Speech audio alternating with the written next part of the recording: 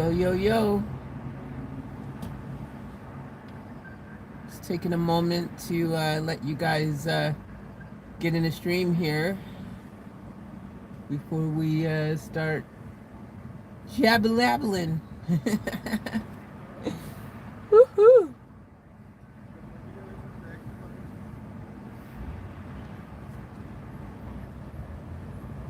What's up? Hey, hey, hey. Hey, Charlene. Hey, Victor. What's up? Hey, hot sauce. Hey, Victor, by the way, I got your message. Your comment. I replied back to your comment. The one that you had on the other video. So yeah, just so you know, I replied back to that. So thank you again for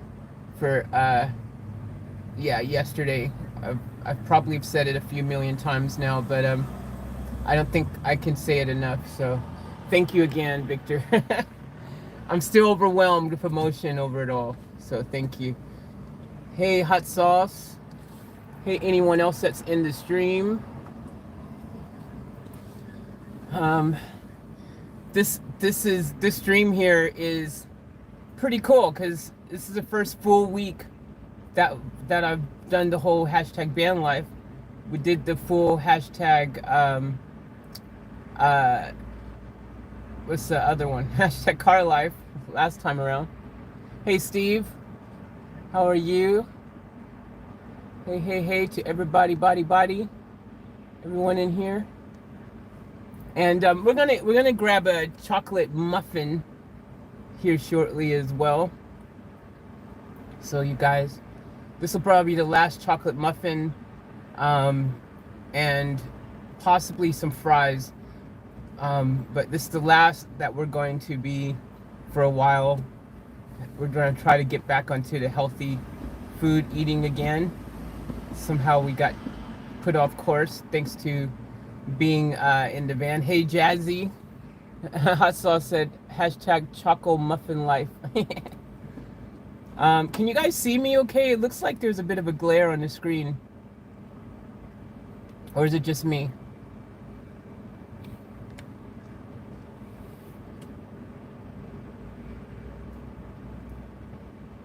Is there glare? Hey Charlene. Hey everybody. Yeah, a little misty like. Okay.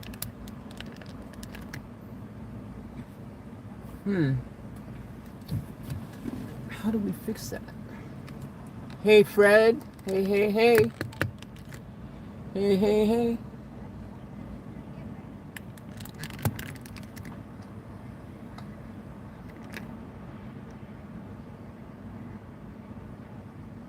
Well, look, let's go grab the muffin. And if we have to change our parking space, then that's what we do.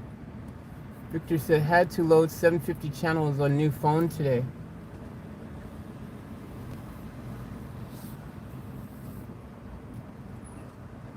That's a lot of channels.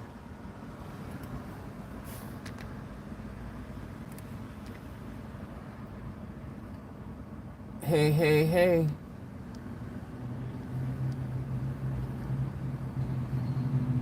Hey, hey, hey. All right, guys, we're gonna go ahead to that drive-thru. Let's go get that muffin action. Well, yeah, today's the last day, Fred. we're gonna have, today is the last day of junk food and stuff. Tomorrow's Monday, so we'll start fresh tomorrow. We'll hit it up fresh. And, you know, hopefully we will, you know, be able to stick to it. Hey Terry, how are you? Yo, yo, yo. Yo, yo, yo. Yo, yo, yo. Just, you already know I monitor for my company.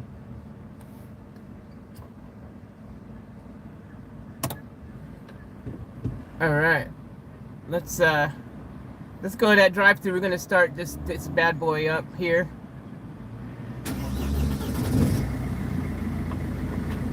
This right here was it's a really good park that I'm in, so it's gonna kind of suck if I lose it, but if there's glare on the screen, it's not helpful for you guys if you can't see me anyway. So we're getting out of here. It was a pretty solid park. It had a bit of shade and everything. It's pretty cool. Right by a tree was a nice cool breeze blowing. But we're gonna go ahead through that drive-through action right now.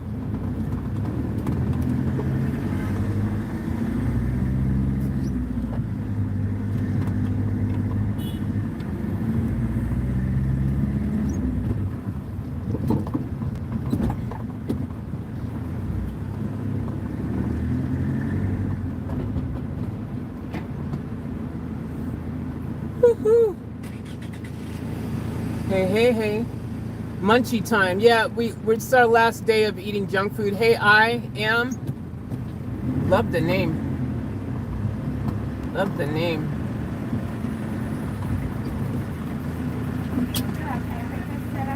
Yeah, hi, could I please get a chocolate muffin, warmed up?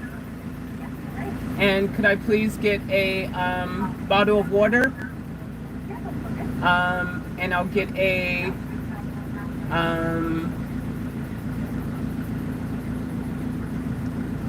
instead of the bottle of water, could I get a frozen part Coke, part grape instead? Yeah, and I'll get a large fries. I might as well. I've got a little voucher thing here. I might as well get a cheeseburger as well. And that's all. I've got it on the app. Oh, a voucher? Yeah. Yeah. The cheeseburger. Okay, yeah, a cheeseburger. Yeah. Just a cheeseburger. Yeah. Okay, right. What was the code for that one? The code is.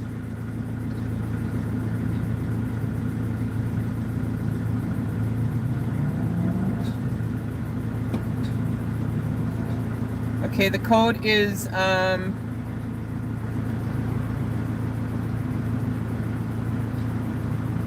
how do I? Oh, I think I pressed the wrong button. Yep, sorry, I pressed the wrong button. Hold on. Do you have the barcode scanner at all? Okay, the code is KJD2. Sorry, KJ? Yep, D2. Perfect. All right, thank you. Thank you. All right, guys, so we're getting our last junk food in. We got a couple goodies, and then we're not doing anymore. Hey. Yeah, good. How are you? That's good. Just pay wave? Thanks.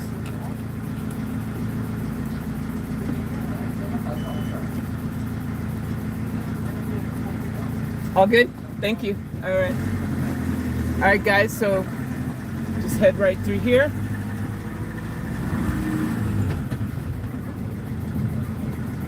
Hey. Thank you. Thank you. Thanks. You too. All right, guys, we've got our food. Let's go find somewhere to park. Hopefully we can find somewhere with a bit of a breeze and some shade. That's the objective here. I don't know how we're going to go achieving that right now. But let's see. We'll come over here somewhere. Might get lucky. That last park was a good one, but yeah. Oh. Whoa, maybe there. Maybe there. Maybe there. Whoa. I think I found the park, guys. I think I found it. Oh, yeah. All right. I think I found the perfect park. I'm super excited if we can pull in here, and it feels pretty good. So let's see how go. Ooh, gonna be a tight one. Be a tight one. Oh yeah. Oh yeah. Oh yeah. Oh yeah. There we go. We're in some nice shade.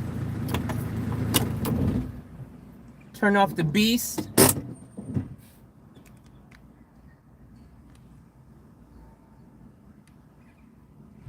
Woo! We're in the shade, guys. This has worked out really well. Got a little tree here. A little bit of a breeze too. Not bad. So we can go ahead and camp out here for a minute.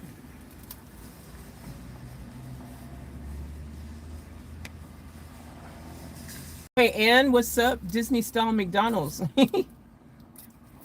It's a pretty cool McDonald's there.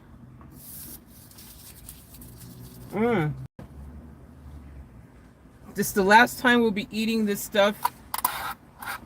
I know I say that, but I really want to do my best to make that a reality. Because we've had way too much of this stuff since getting into the vehicle.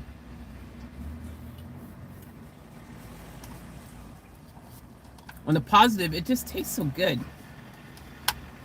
You know, how could you not want it, you know? It's not my fault that they made this stuff so delicious. Last time till next. Exactly, Victor. You should start that in a Disney style McDonald's. That's a good concept. Hi to everyone who's just joined the stream. We are having some Mickey D's as we discuss the first full week of hashtag van life. And I'm taking Q&A from you guys as well. So if you guys have some Q&A. In the bag, we have a cheeseburger because it was on special. Had a little coupon for $1.50 for the cheeseburger. So we grabbed that, snatched it up. Can't turn away a $1.50 cheeseburger. We got some fries. We got a chocolate mud muffin. And we basically got a half Coke, half grape Slurpee, aka frozen Coke grape drink. Because technically it's not a Slurpee, it's from McDonald's, but technically it's a Slurpee. Everyone knows the Slurpee. Everyone knows who started the whole frozen drink game. Everyone knows it was freaking Mickey D. 7-Eleven. Or at least a few dollar-naires. Alright, so going through the ritual, getting our hands clean. Go ahead, guys, if you got some comments or whatever, drop them down. And any questions or anything that you want to discuss, or what things you want to know what it's like living in a van for a whole full week, or living off grid, living in a car, you know, all that. We've experienced it now, so we kind of know what it's like. This is now what, 2 or 3 weeks of living off grid in a vehicle. So we're out here, we're doing it. I can't find any dang 7-Elevens out here in Michigan. In Chicago, they're on every corner. And shout out to Michigan. You guys always know I like to show Michigan some love. Thanks to Mojo in the Morning. You guys know Mojo in the Morning. I talk about Mojo in the Morning. It's a morning show in Michigan. And they freaking have Mojo, Spike, Shannon, the crew. I listen to them on iHeartRadio all the time. Fries, guys.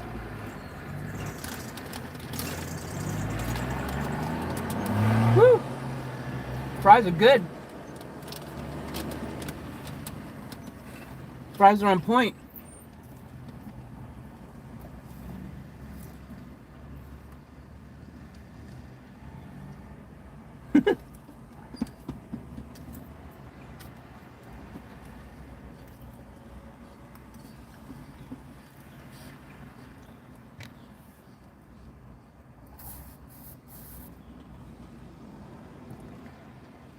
Fries never disappoint from Macca's. Exactly. Or from Mackey's, as you say in the UK. I've watched van, RV, car life vlogs for years. I'm currently in the process of starting van life. Seeing it done overseas is interesting. Oh, cool. Awesome. You should definitely go for it. It is a bit challenging at first. It's going to take a lot of getting used to. And some days you'll hate it. And you'll wish that you were back inside of your house.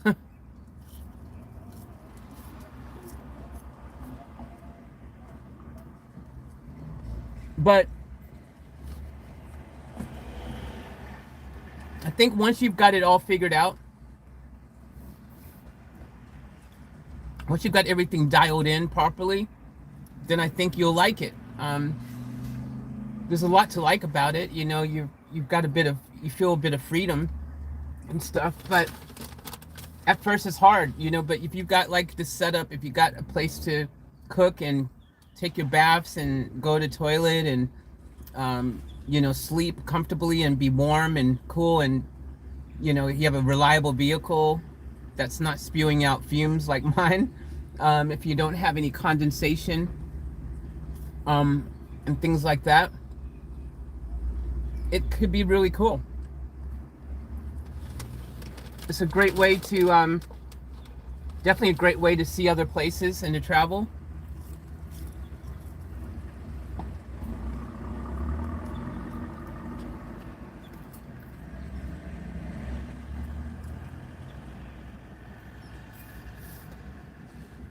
So I'd recommend it, especially if you're in a situation where you've got no choice. If it's something you have to do, oh, we'll do it. I definitely recommend it.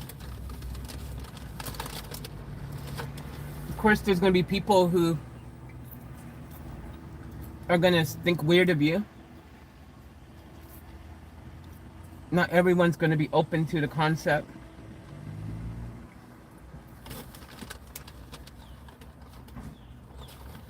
But you got to remember, it's your life. You got to do what makes you happy.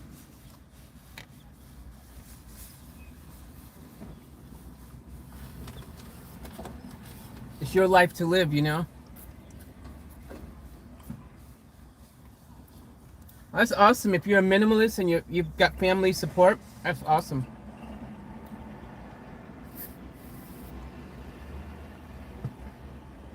That will make it so much easier if you have that kind of support.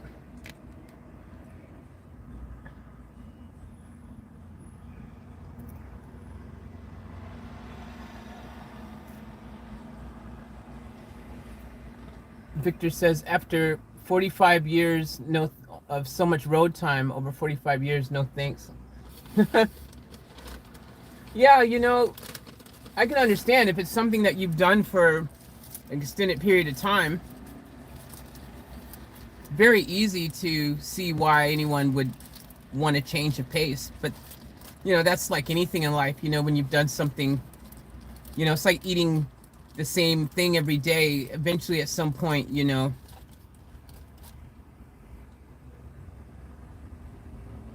you're going to want to change it up and try something different. I always get nervous when some people reverse their cars. I swear it just looks like they are using the force. You're praying the whole time they don't smash in your car. Mmm.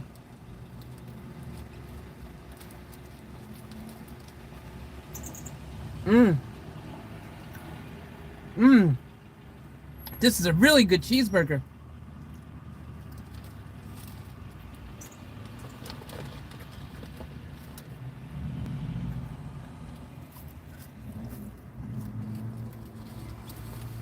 Mmm.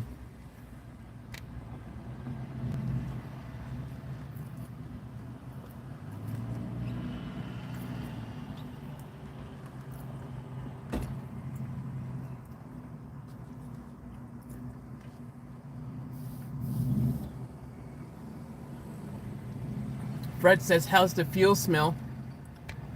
Smells the same way it smelled yesterday. Not that great. I says, it's been a dream since I was a kid, traveling in my dad's RV. I welcome all that comes with it. Hey, you know, if that's your dream, and that's something you've been looking forward to, you know, it's awesome.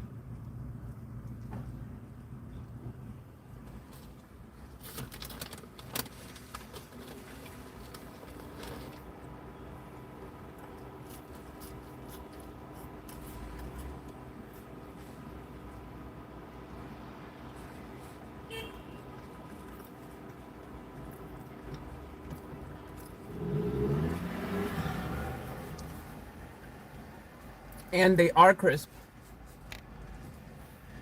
They're definitely crispy.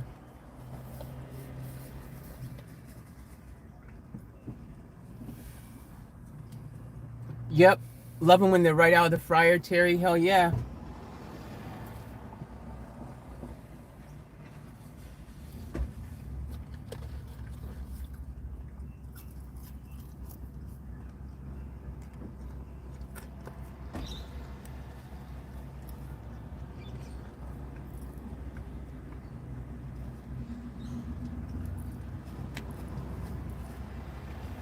Hey, looks like Streamy's back. Streamlabs is working again today, guys. That's good.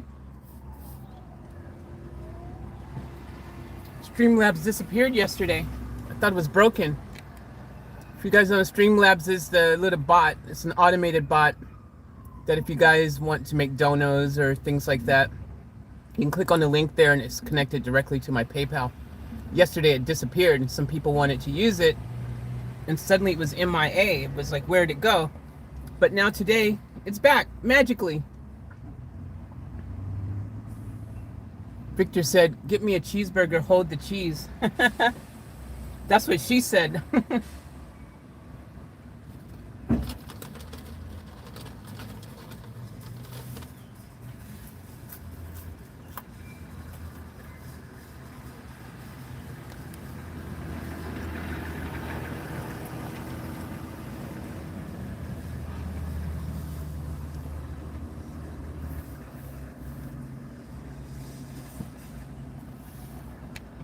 Hot sauce says fries are delicious from Mackey's, yep.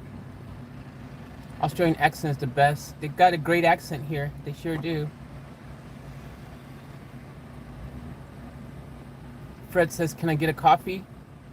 I've got you, Fred. I'll have to go back through and grab it for you.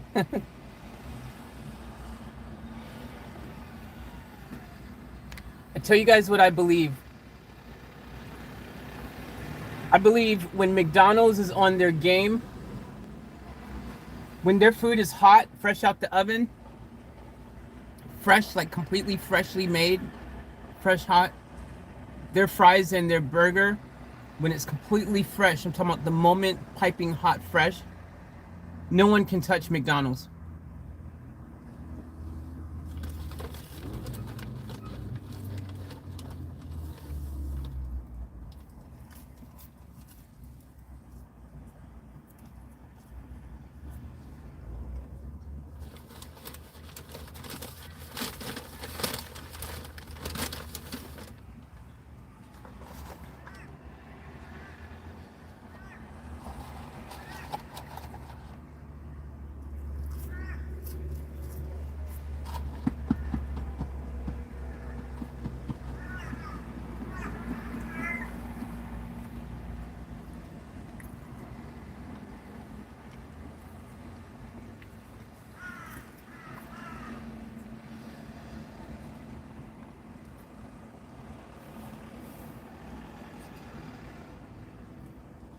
So I'm looking forward to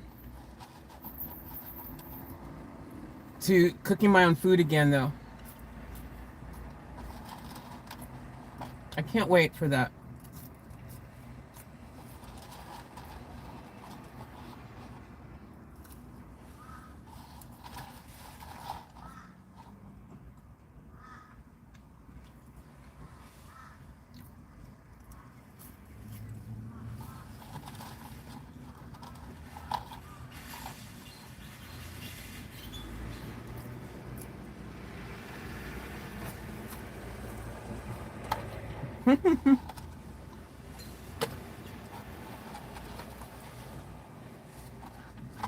Oh!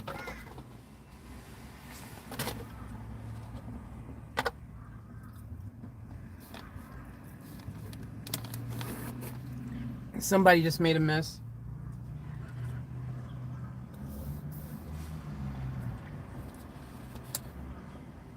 I'll give you a hint. It was someone in this car.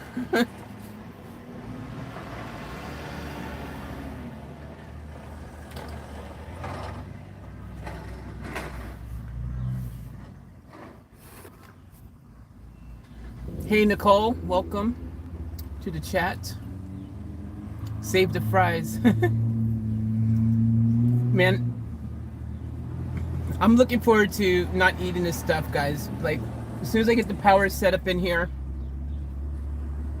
I'm telling you right now, I'm cooking every day. I'll bring you guys along for the action. I'm gonna cook right out the back here. A spider struck again.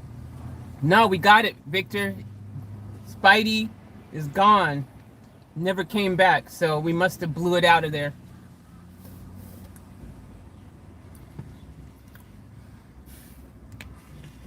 Hey. Hot sauce is 4:48 a.m. and I want McDonald's. Hey, hot sauce, are the McDonald's 24 hours in the UK as well? Because here in Australia, all the McDonald's are 24 hours. All of them are 24 hours. Well, except for the ones like in a food court in a shopping mall. But in general, all of the, McDonald's that have drive-thrus, they're all 24 hours. Do you guys have that in the UK? Do we even have that in the States right now? I don't think we have any 24-hour McDonald's in the States right now, do we? They also have all-day breakfast menu here, too, in Australia. So you can get a sausage and egg McMuffin or pancakes or whatever any time of the day.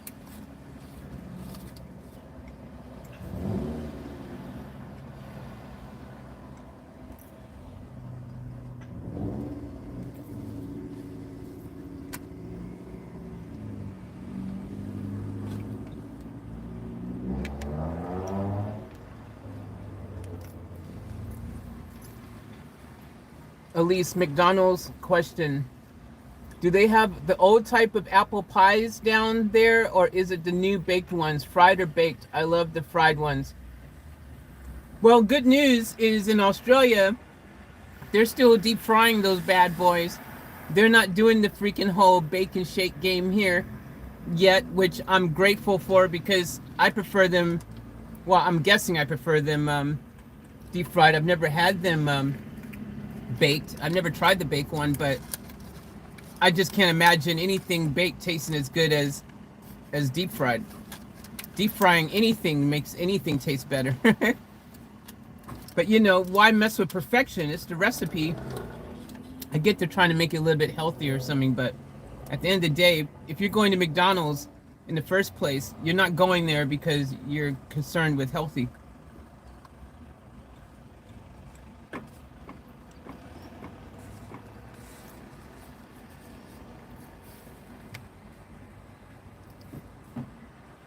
Hey, Joseph.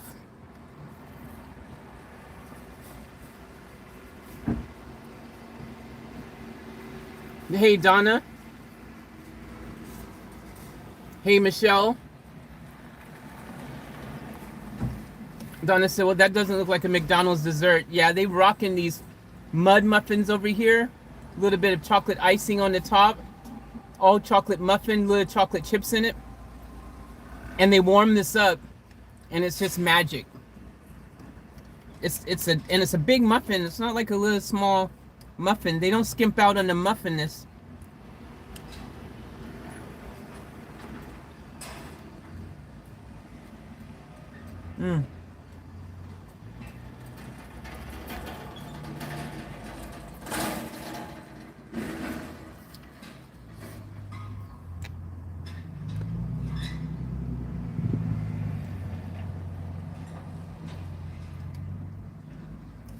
Yum, fried all the way. Those tiny crisp bubbles on the outside. Hell yeah.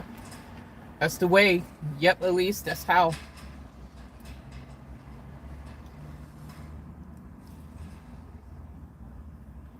Hey, anybody I missed, by the way? We're about to dive in to the best part. The icing part here is the best part of this muffin. And I'm just going to take a huge bite right now to that bad. Oh, wait, I'll save it. I'll do one little small bite over in the corner first here.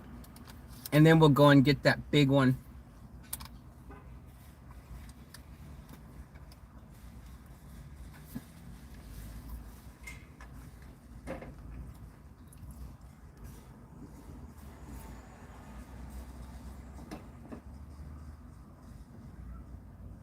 We do in Southern Ohio, Victor said. So, oh, cool. You got 24-hour McD's there. That's awesome.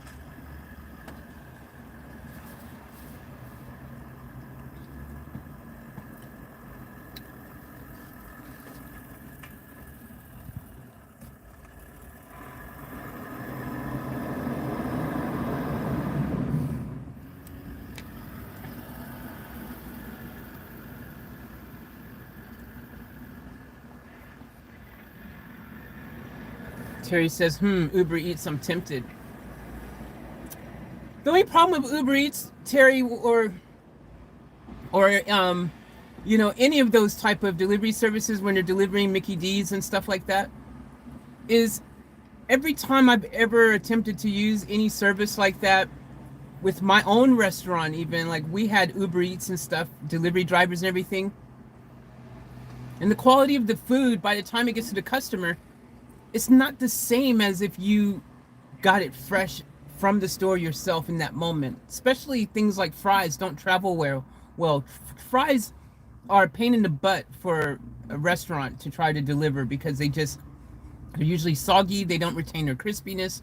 We when I have my restaurants and we would deliver fries and things, it was really one of those menu items that I really dreaded delivering because people would complain about it, and you're like, dude, what do you want me to do? Like, they're fries and they're being delivered. Like, I don't understand what your expectation is. We can't. It's hard unless you have like some type of special crisper box or something. But it's hard to keep fries without going too hard. Then you're either gonna get fries that are too hard, they end up becoming stale hardness, or they become too soggy. Like, it's hard to. I just find it's not the same getting that stuff delivery. Like, you need to really. If you want to have fries, even pizza for that matter, if it's not piping hot and it's kind of come that point where it's like lukewarm and it's not really hot anymore, for me, it loses about 50% of its awesomeness by the time, like, you know what I mean? Like, I need my food fresh and hot, and that's just me. It has to be fresh and hot for me to enjoy it, no matter what it is. I don't like food that was hot, but it's now gotten kind of cold, warm. It's like, it just loses its experience for me. All right, let's grab that big bite right there with the chocolate icing. We going in.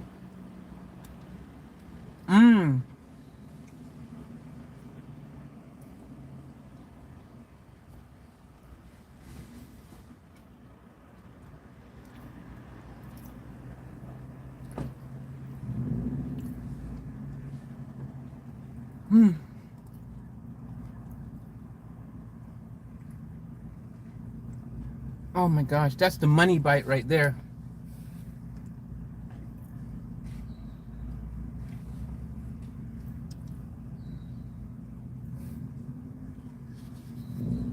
Nicole said Dairy Queen fries in a chicken tender basket.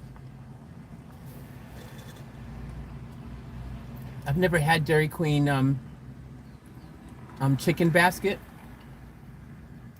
But I tell you, the one thing that I always loved about Dairy Queen, and I thought they had the best out of anyone else, is their hot dogs. Dairy Queen hot dog and some fries. Nobody else in the game could freaking make a dog like Dairy Queen.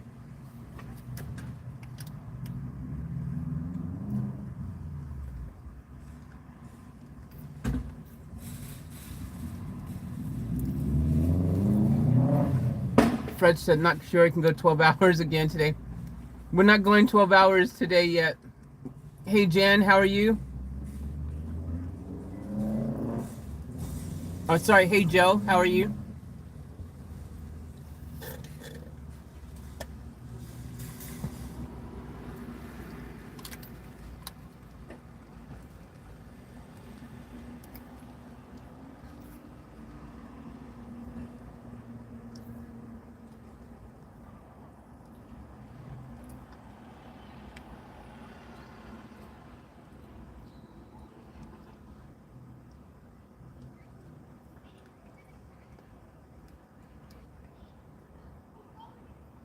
Victor said rally fries stay good for years. Yeah, I wonder what magic preservative they're using to achieve that.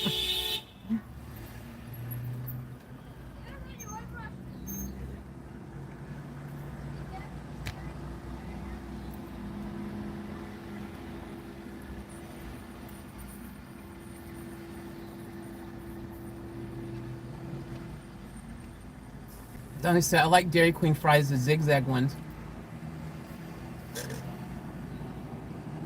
I think I've only had the regular Dairy Queen fries. I don't think I've had the zigzag ones. Because you gotta remember, the last time I went to Dairy Queen, I was like 12 years old or something. Like, I haven't been there in a long time. So they might not have even had zigzag fries on the menu then. I was like 12.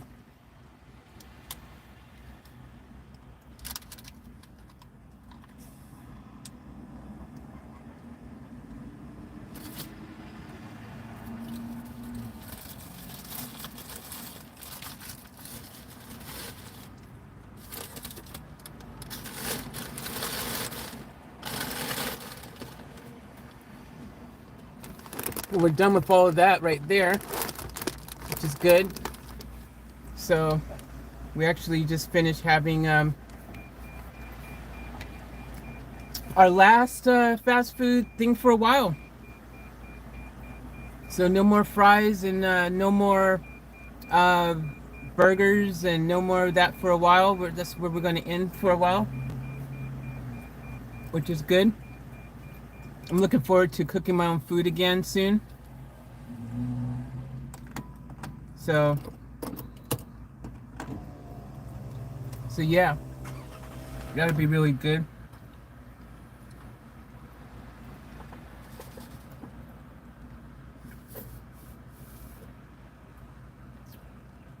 Oh.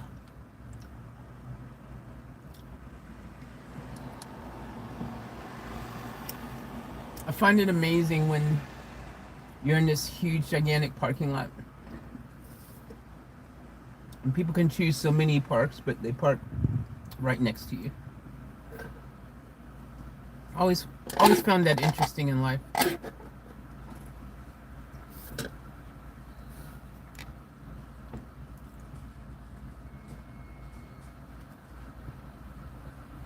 Where are you that it's daytime? Joe says it's 11 p.m. where I am. Well, it's actually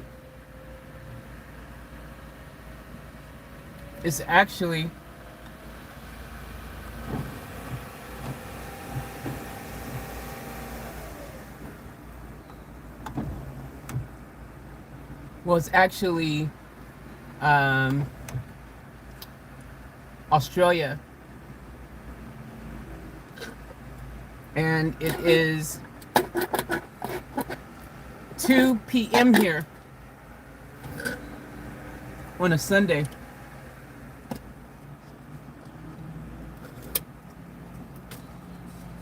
Which is pretty cool, because it's been raining a lot here, and now finally the weather is pretty solid.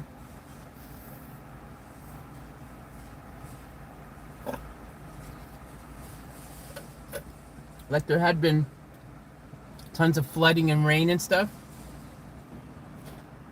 So I'm really like thankful for this weather right now, because the van was not liking the rain. There's a leak in the back that we got to fix. It's coming through the center of that back window there. So we got a leak there. We got condensation, and when it rains, the condensation's even more. Luckily, the past couple of nights, I found some of those plastic tubs with the whatever that magic stuff is that absorbs the water out of the air. And it's worked really well. I'm gonna need to buy more of those though, because these ones are already full after 2 nights. And you can't empty the water out of these ones. You've got to, like, if I had a microwave or something, apparently you can put it in a microwave and it'll evaporate all the water in there, and you can reuse it again. But because I don't have a microwave or anything in here, I can't reuse it. So, but yeah, it's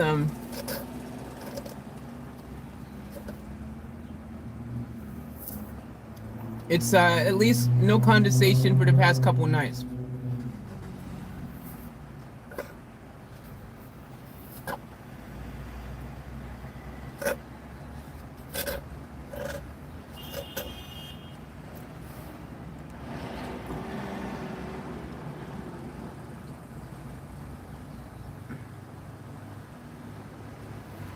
Donnelly said, Faith, maybe it's a California thing, the zigzag fries, but the best hot dogs in the world to me are Casper's.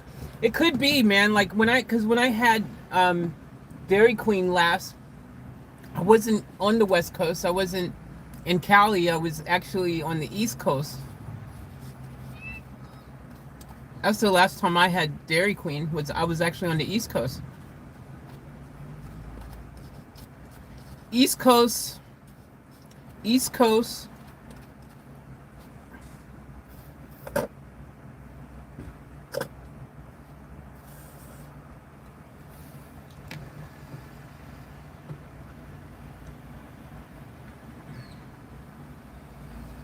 Hey, Cassie.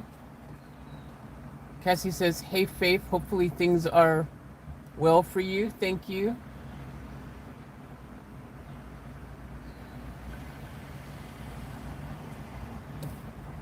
Yeah, I'm feeling pretty good today, Cassie. I had actually last night, guys, you all would be happy to know, I actually got some decent sleep. That's why I missed the premiere of the video I did about I'm getting the bus, as you guys know. Maybe some of you guys don't know, actually. I see some of you who are in this stream that wasn't in the last stream, and if you didn't watch the I'm getting a bus video, maybe you don't know. But I guess just quickly, without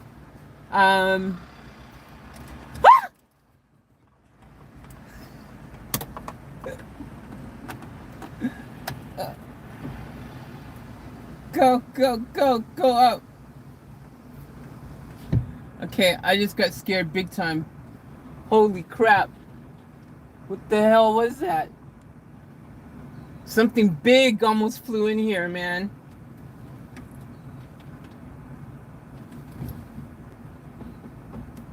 That was scary. We might just leave that window cracked a little bit. We won't have that fully open. Anyways, Victor, who's a member of our family here on the channel, you guys can see Victor in the chat there. He's generously given me a bus. And it's not just any bus. It used to be Dolly Parton's tour bus. And Victor has, given me a bus. In the same live stream of him giving me a bus, he also has sent me a care package donation. So he was super generous yesterday. That happened in our 10-hour or 11-hour live stream yesterday. So if you haven't watched the I'm Getting a Bus video, for more information, you can check that video out. That was the latest upload on the channel. Or you can watch yesterday's 10-hour live stream, and you can check out the moment when I found out I was getting a bus. It's pretty epic.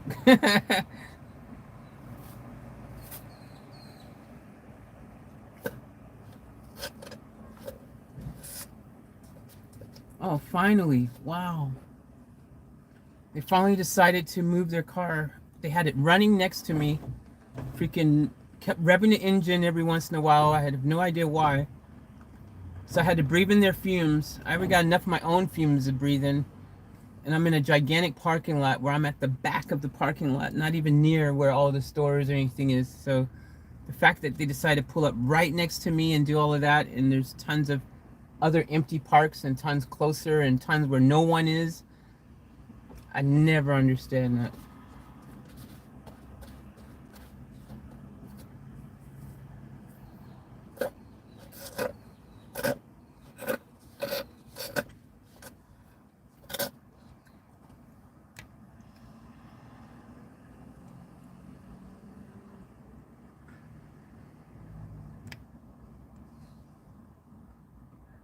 Faith Parton.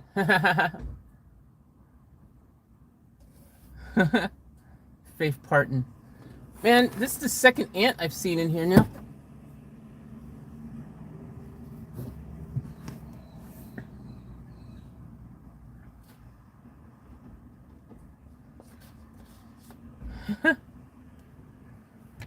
The car driving away, I thought Faith was moving forward. General, you mean the hour? That's about how long the bus took to sink in to the brain. LOL, happy days. Yeah. It's not like a conversation that you have every day where you just suddenly, someone says, yeah, I'm going to give you a tour bus. Oh, by the way, did I mention it was Dolly Parton's tour bus? Like, you know, that's a bit hard for your brain hole to kind of grasp. A little bit like, sorry, Sphincter said what? Sphincter said what? Baking powder? You squeeze me?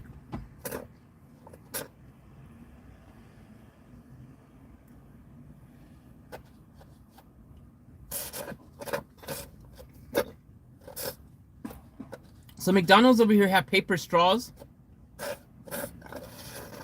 which is good until they've been in for a while. They get all soggy and they don't have spoons on them. So if the frozen drink, you can't spoon up your last bits and your straw is starting to get all freaking deformed. But it's good for the environment. If it's good for the environment, I like it. Instead of having all the plastic that is killing everything and destroying our freaking, you know, animals, safe havens and oceans and all that kind of stuff. So paper is a positive thing. And it sucks that it took a pandemic for Mickey D's to finally decide that they were going to put the straws over here in paper, like to be packaged. We always had that in the States. All of our straws come in, you know, paper. They don't just give you the straw that's just sitting out in the bare hand that they touch and who knows what they've touched, and then they put the straw in your drink. Like, ew. I see them touch money and stuff and do whatever, and then take the straw and stick it in your drink. So, you know, it's touching your, you know, your lips or inside your drink. So I'm glad Mickey D's finally over here have done something that was just normal. If you didn't get a straw that wasn't packaged in the States, like, people would be like, what the freak, what's that all about, bro?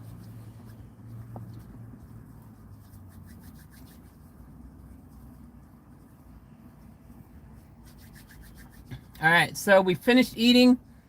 I'm going to continue to go through your comments. I figured out a better way to do it. I'm going to use this phone to scroll through your comments and stuff, so I can, because it'll make it easier than me trying to scroll over there on that screen.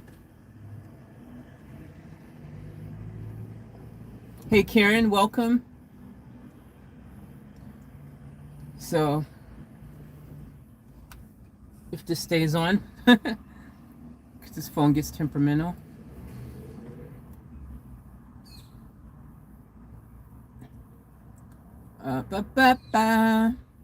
First full week. Hey, it's me. First full week. Hey, it's me. First full week. Hey, it's me. Look at that delay. We can make a song. Look at that delay. We can make a song. Woo, woo. We can make a song. Woo, woo. Okay, that's annoying now. It was fun for a second and then it got really annoying. All right, so now I can easily, I should have did this before because now I can easily see everything super easy. Okay, let's go.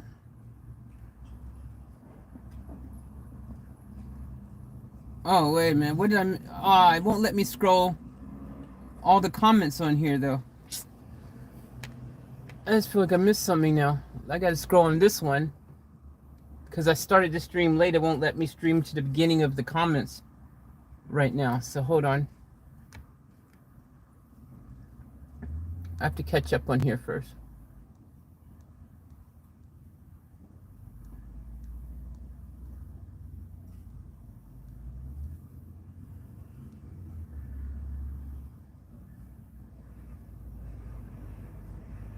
Okay, so Joe wrote, "Hey Faith, how's the bus situation going? Any updates?"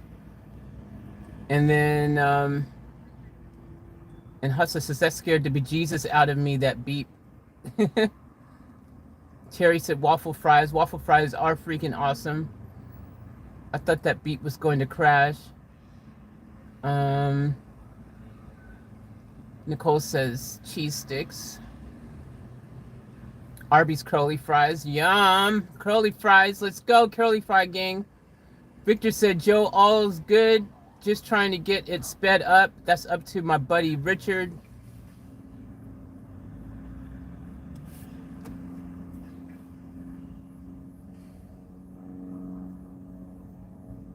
It's so surreal. Just any conversation about the bus. And just him saying, "Oh, you know, trying to get it sped up to my buddy Richard." You guys, if you weren't in the live stream yesterday, you would have missed out on knowing which Richard he's referring to. It's like the biggest Richard in the world, guys. Just in case you guys were wondering, I'm not gonna say it. We'll just it's just all surreal. It's so huge. Like, it's hard to just, my brain is just trying to comprehend it all.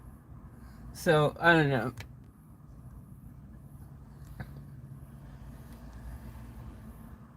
Chili cheese fries.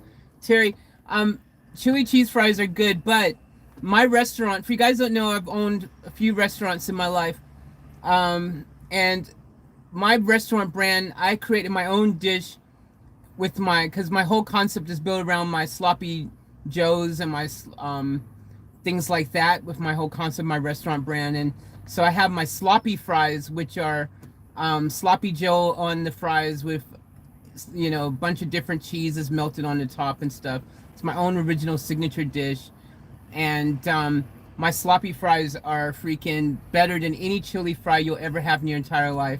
They come on a big piece of tray. And yeah, I'm actually looking forward to franchising my restaurant brand still. It is something I want to do. I still want to open up a bunch of my restaurant brand around the world, because I know my food is superior to many places. We do sloppy joes, deep fried hot dogs, New York style pizzas, Chicago deep dish, Detroit deep dish pizzas, and I make everything homemade. I've got my own recipes, my own original, like delicious menu items that no one anywhere can touch. I can strongly say that. We had a 5.0 rating on Uber Eats for the whole duration that we were on Uber Eats. We had 4.8 or 4.7 to the very end of our existence on Google even, and that wasn't even, it went low because sometimes you get people who just are haters and just decide they're gonna put a negative and didn't even put a reason or anything why, because it's bull, like it's BS. There was no, you know, so we should have had a 5.0 on there as well, but yeah, it was like 4.8 or something. But yeah, freaking, my food is delish. That's the thing. I know I can cook good food. That's why me not cooking is you know, it's a hard thing for me when I know I can make superior food, you know. Yeah, at least that's right, Branson. I wasn't going to say it, but you know. Michelle said, "Have you thought about a little gas cooker?" Yeah, I'm gonna get one of those $30 ones from Bunnings, Michelle. That's what I'm gonna do. They're actually only, the one that I'm gonna get, it's only $18 from Bunnings. $18. I don't know if that includes a little butane tank, but $18, and you get one burner. I don't need more than one burner. I just need the one burner. But yeah, the only reason I haven't gotten it yet, is because I'm waiting to get I need to get the electricity set up in here so that I can have a refrigerator connected, so that I can have food to put in the refrigerator to cook on the grill, because right now I have nothing to cook on it. Even if I had one, I wouldn't have anything to cook on it. I mean, I guess I could, I mean, there's not really many things that, because I don't eat canned food. I've been anti-canned food ever since I found out there's actually plastic that layers the cans, so it's not really the healthiest thing to do, eat canned food, unless you can find BPA free packaging or something. Yeah, I like fresh vegetables and fresh things, fresh meat, you know, like the meat and everything. If I'm gonna have it, like I'll eat turkey mince. Turkey mince is my meat of choice. When I cook my own food, I use turkey mince for everything. And then just fresh vegetables, you know, making fresh sauteed vegetables, stir fries, whatever I'm making. I like having the fresh stuff, cooking it up. Mwah, the best thing ever.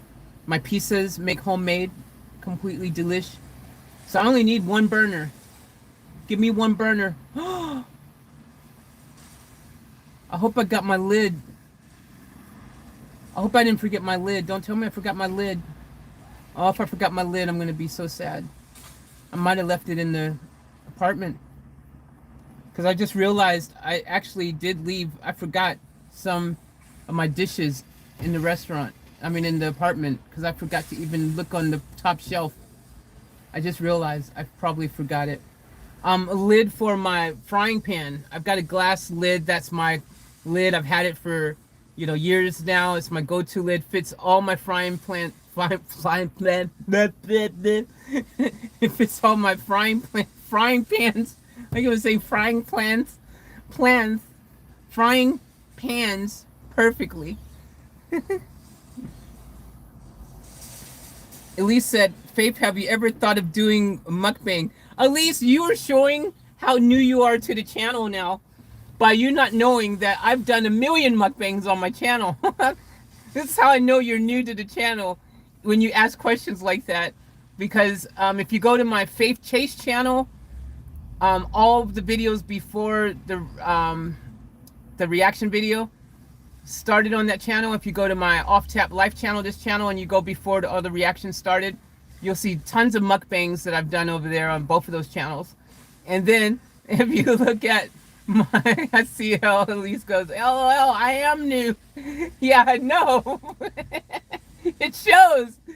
You don't know the history. I love mukbangs. I love doing mukbangs, Elise. Mukbangs are so much fun. I'm a foodie at heart. I love food. Okay, I love doing mukbangs. You're like, LOL. Yeah, I love mukbangs. My favorite thing. I even did some lately. If you check out even on my Off Tap Life channel in recent videos, I actually have done I've done some mukbangs and some show, you know, I've cooked some of my own food, even my own original recipe items and things as well. So check out my previous videos. You'll be surprised what you find and discover that I've actually done. I've vlogged all kinds of stuff. We did, I hear about the food marathon. Yeah, we did, I even did, like, I've done those videos where helping strangers on the side of the road with water, giving water, strangers water, stuff like that. I've done things like that. I've done regular vlogs. You want to see some of my old vlogs? They were freaking super cool. Like, the channel's reaction videos weren't ever meant to be the main thing on any channel I had. It wasn't what I started doing. I was doing vlogs first and stuff like that. And I did a reaction video maybe once every blue moon, but then it became a mainstream thing on my channels because everyone kept requesting stuff, and I was like, okay, well, if they're requesting it, I'm going to freaking, you know, hook it up for them. But yeah, it never started that way, you know. So yeah, check out my previous videos. Anyone who's new to the channel, you guys got to go back in time, check out the previous videos, and you, holy crap, guys, look at this. Look at the freaking baskets.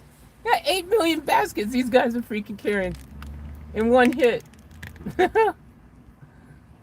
That's skill, man. Road train of baskets. A caterpillar. Nice one, Donna. Nice one. Ah, fly, go away. Get out. Okay, let me see here. What else we have here? Ba-ba. Um, Janelle Real Space. Glad I don't have my hearing aids in it, or I would have jumped a mile. Hey, Faith. Hopefully things are well for you. Yep, Cassie. Feeling pretty dope. I can eat Arby's solid food, Nicole says. Yeah, Arby's, I used to eat Arby's every once in a while. I wasn't really Arby's, you know, when you're choosing, because back home in the States, guys, for you guys have never been back in the States and experienced our culture in the States, because we have a huge food culture. There's so many food options. I mean, so many food options. Like you can't even, like, this is the thing, you know, our biggest brands, our biggest franchises get showcased over in other countries. Like KFC is everywhere. Freaking KFC is the #1 fast food restaurant in China. I bet you guys didn't know that. KFC, there's more KFC stores in China than I think anywhere else. They sell freaking tons of KFC over there. Go figure, right? Our brand KFC is big in China. It's an amazing world we live in, where we have all these crazy politics and different things that divide and cause all these issues politically and all this stuff. Yet KFC, Kentucky Fried Chicken, is big in freaking Shanghai, Wuhan, freaking all these places over in China. You know what I'm saying? It's freaking crazy. But you know, everyone in the world knows McDonald's. You know, our brand. They know McDonald's. They know KFC. They also probably know Burger King to a certain extent, depending what country you're in. But Australia is the only country I know that's changed the name of Burger King, and I know the story behind that, why that happened, why it's called Hungry Jack's here and not Burger King, because I actually met one of the big people in the company back in the day who explained it to me and told me exactly why it happened. I'm going to share that with you guys. Maybe I should do a whole video on it, but I know why it happened. I'll give you the short version. The reason Burger King in Australia is called Hungry Jack's is because when Burger King first attempted to open up, you know, a franchise, Burger King, in Australia at the time, there was some little dude, like a little freaking, little small shop, you know, takeaway shop. They call them over here takeaways. Yeah, this little takeaway shop, like this milk bar shop, little takeaway shop, and he called it Burger King. And he had the rights to the name Burger King in Australia before Burger King even thought about coming here. So Burger King tried to get the guy to sell, you know, get to buy the rights off of him. And at the time, the guy was like, hell no, man, Burger King's my thing. I'm not selling it up to you. It was funny. So Burger King couldn't use the name here. So they decided to call it Hungry Jack's. Anyways, that was how it all started. So about I want to say 5 years ago, might have been 6 years ago, but sometime between between now and about, say, 5 or 6 years ago, finally that guy decided to sell up to Burger King, and Burger King finally got the rights to use the name Burger King in Australia. Until that point in time, there was only one place in Australia that Burger King name was actually legitly used over here, and that was at it was Brisbane Airport. I think it was Brisbane Airport or Melbourne Airport, Sydney Airport. One of those three airports, they had a actual Burger King there, which was funny because that was called Burger King, but everywhere else in Australia is called Hungry Jack's. So it was the only place that had the proper Burger King logos and trademark, you know, their name all over everything, their branding. So finally, this, you know, Burger King finally was able to, this guy finally sold out, took, you know, Burger King had, you know, finally had permission because they bought this dude out or whatever happened, but the guy sold the rights or whatever. Burger King finally could do their thing in Australia. So they started changing the name of their stores here from Hungry Jack's to Burger King. And they were building new Burger King stores here under the banner, under the name Burger King. But then what happened is Aussies were like, what is this Burger King crap? We don't want Burger King. Why are you changing all the names of Burger King, man? This is Hungry Jack's, mate. Because if you're an Aussie, Hungry Jack's, there's nothing that sounds more Aussie to me than Hungry Jack's. It sounds super Aussie, like it's a super Aussie sounding name. And it's what you come to know and love, right? Aussies, to them, it wasn't Burger King. They never knew it as that. To them, it was always Hungry Jack's. Even though those people who've been to the States and were in the know, they would know. They knew it was Burger King. But your regular Aussie who just grew up, and to them, that was Hungry Jack's, of course, they're going to suddenly see their favorite brand, Hungry Jack's, suddenly change the name to Burger King. They're like, Burger King? What's this Burger King crap, man? Like, this is Hungry Jack's, mate. Bloody else, put the shrimp on the Barbie. So that's what happened. It was a fail. It was a marketing and PR disaster. And Burger King was like, okay, I see what's happening here. This ain't working. We're going to have to go ahead and keep it Hungry Jack's here. After all this effort, after all these years, after spending all that money to finally be able to call it Burger King here, they ended up keeping it Hungry Jack's. And all the new stores that they changed the name, that they had literally changed the name to, built under the name Burger King, all those new stores ended up having their names changed to Hungry Jack's. And I even think, I'm not sure about this because I haven't been to the airport in a minute, but I even think the airport one now, the one and only Burger King that existed in Australia, I even think they even changed that one to Hungry Jack's now. I'm not sure on that. If anyone's been to the airport, whether it was, I think it was either Melbourne's airport, Sydney airport, or Brisbane. It's one of those three. Matter of fact, no, I'm going to say it was either Sydney or Melbourne's airport. It's one of those two. I'm going to even say it's probably Melbourne's airport where the Burger King was. If you happen to be an Aussie and let me know. Is that still called Burger King, or did they go ahead and change the name to that one and only Burger King that was in the terminal of the airport? Did they go ahead and change that name to Hungry Jack's as well? Let me know, because I'm actually curious about that now. I'm so curious that if you guys don't answer me and know the answer, I'm literally going to call up myself to the airport and ask them, is it still Burger King or is it now Hungry Jack's? Because you used to have a Burger King in your airport. Matter of fact, I'll do it on the phone right now if we don't get an answer from you guys that know. Because I want to know. I'm really curious about that. But that's the story. And that is from high up in the Burger King chain. That's from the horse's mouths. I was talking to, at the time, I think he was like the second in charge or something, like super huge, powerful dude in the whole Burger King corporation. So I know that story that I just said is freaking facts. Okay. Face van creates shade and breezeways, Victor says. Faith, vans create shade and breezeways. Yeah. They must create a bit of something because, I'm sitting in this van right now and I don't have any windows open in the back, just these two in the front. But man, there's a really great breeze coming through.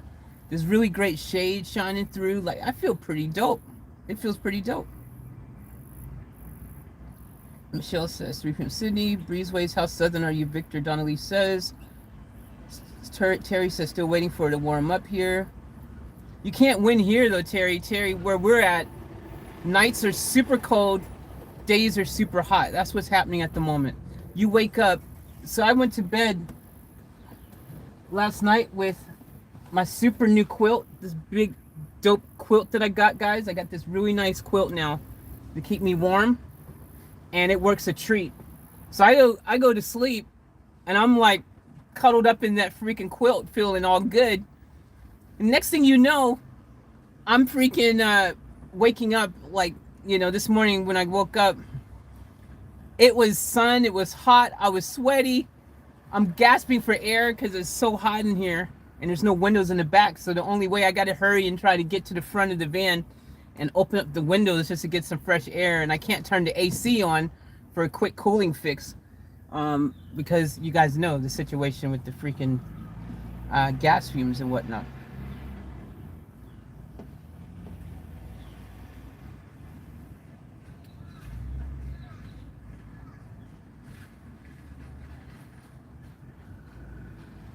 Elise said, can you put the grains in a sock and hang them over a bucket, dump the buckets every day?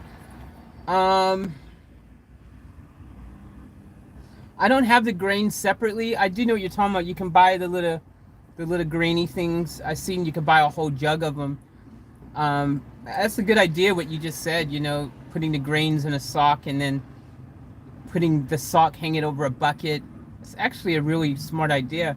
I mean, I guess in theory, you could even just get a big bucket, pour the grains in the bucket, and then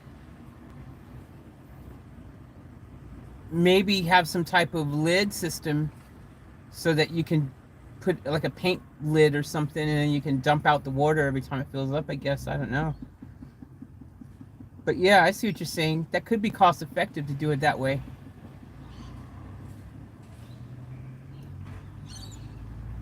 Hey, what's up, Rare? Welcome to this chat.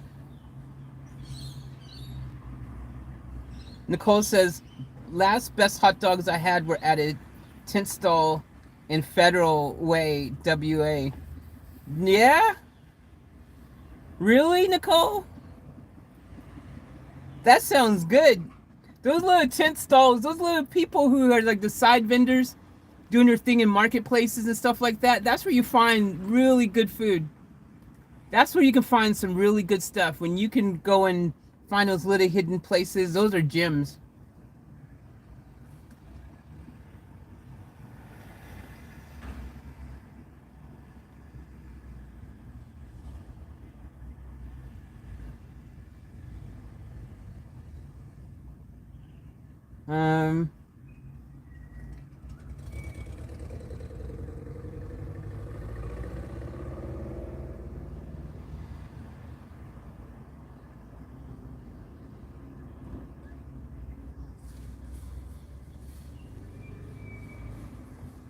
Elise says, am I the only person who knows about mukbang? Nope. Not if you've been in this family for a minute. Everyone knows about the mukbangs.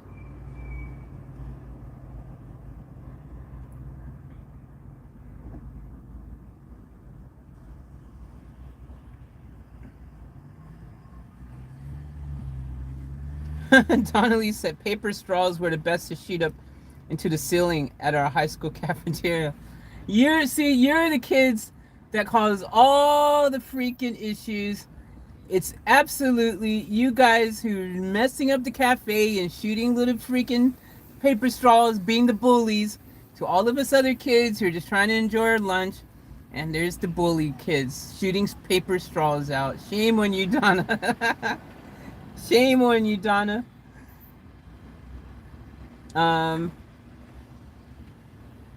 Janelle said, no, it's not a normal conversation. It's still sinking in bus. I know, it's not a normal thing getting a bus. Like, of course it's gonna take me a while to absorb that. It's like, we're talking ages. Even I'm gonna be sitting in the bus and I'm gonna be like, I'm not really sitting in a bus. I can't believe this is happening. I'm not in a bus. No, I'm not in a bus.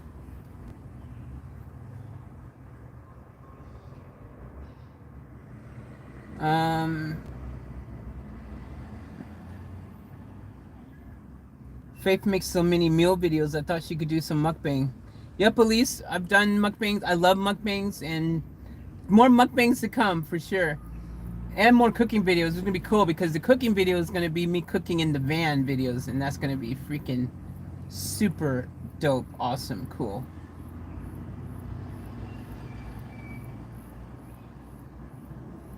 Elise says, get some cash for them. For what? Get some cash for them. What is them for? What did I miss?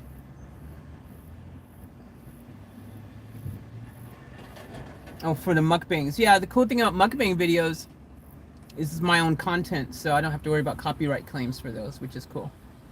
And mukbangs are generally still really popular videos. Cassie wrote, reminds me when I found out Woolies started with the enviro-friendly bags.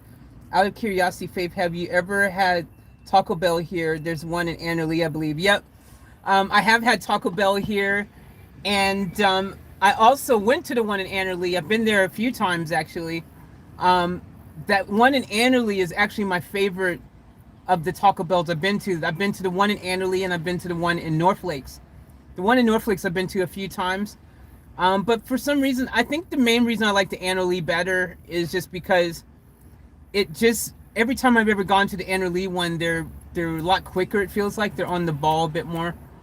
The Taco Bell over in North Lakes, sometimes it feels like it's a bit slower to get your food, but I mean, it could be a timing thing, you know, the time of the day I went there, maybe, you know, I don't know, but yeah, the Annerly, I mean, the Taco Bell is Taco Bell, and I will say this, I've never once gone to Taco Bell, either one, doesn't matter which one, and the food not be hot. The food is always hot, it always tastes good, it's consistent. Taco Bell is a very consistent product over here.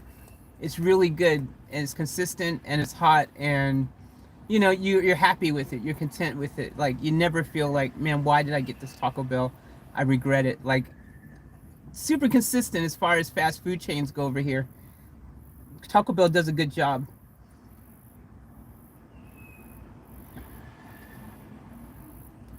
Yeah, the enviro-friendly bags that Woolies and everyone's starting to do here, like, you know, much respect for that. Like, it's long overdue, man. Like, I mean, you know, these are things that you think we would have already implemented around the world, and it just feels kind of sucky that I feel like a lot of these things only started happening because it's like, oh, well, you know, we got this pandemic, we got to make some changes. Well, we might as well, while we're doing that, we might as well do this now too, or something. Like, why does it take something really bad to happen before we start doing prevention and good things and making changes and trying to better our world that we live in? As far as we know, it's the only world we got that we can live in. Why aren't we doing more to, you know, attempt to preserve it and save it, you know? That's one of those topics we could talk about for ages, right, family? Am I right? Am I right? Am I right? Let's scroll through some more of these here. Victor be flexing, man. Victor said, I've just been rolling up bills from my straws here. That's flex. That's a major flex. Rolling up bills. Let me just roll up my bills. Hey, you want a straw with your meal? Nah, man. I got $100 bill here, man. Let me just go ahead and roll that up. I'm good. That's a flex.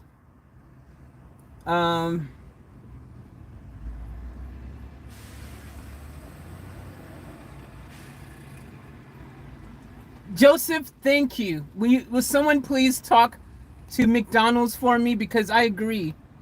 McDonald's should start giving you a free meal every day for your endorsements. You think? Hell yeah, I think McDonald's should definitely give me some freaking endorsements.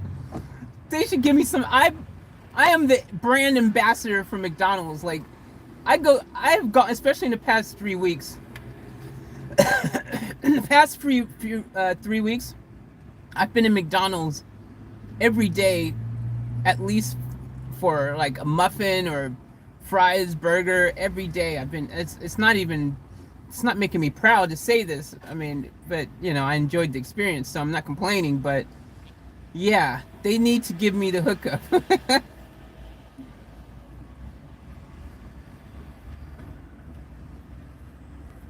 Joseph said Keith Richards. Elise said Richard III, Richard Burton, Richard Branson. Victor says no, Joe, it's Branson. Yeah, it. You know, I wasn't gonna drop anyone, but yeah, the fact that, you know, we even are mentioning Richard Branson in the same sentence as, yeah, he's my best friend, and you know, he's gonna be helping get the bus over on his airlines or whatever. Like, this whole conversation is just my brain is just still, yeah, just still absorbing it all in. Elise says, I want to start my baking business back up. Killer Baked Goods. Elise, you should definitely start your baking goods, killer baked goods business back up. Because if you've got that name, I'm sure it's going to be to die for.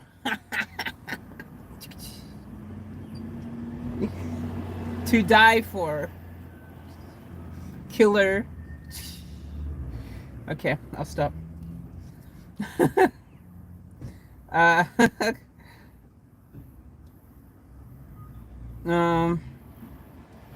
Victor goes, what, Jazz? He caused me to break my toes 2 weeks ago.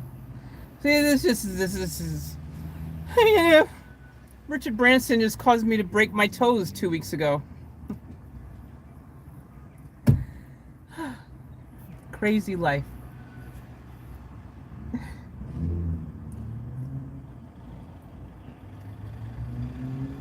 Terry said, gained 5 pounds just thinking about it. Thinking about it, gained 5 pounds. Eating it, gained another further 50 pounds.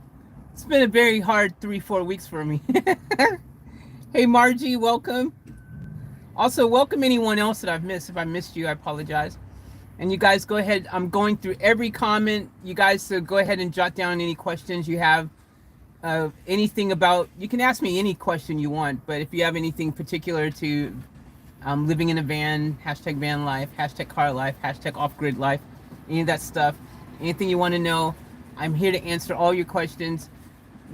You know, hit me up with whatever you want to ask. This is your opportunity. I'm going through, we're scrolling, we got a nice breeze, my belly's full, we got, you know, we're comfortable, we're cozy, we can do this. So let me know. Let me know.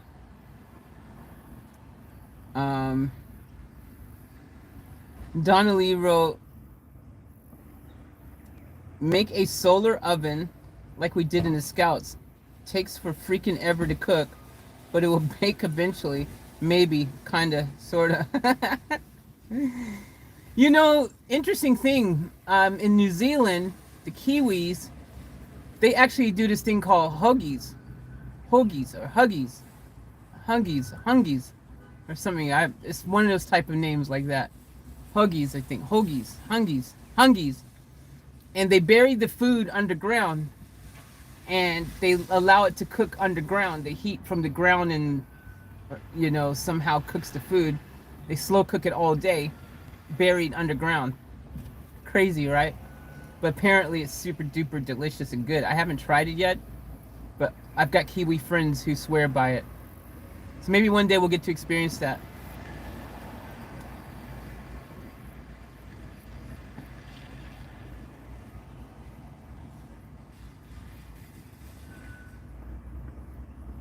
Victor said, making me carry an oxygen tank halo jumping. Oh yeah, I remember you mentioning that. Something about you went jumping out of a plane. So that's when you broke your toe, Victor? Was that when that happened? That's crazy. And that was Branson's fault?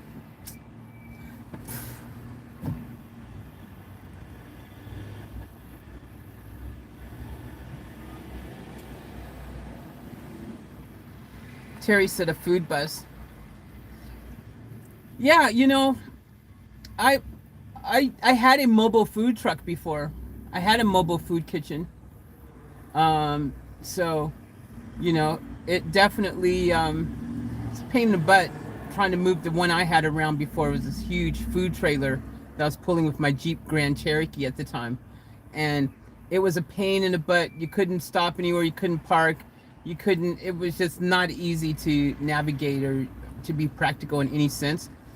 So I always said if I ever got a food truck again, I would literally, it would be a food truck, one of those little post office looking trucks.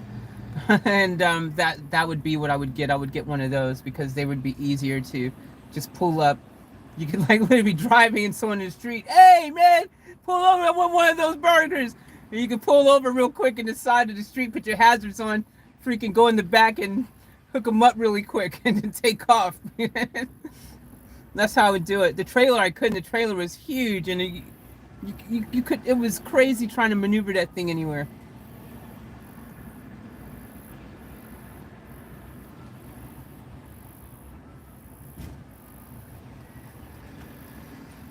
Yeah, skydiving over 20 feet is called halo jumping.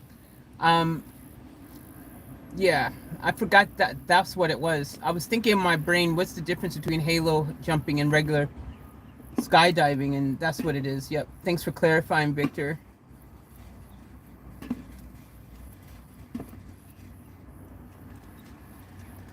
Jazzy says, "No, Elise, I make everything from scratch. That's the way you got it. If you're going to cook, cook. There's no point cooking if you're not going to cook. Otherwise, eat out. If you're going to do it right. Otherwise, save your time and energy and just let someone else cook for you."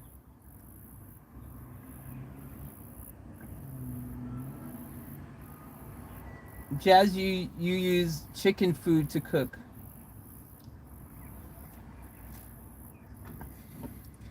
Cassie wrote, haha, Faith, I had a hunch you were a foodie. I might as well drag you with me to the East Street markets. Oh. Cassie, I freaking, yeah, I'm a major foodie, big time, and the East Street markets, I've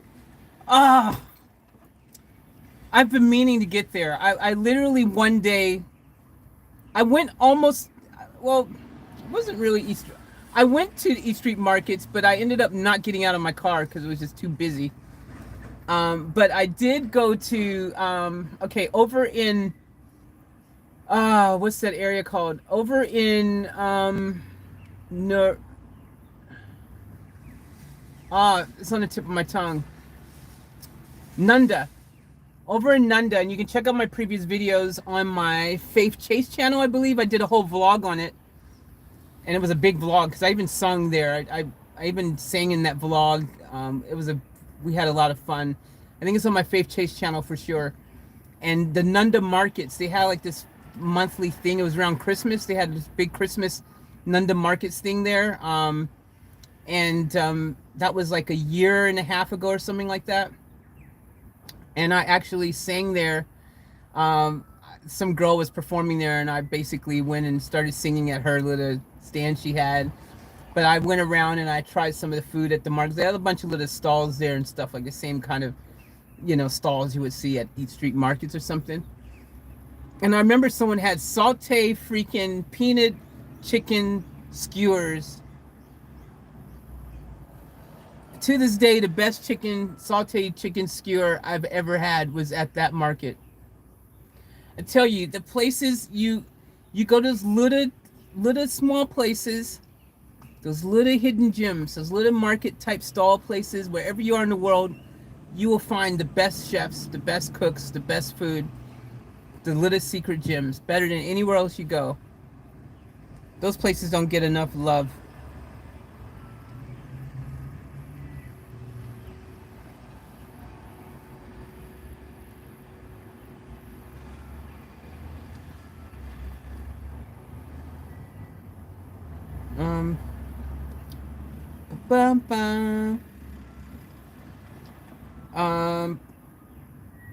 Nicole says, do you prefer potatoes or rice for your side, Faith? Interesting thing. I've gone through stages. There was a time where I preferred potatoes because, I'm American. We prefer potatoes any chance we get. But then after living in Japan, I preferred rice with everything. Rice was my go-to for everything. I would have whatever and rice. And rice was a staple dish every single day. But then I found out that rice had arsenic in it and that it was actually really bad for you. And then I stopped eating rice altogether. I totally just was like, no, I'm good. I'm not having any rice anymore. So I stopped having rice. And it sucks because I love rice. And I make really good rice. Like, I know the secret of making perfect rice. Which I still got to make a rice video for you guys. I keep telling you guys. I know Lizuna's looking out for that video. But it'll be more fun when I do the rice video now, when I do make my rice, making the perfect rice video. Because we're going to do it here in the van. And that's going to make an element of even just a next level coolness factor about it, I think.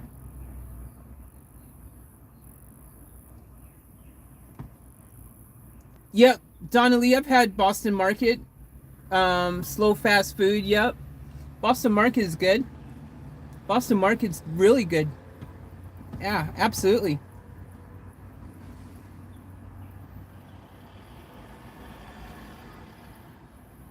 Elise wrote, KFC is China's Christmas dinner. Is it? Donna Lee wrote, KFC is horrible now. When it first opened, it was fantastic. KFC, it's really, you guys, does anyone else find it weird that you guys remember the big chicken war that happened just last year, literally, with Popeyes and, what was it, Popeyes and Chick-fil-A, right? Who were going in the big chicken war for the best chicken burger. And Popeyes ended up winning, right? With their chicken sandwich came out and took the world by storm. And I'm dumbfounded because in any dimensions of this battle with chicken that's going on in the States, KFC never gets mentioned. Like KFC, it's surprisingly that KFC has fallen that far down the totem pole of popularity as far as like who has the best chicken in the country, that KFC wasn't even mentioned in any kind of thought or even as a threat or anything. And that says a lot, man, because there was a point in time where if you were naming the top chicken outlets in the States, you would surely put KFC at the top of that list. KFC would be first, and then you would, like Popeyes, geez, Popeyes wasn't even in, at the time you would definitely would have maybe put Chick-fil-A second. You know, Popeyes would have been not even in the top 3 back then, right? Top 4, top 5? I don't even think so. Maybe, barely. And now look at it, it's different. Popeyes is owning the game now. Popeyes is at the top. Popeyes is the bomb, you know, like Popeyes, even like Chick-fil-A is dope and good. But Chick-fil-A is annoying as well. Chick-fil-A is like that annoying restaurant that you love-hate relationship because they're really good and they're awesome, but then they have their annoying, like, we don't open on Sunday thing, which, like, I get it. Yeah, congratulations, that's traditional, you know, ever since you first opened in, you know, 1802 or whenever you opened, you guys never open on Sundays because there was a point in time in our history where Sundays you don't open. Sundays is not a retail day, it's a religious day. You know, on the 7th day God rested, you know, and you know, so from that type of evolution of you don't do anything on Sundays, everything's closed and shut down, they've kept and held on to that. But come on, man, in 2020 freaking one, you can't be not opening on Sunday, man. Like, especially most people throughout the week, Sunday and Saturday and Sunday is the only day that they have that they can go out and eat, that they can go out and have a good time and do stuff with the family and all that kind of stuff, and you know, not have to cook and can have a little bit of an you know, rest and relaxation. And one of the best chicken places on the planet is closed. You can't go, hey, let's go to, no, we can't, it's Sunday. Like, someone just smack Chick-fil-A, please.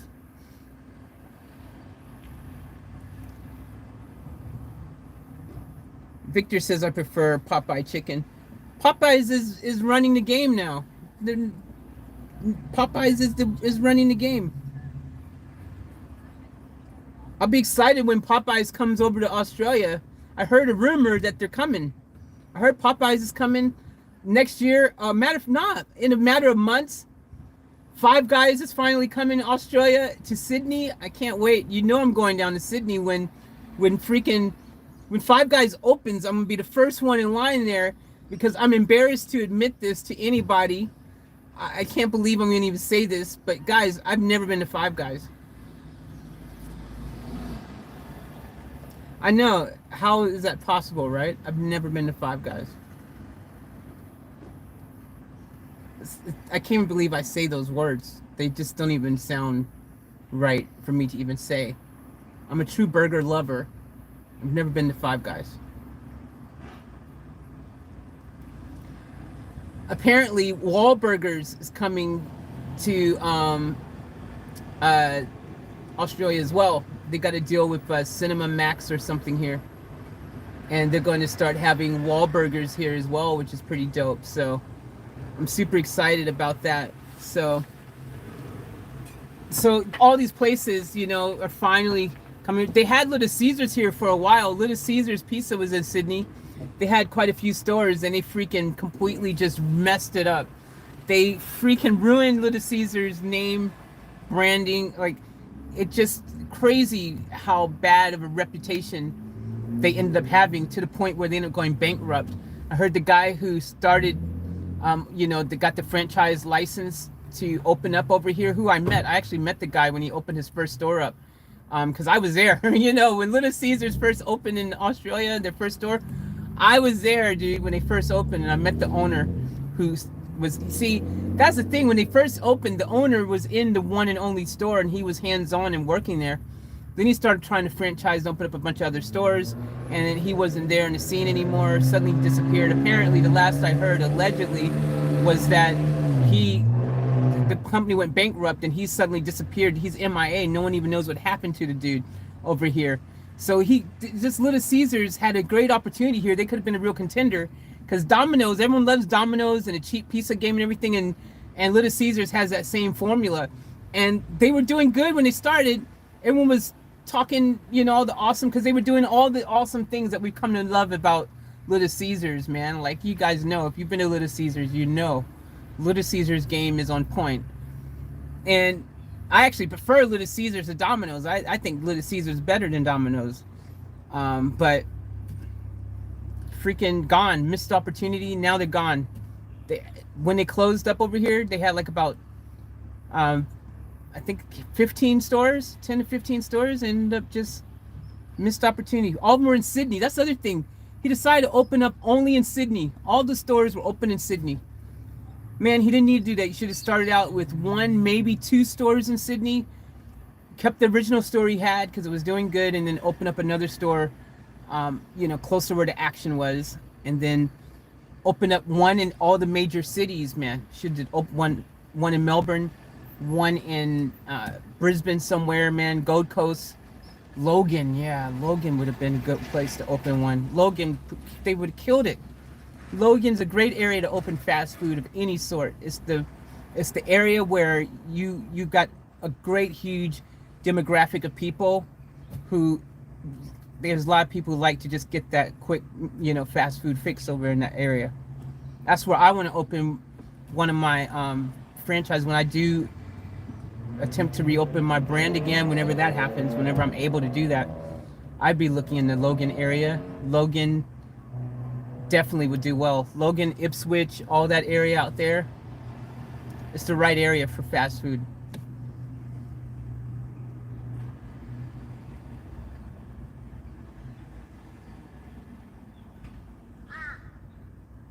Donnelly wrote, KFC used to be fresh, wonderfully spiced. You could get cornbread with honey butter, fresh strawberry shortcakes. Donnelly, which KFC were you going to? What do you mean you could get all of that you just said? What? I have never known KFC to have freaking cornbread and fresh strawberry shortcakes and all that. I don't know what KFC, your magical KFC that you went to, but the KFCs I've ever been to ain't never had any of that. I remember KFC having biscuits, you get some good chicken and gravy, biscuits and things like at KFC. You could get that, but what? Strawberry shortcake? Cornbread? Let me think about it. I definitely never ever experienced cornbread at KFC. Nope, can't say I've ever had it there. I don't think I've had cornbread anywhere at any fast food place ever.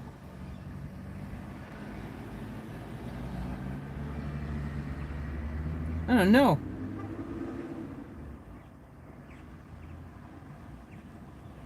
Terry says, so many specialty restaurants here also. A lot of authentic food here, all nationalities. Yeah.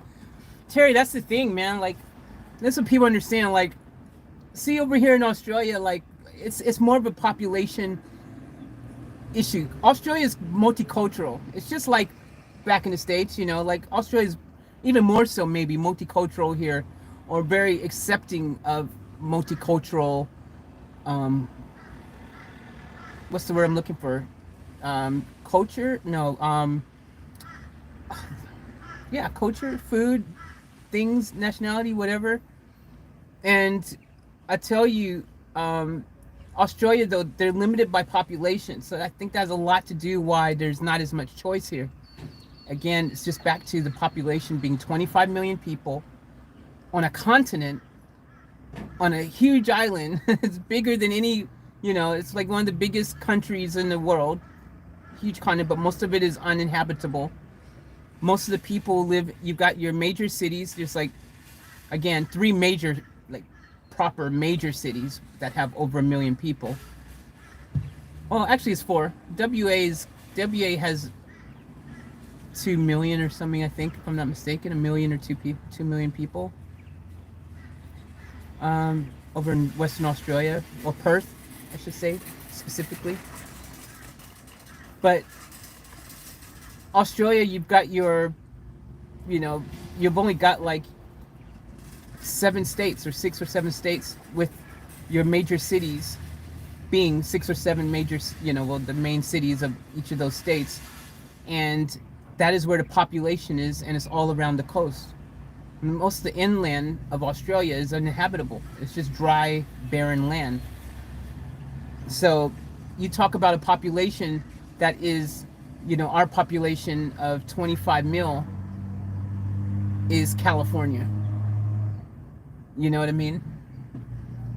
Australia's population is our California, 25 million people.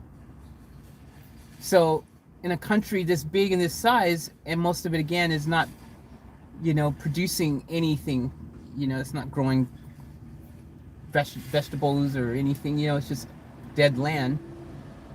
They don't have the population to be able to warrant having that amount of selection of choice and different things, because it's just, there's not enough people here to sustain it.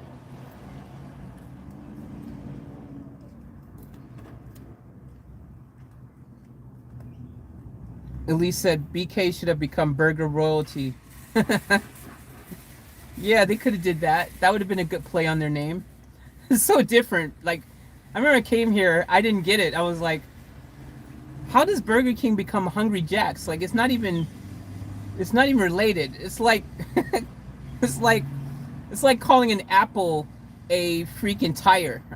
like how did you come up with that name? How did you think that would be a good substitute? It's like nothing similar to even make you at least think, oh yeah, it's the same place. I get it. I know in Canada, the French Canada part of Canada, I forget the town in particular, but they call KFC has a completely different name as well. It's one of those other examples, but it's just because it's a French thing, and it's called, like, I think it starts with a P. I think it's like I can't remember, but I think it starts with a P, and it's some completely different name. You wouldn't know it was KFC. You'd be like, what? Why is it called Pomomio or whatever it's called over there? And it's like nothing to do with KFC, and you're like, it's a French thing. It's a French thing, man. I don't know.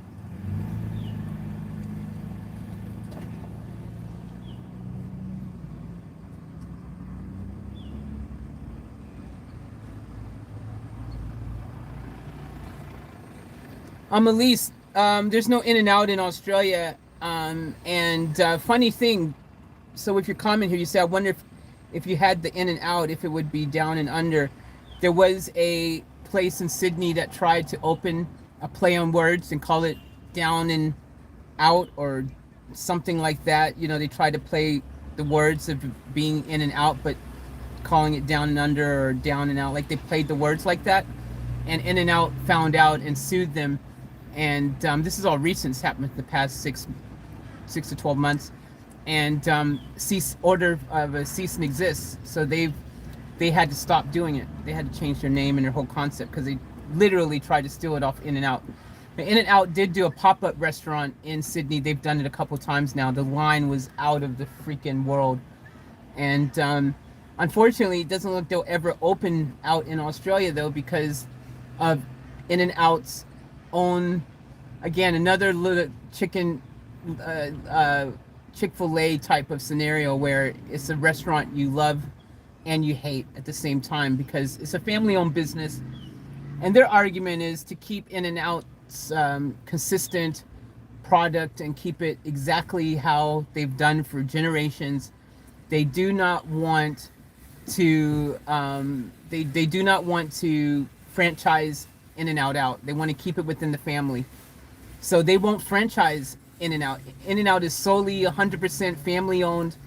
They're not going to franchise out. They refuse to do it because they want to keep the integrity of their product, and they're not doing it. They're not doing it. They're like, nah, not happening, man. And it sucks because In-N-Out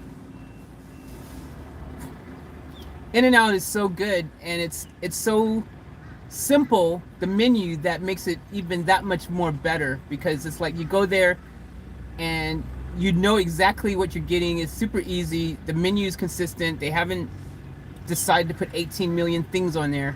They've just keep their core perfect products perfect. That's why they manage to always have a really good product as well, is because they just do what they do. They do one thing and they do it really well, as opposed to trying to do 8,000 things half-ass,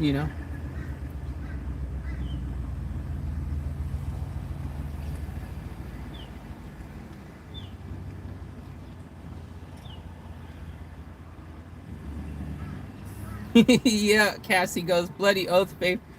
The most Aussie thing is a sausage on a bun in the Arvo. Man, guys, I promise you got to, for at least once, then once the pandemic ends, if you get the opportunity to come to Australia, you got to come here, and the thing you got to do is try an Aussie sausage. They take their sausage, they put it on there. It's so good. It's so simple, but it's so perfect. It is so awesome. They take a sausage, guys. They smack that sausage that they put on the grill, the cookout barbecue grill. They take that sausage, they slap it on a piece of Wonder Bread. Like, I swear, it's just a piece of white bread, dude. They smack that bad boy on a piece of white bread. Like, when you're a kid and your mom, when she cooks food at home, or you're having a cookout in the backyard with all your friends and everything back home in the States, and y'all just got a big loaf of bread, and y'all just got the hot dogs and the sausages cooking, and y'all just taking them out and put them on regular white bread and stuff. This ain't coming on no hot dog bun or nothing like that, man. They got the freaking piece of white bread that's sliced. They slap that sausage on there, put a ton of freaking onions, fried grilled onions on that bad boy, some ketchup and mustard, or the traditional way, they just put some barbecue sauce over that bad boy with the onions. And usually it's only $1 or $2. And it is the best thing you will experience. It is the best thing. And every hardware store over here, Bunnings is the hardware store over here, like the main one. There's like a Mitre 10 tries to compete. Masters, which was a conglomerate which consisted of our Lowe's back home in the States, and I think it was Woolworths, if I'm not mistaken, or Kohl's, one of those groups, West Farmers or someone like that, got into bed with our Lowe's guys, and they decided to make a hardware store over here called Masters, which they were trying to go up against Bunnings. And Aussie's Bunnings is like in Australia, like it's their freaking bomb, you know what I'm saying? Like, this is their joint, this is their freaking thing. Like, Bunnings is a god over here. So Masters tried to go up against Bunnings, and Bunnings just squashed them. Bunnings made Masters just go out of business before the party even started. It was over. But it was like Michael Jordan in his prime going up against freaking, like, who? Like, I don't know, me.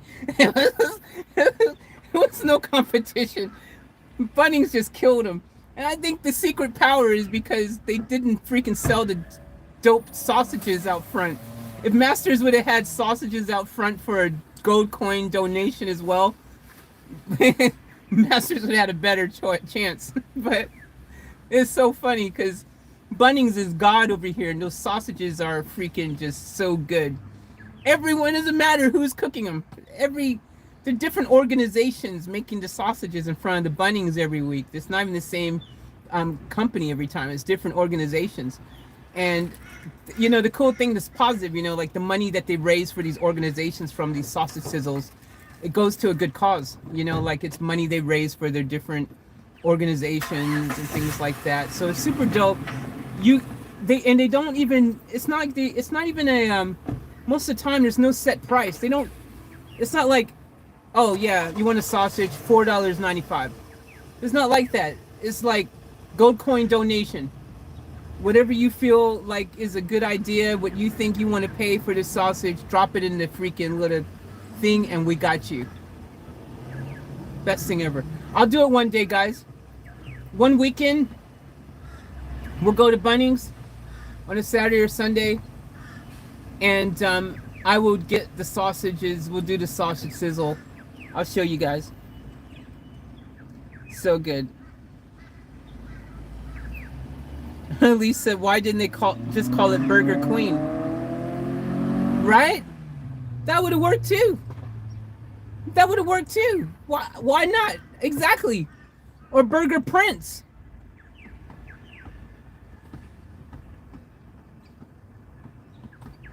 I agree. Would have been so much better.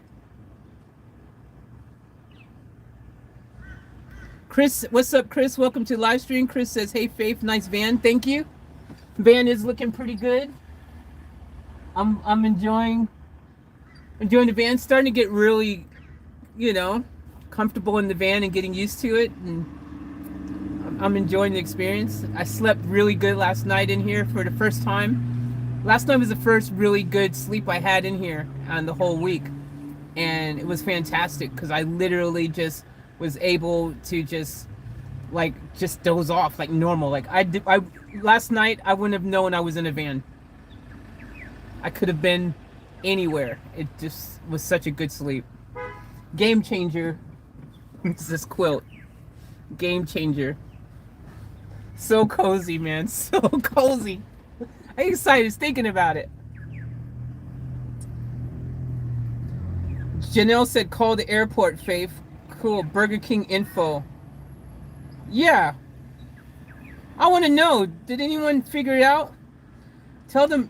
Terry said, tell them, hey, I don't want to book a flight. I just want to find out what kind of food you got there. Victor says, doesn't RBI own Burger King down under? Who's RBI? I don't even know who RBI is.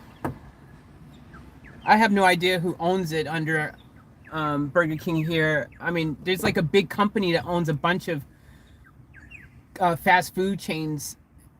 So like, for example, Pizza Hut, KFC, a bunch of brands like that are under Yum Foods is the name of the company that is the umbrella company for all of those ones.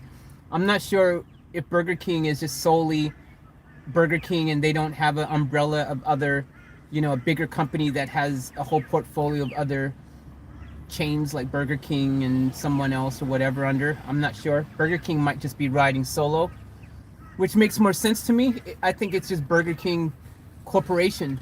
I don't think Burger King has a another brand, umbrella brand that owns the corporation. I'm not sure though. I could be wrong. But I definitely know like KFC, Pizza Hut, Taco Bell, they're all under the same umbrella company, which is Yum Foods. So I know there's another one. What's the other one called? National Foods, or I can't think of the name. There's another umbrella company, big one that has a bunch of fast foods. It's under Popeyes is under this other company. I think it's National Brands or something like that. And they're responsible for Popeyes now getting this huge push around the world as well.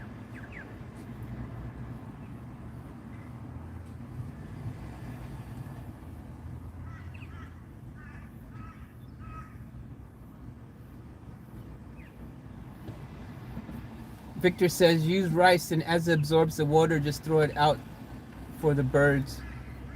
Oh, that's a good idea. Elise said, we used to do the bucket and sock thing at a beach house in the winter, worked for years. Okay. Yeah, if it's especially if it's going to be a more cost-effective solution, because those buying those little plastic tubs, and if they're only going to last for 2 days, 3 days, and they're already full, and they're $5 a pop, it ain't going to be very cost-effective having to change those every 2-3 days.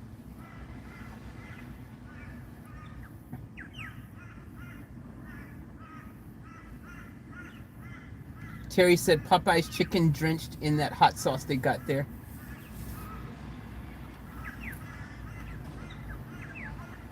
Oh, okay, we got the answer we was looking for. Marcelo, shout out to Marcelo. Welcome to the chat. Marcelo says, hey, Faith, Burger King was at Telemarine, but it's now Hungry Jack's. Thank you. That's what I wanted to know. Cool. Yeah, I thought so. After that whole bomb happened where it didn't work, they were like, screw this, we're changing everything to freaking Hungry Jack's now. All of them changed. I wasn't sure if the airport one survived that, because the airport was originally always Burger King. It was the only one allowed to be Burger King. And I can't remember how. It was a loophole somehow. It was somehow a loophole that they were allowed to have that one as Burger King, even without the trademark, with that guy having the trademark thing at the airport. And I think it's because the airport technically wasn't considered, like it was something, a port of entry or something like that. So somehow they got a loophole around that one.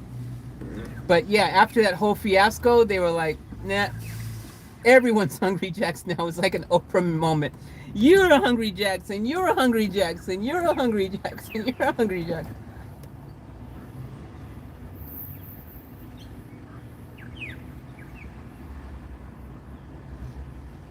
Janelle went, bus, Faith, yay. Yep, I'm always going to be excited about this bus thing. Terry said, Faith's magical Dolly Parton's tour bus.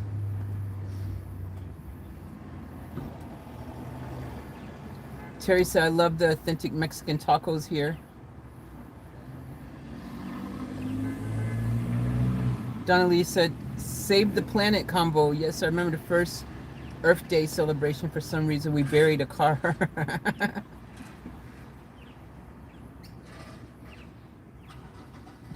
Donnelly said, whom my brain said Victor used rolled up bills for something totally other than that, Faith.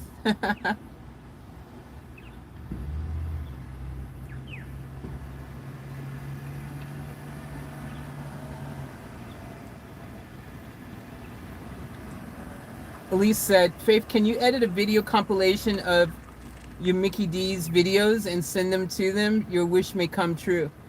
Yeah, I think I need to do that. Maybe if I take the initiative and say, hey guys, look, this is how many times I've mentioned McDonald's in my live streams. Matter of fact, in the same 10-hour live stream, I'm pretty sure I went to your McDonald's drive-thru twice in the same stream.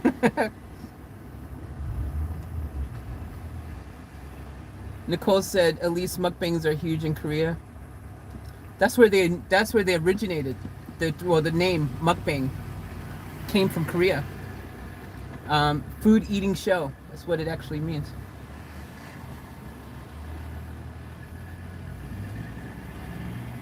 What's up, Margie?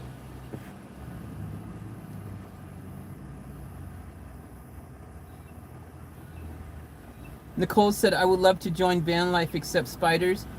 Nicole, I don't like spiders at all. You know, that's why, you know, it's you just got to be, I mean, spiders can come in your house here as well. So it's much to the muchness, man. You know, at least if they come in your car, you got a smaller space. You can find those bad boys a lot easier. They come in your house, they have a lot of places to hide.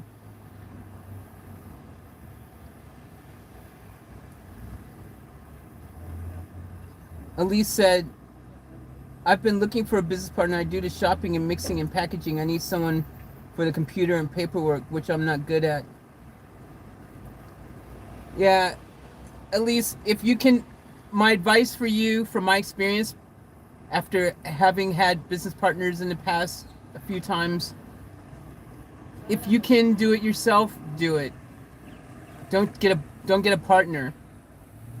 If you can find some way to do it yourself and and soldier on through it until you can get to a point where you can hire your own person that works for you, that you can then assign them the task of doing things that you can't do yourself. Do that.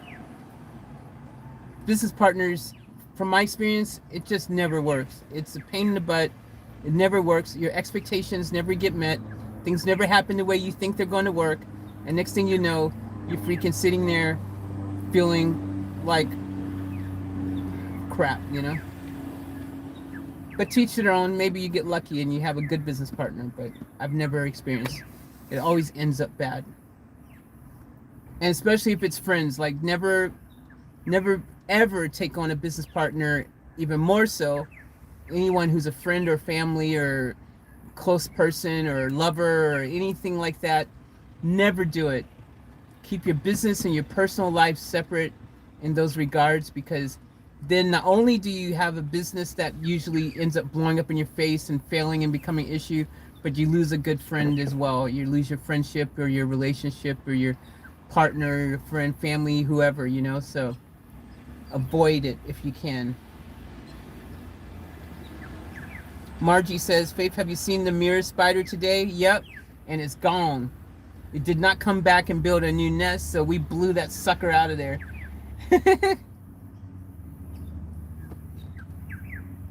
Janelle said, oh, Faith, apparently you can buy a solar charger for your mobile phone from JB Hi-Fi or camping stores. Yeah, it's not a... Charging my phone's not an issue, though. Phone's easy to manage, you know, because I can just plug that in a socket and that's okay. That works. My bigger thing is charging like my laptops and my refrigerator and things like that. Things like that is what I need to get the proper setup for. And if you're going to spend the money, one-time investment, get the solar panel you need. Like you guys seen when I went in the store for you guys that day, you can get the solar panel itself is only $99. The cheapest place, one of the batteries that you need to get, ideally 2 batteries, so you get a couple of AGM batteries. They're like about $270 a pop. I think that's the cheapest I've seen them. So round it off to 300, so 300 a pop. 600 for 2 batteries. You get the cases, the enclosures for the batteries. I've seen them for about $60. 2 of those, so about 120. So, you know, you've got 600, 120. You got solar panel. Ideally, in a perfect world, you got 2 solar panels. Don't only get 1, 2, double it up, more power, charges quicker, all that kind of stuff. So you got 200, 600, that's 800, and then 900 for the enclosure kind of things total. And then you get the inverter, which is about 300. So you're up to about 1,200. And you need a little like solar, like in this little monitor thing. It's about $25. So you get $1,225, and all your power needs one-time payment, and then you never have to worry about paying electricity or power ever again, you know. And the cool thing about it is it works in conjunction with your car. So when you're driving, your car charges all that stuff up, the batteries. When you stop, like we're stopped right now, your solar panels would be charging everything up. And that allows your refrigerator to run, and, you know, your power all your devices and whatever you need, and you have a full lights and stuff. You can have lights and everything connected, and you're good. You're Gucci.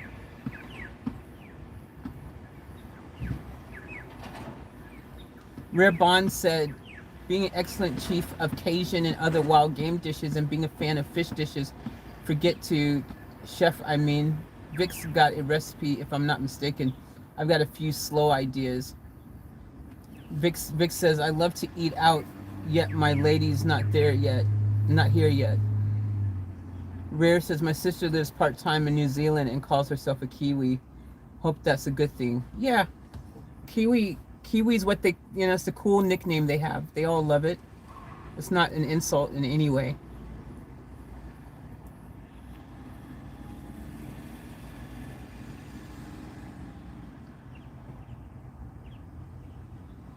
Angela, what's up, Angela? Angela says, my son is a chef.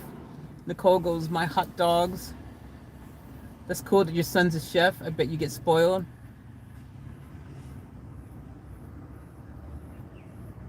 Rare says, I live in the air 20 feet up and I'm not jumping if I don't gotta again.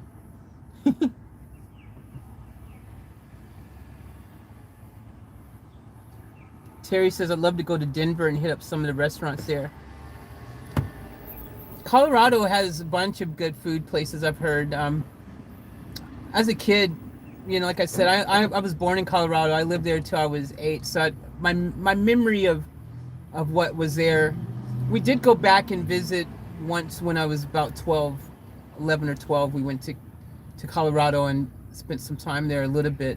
But my memories is that I used to like Sundays. This is not really a reflection of the great food that's probably there, but I remember going to Godfather's Pizza all the time. That's what I remember. Sundays going to Godfather's Pizza. The best pizza in the States is Godfather's Pizza chain. If you guys don't know, Godfather's Pizza is the best. Hands down. We're talking like crust is thick, toppings is thick. You end up with this. It's so good. Super good.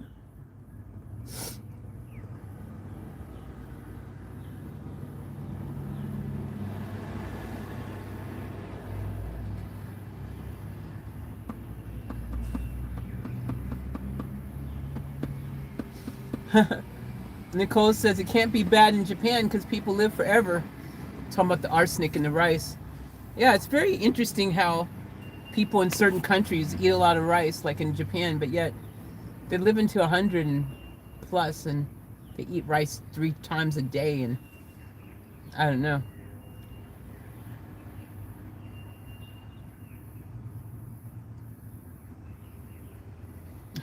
Donnelly said, I love rice. Besides that, Arsenic and Ode Lace is my favorite film.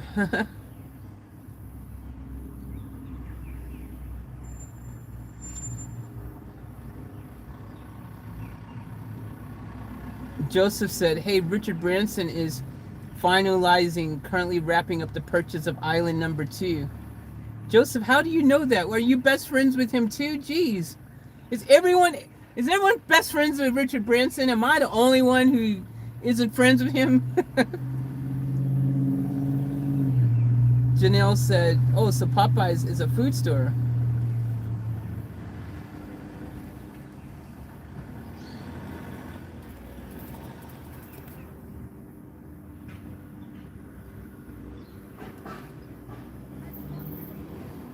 Well, Popeyes is a restaurant chain, like KFC, Janelle.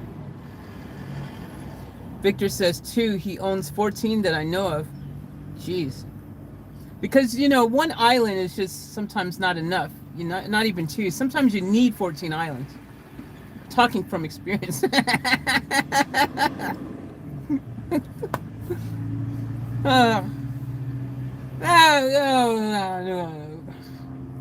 I don't think we've got enough. We don't have enough, man. We need another island. We need another island. Can we please get another island? I only have 14 islands. Okay? I need another one.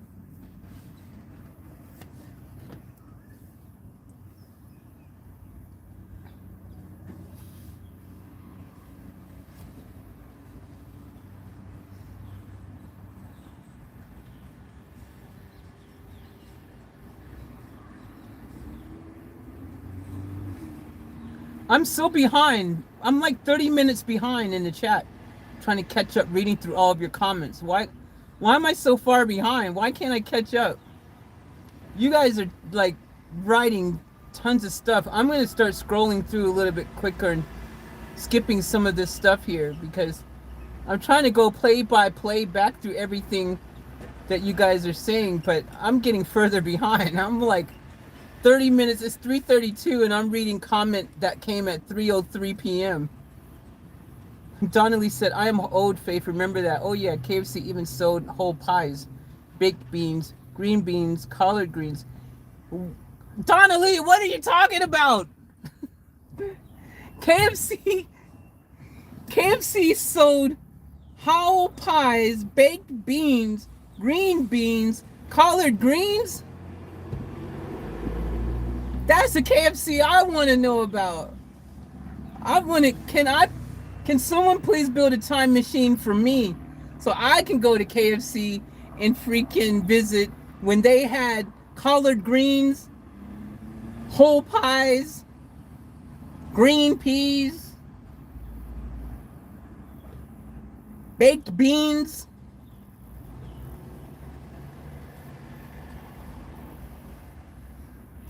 Okay, here's a good question.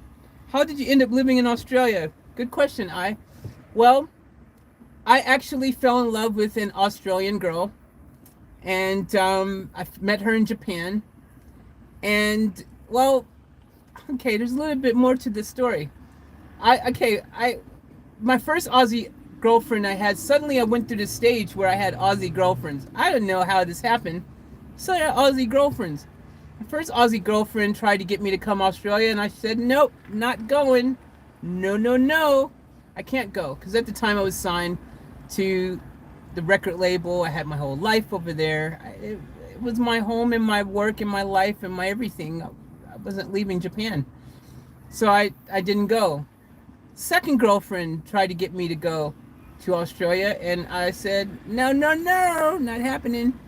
I want to go. I will eventually at some stage. You go first. I'll meet you over there. I never did. Third girlfriend said she didn't ask me to come. See, the other girls made a mistake. There's more of a, hey, come over to Australia. You want to come to Australia? Or kind of question like it, like it wasn't a, like, the third girlfriend was smart. She was like, you are going to Australia. I'm packing your stuff and buying your tickets and you are going. Didn't give me an option. So I ended up in Australia. That girl forced me here. The others didn't force me here. That was the secret. But that's how I ended up here. I came here for love.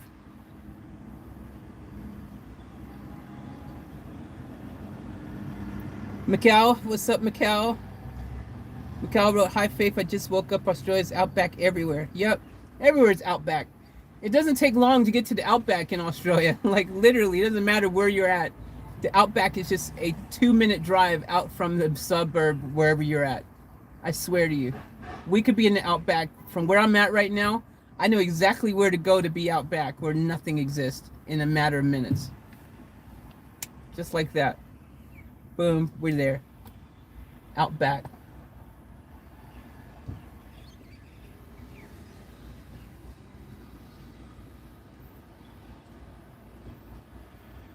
Okay, Michelle said it's called Plan B now instead of Down and Out. Okay, cool. So that's the update.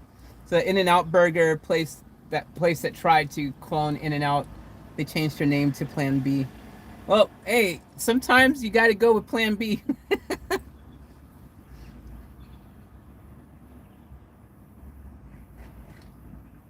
McElroy, Australians have own problems. They killed Ford Escape and killed their inline 6-cylinder engines. Explain to me, right? Mikkel, I'm with you. Everyone knows that the Barra is the greatest engine of all time. Like, everyone, even back home in the States, everyone wants a Barra now. Everyone wants a Barra engine. Ford Australia had the Barra engine, the greatest engine of all time, the most versatile. You want to freaking tweak more power and get mad power out of your car, you get a Barra. Ford Barra, the Ford Falcon, again, icon of Australia, super cool. And, Ford Escape, cool as well. Those were really cool looking freaking SUV things. And all of that's gone now. Heartbreaking. Tragic. Same with Holden being gone now. Holden not existing anymore. Tragic stuff. Michelle said, Mikkel, I'm never selling mine. Yep. I freaking, guys, so I've had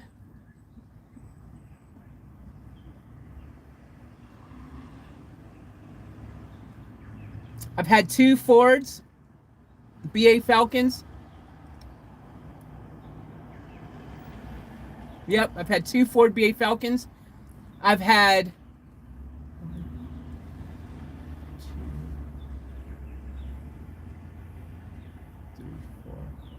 I've had 4, 5. I've had 4 Holden Commodores. Great cars. And I wish I'd never sold any of mine either, especially if I knew they were going to end up going out of business.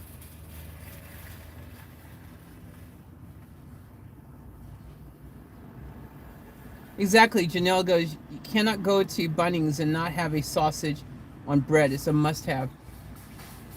If you go to Bunnings and you don't get a sausage, like, what's wrong with you? Your life is, you've got issues.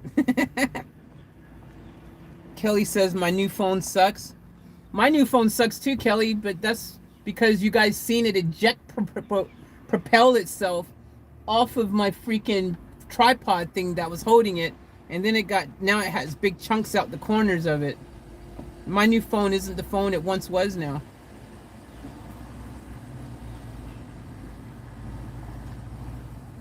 Terry said, ordered a hot dog down in North Carolina once with everything, and I got everything on that thing, sloppy but delicious. That's how you got to do it. The sloppier, the better. That's what she said.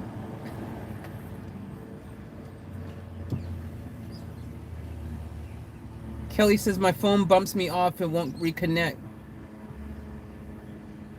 Yep. Doesn't surprise me, Kel.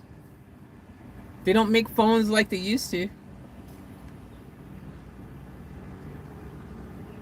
Steve, that's a good question. Steve asks, Faith, what is your favorite movie? I'm gonna see how well you guys know me, because I've actually mentioned my favorite movie multiple times across my channels. It has been mentioned. I've even done a homage short film video to my favorite movie on my, I want to say Faith Chase channel. I don't think it's on this channel, but it could be on this channel. I don't know. It's either on my Off Tap Life channel or my Faith Chase channel. How well do you guys know me? What is my favorite movie? You tell me. You tell me, what is my favorite movie? You guys jot it down right now in the comments. What's my favorite movie? I bet one of you guys, a few of you guys know, because you watched me long enough to know. I'll give you a hint. Look at this. Look at that right there on the left of your screen, pass by.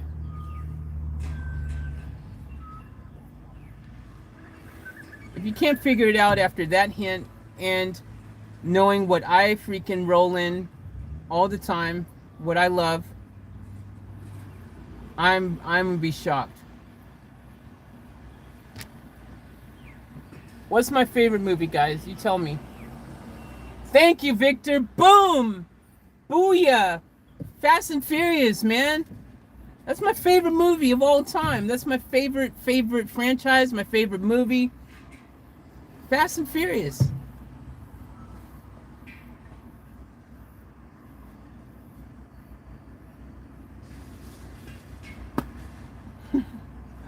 Janelle wrote, I know Faith fast. Exactly.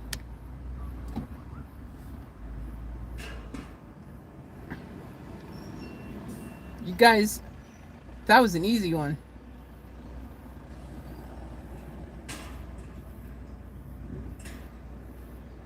Now I've lost my space with my questions.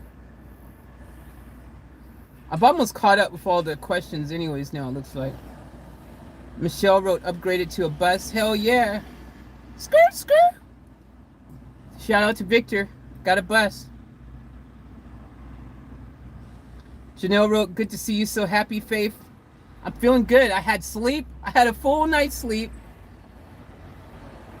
Like a proper sleep yesterday. I had a really great sleep. You always feel better when you had a really good sleep.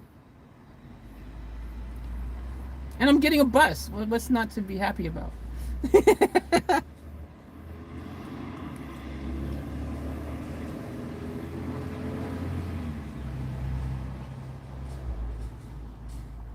Kelly wrote, when does the bus arrive? have no idea. You'll have to ask Victor. Victor will know. I imagine, it depends if it comes on a freight, like airplane, or if it comes in a ship. That would determine how long it takes for it to come. Airplane's going to be faster, boat's going to be slower. But I can't wait. When it comes, it's going to be dope. Michelle wrote, there's a Burger King at Sydney Airport. Oh, okay, Michelle. So maybe that's where I seen it. Maybe, okay. Maybe Melbourne had a, yeah, I remember now. Yep, it's coming back to me. Burger King was at both of the airports, at Sydney and at Melbourne Airport. And the Melbourne Airport one changed to Hungry Jack's, but Sydney's, I believe, yes, would still be Burger King. I say we call and find out. Unless Michelle, have you been, when's the last time you've been to Sydney Airport, Michelle? Was it recent? Can you confirm it's still there as of 2022? I mean 2021, whatever year we're in now? Or should I call the airport and find out?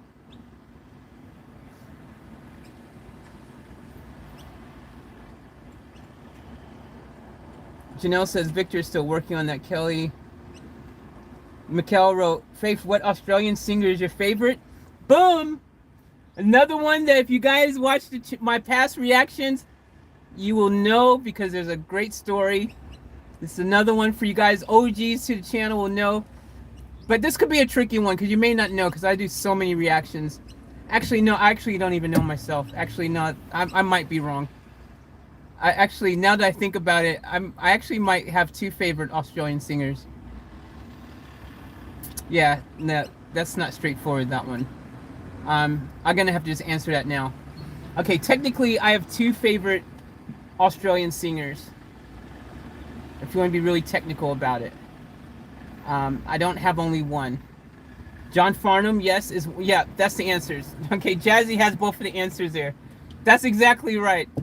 Jessica Malboy and John Farnham, those are my favorite Australian singers. I really love John Farnham. He's an icon, he's a legend, he's super talented. The guy is freaking just the real deal. I have nothing but respect for his ability. So good. I've done tons of John Farnham reactions, guys, on the channel, so check them out. I've done tons of them. You can see how much I love John Farnham. Just watch those reactions I've done on him. And also Jessica Malboy. I love Jessica Malboy. I've performed with Jessica Malboy on stage before. We performed together. That's probably why I'm slightly biased. But even before I performed with her, the reason I wanted to, first of all, do a show with Jessica Malboy and actually, perform with her, is because I fell in love with Jessica Malboy when she was on Australian Idol, which is just like our American Idol. It's Australian Idol one.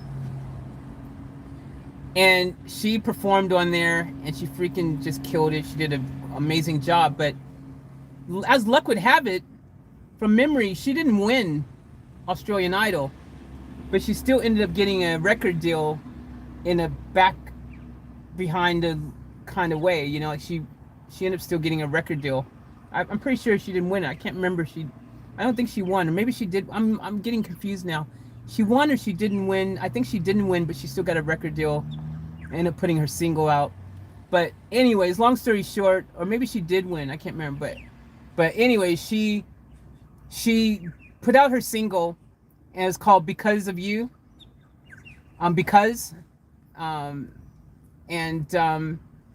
That song, I love that song. I fell in love with that song. That song was the song for me.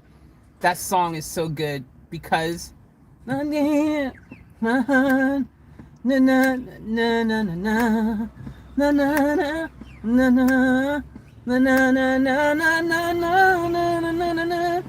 don't want to get copyright claimed, but yeah, that song is so fire, dude. That is the best song ever.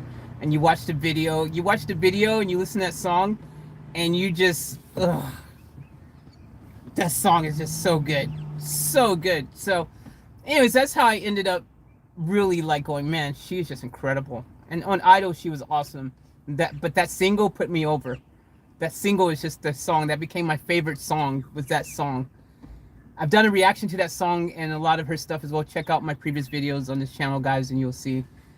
But I love that song. And so when I had the opportunity to perform with her, you know, because I had my show, my concert thing, and she performed there. And then the last song, surprisingly, which wasn't planned, she called me up on stage and she's like, hey, I'm gonna get, you know, chosen to come on stage with me. And I'm like, who? What? Huh? We didn't plan this. We didn't plan this. This wasn't planned. So suddenly I'm having to go on stage with Jessica Malboy to sing one of her songs. I'm like, dude, I don't know all of her songs. Like, I actually only know because really I didn't know her whole album of songs. Like, I heard some of the other ones from her album, but I didn't know. And so luck would have it, the song that she actually wanted me to come on stage to do with her happened to be Time After Time. And Time After Time is a song that she did, you know, the Cyndi Lauper remake song on that album of hers. And luckily, I knew enough of that song, you know, that Cyndi Lauper song. I know like the hook, you know, enough of it to be able to just bust out with the Time After Time. I knew enough of it to kind of fake the funk to get through it, you know.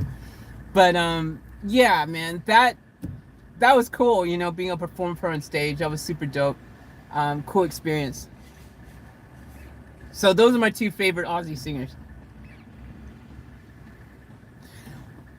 Honorable mention for Aussie singers, though, just popped in my head. I also want to give a shout out to Kylie Minogue.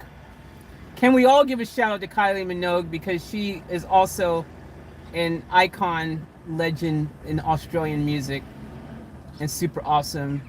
Oh wait, okay, yeah, I see what's happening here. I'm actually having a bunch of Aussie singer people come in my mind, pop in my head that I actually have a lot of respect for. In excess, you know, with Hutchinson, you know, legends, icons, freaking super huge, amazing. So these are people I have respect for. They're not my favorite. My favorites would definitely be John Farnham and Jessica Malboy. But I also have respect for, what's the other guy's name? Barnes? Richard, what's the name? Richard Barnes or whatever his name is, Barnesy. You got to respect him as well. You can't not think of Australian music scene and not also respect him on the same level pretty much as John Farnham. You know, he's another big great in Australian music industry. And you know, I have respect for people like that as well. I've reacted to a Barnesy song or two, I think, on this channel as well. I've reacted to an NXS one. I've reacted to another Aussie one that I reacted to. It's on the tip of my tongue. I'm pretty sure we did Men at Work early on. We did Vegemite Sandwich one. I Come From the Land Down Under. These are all iconic Aussie groups, which, you know, living in Australia, I've come to know and respect a lot of movers and shakers in the Australian music scene from being here. You know, like, I've just come and I know, you know, like, hey, these are people in Australia which you wouldn't even probably realize were Australian until you actually lived here and realized. Because I had heard of Kylie Minogue before living here, but I never knew she was Aussie. Never even knew it, you know. But yeah, I mean, there's people like that you got to show respect for their longevity, their awesomeness. And here's one I'm going to throw out that only Aussies, you real Aussie people will understand and know why I respect as well, of their greatness and brilliance. I'm going to throw this out. I'm going to throw a name out. You guys are going to be surprised that I even know who they are. Christina New. Boom. Christina New. Boom. I bet you guys are shocked that I even know Christina New's name. Christina New. She had this song called My Island Home. My Island Home. I heard it and I really liked that song just because I thought it was a really cool song, you know, because she's Aboriginal. And I had a lot of love for one of the reasons I like Christina New. It's kind of a similar reason why I like Jessica Malboy. If you guys don't know, the indigenous population in Australia are the Aboriginals. And so they're like the native land dwellers of Australia. Just like back home in the States, we have the Native Americans, which I'm also part Native American, for you guys that didn't know. I'm Black American, but I'm also Native American Indian. And so as the I understand I want to use the word plight, but I wanted to say I understand there's a similarity with the Aboriginals of their, you know, their history, their story of being the native people of a land, and then another people come onto that land, and that whole type of story and that situation. Like, I kind of get it, I understand it, you know.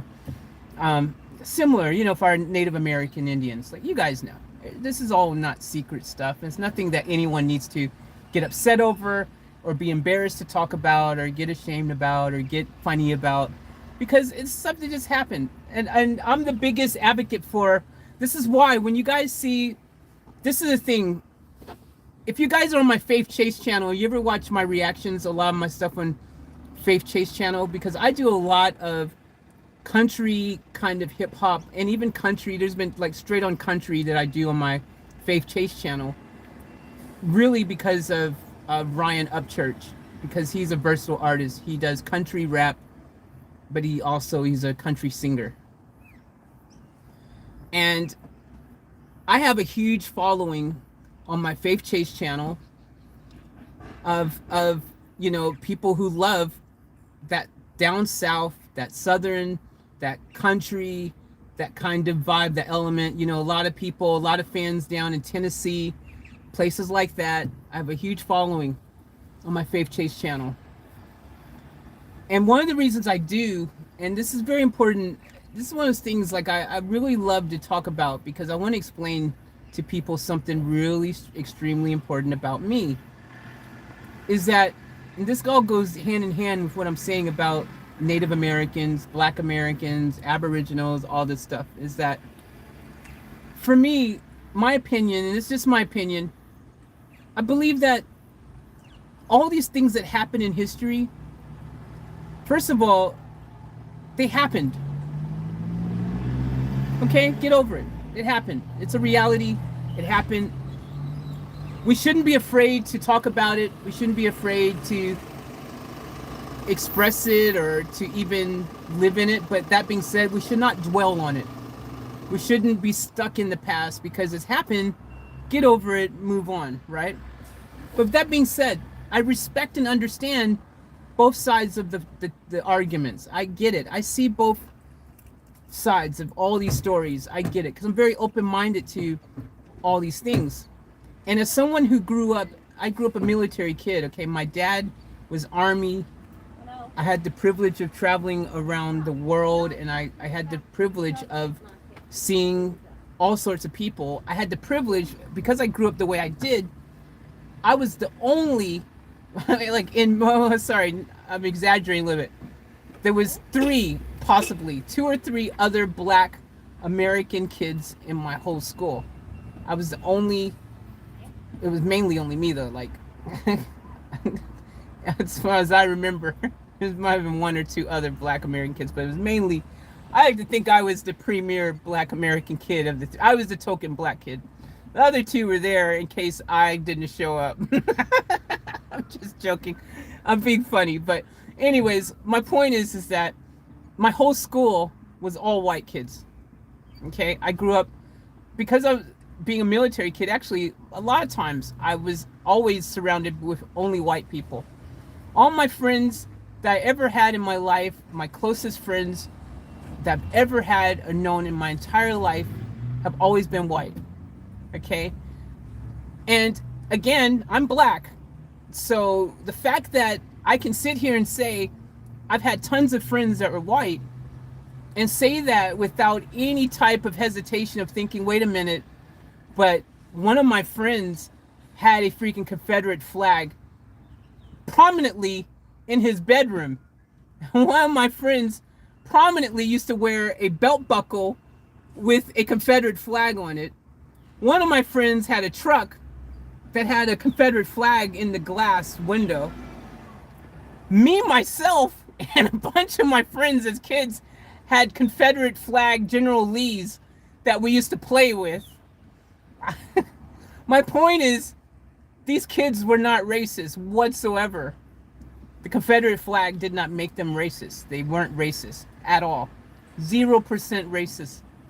0%. We were friends, all of us. Okay? I knew them. They were not racist. They had Confederate flags, but they weren't racist. Okay? I had so on my Faith Chase channel, going back to that, a lot of people, Ryan Upchurch, Confederate flag, all that stuff. There's people who would say, oh, he's Confederate flag, he's, you know, racist or this or that, whatever. He's not. He's got black friends and stuff. He's not racist at all. If you live down south, if you live in Tennessee, if you live in freaking, you know, the southern states, okay, yeah, maybe some people are racist, but that's just anybody. You don't need a Confederate flag to make you racist or not racist. People who are racist are just racist. It doesn't have anything to do with their flag. A lot of people, the Confederate flag is just Southern pride. That's all it is, man. Like, it's just from down south. It's just a Southern thing. Southern pride has nothing really at all to do with, I don't like black people, so I'm going to have a Confederate flag. It's not like that. Confederate flag has only been popularized to be a symbol of things like that because, you know, maybe the KKK or someone, whoever, whatever. But realistically, most of your Southern people who wave the flag is not because they're racist. People need to get educated a little bit on this. I know for firsthand, as someone who's had tons of white friends who've had Confederate flags, if they were racist, they sure were sucky at it. And they really did a bad job of being racist, man, because they freaking definitely 8 million %, without a shadow of a doubt, had no freaking racist thoughts towards me at all. And I've had white friends my entire life. And at the end of the day, I'm gonna tell you, color does not make someone racist. There's black people who are racist against black people. This is the thing you guys need to know, man. There's black people who are racist against their own people. There's black people who are racist against white people. And most of these people who are racist, whether they're black, white, Asian, there's Asian. Tons of people are racist against Asian people now because of this freaking stupid pandemic. A lot of people are now hating on Asians. Again, just because it's something that it's stupid, right? We do this on this planet. We hate on people unfairly. We target a whole group of people. At the end of the day, look, racist people are racist, period. And it has nothing to do with all the other agenda, okay? Media wants you to believe it has something to do with things like, you know, oh, this whole statue of freaking, you know, someone from Civil War times that we've had sitting in a park somewhere for all these years. Suddenly in 2021, we're led to believe that that is sparking racism in our community. Man, that statue's been there for 8 million years and no one thought anything of it until media decided to paint this picture of the statue here has invoked rage amongst people. Man, most people don't care about that freaking statue. At the end of the day, the statue ain't doing nothing. Statue don't make people racist, man. The statue is important though.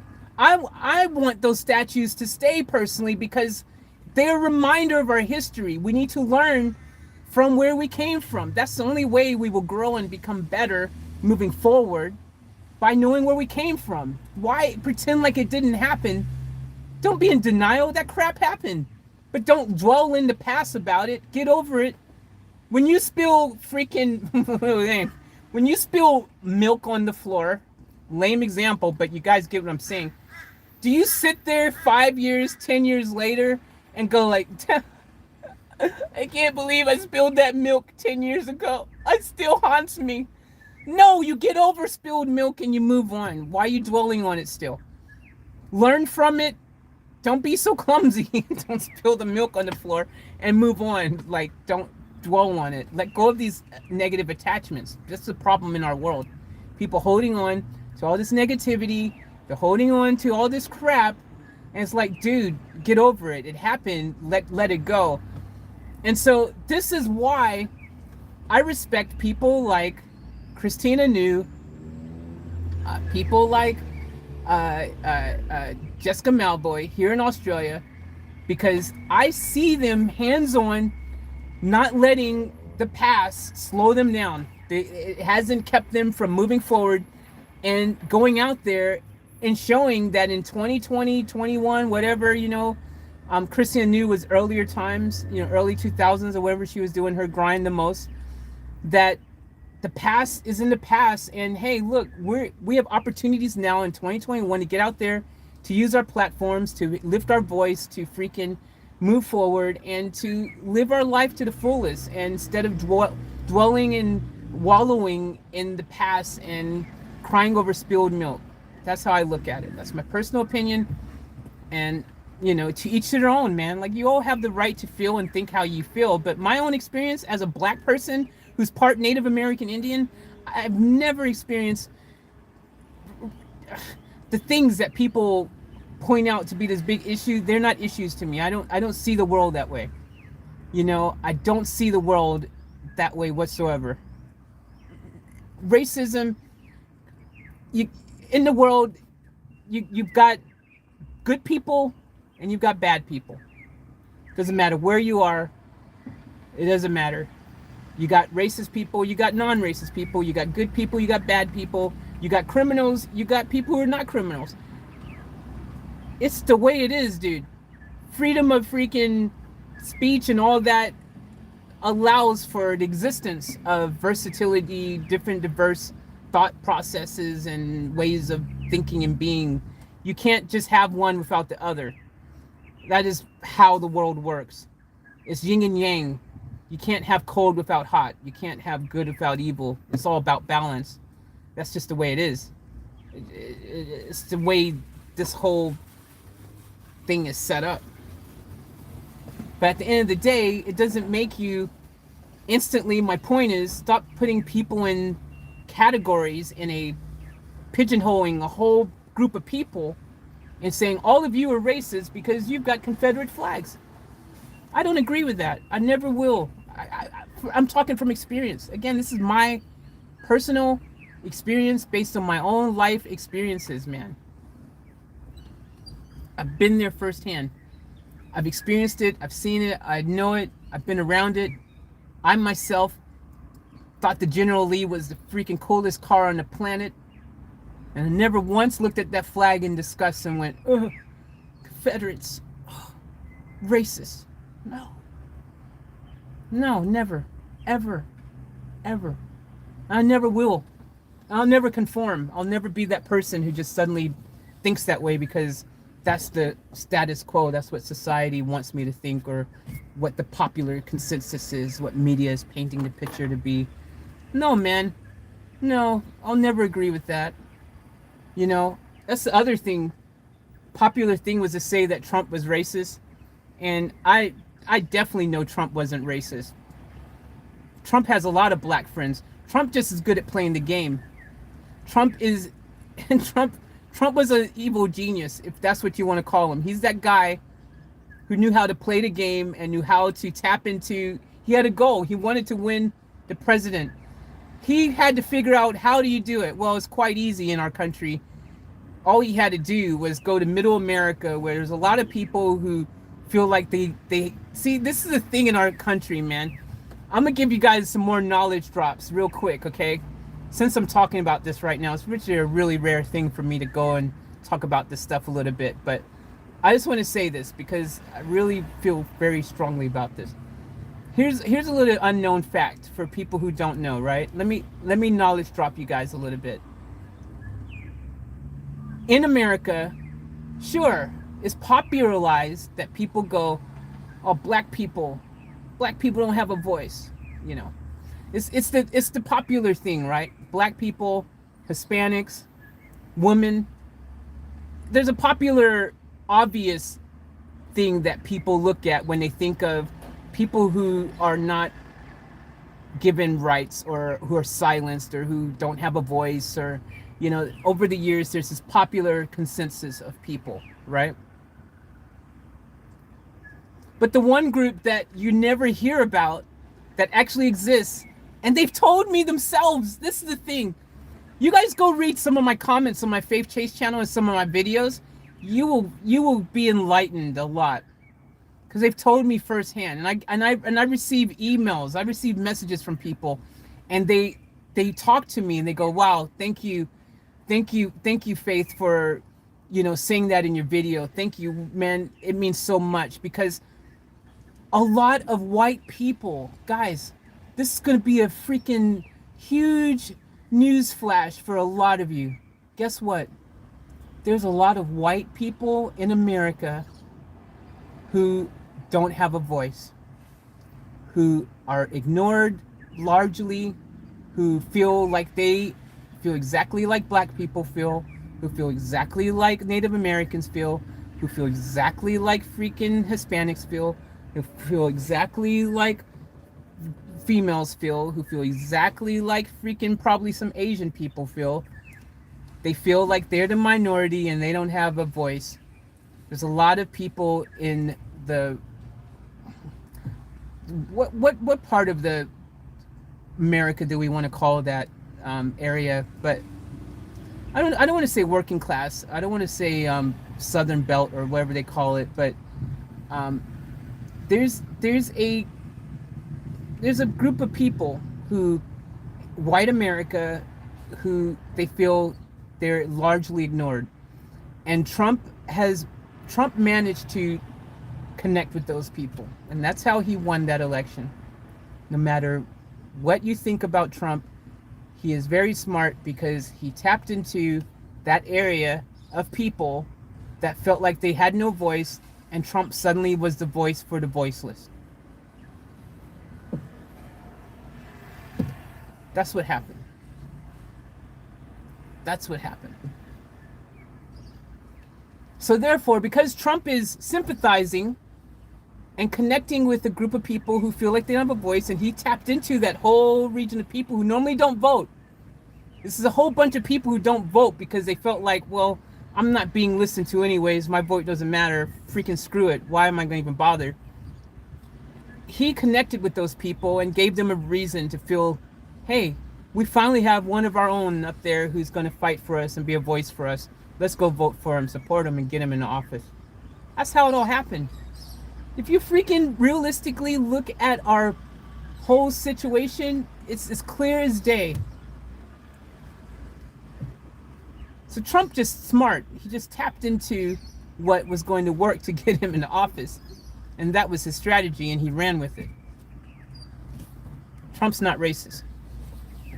If Trump is racist, then we have a real problem in America, because,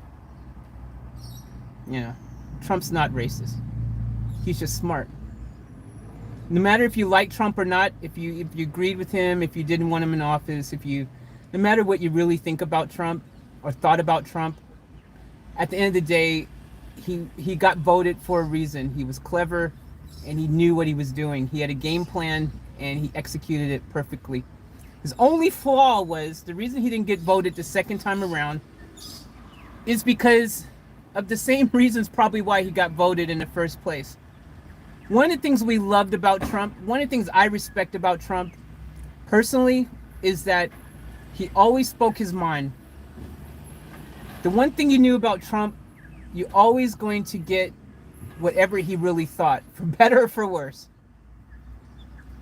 He didn't care how stupid it sounded. Hey, what do you think? Could we take some of that freaking sanitizer stuff and maybe bottle it up and spray it into us and kill the virus that way, I think that'd be a good idea. Like, Trump didn't shy away from speaking his mind, no matter how crazy it may sounded. And that's how he got voted, because we all went, hey, finally, someone who's not a politician, who's thinking like a politician, right? Trump, he would tweet whatever, right? We're going to put up a freaking wall, man. We're going to keep these people, like, he didn't care. He just did it and said it. What he said, he felt. Like, no matter if it came across sounding stupid or like, whoa, why would you can't say that, Trump? That's not politically correct to say. You can't go that far over the line. He did it. So that's the reasons we voted him in at first, because we thought it was kind of cool and refreshing. Wow, this guy, look at this guy. What does it say? Look at the cojones on this guy, man. Look at the cojones on this guy. Man, he just speaking whatever he wants, man. Gotta respect that guy. He's not a politician. He's not playing the game. He's doing things his way, man. He's Frank Sinatra up in here. Everyone liked it. But then, after a while, it started working against him. Feel like, whoa, hey, yo, whoa, Trump, whoa, yeah, you can't. Hey, we're gonna just go stand over here now and pretend like we don't know you. You're kind of, hey, whoa. He said what? He said what? People start going, whoa, no. So that's the reality, guys. That's my opinion, anyways. Like, I just think that's how I see it all. I don't know. You guys feel free, have your opinions. Opinions are opinions, and everyone's going to have different opinions and different thoughts and things, and that's cool. In a family, everyone is free to have different thoughts and opinions. We're not always going to agree on everything, or we'd all be clones of each other, and what's the fun of that? It's fun having differences of opinions. It's thought-provoking, it's interesting. It makes, for, conversation, which is important, discussions. Talking about this stuff is why I say this stuff is important to talk about but not dwell on. There's a difference between talking about it, being free to just discuss the stuff, and dwelling on it. It's a difference. But being able to put yourself in someone else's shoes gives you a better perspective overall in any situation, I promise you, in life. Very important thing to do. That's all I'm saying. Okay, it's gonna be fun to see what you guys are saying in the comments now, because I said all of that without looking at one comment. So let's see what the family says. All right, we're doing pretty good. I said all of that, and looks like I only have one thumb down, which I could have already had prior to that. I don't know. There's some one person who always puts a thumb down on every video, no matter what I do, even before it even premieres. So I don't even know how they know it's going to suck before they've even seen it. They're like psychic. Whoever you are, that one person out here who likes to thumb down my videos before you even watch it, before you even see it, and you instantly hate on it. Why are you on this channel? Can I just ask you? I mean, I'm just curious, because you're not even giving my videos a chance. I mean, you're not even watching them, and you've already given me a thumb down. Can someone please explain to me why this person always on all my videos, because it's obviously the same person, because it's always just the one thumbs down that magically appears before a video even starts, before I've even said, what's up, family? Welcome back to the channel. Welcome back. Welcome. Before I've even said that, it's already got a thumbs down. I could freaking literally do a video and schedule it for 2 weeks from now, and that one person has already thumbed it down and decided they don't like the video. How do you know you don't like it? What are you, freaking from the future? And you've just already, like, I watched all this stuff in 2045. Yeah, it's all sucks. I'm go ahead and thumb downing it, because up in the future, I watched it all, then it sucks. Like, what? Why are you on my channel? Why are you here? Why even bother with the effort to put a thumbs down on my channel if you're not going to watch the content? Now, I respect anyone who's watched my video and you watched it and you went, you know, this isn't really her best work. I mean, it was kind of crappy. You know, it sucked, actually. I wanted to like it, but it was crap. And I'll respect that. I'll be like, hey, fair enough, man. You watched it. Sometimes I get it right. Sometimes I guess I don't. I'll have to go better next time. You know, I'll have to try harder, do, you know, a better job of connecting with you in a manner that you will appreciate and love my video. But when you just already disliked my video and the party hasn't even started yet and you've already gone, nah, man, thumbs down, man. Yeah. I'm gonna show faith. Yeah, I'm gonna show faith. Huh. Yeah. How do you like those apples, Faith? Yeah, I just liked your video. I didn't even watch it. Yeah, that's right.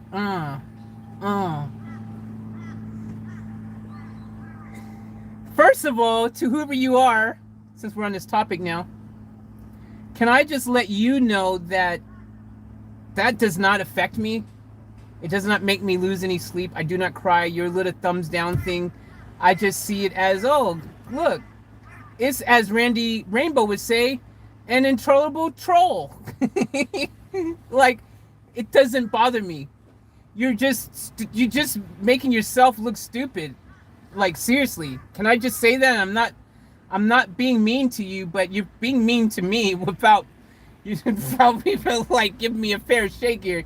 You freaking downing my videos. So can I just say to you, whoever you are, that, you know, it's so like first grade, whatever it is, whatever your reason that you've decided suddenly to automatically down all my videos.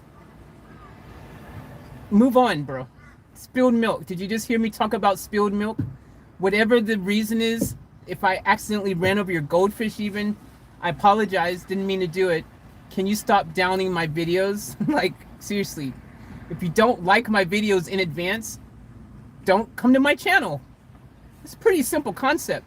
I never understood that on YouTube, man. On all these channels, I've seen other creators. It happens to other creators too. It's not just me, but I've seen on other channels, man. And they have freaking, the video hasn't even started yet, and they've got freaking like 30, 50, 100, you know, thumbs down. Video ain't even started. And it's crazy when it's videos like something really positive even. And it's like helping an old man cross the street. 50 people hated the video before it even started because the title was helping an old man across the street. Really? You hated this guy so much that they made a positive video helping an old man cross the street and you've already downed their video. Man, get out of here with that crap. See, that's what I was saying earlier, guys. In this world, there's good people, there's bad people, there's haters, there's people who just love, and there's people who hate for no reason. And they just have a miserable life and they take it out on other people because they're not happy with their own life. So they decide, you know what, I'm just miserable with the world and I'm just going to hate on people just because I can. Doesn't make them racist. The person putting the down video probably isn't even racist. They're just a freaking troll. They're just, you know, miserable in life.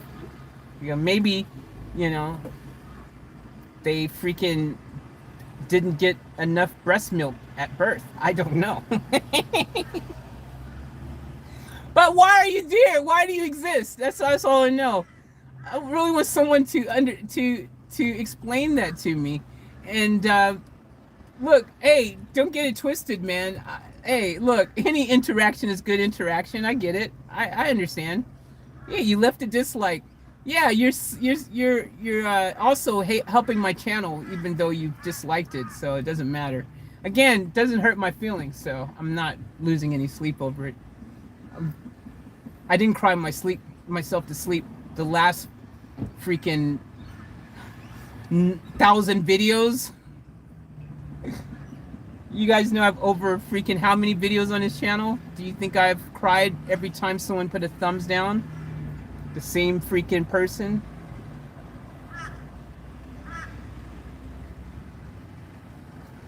Alright. I'm catching up in the live chat. I've got the window back open here. Let's see what you guys been saying.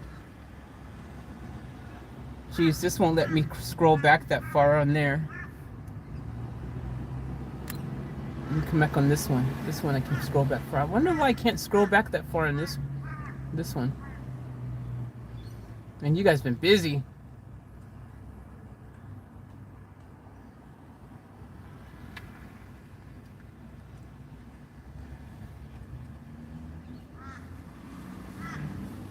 Jeez, where are we at?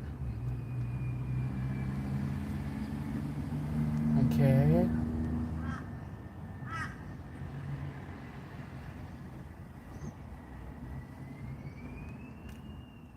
Read that. Which Australian singer is your favorite? Did that.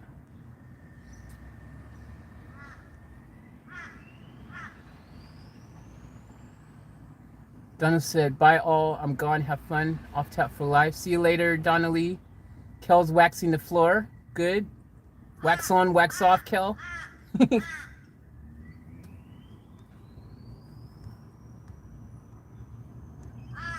What's up, Ian?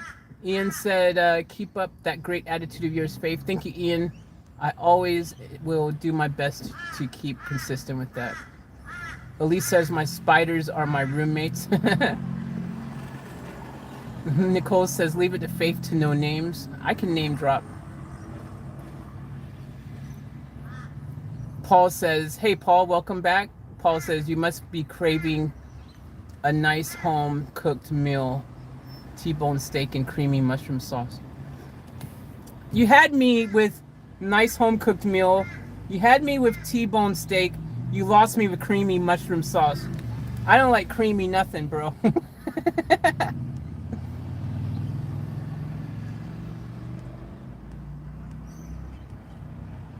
Steven wrote, what are y'all favorite movies? Well, you already know mine. Fast and Furious 1 through 9. Elise wrote, okay, I'll consider maybe an accountant and someone has to teach me the computer. Yeah, do that. Elise, find someone to teach you how to do the computer. Get you someone you can hire or something. Get you an accountant or whatever. But do not get a business partner if you can help it.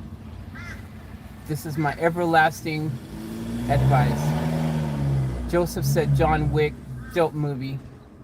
Hell yeah.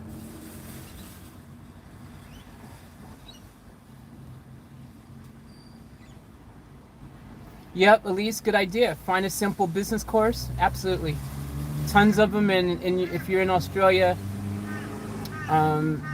there's free courses. The government subsidizes all that stuff here. Michael says, Mikhail says, Empire of the Sun. Yeah, great movie. I've seen it. Might not be very well known, but I've seen that one. Hell yeah. What's up, Gavin? Welcome to the chat. Elise says, my pills are kicking in, sleep time. Night, night. Tombstone. Hell yeah, Steve. Tombstone. Freaking classic. Good movie. Good movie.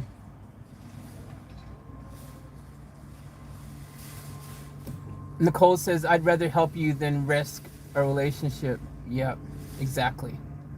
Teach a person how to fish or whatever they say, I don't know. Just don't go fishing with them for too long because yeah, you could lose the relationship.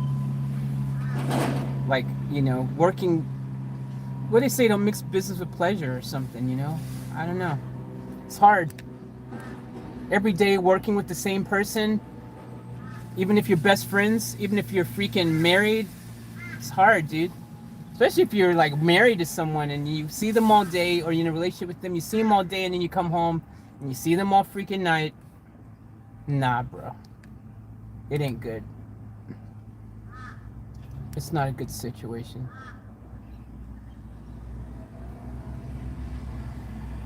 Victor says partners are great in business as long as it's kept business. Yeah, but Victor, that's what I mean. It has to be. It has to be people you can stay solely business with. As soon as it becomes a crossing that line of business and friendship and things get messy, then. But yeah, if it's possible, if you can have a solely 100% business situation, from my experience, I've never had that happen. It always becomes messy.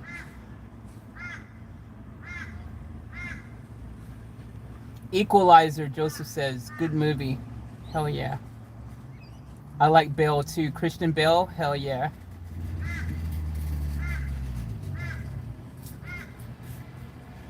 Tacoma has the best, most delicious Japanese family-owned restaurant. Yum. I need to go there. Send me an address.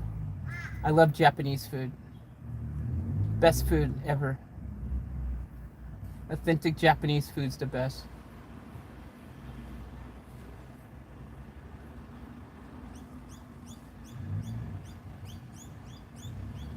Mikhail says, so you can build island too, Faith?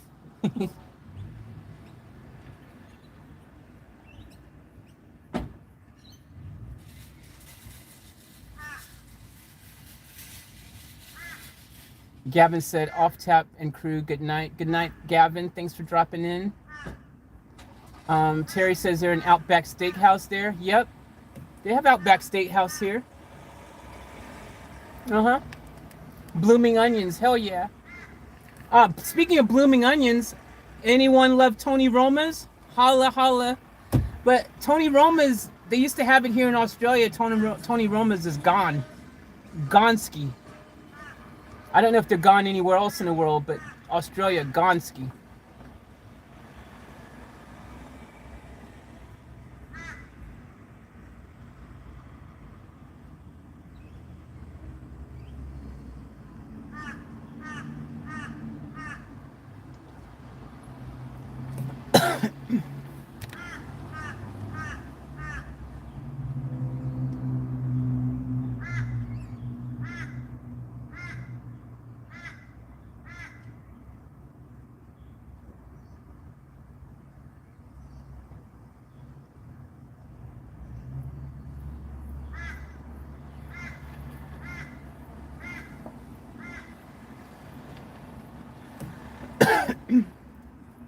Human Nature, yep. Another good Australian group. We've done some Human Nature reactions too. I think of Dimash tickets to, are there some free seats? I must see to this. Language sucks, sorry. Dimash would be cool to watch live. Hey, as to Seppi, so if people had Nazi flags, they wouldn't be racist? That's your question? I don't know.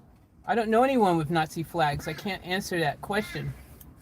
But I don't think just having a flag makes you a racist. That's just my opinion. Just because someone had a flag doesn't necessarily mean they were racist. I'd like to find out by talking to that person their story, you know, find out why they have the flag. Maybe they're a collector. Maybe they just collect flags. Plus, the swastika, historically speaking, for you guys know, is not actually, the Nazis weren't the first people to have that. And historically speaking, the swastika wasn't a racist thing at all. It was, there was, matter of fact, I think it was an Aztec or some Native American tribe that had the swastika before the Nazis and stuff. And guess what? They weren't racist, man. Well, I don't know if they were racist. I can't confirm or deny that. But all I know is that, all I'm saying is just because you have something doesn't instantly make you a racist or something like that. That's my point I'm making. That's all I'm saying.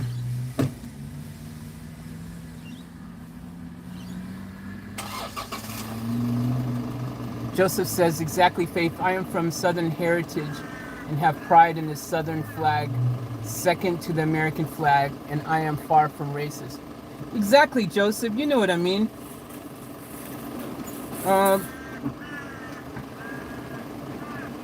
trying to catch up with these questions on here.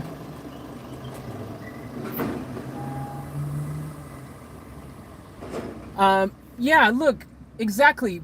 That's my point, Joseph. It's exactly my point.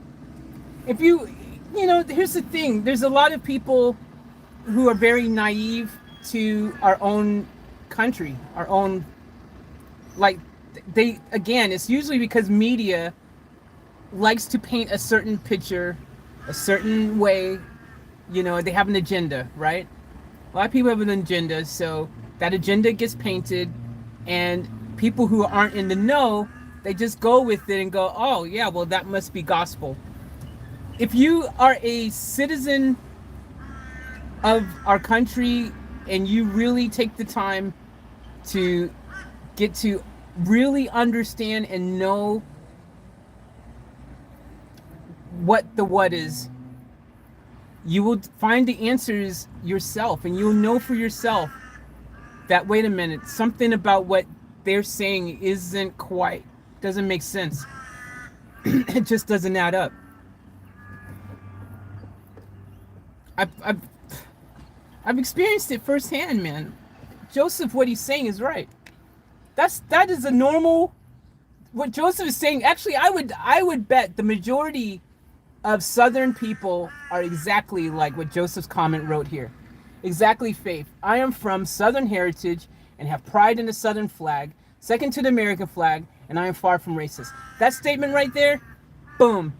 That is exactly how the majority of Southerners think. The majority of Southerners aren't thinking racism. I promise you. I promise you.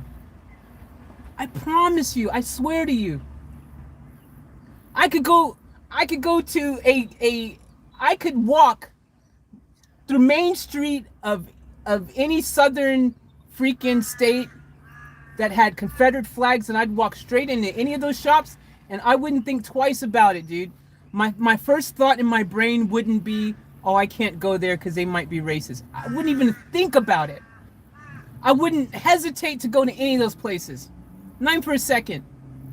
Not even for a second, man. Not even for a second.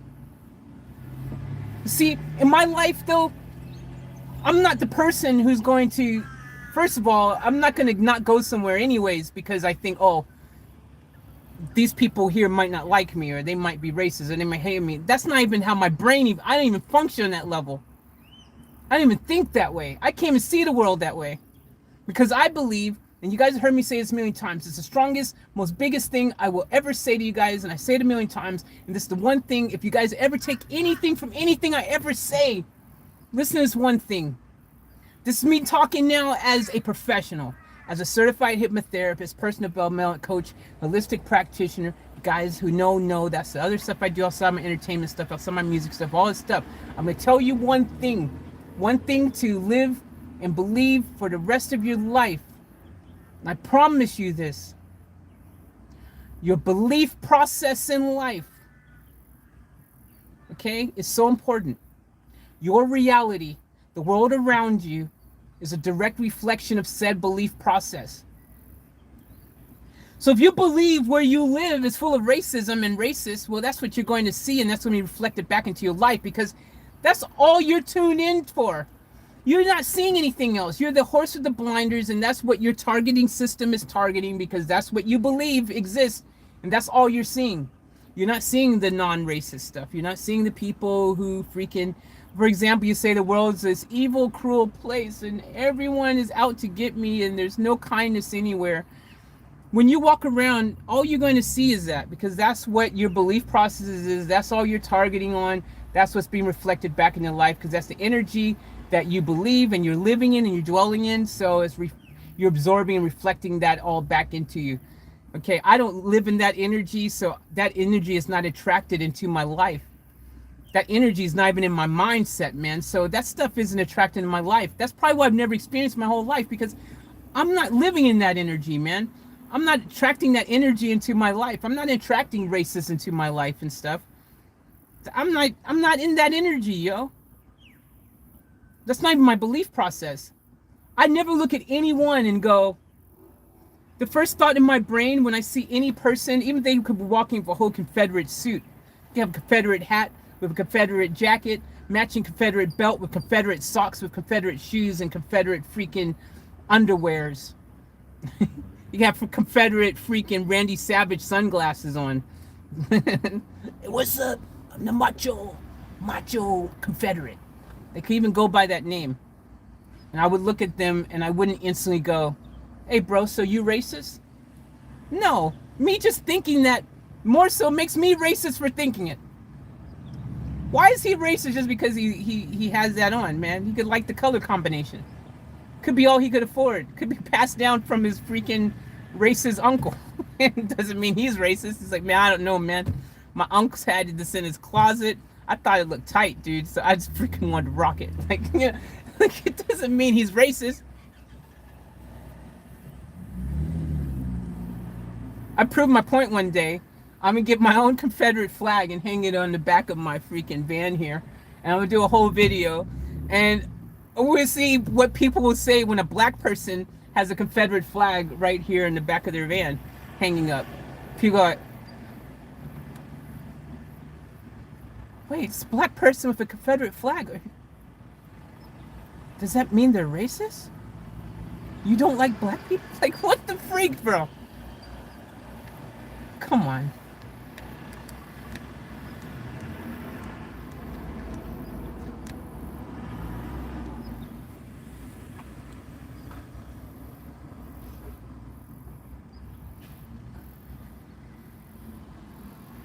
Yep, exactly, Victor. Victor said what I was said earlier.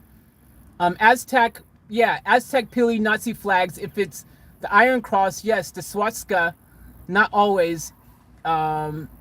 It's Egyptian originally. Yeah, that's what I'm saying. That stuff originally wasn't even. Was the Nazis suddenly made it their symbol, and suddenly this symbol, everyone goes, oh, that's a racist symbol now. Man, know your history, bro. Exactly, Victor. Yep, tell him. Mikhail said, that's my thought too, Faith. Yep. Look, man, it's logic. You know what I mean? This is, I think most sane people in the world think the way that we think. Because it's thinking any other way that's like judging a book by its cover. If you're going to predetermine that someone's racist just because of, that's exactly the same as predetermining someone's a certain way, stereotyping someone because of the color of their skin, because of what they're wearing, because of how they look, because of, you know, so many other reasons. You can't instantly just automatically assume that person is a certain way just because of that. That's not right. That's why we have so many problems in the world, because people prejudge people instead of taking a moment to really get to know them and know what they're about. If you take a moment to walk into someone else's shoes and you take a moment to actually give someone a chance, even if they were racist, maybe you can sway their opinion and change their point of view if you actually gave them a chance to find out why do they feel the way they feel. Maybe they think the way they think because of the same thing that someone else, because they just automatically assumed that, well, hey man, I have to think this way because this is what people expect of me, because, you know, whatever, you know what I'm saying? Like, I don't know, there's a million situations you could use an example, but at the end of the day, you can't judge a book by its cover. You can't judge a book by its cover. In my lifetime, my biggest bully that I ever had, I told you guys I was bullied in school. I was picked on. I grew up having a lot of that type of stuff happen. And I was raped. And the person who raped me was black. It wasn't a white person. It wasn't a racist. It was someone of my own color. And the biggest bully that instantly first drops into my head that I had in my lifetime was actually also black. It wasn't even a white person. The first bully, when I think of all the people who bullied me, there was this black girl named Angela who was freaking the biggest bully that I ever known. And when I think of some of the people who bullied me back early days, starting from, you know, 5th, 6th grade, some of the people that prominently, still to this day, I can picture clearly being bullies. Angela, black chick, freaking the biggest bully of all. That's saying a lot considering there wasn't many black people in my schools. It was all majority people white. The white people never had a problem with me. I mean, no, I mean, there was some white bullies. I'm not trying to say it like that, but my point is, my biggest bullies were black. Of course, some of my bullies were going to be white because I was in a white school. Mainly, majority. But my point is, it ain't because of someone's color, their skin, that instantly makes them a certain way. You can't prejudge people like that. Give people a chance to prove who and what they stand for and who they are. Don't automatically make that assumption. Give people a chance. Innocence proven guilty. Whatever happened to that? Jeez, that freaking went out the window. Guilty until proven innocent. That's how it is these days, man.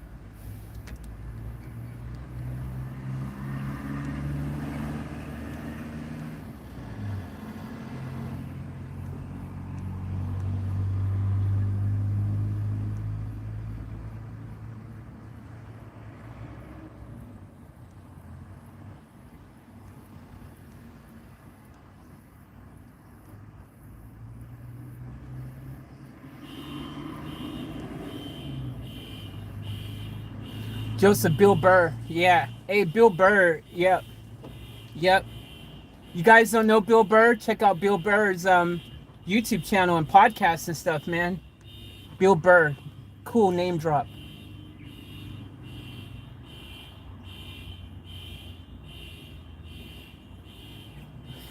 Mikhail wrote, I like Trump because he wanted V8 for all people and not Tesla, not downsizing V8 rule. Yo, I love it.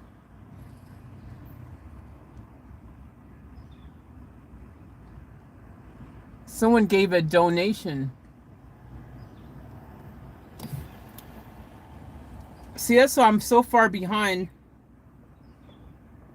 I just saw that in the corner there. Hold on. Let me go on this phone to the newer comments and figure out who wrote this. Victor! Hey, you! Thank you for the $2 donation. Thank you for the super chat. Appreciate it. For the dono. Thank you, Victor. Victor! Thank you, man. What? You got me a bus. You got me a freaking care package donation thing coming. Are you trying to get like a million more hugs and kisses from me? What do you want, man? I'm already grateful and thankful. Thank you so much. I appreciate it. Thank you, thank you, thank you. Appreciate the love and support. Thank you.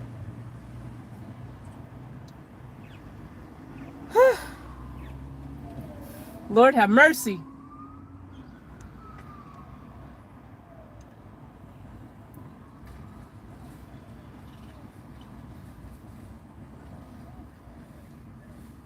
Joseph, USA in the house.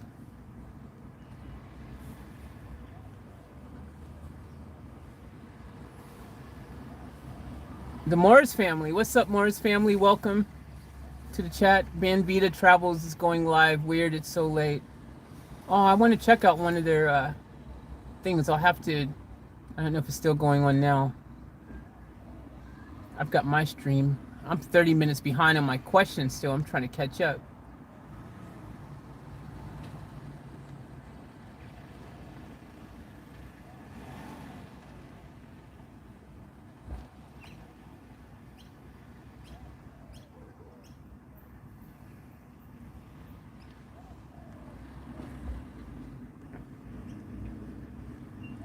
See if I can catch up on these comments. I'm gonna try to catch up. Mikhail wrote, not really, Faith, because dislikes are good for YouTube too. Amen, man. Dislikes are good too. I'm just saying, look, dislikes are good too, but I mean, I just want dislikes to have merit.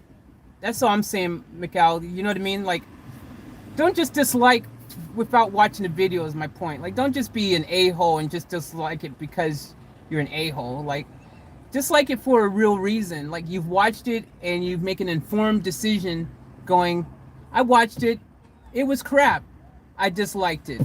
I can respect that. I can't respect just getting a dislike without even watching the video. I just can't. I don't get it.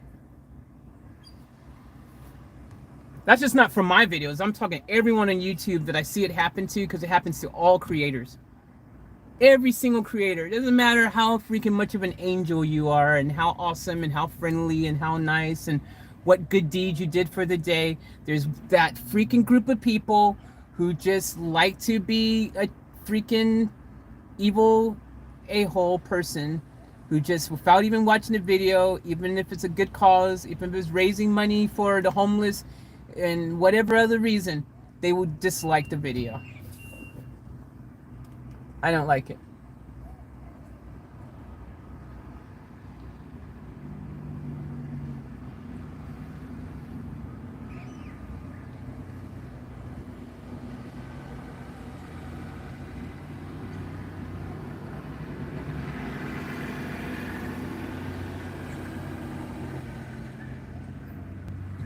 What is going, what?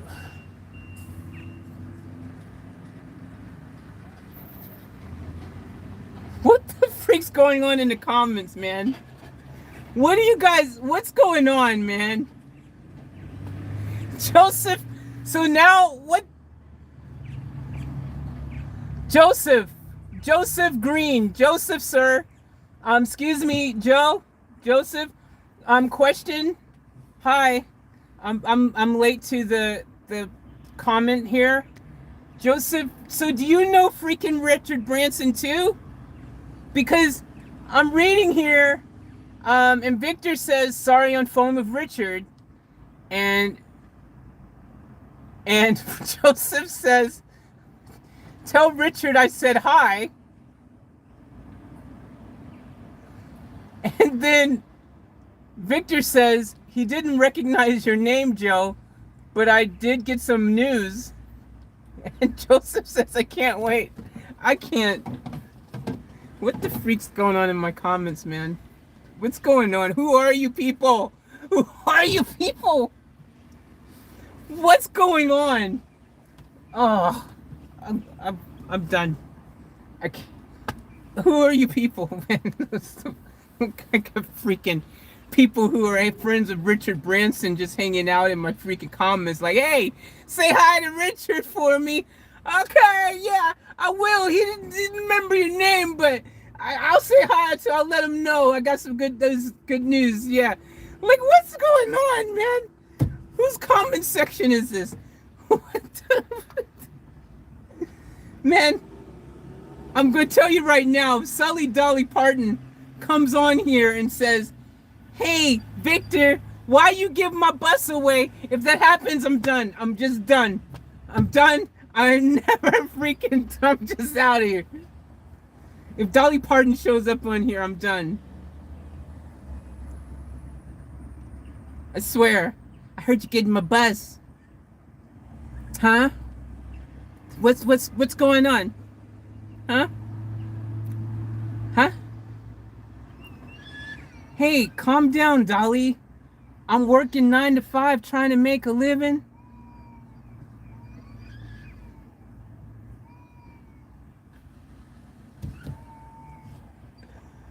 Just know though, Dolly,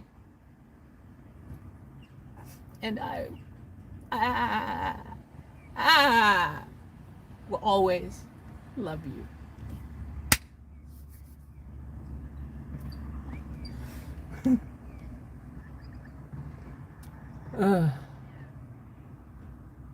Steve said, I'll always be a supporter no matter what, no matter what. Thank you, Steve. Appreciate that.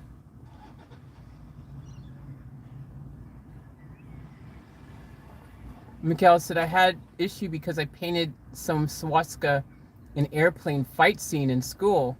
Cancel culture sucks. Victor says, Faith needs to catch up some so I can tell her something. Victor, tell me now. Okay? Just drop it down now and tell me what you want to tell me.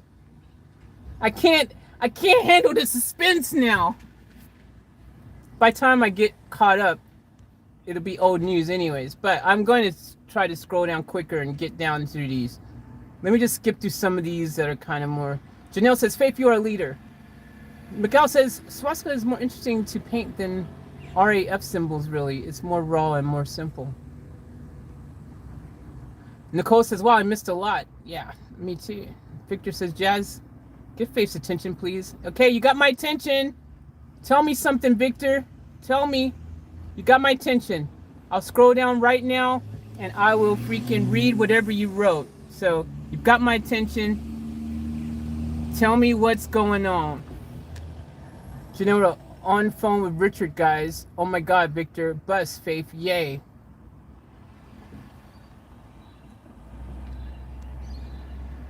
Janelle, how did you know he was on the phone with Richard?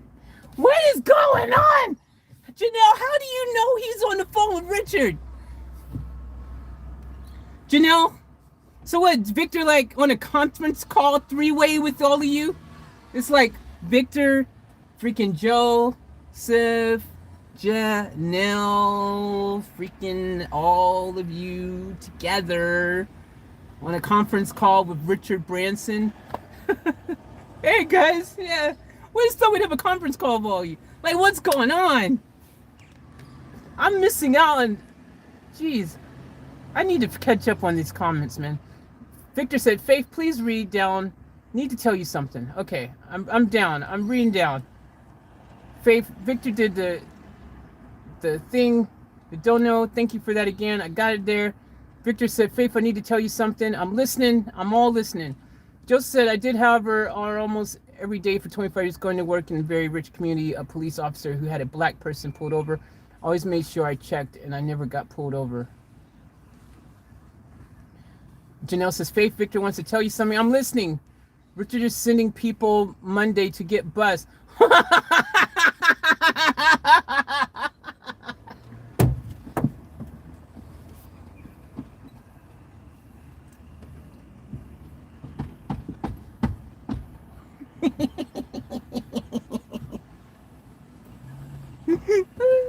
You guys, did you this? Yo, come on, man. Come on. Hey. They're picking up my bus tomorrow.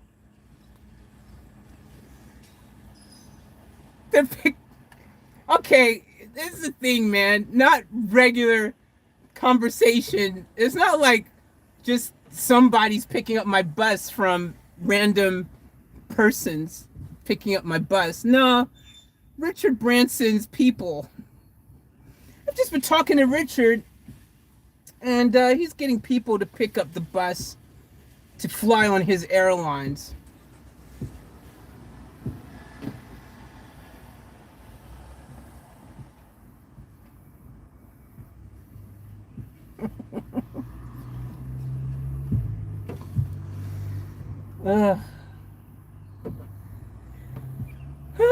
Lord have mercy. This bus thing, man, is just. What am I doing? How do you all expect me to freaking function? Hey, just letting you know, tomorrow, Richard's people are coming to pick up the bus. So casually. How do you even say that casually? Like it's just like, oh yeah, man, my friend Julio, you know, he lives 3 blocks down. Yeah, he's gonna come and pick the car up tomorrow, take it down there for you. I got you, bro. Julio, me, we like this. Like, that's the same thing. He's like, yeah, man. Yo, man, Richard's people coming tomorrow, gonna pick up the bus, you know. It's all good. Word.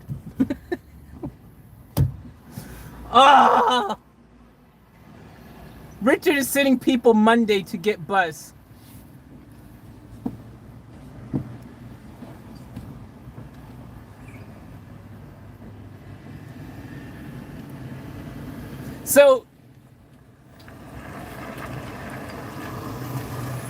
So Victor, are you saying to me?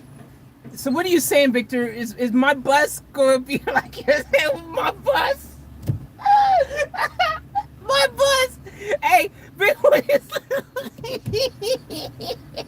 I can't even say it. I can't say it. Hey man, so how do I even say it with a straight face and be cool? Hey man, so Victor, are you saying my bus is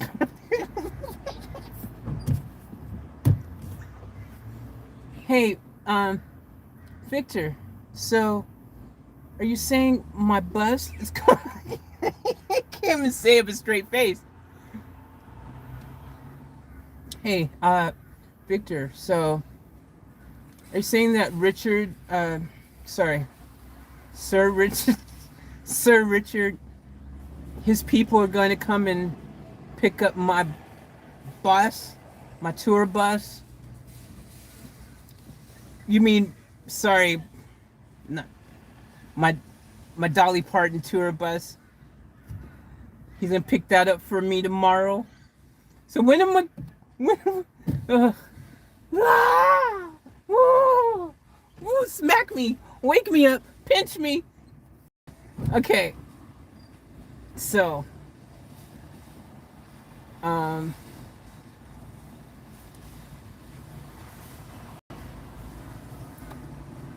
so my bus. When can I expect my bus? Is it coming? So did Sir Richard?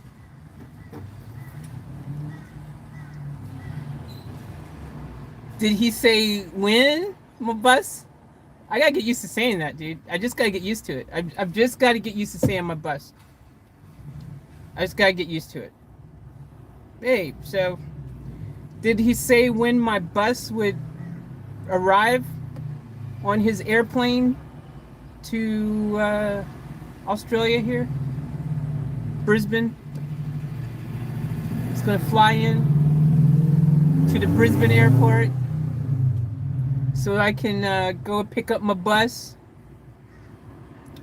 Just go and rock my bus, you know.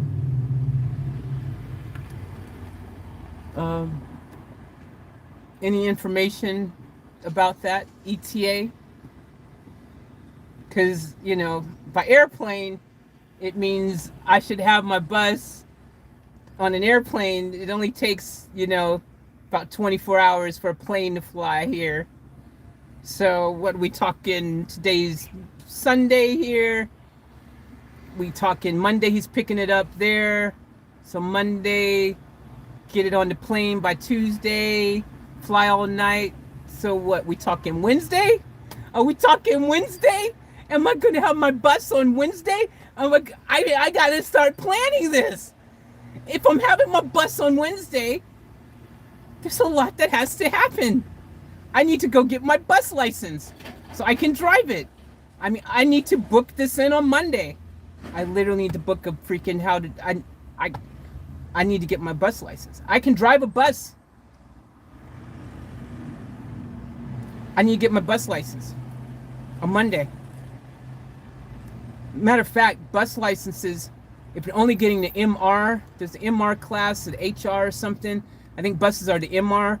Matter of fact, those licenses, you don't even need much time to get that one. And I already know how to drive a bus. I can drive anything big. I drive anything with wheels. It got a gear shift, it got a clutch, I can drive it. Got a bus, yo. Got a bus. I got a bus. Yeah. I got a tour bus. It was Dolly Parton's. Just thought I'd let you know that I got a bus. How you doing? Oh, yeah, that's right. I got a bus.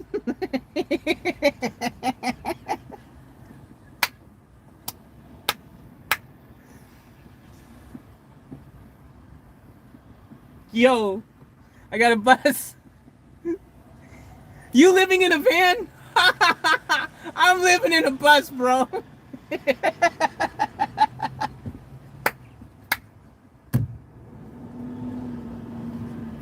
Oh, oh, Lord have mercy. I'll be the only one on the internet. Hashtag bus life, bro, for life. No, there's some other people living in a bus too. But I think it's a smaller community of people living in a bus. There's more people living in vans and cars than buses. For a good reason. Not a lot of people have a bus. You know? Bus is a big commitment to have a bus. Okay. I need to scroll down and find out what is being said here. I really gotta catch up because I'm stuck in this freaking whole bus thing at the moment, and let me try to scroll down and find out what's going on. I need to catch up because I need to know what's going on with my bus, man. Like, Janelle wrote, hey, just want everyone to know tomorrow Faith will be getting her bus license. Wait, how? I'm not that far down then. Oh, I'm not that far behind. I need to get my bus license. I don't know if I can just get it tomorrow. I mean, I gotta book it in. Plus, if it costs money, we ain't getting no bus license tomorrow. Janelle wrote, Faith has a bus. Victor wrote, another $2 donation. Thank you, Victor, for another super chat $2 dono. Appreciate it. I'm caught up. How am I caught up? Janelle, do you have any confirmation on any of this? Yeah, Janelle, how do you know all this stuff already?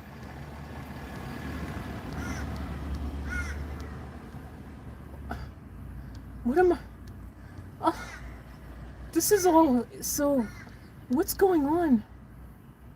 How did I catch up? How did I scroll? How did I catch up with you guys? I've totally caught up.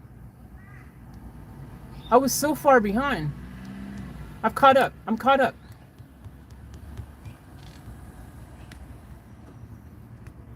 I'm caught up. I'm completely caught up. Okay. I'm caught up. So, Victor, so now we can talk in real time. Okay? Let's talk in real time. Victor, Janelle said intuition.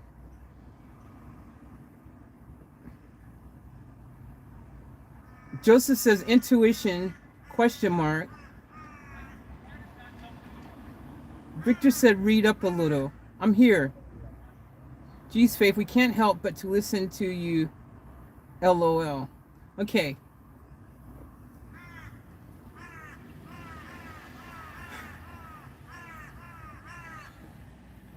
Victor. I'm in real time now. I'm right here. In real time. This is my serious face. Okay, I'll try again. It's my serious face. Victor. Does that mean I will be receiving the bus around Wednesday? Excuse me.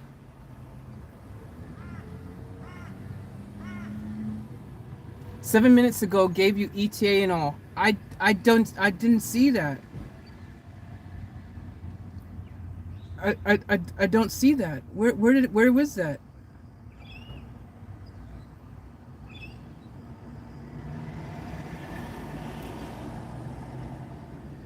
Did anyone?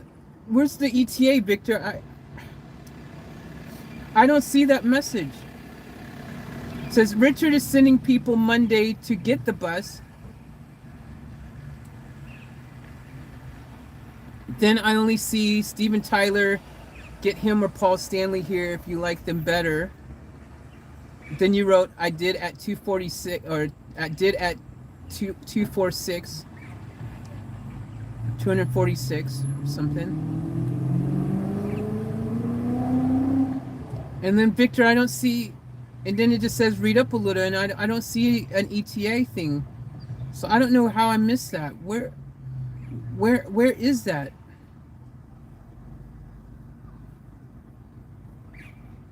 And it just says Faith needs to catch up some so I can tell her something. So Victor, so right now, can you just tell me now? Because I can't find that message, Victor. For some reason, I can't see that one. Can you tell me ETA? Does that mean this week then? If they're picking it up on Monday, that means technically if it's being picked up on Monday, I should be getting it this week then.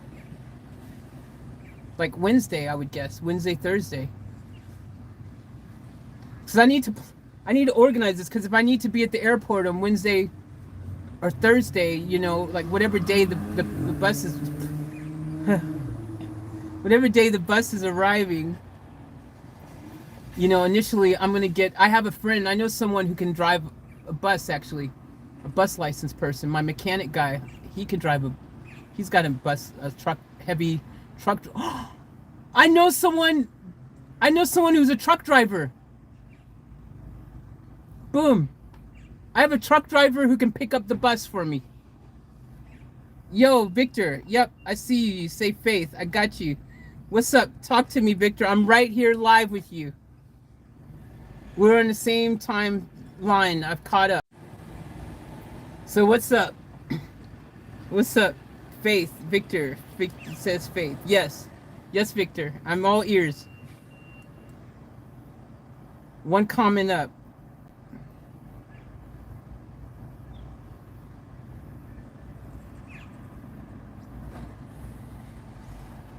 One comment up. There's nothing there, Victor. It just says 7 minutes ago, gave you ETA and all. One comment up, there's nothing. It says read up a little.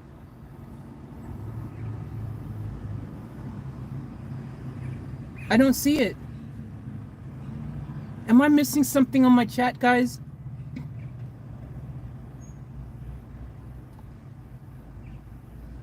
Live chat, make all comments appear. Joseph wrote, did the PayPal go through yesterday from Vic? Joseph, just so you know, no, that didn't go through yet, but Victor already told me, he said that he's got to go into the bank tomorrow for that. So that, in case some of you guys are wondering about that, I know some of you guys are wondering, he sent another comment and told me that's got to go, he's got to go into the bank to organize that. So yeah, so he's going in the bank on Monday for that. So yeah, guys, so all that's happening. So Monday, the bus is getting picked up, and Monday, Vic's going to be going into the bank to sort that out. So you guys have an update. So it's all going down. So it's all happening. I don't know, Victor, though, where this, I'm totally lost, Victor, with this comment. One comment up. Is this not in live chat? Is it in comments of this live? Is it in the comment section? Maybe it's in the comment section.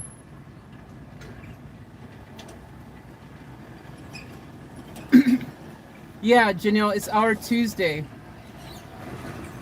Top chat, Victor said. Yeah, so it'll be Tuesday here, Janelle. So it's Monday their time, Tuesday our time. So that means technically Wednesday our time, Wednesday, Thursday our time, which would be Tuesday, Wednesday their time. I should have my bus. Yeah, I'm so excited. Top chat, okay, I'll do top chat.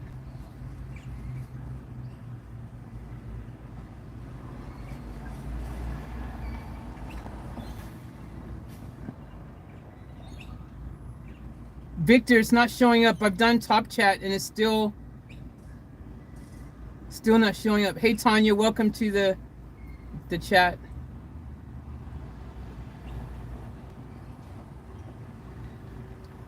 Tanya, you said you have any idea what flying a bus is going to cost? Well, Sir Richard seems to be the one that Victor has organizing all this. So I'm sure that Victor, because Richard Branson is Victor's friend, so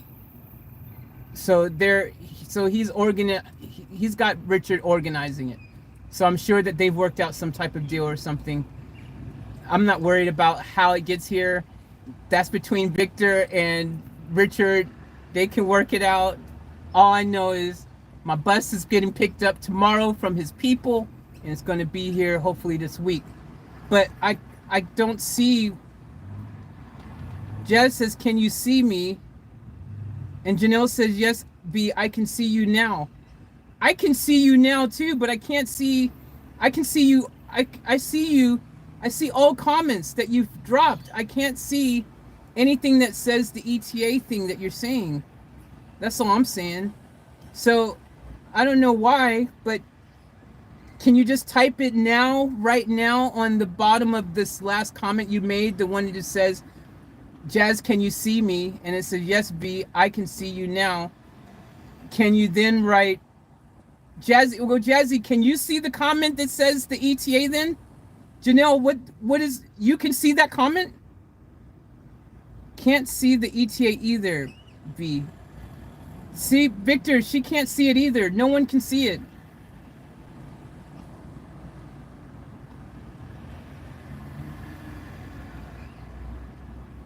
Vic, can you just retype it now at the bottom there? Because it's not shown. I don't know, for whatever reason, we can't see what one that you wrote there. I don't think anyone can see it.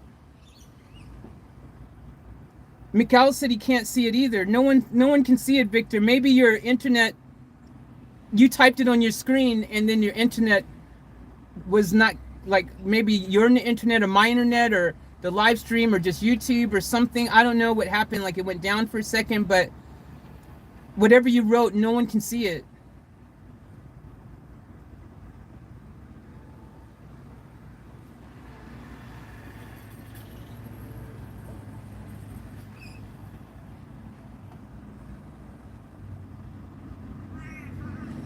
Just posted it again.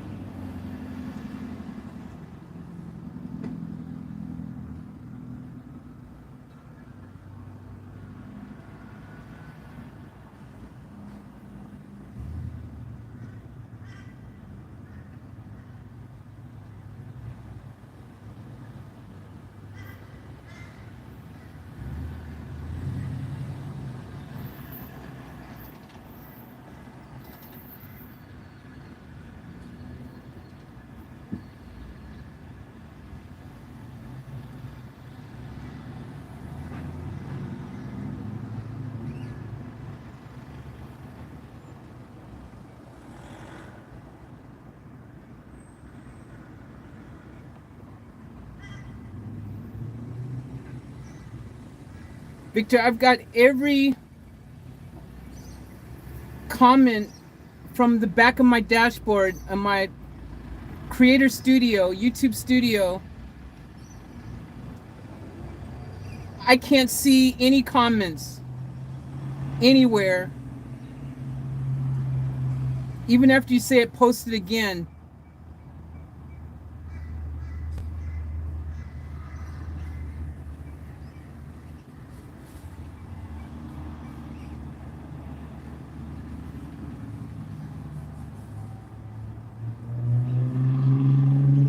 Okay. I can see that one now that you said 10 days to 2 weeks.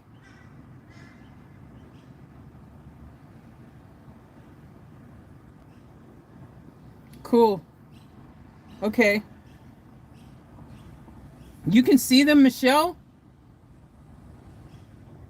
Michelle,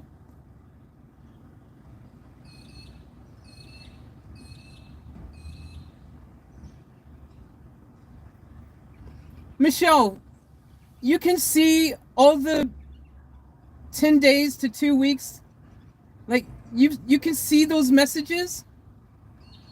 You can see all those dates. Why can't I see them?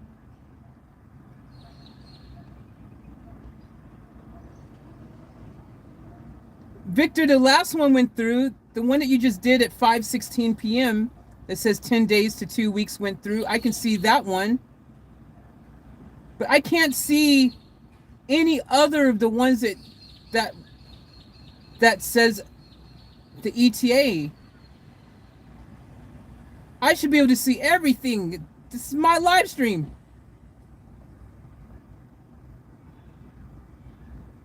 Live chat, all messages are visible.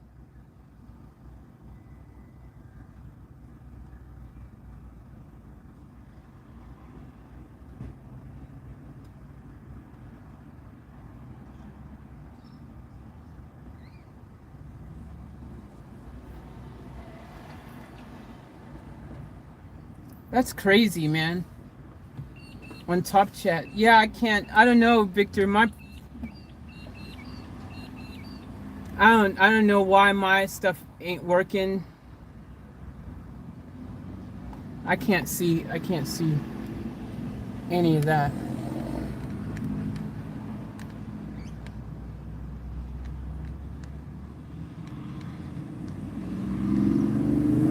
I want to know why I can't see it.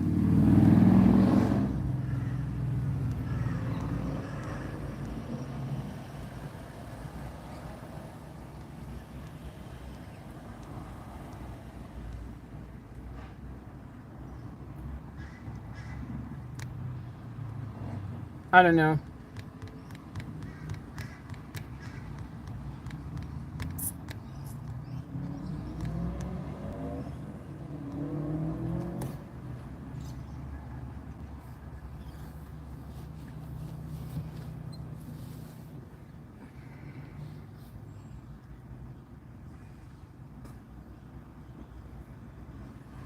Look, guys, Victor.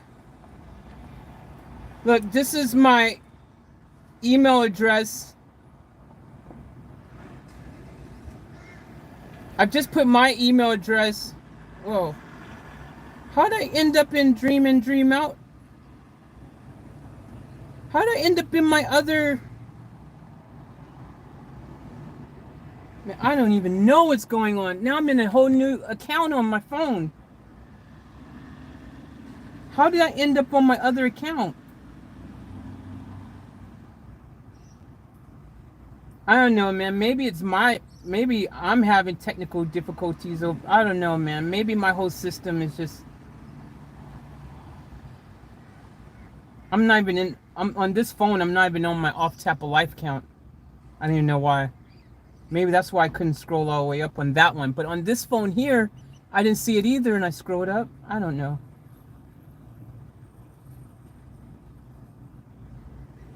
So weird.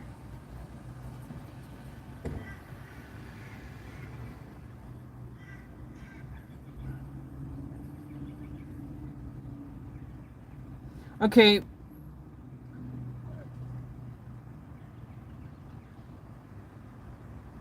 Victor, there's my email address. Right there. That's my email address, Victor. So, Victor, can you send me an email? And I'll reply back, Victor, with my phone number or something. Can we just, I don't know, or email or whatever, but can we just talk? I don't know. I just feel like I want to make sure, I feel like there's some logistics that we need to be planned. It's easier to do outside of a chat, like outside of live stream. I think can you just, can you get in touch with me? And then I can you send me an email directly to my email there, Victor, that I've just put on there, offtaplifeusa@gmail.com. and then that way we can work out the logistics.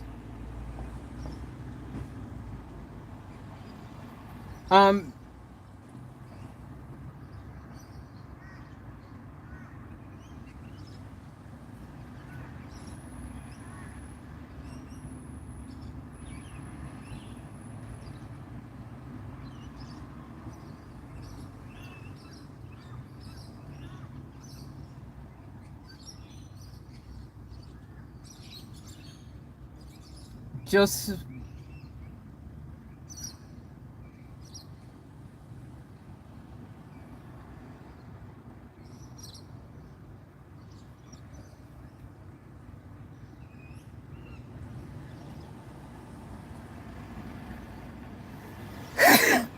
excuse me, allergies.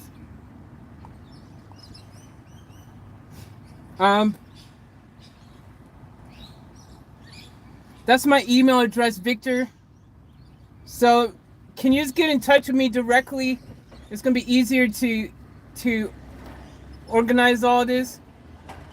It's gonna make everything easier if you could just directly email me, and then we can, you know, keep this all easily organized and planned and stuff, because I'm gonna need, there's things I want to just be on the same page with you on this, so that, you know, I can, there's a lot of stuff I'm gonna have to, from my side, be prepared for as well, because I'm gonna need to pick up the bus, and I'm gonna need to have somewhere initially to park the bus, to store the bus. I need to get a bus license. There's all these type of things I'm gonna need to do. So if you send me an email, Victor, and then I can send you my phone number or whatever, if you want to do the phone call thing, or email, or whatever works for you. Like, whatever is easier for you, I'm cool. I mean, I do realize you're a you know, very big, you know, person, you know what I mean? Like, I get it. So, you know, anything that, any details or information that we have will be completely confidential. Just sent it to you. Okay, thanks, Victor. I appreciate that. That's going to make it easier moving forward, so that, you know, I can organize all this and stuff from my side. Because, yeah, I'm literally going to have to start finding a spot to park the bus and all this kind of stuff. Like, there's things I'm going to have to organize. And you know, I've just got to, I mean, like, because this is, now I got to just, you know, now that, you know, you've got Richard literally picking up the bus tomorrow, and it's going to be here within around, say, 10 days to 2 weeks or something. I'm going to definitely have to get my act together on my side, and find my parking space for the bus. I have a couple of ideas. I know I've seen a couple spaces of land that some people have, where they're, you know, they say, if you've got like a caravan or a boat or all these type of different things, if you need somewhere to park your thing on their land, and they charge you, like, you know, $75 a week or something like that. So I'm going to get in touch with some of these people. I'm gonna try to lock in one of those people, because I need to lock that in now and plan it. And then I need to after that, I need to, well, I also need to get my bus license organized. So tomorrow I'm gonna be making phone calls, find out who's doing the bus licenses around here, who's doing them the cheapest, all that kind of stuff, because I know they cost money to get the bus license organized and stuff. So yeah,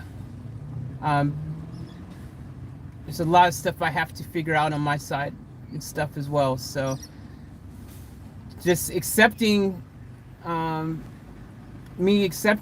know, like, the reality that I'm getting a bus, you know, is huge. My brain is just still overwhelmed with this, and I gotta get my act into gear myself now. You know, like, Richard's picking up the bus tomorrow.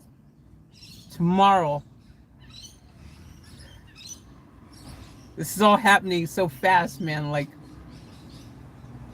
so within the next week or two, guys, I'm gonna have my bus here.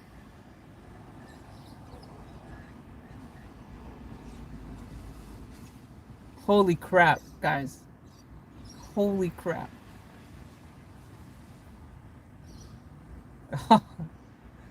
It's overwhelming. Victor, man, shout out, Victor. Thank you. Thank you so much, man. Like, I'm overwhelmed with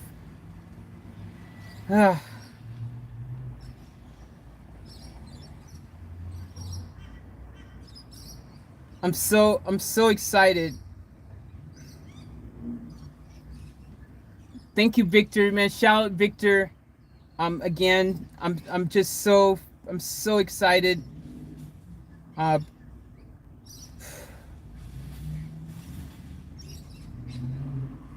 Oh, thank you, thank you, thank you.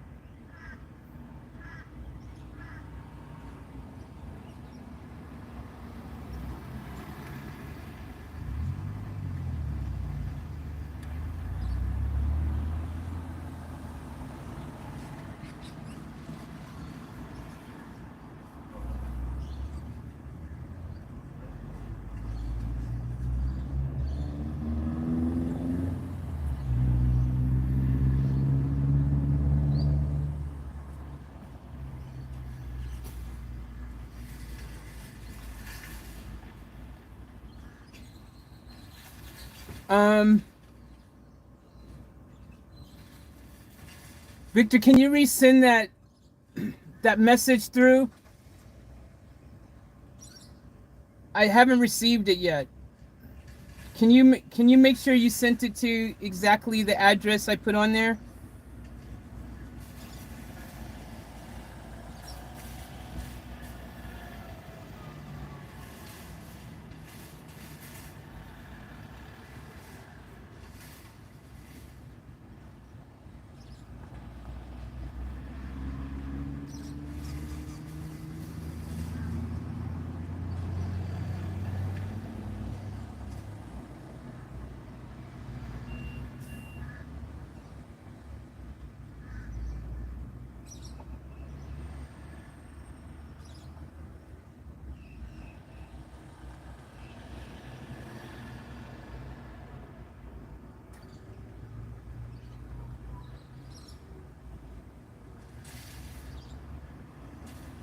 I just put my email address on there again, just in case. Did I spell it? I'm sure I spelled it right. Let me just double check. I put the right address.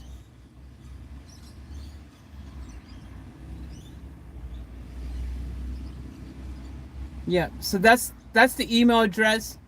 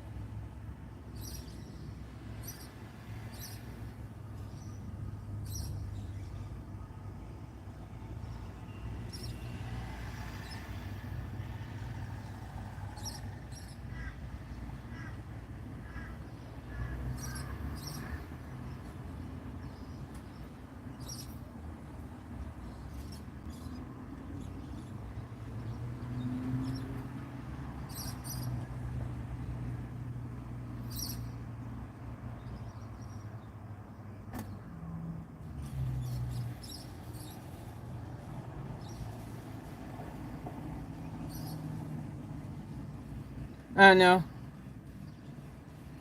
I'll just I don't know. I'll just check my email later. Maybe it's taking a bit of time to come through or something. But yeah, I haven't received the email yet.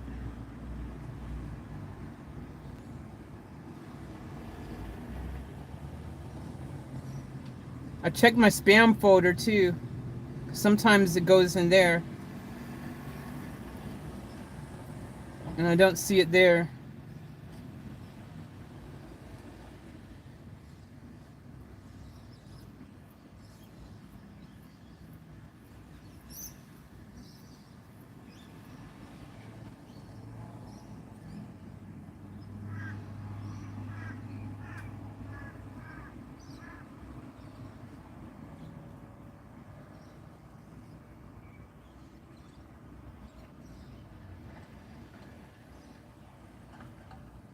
Ah, got it.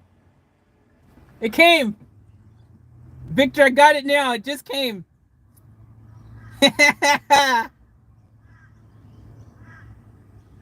Yeah.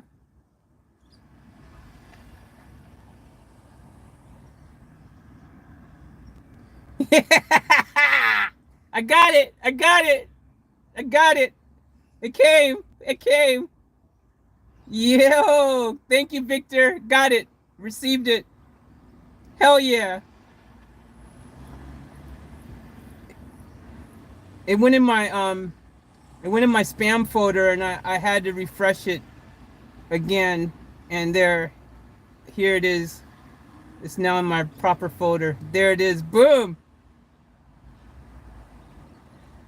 Yep, I got it, Victor. I got it. I got it. You sent it twice. I got it. It's come through finally. It's come through. Yo. Okay, thank you, Victor. I got it. I got it twice. I'll reply back. Awesome. Woo. I've just replied back to your email. I'll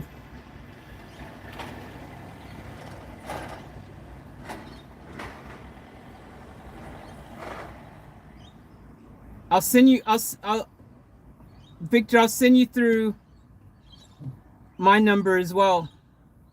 So you got it. So if you need to like directly, quickly get a hold of me, you don't have to wait for email or something like that. Because as we've seen now, email can be freaking slow, and you can just call me instantly. Any info, anytime, Victor, 24/7. If you need to call me quick and say, "Yo, look, Richard says the bus is coming early. The bus is going to be there freaking tomorrow. Freaking whatever you got to do, figure it out. Get to the airport, pick up your bus." Like, I'm going to send you my number. You can get a hold of me super quick at the drop of the dime, 24/7. If I happen not to pick up the phone, like, don't even stress about it. Like, if I see a missed call, I'll ring it back. Because I got your number. I'm going to put your number in my address book. Okay.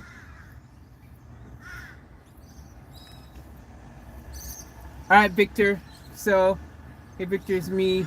Cheers for that.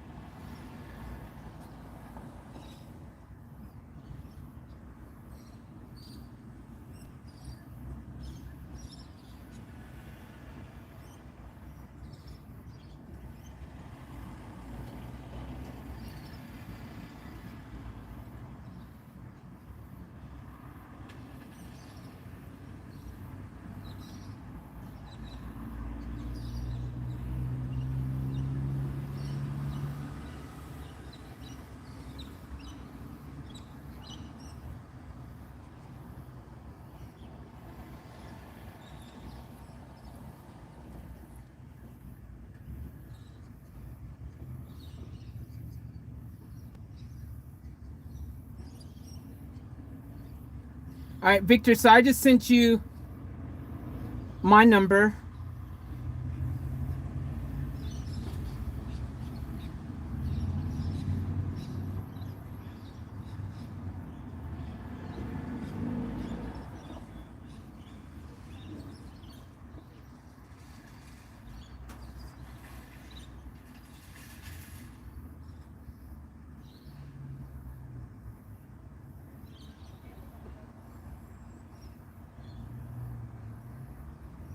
All right, so I've sent you my number, Victor. So you should have received an email from me with my number.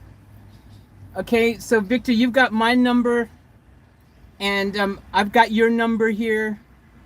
And so we're all Gucci. So Victor, anytime, man, like anytime, you can call me. If you just call me, let me know. Like if you need me to freaking, like anytime, because I know you can only give a rough estimate of the time of when the bus is going to come, and I know you can't know exactly. And Richard might be like, yo, I've got a slot on this plane right here, and I'll slip it on the plane right now. I might be able to slip it on the plane right now, and then I can get get that here another day sooner. You know what I mean? So I just call me, let me know anytime, 24/7. I don't sleep much anyways. Usually I'm only like a 4-hour sleeper, if that. I'm not like a big sleeper person anyways, so chances are I'm probably awake anyways. So yo, hit me up anytime. Let me know if I need to be there. Brisbane Airport is like an hour and a half drive from where I'm at the moment, roughly. Depends on the time of the day, maybe 2 hours, hour and a half, 2 hours, I guess. I don't know, something like that. So just let me know, man. If I got to go, you're just like, yo, your bus is at the airport now. Go, get up and go right now. I'm gonna be gone. Boom. I'm like, okay. Where am I going? Yo, I'm going to go pick up my bus. What do you think I'm doing, dude? I'm going to pick up my bus, dude. I'm picking up my bus, okay? Can you calm down? All right, awesome, sweet.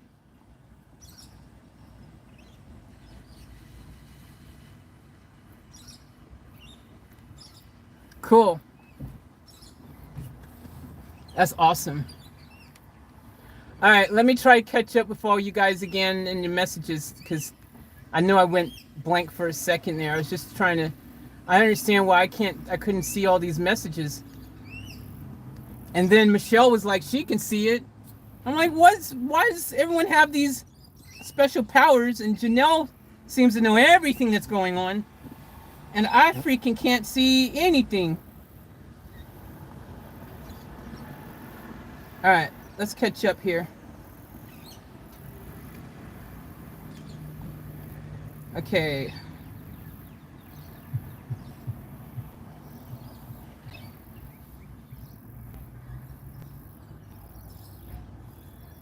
So Tanya goes, you have, oh wait, no, that we already read that one.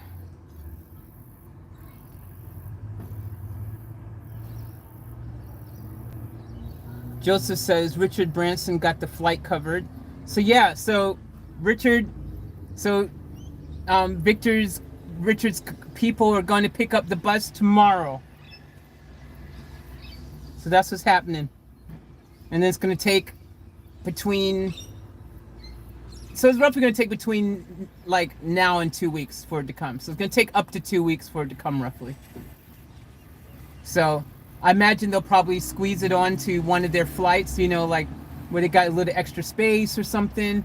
Like, I'm sure they got some deals, they're buddies, man, they're best friends. So I would imagine Richard be like, yo, just leave it with me, I'll pick it up, and then we'll sort it, we'll get it over to Australia. Like, it's coming from the States, so I'm sure there's some logistics, and it's a bus, it's not like it's a car where they can just fit on any plane. I'm sure there's certain planes that they have flying out at certain times, and they got to find the space for it and things. There's like a whole process. There's probably some some whole customs things too, you know, like it's a bus leaving the States coming to another country. So, you know, I get it. I get it.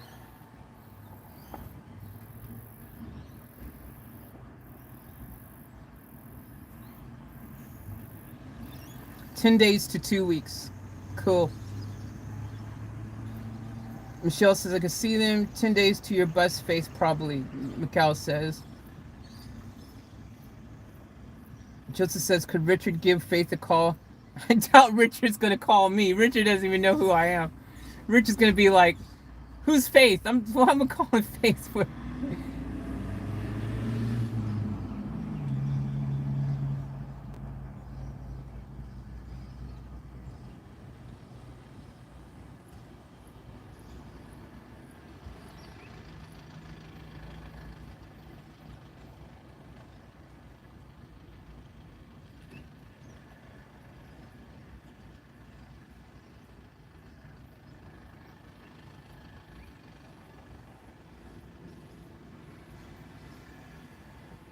Mikhail wrote, Faith, do you have your email in Off Tap Life website? Yeah, I mean, our website, our email is everywhere. Usually in every video description, all my contact details and all the information is there as well.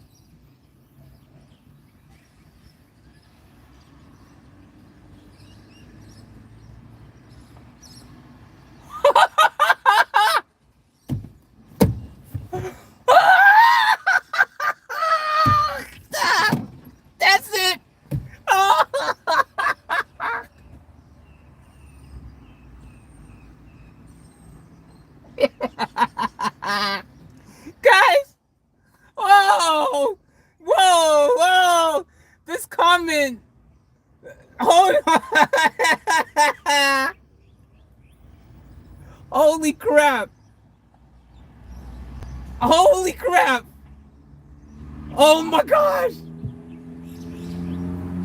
I'll three-way with Richard to you, Faithful Monday.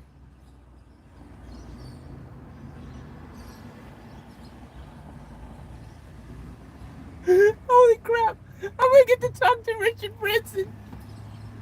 Yo, Richard Branson, guys, is like the cool, like, yo,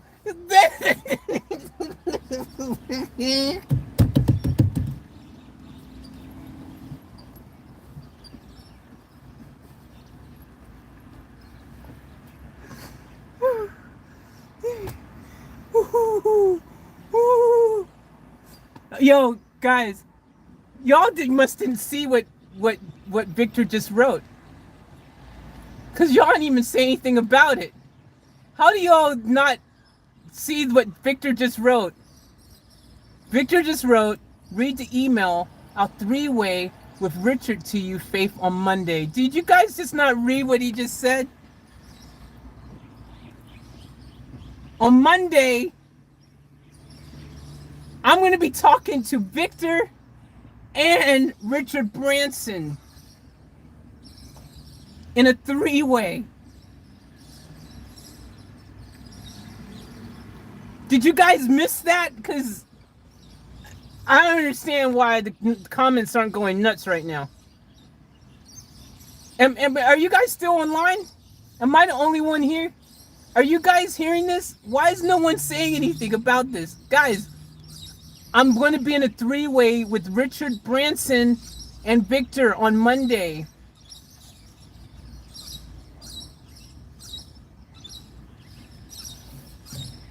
Guys, I'm going to be talking to, is Richard Branson, okay, which richest person is he in the world? Like, he's in the top 10, right? Top 5 or top 10? Richard Branson is like one of the richest people in the world, one of the most powerful people in the world. He's the virgin guru. Like, dude, do you guys know Richard Branson? Like, you guys must not know who Richard Branson is. If you're not excited like me, you can't possibly know who Richard Branson is. Richard Branson is like, he's huge. Richard Branson's huge.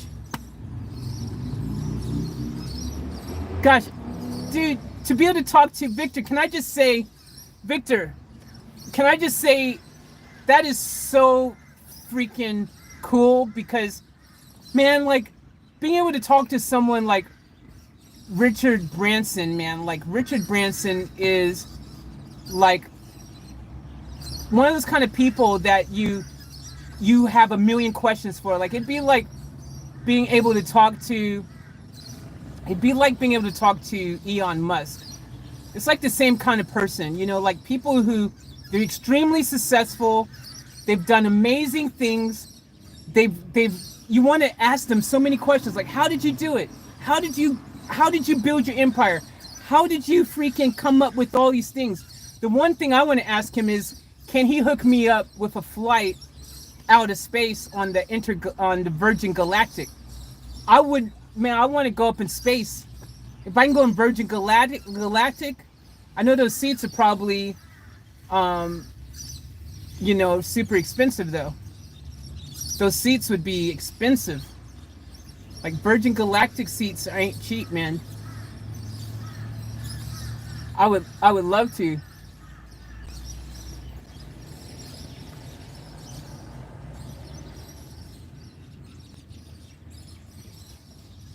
Well, at the end of the day, guys, I'm just like, you know, I feel really, I mean, I guess I'm going to be probably overwhelmed with emotion for a while now. I think you will never, like, this is like that. I feel like Pretty Woman right now, man. I feel like you're pulling up in a freaking DeLorean and you want to talk to me? Hey, I'm just a hooker on these streets. Like, yo, this is my Pretty Woman experience. Pretty Woman walking down the street. Yo, like, this is huge. This is that moment, man. Like, I feel so blessed right now.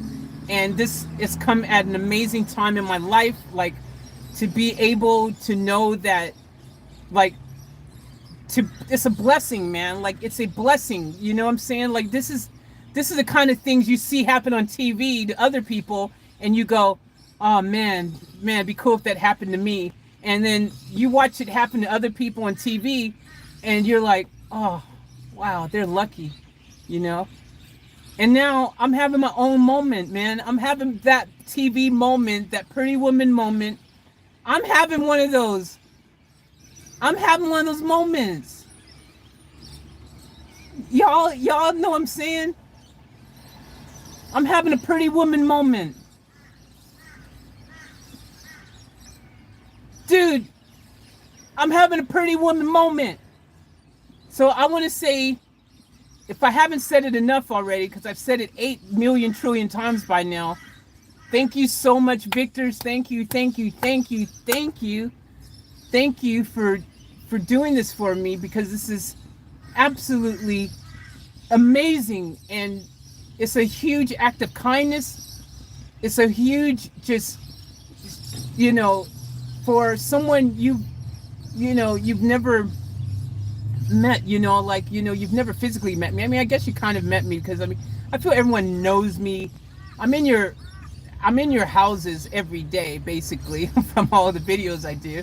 So I know you guys feel you know me, but I mean, you've never physically met me, but you know me from the videos and stuff. But all I'm saying is like, to do something so gigantic for someone on the other side of the world, to, like, I mean, this is like huge. This is more than one thing, man. Like, this is a bus that Victor is generously giving me. A bus that he doesn't have to give me, but is sitting in his backyard doing nothing. I can benefit from this bus. It's going to be so helpful for me. It's going to be great. Imagine me having a bus that I can live out of, that has a shower, dining room, kitchen, bedroom, all these different things. That's going to be able to be my home, guys. That's going to be my home. And that home, I'm going to be able to keep and move to other places. Like when I get my plot of land eventually at some stage, you know, my little block of land, I'll be able to park my bus on there.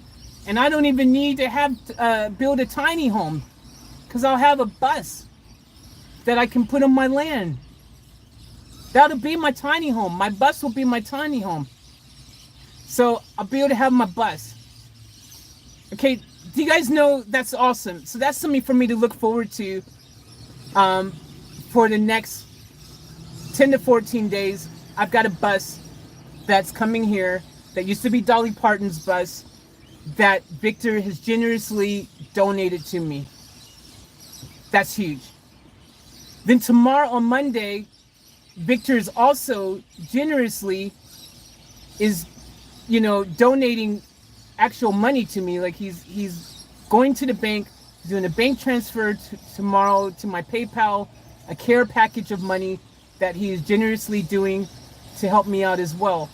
So in the immediate, he's helping me with that financially, which is great, because right now, as you all know, I'm struggling. You know what I'm saying? I like trying to figure out how to fix the freaking van and all that kind of stuff, you know. So he's helping me with that, like huge, you know, generosity there as well. Then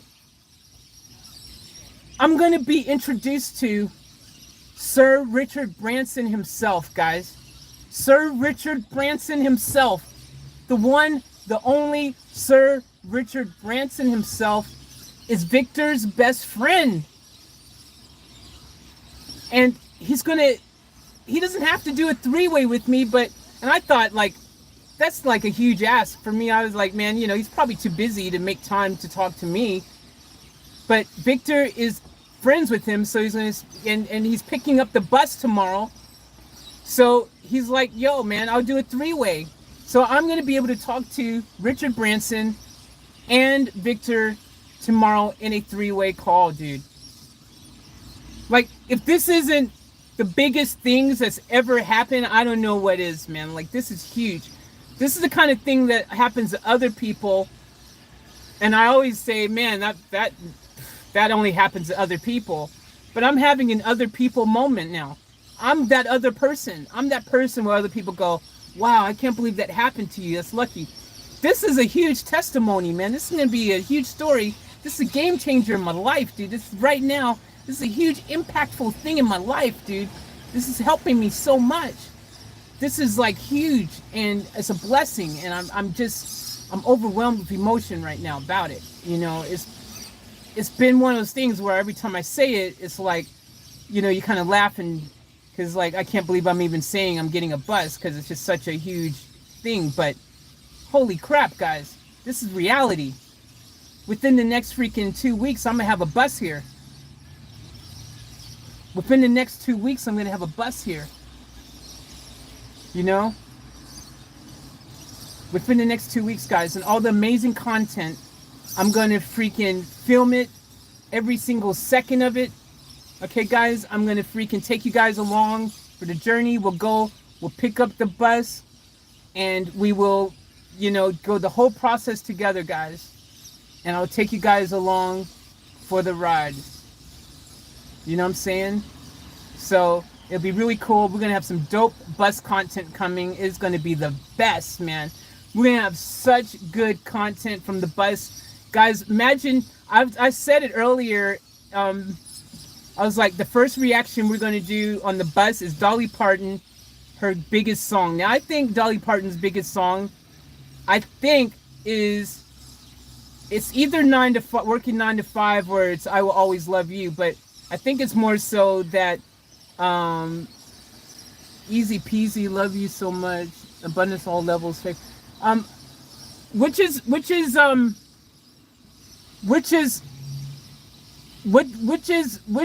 the Dolly Parton's biggest song? Well, which is her biggest song? Is it I Will Always Love You, or is it Working 9 to 5? Or is there another song that was bigger that I don't know about? Because I'm telling you right now, we're going to be rocking Dolly Parton hard. All right. Yo, Dolly Parton, what's up? Can you believe the energy in the bus? Check this out, guys.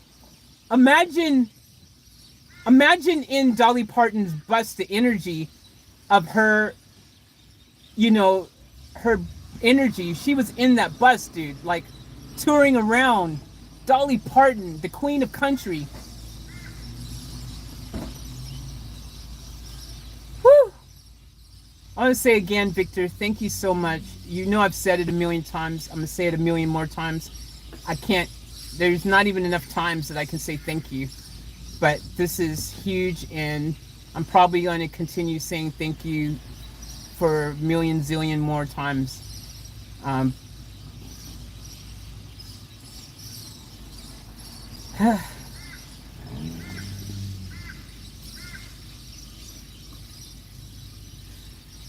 What do I say, guys? Alright, I'm going to try to catch up with these comments again. I will always love you. I think that's the biggest one, too. Let me catch up with your comments, guys. I'm going to go back through here.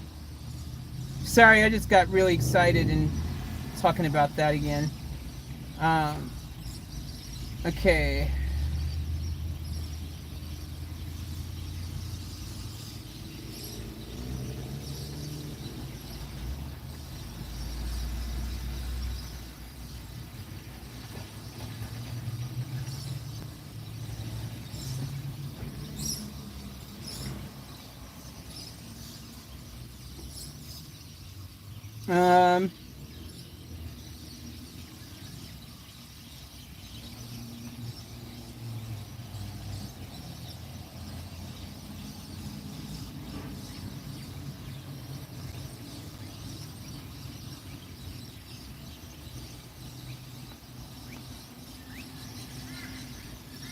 Trying to see if I'm pretty much caught up, it looks like.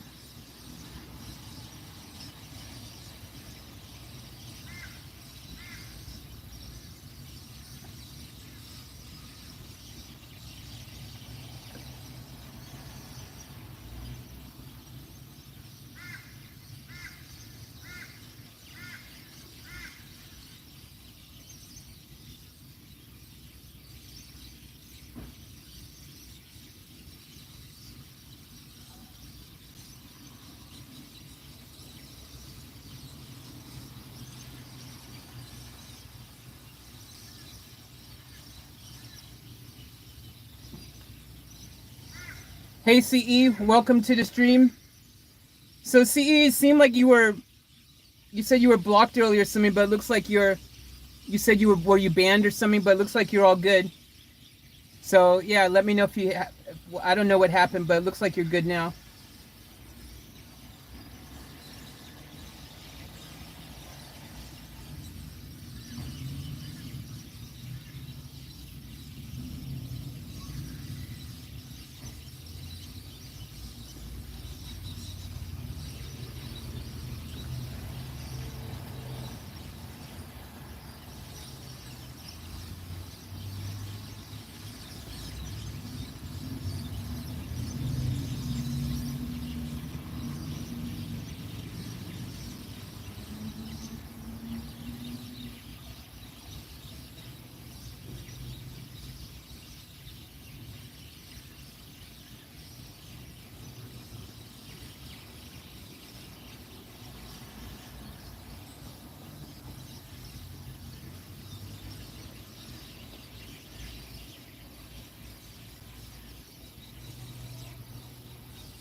Well, obviously, like Janelle said, apparently being able to talk to someone like Victor is if effing king amazing as well, Faith, LOL.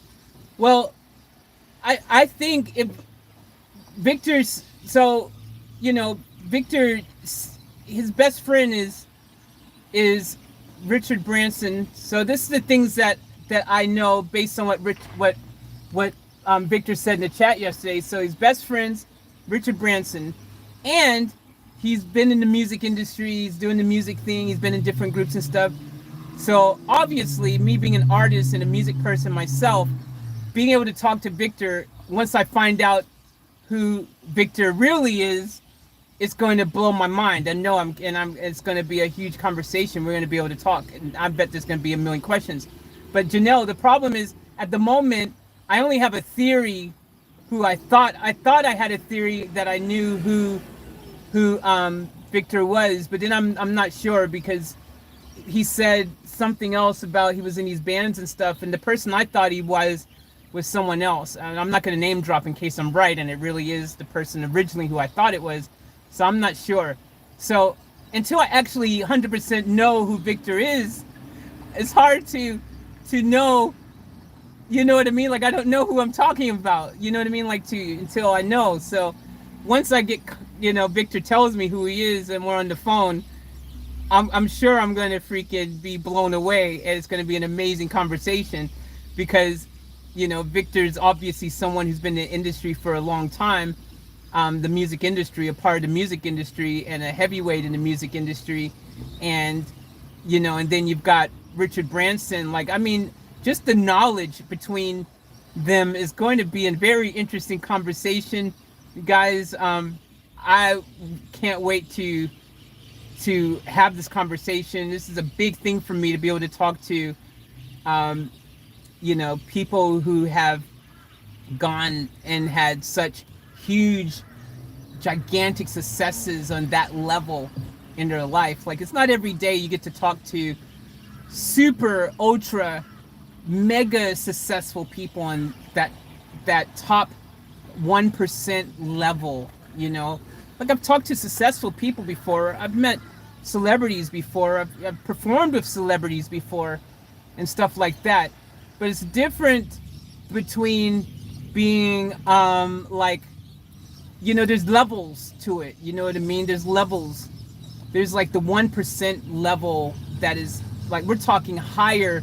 Richard Branson isn't even like, he's above like Beyonce and that level. Like, he's on there's a whole nother level of celebrity, So this is huge. Like, my mind, I'm just trying to even comprehend what I'm about to experience, because this is going to be gigantic thing like ever.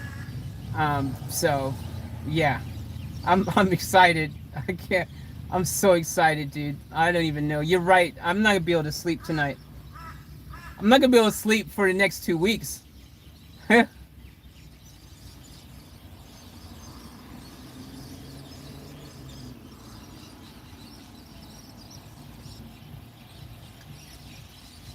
Oh, so awesome.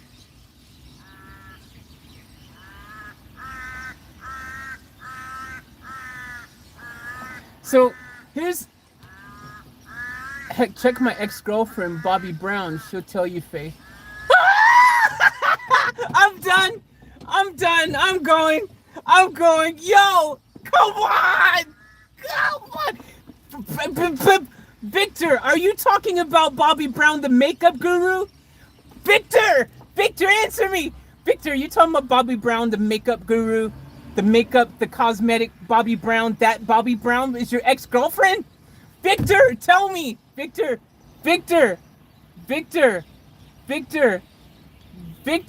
tell me. Victor, you talking about that Bobby Brown? Hold on. Are you talking about that Bobby Brown? Victor, is there another Bobby Brown? There's no other Bobby Brown. I mean, there's Bobby Brown the guy, and I'm sure you're not talking about Bobby Brown the guy. Bobby Brown, the makeup person. Bobby Brown. Guys, you guys know Bobby Brown? Oh, she's freaking huge. Dude, that's your ex-girlfriend?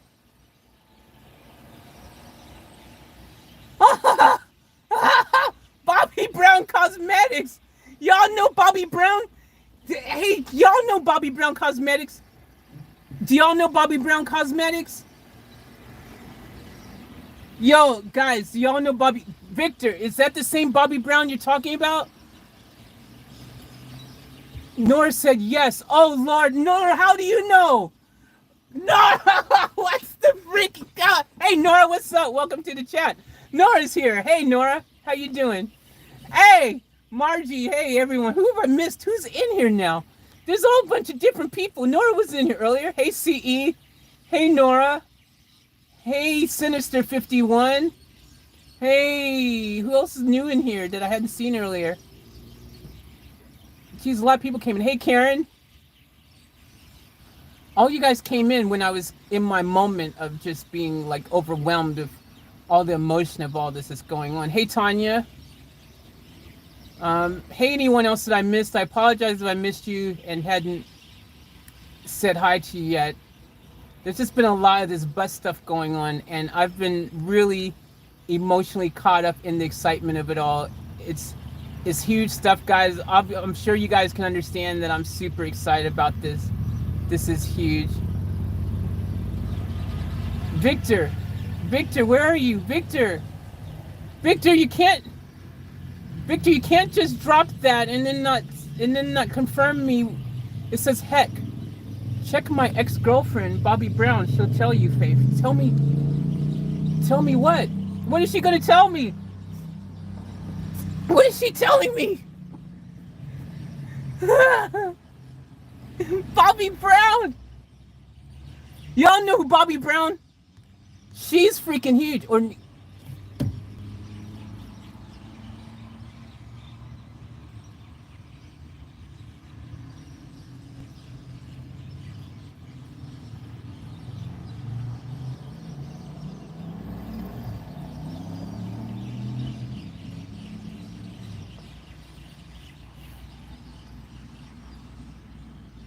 oh, wow. Victor, you just dropped Nicole Scherzinger. Nikki Scherzinger. Wait, are you talking about Nicole Scherzinger? As in the Pussycat Dolls? Victor, are you talking about Pussycat Dolls? Is Nikki Nicole? Is Nicole Nikki? Is this sweet? Victor, are you talking about Pussycat Dolls? Are you talking about Nicole Scherzinger from Pussycat Dolls? Do you call her Nikki? Is that her nickname? Is anyone call her Nikki? Is it Nicole or is it Nikki? Is Nikki someone else? Is this... Oh, Lord! Dude, if you're talking about Pussycat Dolls, Nicole Scherzinger, dude, I freaking love her, dude. She is absolutely incredible. Dude, is she your ex too? Is she your ex too? Yes, Faith, she's an ex. Oh!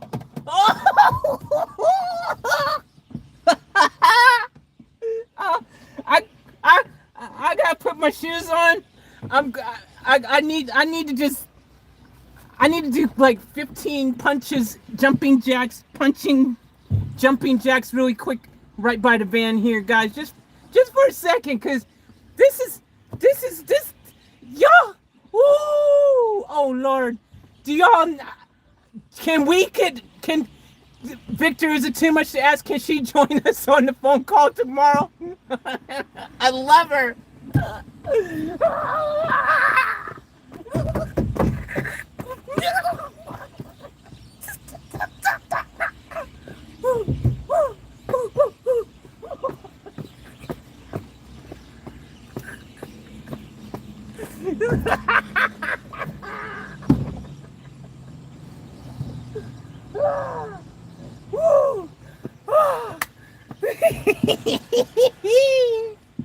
Yo. Hey, please, can we please, can I talk to Victor at some stage? Let me talk to Nicole.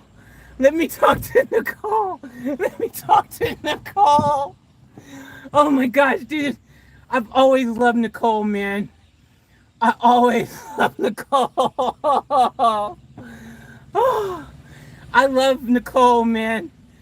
Oh, guys, Nicole, man, Pussycat Dolls. Don't you wish your husband was hot like me? Don't you wish your brother was freak like me? Ah, don't ya? Woo-hoo-hoo! Oh, Pussycat Dolls, man. Pussycat Dolls, best ever. Nicole is one of the greatest singers. I love Nicole, man. Victor, why would you break up with her? What happened? Victor, why? Can you get? Are y'all still friends, Victor? Victor, are you and Nicole still friends? Do y'all still have dialogue? Do y'all still talk? Can you like you got her like dialogue with her still? Man, I would love to talk to her, man. Jeez. Nicole, man, is so awesome, man. Or Nikki. I like how you call her Nikki. Jeez, dude. Nikki, man. It's hard to breathe right now, guys. Oh my gosh, man. Oh, my throat hurts to be, like, I just yell too much and stuff. And let me catch up with your comments, guys. Sorry, I'm just, oh man, Victor. You want me to have an X on phone? Yes, I'm never able. What did you say? You want me to have an X on phone? Yes, I'm never able to go in public with my history.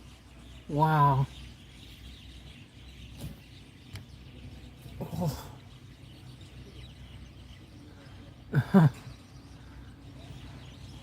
Nah, I mean, that's cool. I understand. I wouldn't want you to. I mean, it's your ex, man. Like, I get it. I just always liked her. She's one of my favorite. I just always loved her, man. She's just so cool.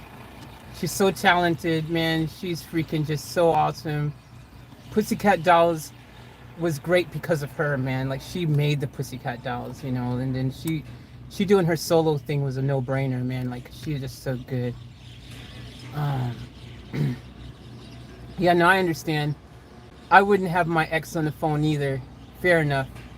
That would be a very, very freaking, yeah. Any of my exes, I wouldn't want on the phone either. I get it. You want me to have an ex on phone? Yes, I'm never able. Oh, what is that? Get out of my car. Oh. Oh. Oh.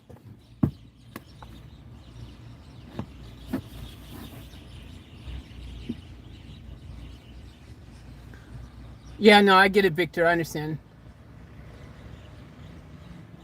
No, Victor. No, all good. All good. I'll see about getting her to call you disrespectful to my new lady. No. All good, all good, all good. All good, Victor. I don't want you to disrespect your new lady. Don't do that. That's disrespectful. No, not at all. Not at all. Don't do that. It's all good. It's all good. I was just a little excited for a moment because I've always liked Nicole. Secretly, maybe, maybe I had a little crush on her. I'm just saying, maybe a little bit. I always try to figure out how I could get a hold of her. I'm just saying, because Nicole, she is freaking awesome. I just felt like sometimes when she was singing, "Don't you wish your boyfriend was hot like me? Don't you wish your girlfriend was a freak like me?" And she's singing that song, "Don't ya?" And I remember just kind of being like, you know what, Nicole, now that you mentioned it, yeah, I do.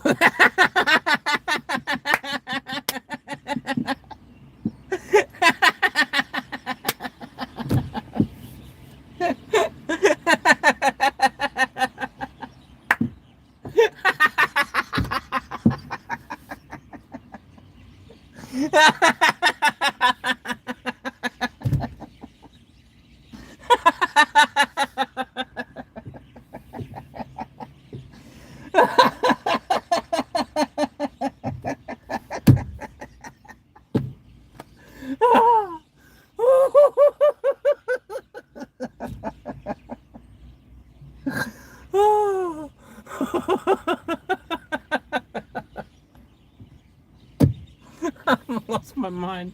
Oh, Lord have mercy. I'm broken, guys. I'm sorry. I think I broke myself.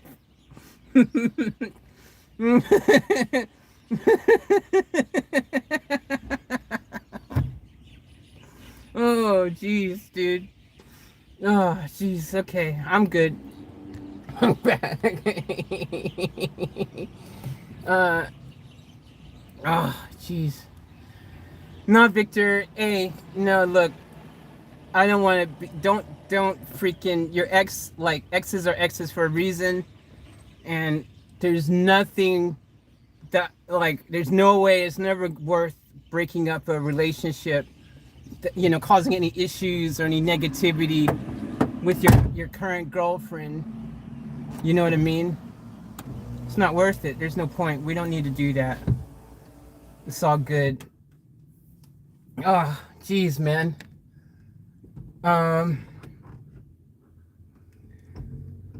Whew.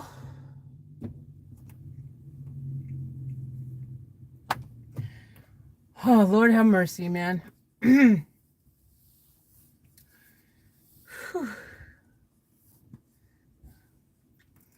I feel like I've just freaking like boxed with Tyson for 10 rounds. I don't know. I would imagine this is how that would feel. This has been a crazy, crazy couple days, man. Crazy couple days, guys. Whew.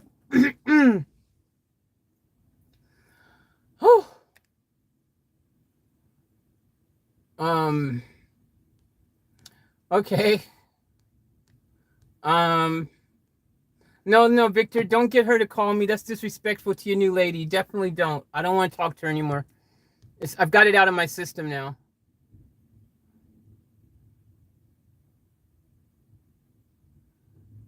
Just not on chat. Taylor can tell you who I am also. Taylor who? Taylor who? Who's Taylor? Who's Taylor? Who's Taylor, Victor? Who's Taylor? Now you do. Oh, Lord. Victor, who's Taylor? If I swear, if you say Taylor Swift, I'm done. If you say Taylor Swift, I'm done. I can't handle this no more. I can't handle. I'm gonna pass out, dude. Don't you say Taylor Swift? Do not say Taylor Swift, Victor. Do not say Taylor Swift. I swear, do not say Taylor Swift. Please, please don't say Taylor Swift. I can't take any more of this, Victor. This has been already emotional, freaking 48 hours for me. You're making my emotions freaking just. Don't say Taylor Swift. Please don't say Taylor Swift. Man, I'm scrolling down reluctantly. Don't you say. Oh, good. Cool. Thank you. Oh, Lord knows. If you said Taylor Swift, I was done. I couldn't handle it. I just couldn't handle it, man. I thought for sure you were going to say Taylor Swift, too. I thought for sure you would have said Taylor Swift because she's country. Well, she's kind of, is she country really now? It's argumentative whether she's technically country. I mean, she started out country, but, you know, but I feel like if, you know, you roll in with the Dolly Parton circle, the Billy Ray Cyrus circle, Billy Ray Cyrus, Miley Cyrus, you know what I'm saying? Taylor Swift would be in that same. So I thought definitely you were going to name drop, you know, Taylor Swift. Whew. Good thing you said Taylor Morrison, lead singer for the Pretty Reckless, because that has not made me get losing my mind because I don't even know who that is. So. Joseph said, good night and God bless, brothers and sisters. I need to go to my happy place, Taylor Swift. No, I thought he was going to say Taylor Swift, Joseph. He said Taylor Morrison. Thank you for dropping in, Joseph.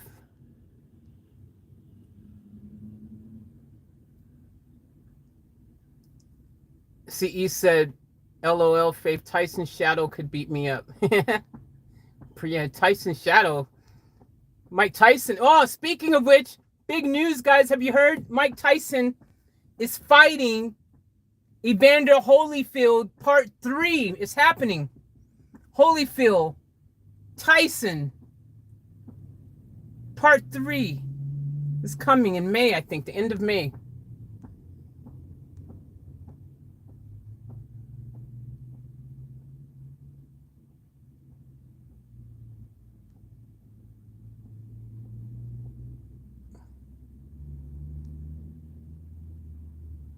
What, CE, what are you saying? I know Victor is. It's Ryan Upchurch. CE, you think Victor's Ryan Upchurch?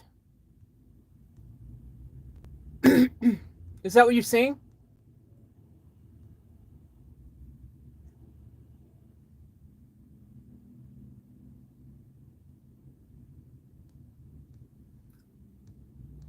No, I don't think Victor's Ryan Upchurch, because Victor said in his messages yesterday in the live chat, he said, "Oh, look, a bus!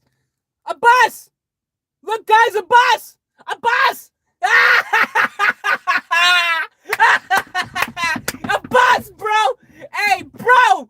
Bus buddies, let's go! Hashtag bus life, let's go! Let's go, bus life! Let's go! Yo! Yo, that's gonna be me, dog. That's gonna be me with the bus rolling out over there. Yo, look, you see the bus, guys? Look over there to the left of your screen, there's a bus. I think my bus is gonna be bigger though, because Dolly Parton's tour bus, I bet's bigger than that bus, but still bus. We're still bus lifers. Bus family, let's go. He's circling back around. That could be me, guys. That could be me very soon, in 2 weeks. In my bus, trying to find somewhere to park my freaking bus out near the shopping center. I'm be like, yo, y'all, man, I'm trying to freaking park my bus. Let me go ahead and try to park my bus. He found a park. He parked up in the front there. Hey, let's go ask him what it's like having a bus. I'm going to go talk to him. Let's go talk to him. I'm going to go talk to him, guys. We're driving over. Our mission, this is an opportunity. There's not many people. Oh, shit. I'm about to drive over a curb. Oh, Lord, I'm too excited. Ah! I'm going to talk to this guy if I can. I'm trying to get over there, guys. Operation, talk to another fellow bus person really quick. Oh, Lord.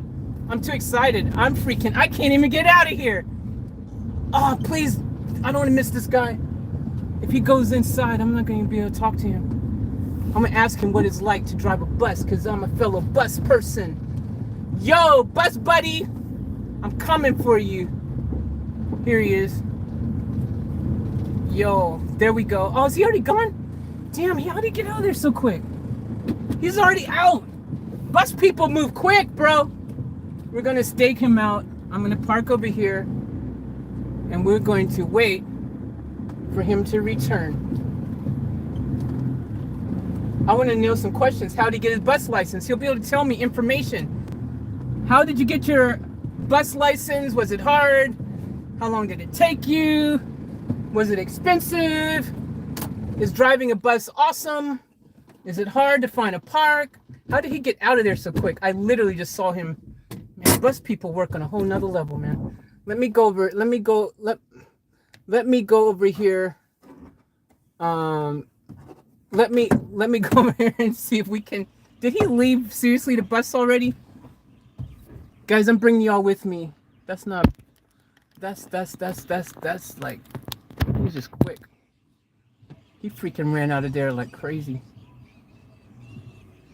Every time I see a bus from now on, I'm gonna get super excited. He left his lights on though. I mean, he must have been in a hurry.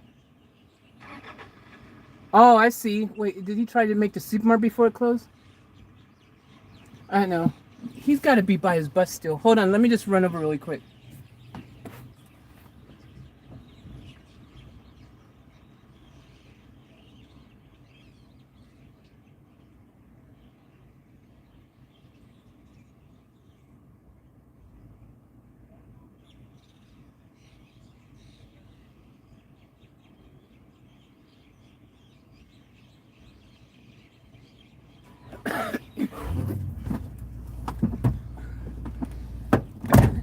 That guy freaking jet quick, man. All right, so we're going to wait for him to come back out, and we're going to ask him all the questions. We'll ask him all the questions when he comes back. I'll be talking to him. Is that him there? No, I don't know. He left his lights on. He must not be worried about his battery going flat. Now, I didn't knock on the door because He's not in. He can't be inside. I'm looking. I can see in his bus. He doesn't even have any curtains. Oh, well, all of his curtains are open if he has them in the front there, in the back part. I'm sure. Dolly Parton's bus is gonna be bigger. Just so you guys know. I already. Victor, can you send me a picture of my bus?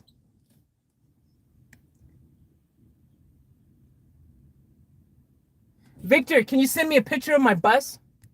Email me a picture of the bus. Email me a picture of the bus if you can. That'd be freaking awesome. So I can already start visualizing planning. I want to see how big it is, how long it is, how wide it is. I can like figure out, start planning. I don't know. Well, it's already fitted out, so I'm not gonna have to do much, but this is awesome. Is that him? Is that the bus guy? Oh no, that's a different guy. They're giving him free bread. Look at this guy here. Y'all, let me show y'all what's happening. That is, where's this guy taking his bread at? Man, I'm gonna ask this guy. Why are they giving him bread? Let's go find out. Guys, we're gonna do some reconnaissance. It's time to take our show on the road. Let's go.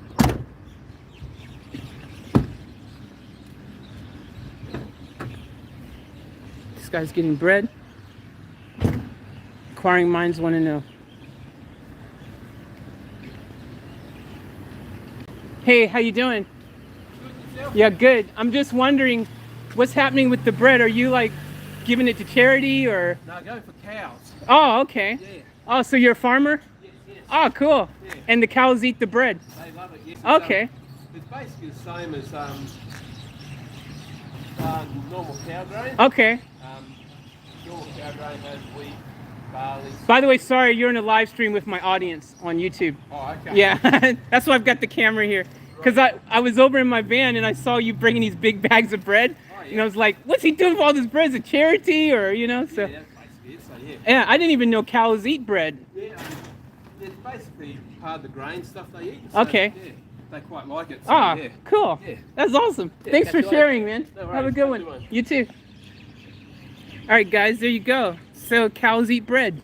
I bet you guys didn't know that.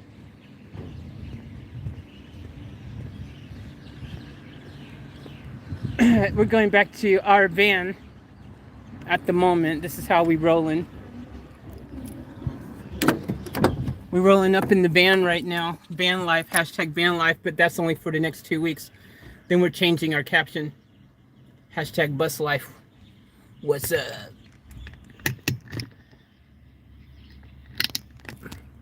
Where'd that guy at the bus go? Alright. Whew. Good times, family. Good times. Y'all heard about the... Did y'all know that cows eat bread? I bet y'all... Who knew that cows eat bread? Right? CE? Like, no one knew that. No one knew that cows eat bread.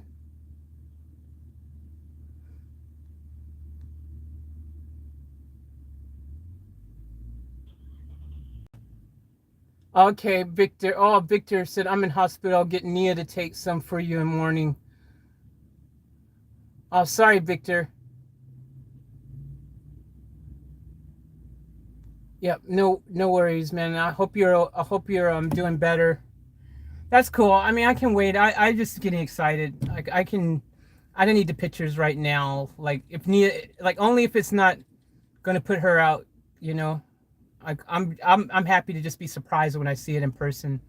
The first. There he is. Bus guy's back.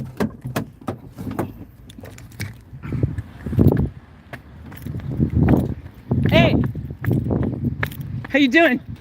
Sorry, you're on my live stream just for a moment, only because you've got a bus, and I'm getting a bus very soon, and one of my subscribers is being very generous and hooking me up a bus. I'm doing the hashtag van life thing. You're living out of my van over there, and I was doing the car life thing before. Now I'm graduating to bus life. Have a look inside. Could I? Yeah. Holy crap! Thanks, man. I appreciate it. That is so cool.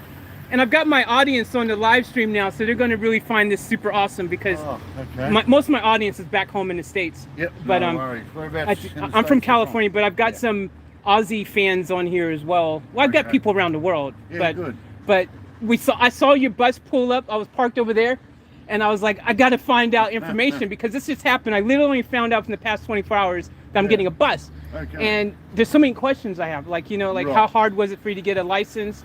Oh, car license. You can use a car license Car on yours? license, yeah, done. Oh, Yeah, because it's not like usually they're a 21-seater. Yeah. I believe, but this has only got 2 seats, okay. driver and passenger. Oh, All rest so that's is the living, loophole. So it's 2 seats. So if you take the other seats out, Yeah, you're well, technically loophole. It's a well, you two-seater. want the seats out because you want to live Exactly. in it anyway. So Well, the van I'm getting, Yeah. I mean the bus I'm getting, it actually has no seats because it has a bedroom, dining, kitchen, all that stuff in already. Yeah. It's a old tour bus. It used to be Dolly Parton's tour bus.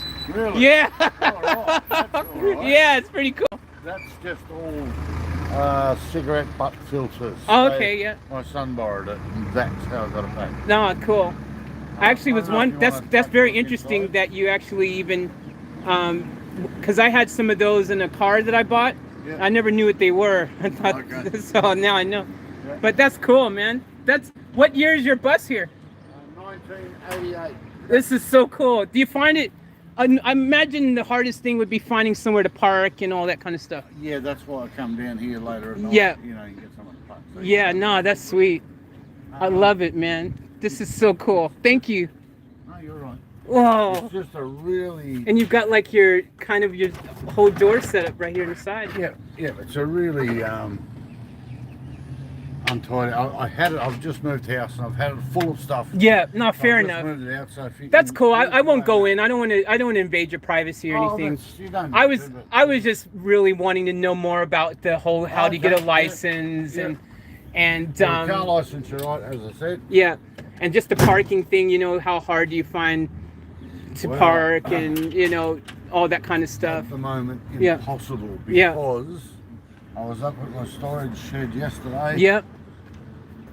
And I had to leave the bus pretty much in the middle of the road, Yeah. storage sheds either side. And this car just come through and didn't stop, just smashed my mirror. Oh my gosh. And kept going. By the time I got back in the bus, he was out of the yard and gone. Oh geez. So, number one, make sure you've got a decent set of mirrors. Yep. Okay. These are freaking hopeless. Yeah.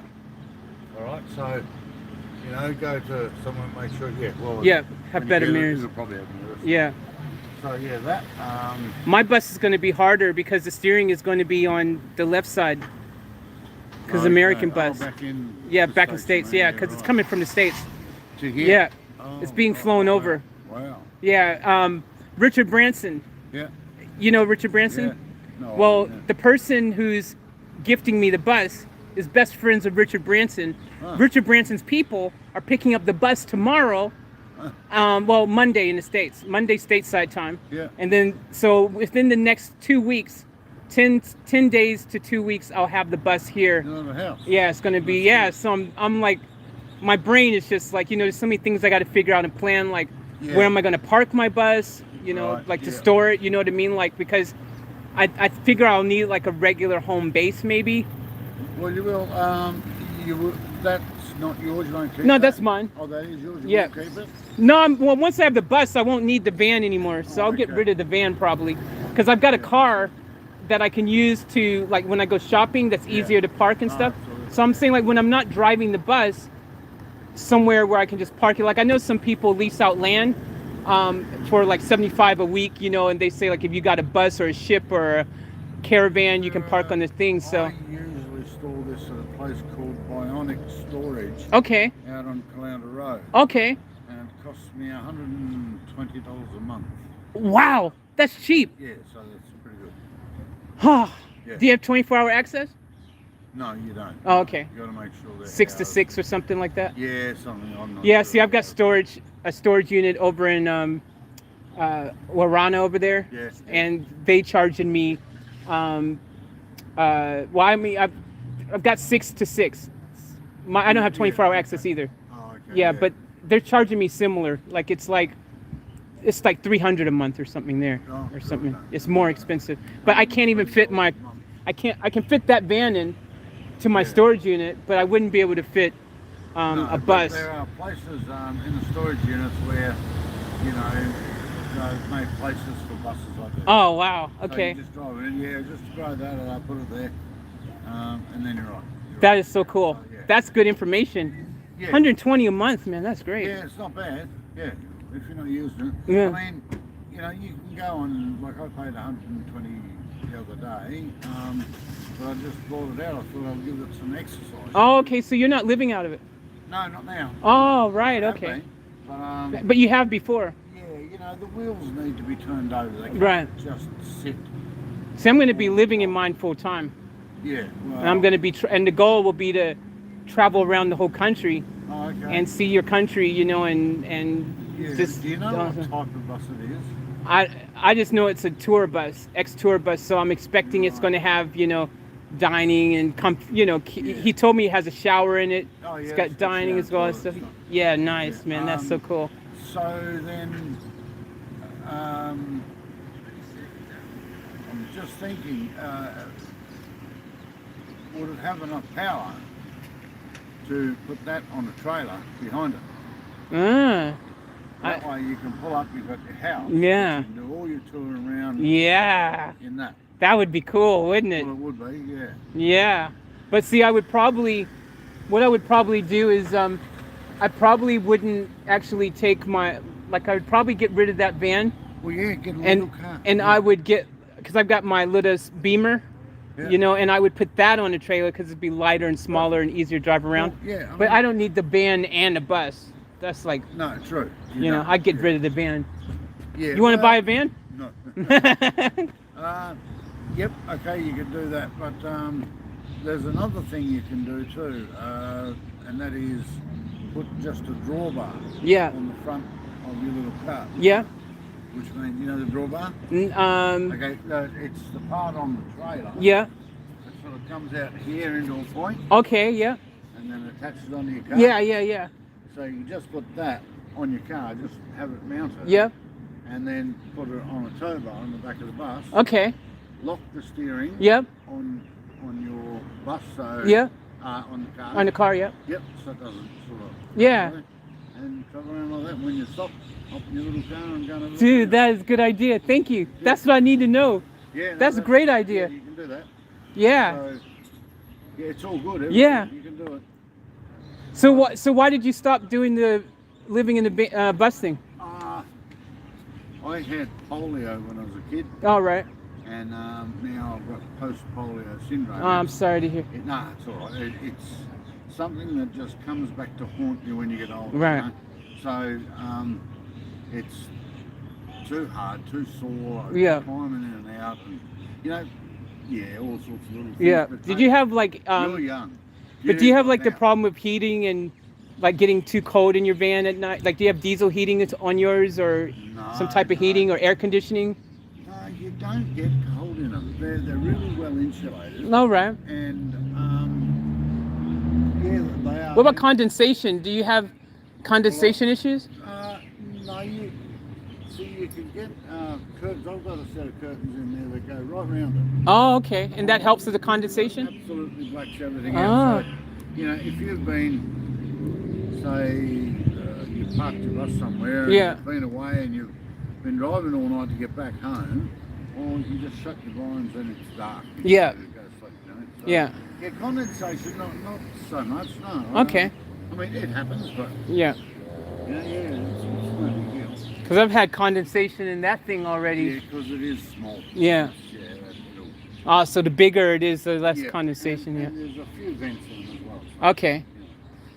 No, awesome. Look, thank you for taking the time, man. I really like super stoked. And that information you just gave me right now is priceless. Yeah. Because you just solved two of my biggest issues. Driver's license Yeah. and where I was going to store it, like if I needed to Right. park it and Oh, store well, it somewhere. there you go. Both of those things, Yeah. thank you so much, Yeah, man. Just watch out. Yeah. You know, there's freaking crooks everywhere. Mm. So just watch out that you don't like they see you're American or a foreigner, Yeah. whatever. Yeah. You know, oh yeah, strip her off. You know, so just what you probably just say. Yeah. No, I've heard they're $130 a month, and that's Yeah. what it is. Yeah. 120 or 130. It's one of Yeah. the two. So be careful of that. Okay. And usually people who buy it was great. They just get there, put it in 121. That's awesome. So you'll be right. That's a great price. Yeah. Hey, by the way, fuel. How is your bus on fuel? Okay. It's a diesel. Yeah. Full cylinder. Okay. No turbo or anything. Yeah. But it's good. See, they're really slow off the mark. Yeah. You know, How many speeds is it? 5. Oh, it's 5. Okay. Yeah. Yeah. So they're really slow off the mark. So when you get up to speed, you know, you get it on 100, 110 k's all day. Yeah. Okay. Oh, so to get up to Cruise speed. the highway. Yeah. It just they're a bit slow getting At to the mark. 110. Yeah. But when they get there, they're right. Okay. Yeah. All right. Well, thanks, man. Oh, and Yep. sorry, get a Toyota if you can. Oh, well, I have no choice. The Yeah, bus is a gift, so whatever it ends up being, that's what it is. Write my phone number down and please Ah. send me a photo of it. Yeah, that'd be awesome. Let me just put your name in here real quick.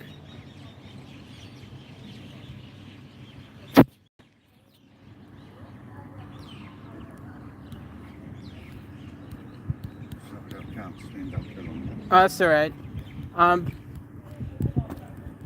Do you think if I gave you my number, could you text me? Because I can't get my out of the live stream now. Just call me. Yep, And okay. I'll have it there then. 0439. Sorry. I have no way of holding. I've got no way to. I can't get out of the live stream. Sorry. Hold on. Let me get my other phone. Yeah. All right. Hopefully, if you're quick, this phone will hold the charge, and I'll be able to store the number. So, what is it? Okay, 0439. Sorry. Okay. 04. 39. Yep. 914. Oh, sorry. 0439 Yep. 914. 914 803. 802 3. 803. Yep. And what was your name? Wayne. Wayne. Nice to meet you, Wayne. My name is Faith. Actually, yeah, a lot of people just call me Tracker. Tracker. Okay, That's cool. the Tracker. name, So 0439 914 803. that's it. All right. Cheers. Thanks, Tracker. No worries. All the best. You rock. Thank you. See ya.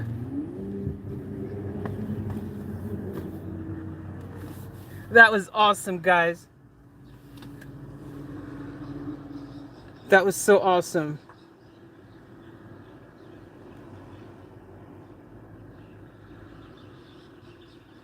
Hopefully this phone doesn't cut out. It won't hold a charge. I'm trying to save this number.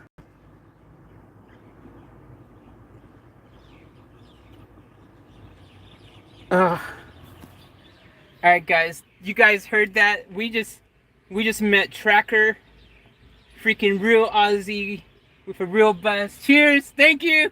All the best. Yeah. Thank you. Drive safe. Awesome. Freaking awesome.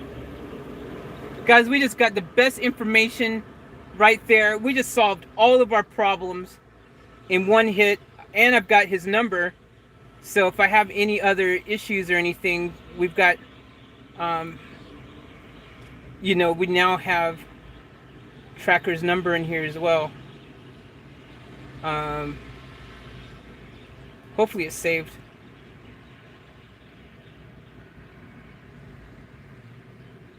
All right, so guys,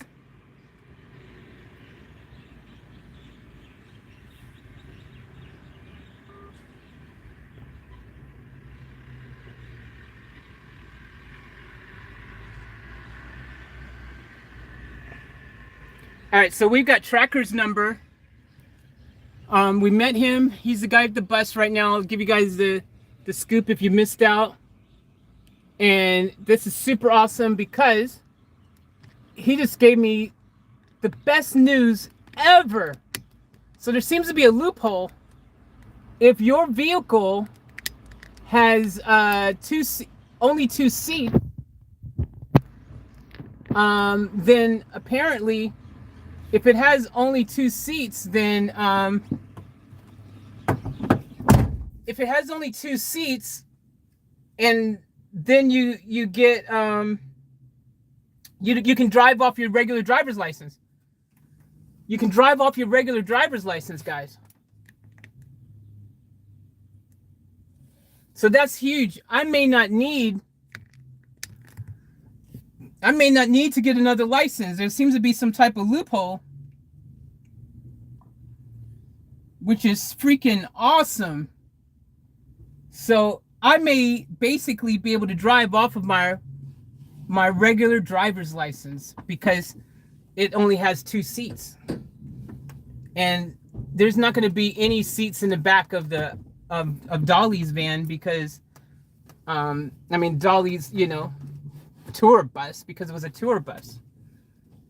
So it would have, Victor already said, it has shower, dining room, all that kind of stuff.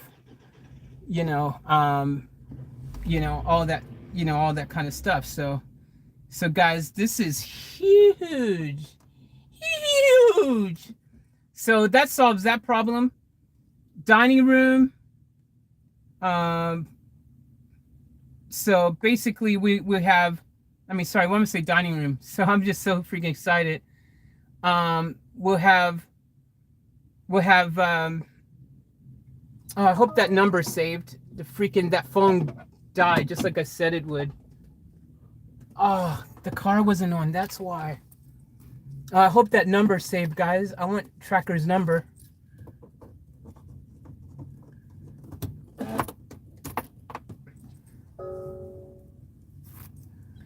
Okay.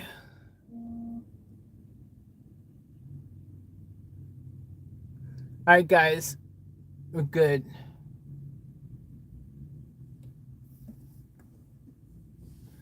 Woohoo! Guys, so, okay, parking too.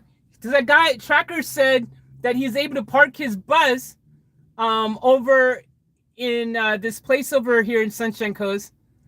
They're only charging him $120 a month.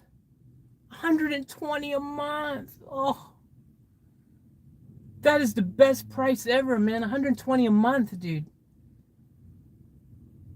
$120 a month for parking a bus. That's like what? $120 a month. $40 a week, $30 a week.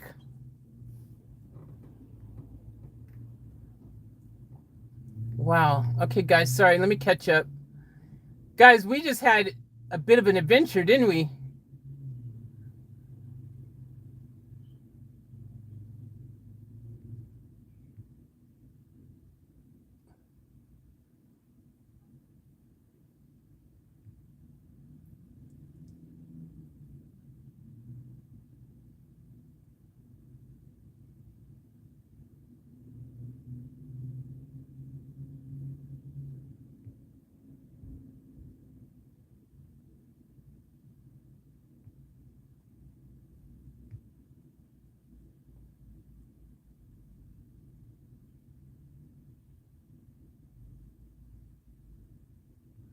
That guy was super helpful, super cool.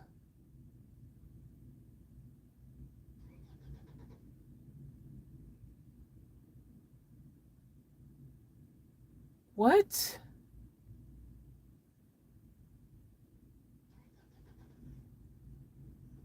What are you guys...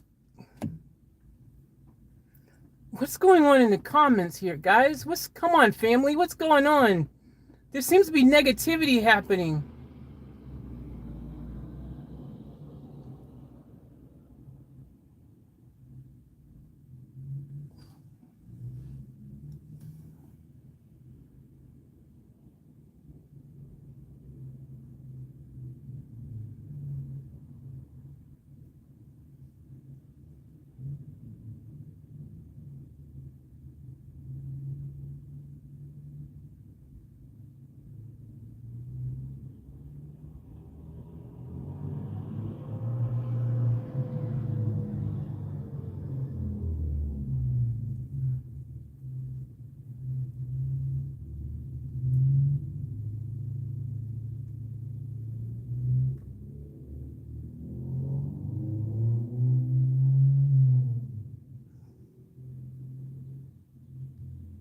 You guys are all, I don't understand what's going on in this chat.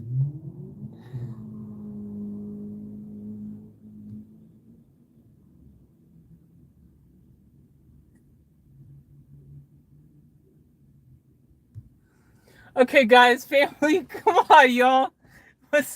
Hey, there's Tracker. He's back. He just did a loop-de. Why did he come back over there? Now I just feel like I'm stalking him now. I'm just going to let him do his thing. He's over there.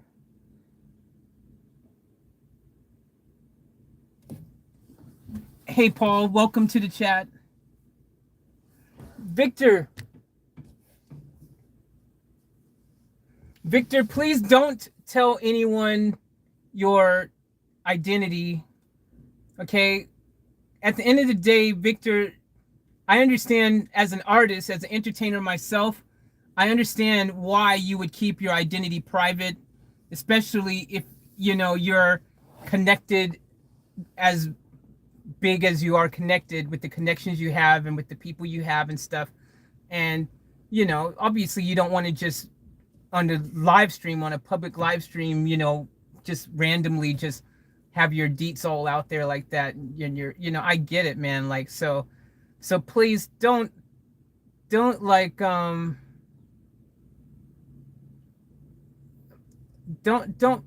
reveal your, you know, identity and stuff, man. That's your identity. That's your privacy. You know, just keep it, you know what I mean? Like, I mean, yeah, I mean, I know eventually I'm going to know your real name from the title of the bus and stuff, you know, like, and obviously tomorrow, I guess when we talk on the phone tomorrow, I'll find out too, which is going to be really cool. And obviously, you know, I'm going to keep that all confidential. That's not anyone's business or anything, you know, like, and at the end of the day, you know, you got to do you, man. Just keep it, you know, I respect, it's your choice whether you want to reveal or not. But at the end of the day, Victor, from my experience in life, the people who are going to believe you are going to believe you regardless. And the people who doubt you, you could even show them a picture with you standing next to freaking Richard Branson with your arms around him, and there's people who would still think, oh, that's fake. That was made in Photoshop. So at the end of the day, the people are going to believe you're going to believe you anyways. The people who don't believe you're going to don't believe you anyways. So just keep it real with yourself, you know, and don't stress about it. Just keep, you know, just, that's your secret identity. I understand why you have it. So just don't worry about it, man. Like, it's all good. You know, it's all good. Joseph, you've said in capital letters here, sorry, Faith, pray for you. Love you. Good luck. Good night. Maybe I'll just listen and stop posting. Look, Joseph, Joe, like, I get it, man. Like, this is a huge thing, and I get it. Some people maybe may find this all to be so surreal, you know, because it's not every day that people hear someone just doing random acts of kindness in our world. Unfortunately, it's the world we live in, where a lot of times these random acts of kindness are things that don't happen often, you know, like, people don't see this happening enough in our world. We need these things to happen more. So here's the cool thing about this experience right now, Joseph, and everyone else. I'm going to say this to everyone in the live stream right now, all of our family around the world. Listen to my words right now. Okay, please listen to what I got to say. At the end of the day, guys, I love you all. We are all family, and it doesn't matter where you are. It doesn't matter who you are. It doesn't matter if you're President Obama. It doesn't matter if you're freaking the guy who started the very first Red Rooster restaurant in Australia. I don't even know who that is. But it doesn't matter who you are. My point is, it doesn't matter if you're Tracker, you know, the bus driver over there. It doesn't matter who you are. At the end of the day, the only things that matter, listen, no one should shut up, and no one should be silenced, and no one should feel that they don't have a voice. Everyone in our family is free to voice their opinions, their thoughts, their ideas. You know, I have a respect for everyone's This is not freaking China. Okay? I do not silence people. I do not tell people they can't speak their thoughts or their minds. Everyone has a right to feel what they feel and believe. But at the end of the day, guys, I ask you all to please respect everyone in the family, because at the end of the day, we're all family. And sometimes family are going to have things happen that, we're all not always in any family. Everyone doesn't always see eye to eye. Sometimes people have little moments where there's, these things happen. And I get it. This is a huge thing. This is not something that happens every day. This is one of those kind of things that people are going to be, there's always going to be someone who's a skeptic in the world, especially things like this, because it's not something that happens every day. I have never in my entire life been given a bus. But my name is Faith. Okay? For starters, my name is Faith. And you got to have faith in life, for starters. I'd rather live my life with faith and hope and giving people the benefit of the doubt, taking things for face value and believing in what people, how they present themselves and what they say. I want to be that person who has faith in them. I don't know, Oh, thanks for telling me to lock the door again. I just got out and unlocked it. Thank you, Paul. Guys, I don't know, I have to, from my perspective, every single person on here, no matter where you are, no matter who you say you are, no matter your story or whatever, I have to have faith and believe, that each and every one of you, I have to take every single person for face value, and I'm not someone, I just finished talking about it earlier, guys, like I will never, ever judge a book by its cover, and I will always give everyone fair benefit of doubt, and I will never, ever, if someone says this is who they are and this is what they're doing and this is who their friends are or what they've done or this or that and this or the extra. At the end of the day, I'm giving everyone the fair respect they deserve, because why should I not believe them? Why not? I'm not going to instantly just, you have two options in life. You can choose to live in the world of not believing anything and disbelief and be like, oh yeah, they're probably full of crap, whatever. Or you can live in the world of belief and having faith and believing in miracles and awesome things and cool, good things happening to good people and all that kind of stuff. I'd rather believe that, someone has found it to be generous and kind to show me some love, man, to do something really amazing for me. I'd rather believe that, because that is such a beautiful thing.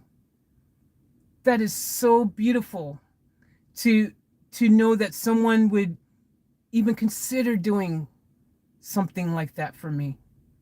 And from where I sit, I think it's very important to, yeah, so good. It's about respect. Absolutely. I think it is so important to respect each and every person in our family.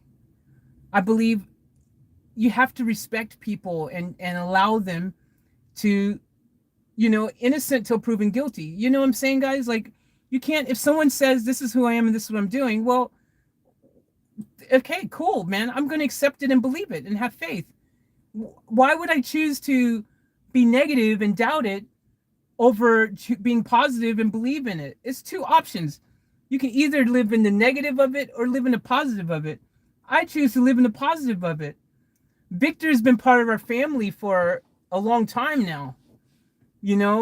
Victor has been part of our family for a long time. Victor has been in many of our live stream, our premiere chat videos and stuff. And we've all gotten to know Victor. Victor, started out by just telling all these funny jokes that some will be like, Victor, can't believe Victor said that. At the end of the day, Victor's been part of our family for a long time. And we've all come to know Victor. We've all come to know everyone as family, all of you guys, I see your names every day. whether it's in a comment, whether it's in a live stream, whether it's in a premiere. And you all are important to me, and you're all part of my family. And me personally, the way I want to roll and live my life is I want to live by faith, and I want to give each and every one of you the respect that each and every one of you deserve. I want to give each and every one of you the benefit of the doubt that you deserve. I want to give each and every one of you, the voice that, if when you speak, what you speak matters. I want you to know that I actually have faith in each and every one of you. We're family, guys. I want you guys to think about this realistically as well. This is how I see this as well. Besides me, showing respect and having faith and all these things, look at it this way. There's nothing, Victor does not gain anything from pretending that he's going to give me a bus and that he's going to the bank tomorrow to make a transfer, a care package transfer of money to help me out, and that he's going to have a 3-way call with me and Richard Branson and himself tomorrow. Like, what does he benefit from pretending like this is something? There's no benefit from it. He's part of our family. He's in the chat every day. We all are here. If he wasn't going to do this, and he said he was going to do all this, and we're all witness to this on a live stream, why would he do that? There's nothing for him to gain from that. Everyone would just be like, wow, dude, why would you do that? Like, everyone would be mad at him. He wouldn't do that. There's nothing to gain from him from saying he's doing all these things if he wasn't really doing it. There's zero benefit. It doesn't even, I can't see a benefit from it. Why would he do it? Do you know what I mean? It's more likely to me, personally, my opinion, guys, my opinion, it's more likely that what he's saying is real, because it's like again, yeah, well, that's a good word, neurologic. It's more logical to believe he's being genuine and upfront, because he has nothing to gain by not being real about this. Like, there's nothing positive that could possibly come from this if it wasn't real and genuine. Zero positive things would come from it. Everyone in the family would be upset. Everyone would be annoyed. Everyone would be angry at him. Like, there's nothing positive that would come from it, So, guys, I think it's important that exactly, CE, he would only kick himself. Exactly. If he made all these, promises of things that he was doing, he would only be like hurting himself. And why would he do that? There's no benefit of that. Who would want to do that? No one wants to create a world where suddenly they're, ousted and found to be, full of crap. No one wants to do that. There's no benefit. There's zero benefit. So I believe what he's saying to be true, and I have faith in that, and I respect and appreciate the generosity, and again, there's two choices. You can either believe, stay positive and accept what people say to you, or you can accept the other thing. I personally would like to believe that in my family here, that I'm only attracting like-minded, really good, positive people with great energy into our family. I would like to think that our family, that's why our family, guys, you look at other channels, they got millions of people on their channel and stuff. They got all these people, they got freaking millions or whatever. We're freaking here. We don't have a zillion people on our family channel or our channel or anything yet. But at the end of the day, guess what? We got a family of real people. We got so much love in this family. And we got tons of love, and we got great connections in this family. We got Mikhail said it earlier. Did you say my connection thing? Wasn't you? Without connection, there's no commander. Connection is so important. We have a lot of connection here. We're the beginning. Michelle's saying, lovely, love spam here. Mikhail's saying, you guys, Everyone trips, and the people that care will pick you up. At the end of the day, guys, okay, there's nothing to benefit from Victor saying all these things. You know, Faith is saying partly, love you all conditionally. Exactly. I love you all conditionally. And we all need to love each other. Um, you know, you guys know I do all the time. Hashtag spread love, not hate, right? It's something we have to practice in our own family here on Off Tap Life, because I don't want to see negativity or people, you know, at the end of the day, hey, it's great. I know a lot of you are just wanting to look out for me. I get it. Joseph, I get it. You guys want to look out for me. You're worried about my well-being. I get it. You guys, at the end of the day, our family here, each and every one of you is equally as important as the other. I love each and every one of you. And hey, Hot Sauce, welcome back. And at the end of the day, I just think that there's nothing for Victor. I just can't personally see anything for him to gain for him saying that that Richard's picking up the bus tomorrow, that it's going to be here in 10 to 14 days, that he's going to do a conference call with me tomorrow, with Richard Branson himself and I, the three of us, in a three-way call, that he's going to go to the bank tomorrow to transfer this money. Because it's such a big amount of money, he has to go to the bank to do it. That's why it hasn't hit the PayPal account yet, because he has to go to the bank and actually sign a release or whatever. When you're doing big transfers and all that stuff, you have to do those things. Now, guys, here's the biggest thing right here. This is all being said live streamed publicly in front of everyone. If this wasn't stuff that he was, you know, honoring or going to do, why would he say it in front of everyone? There's nothing to gain from just saying this stuff. There's zero to say. He's saying, you know, I don't know if I should reveal who my identity is and stuff. Obviously, this is something that, you know, he goes by an alias. Most people, if you guys don't know, a lot of celebrities, a lot of rich people, a lot of people in positions of power, when they come on public forums and things, of course they use an alias. A lot of people aren't going to, you don't think Beyonce is just going to suddenly pop up in my stream right now with her name Beyonce or her real name, and people be like, and she's going to be like, oh yeah, well, what's up? I'm Beyonce. People first of all aren't going to believe it's really Beyonce. Even if Victor right now put his real name and he was freaking like whoever, you know, let's say it was Drake, you know, for example, you know, let's say it was Trump, Donald Trump is in the thing. No one would even believe it.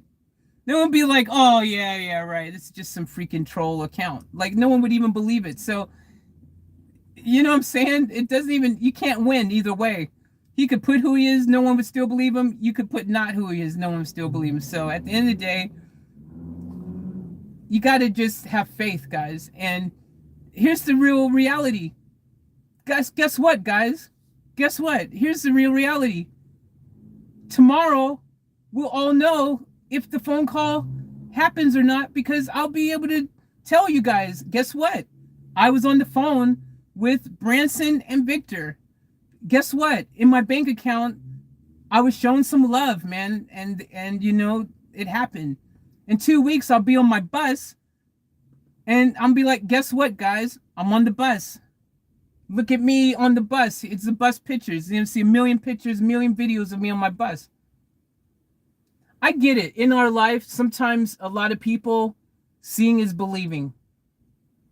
We're kind of conditioned in that kind of thing. It's hard for people to have faith these days. I totally understand. It depends on your upbringing, your surroundings. Maybe you're someone who's never seen a miracle. Joseph, I seen you said earlier, you said you've never been given a free handout or anything like that. So I totally understand. If you're someone who's lived your life and you've never been given anything like that before, or anything free, or if you've never met a celebrity, or if you've never, you know, all these things, I can get people being like a bit skeptical about it. I totally understand. But on the flip side, at some point in your life, it's kind of important. It's like the people who don't believe in UFOs, for example, or aliens, or I'll use that as an example. I won't say the ghost one because that one is a bit tricky when you start talking supernatural. But let's talk about life from other planets. That's an easier one. It is kind of naive for any of us to not believe that there is some other life in the universe, that in tons and tons and tons of planets and solar systems, that there's not a chance, a possibility that there's other life. So there's people who are going to doubt it and not believe it. An alien could be standing right in front right now, and they'd be like, "That's not alien, man. That's freaking, that's Johnny down the street, man. He's freaking wearing a mask." You know what I'm saying? So you can choose to live your life two different ways. You can choose to live your life with faith, with hope, believing in the possibility. Believing in the possibility, guys. This is the thing that our world has evolved, and that's how we got here. Let me explain to you guys the evolution of humanity.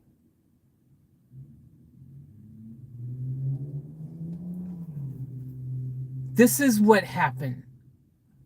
Someone believed a long time ago, in the very beginning, they said, you know what? I bet you if we believe that we start with this little bit of planting the seed here, it could grow into a tree. He said, I don't know, man. Do you think that could happen? I don't know, man. But if we believe it into existence, maybe we can not only have one tree, but that tree can then become two trees, and so on and so on and so on until we have a forest of trees. I don't know if that's possible, man. The ground is really dry here. We're not getting enough rain. I don't know if it's possible, but if you say so, okay. There's this guy. He started talking about this thing called a light bulb. He said, man, I believe that this little device here could one day light up the world and change our lives forever, how we live. We can change our whole life. This thing, I believe it. I don't know exactly the dynamics around it, whatever, but I believe there's something here. Suddenly, look at our world. We've got light everywhere. It's an idea. It's a vision that some people, the visionaries of the world, believed the impossible dream. And there's so many people who believed in the impossible. And people told them that it wasn't possible, that what you believe could never happen. Our history, humanity, is built on the impossible dream. But there was always one person who believed otherwise. When the people were saying that could never happen, they soldiered on and said, I'm going to prove you wrong. I'm going to show you that it is possible. And so they believed in the impossible dream. And now you look around and you are literally every single aspect of your life touched by the impossible dream. Henry Ford and the car. The Wright brothers and the airplane. That will never get off the ground. That will never fly. You can't make that fly. And look at us now. We've got all kinds of planes. And we're flying all over the place.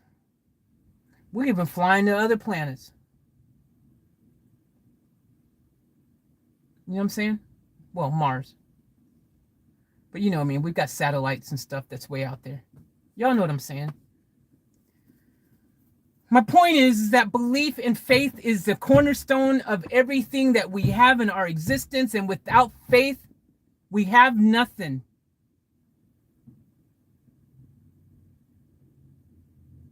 Without faith, we have nothing, guys, in life. Faith, as the Bible says, whether you're religious or not, faith is the substance of things hoped for, the evidence of things not seen. That's the definition. You got to have faith. Who said it best? George Michael. You gotta have faith, faith, faith. Gotta have faith.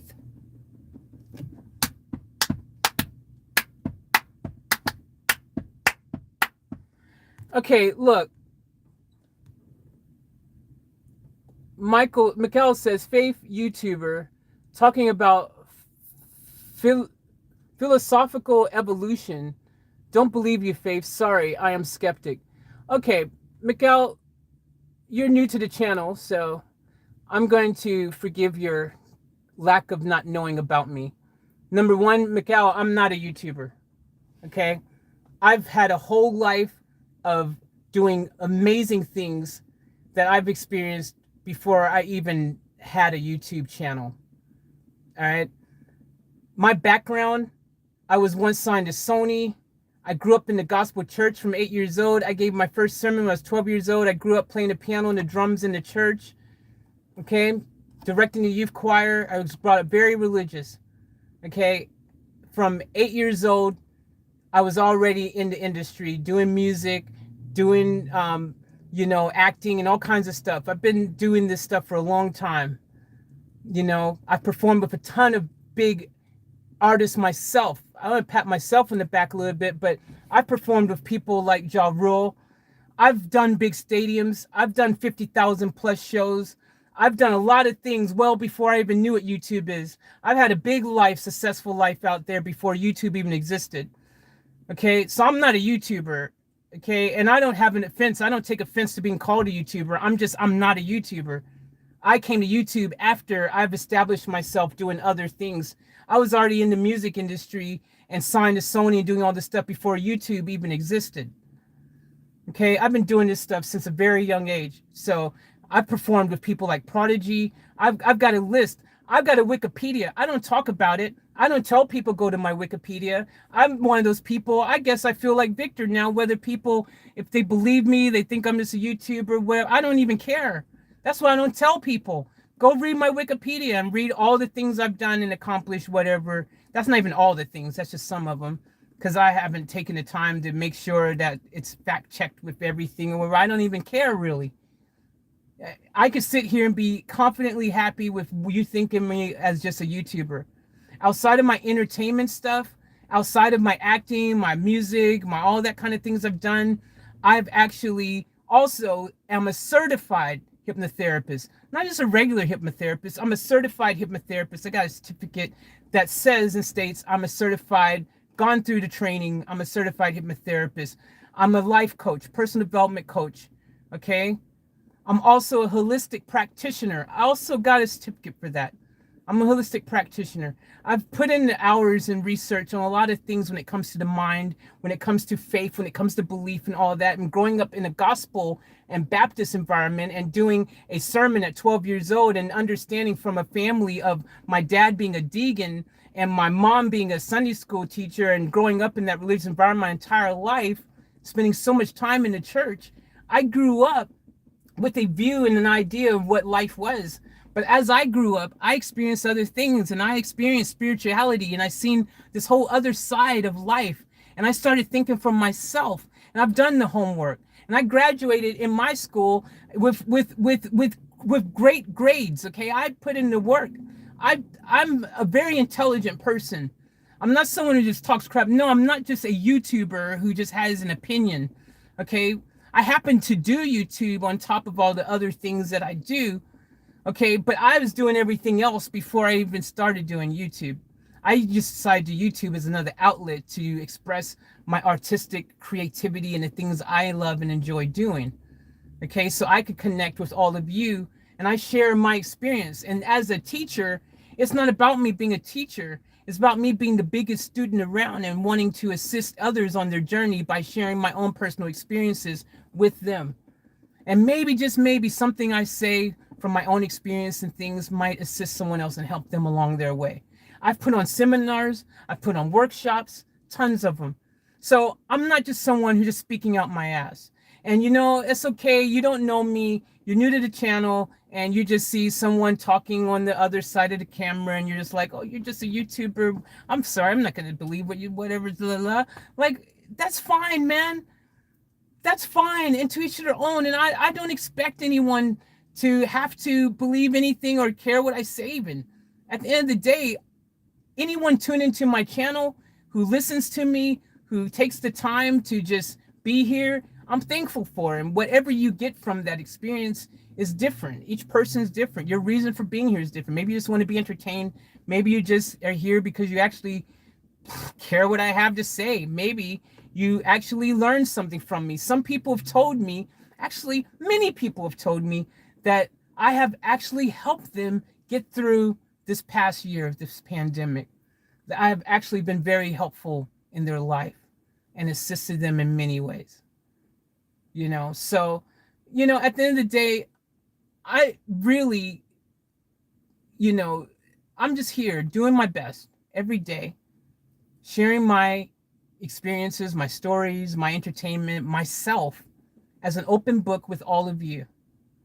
And some of you will rock with me forever, and some of you may along the way decide you don't want to anymore, and maybe some of you, you know, who knows, I don't know, but I'm thankful and in gratitude for each and every one of you. And you can think whatever you want about me, but I've never been one to shy away from speaking my truth. I'm grounded in my truth.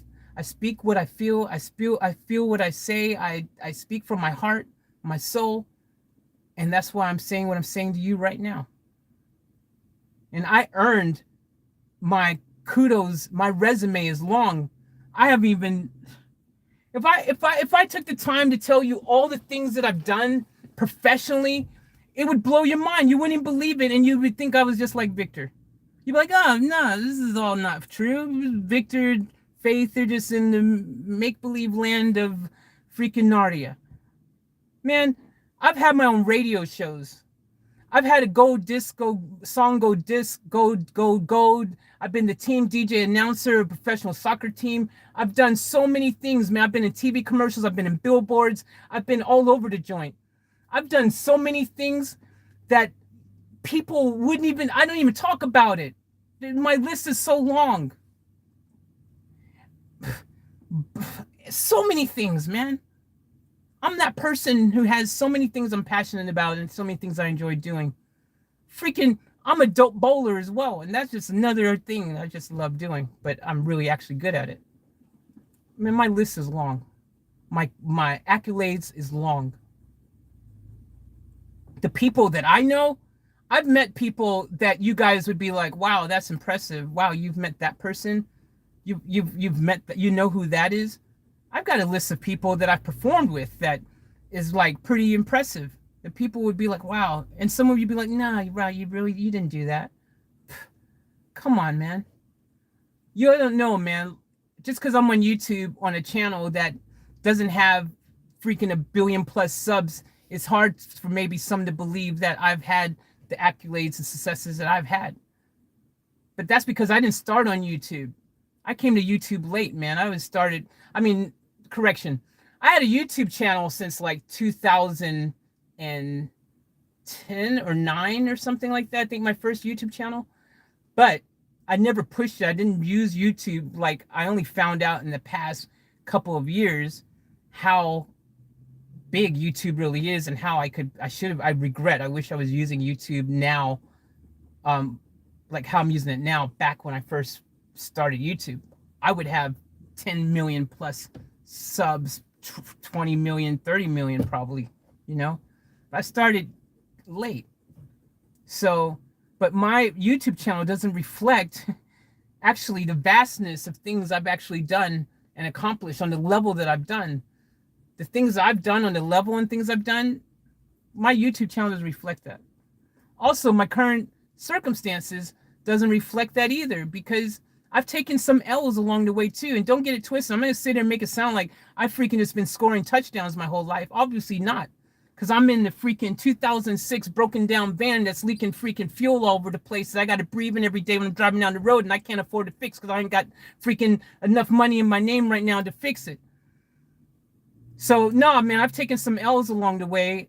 I freaking have fallen down a couple times down that mountain, and I've had some bad things happen in my life that contribute to that. I'm not blaming it on any of those things, but I've had some things happen. You know, everything started going really bad for me when my mom died. It was a big impactful thing that happened in my life that changed a lot of things for me. It took me a while to get back on the right and narrow after that happened. I could sit here and tell you all kinds of things about me. It doesn't even matter. All it knows is that at this point in my life, the past couple years, I've taken quite a few L's. I lost my restaurant.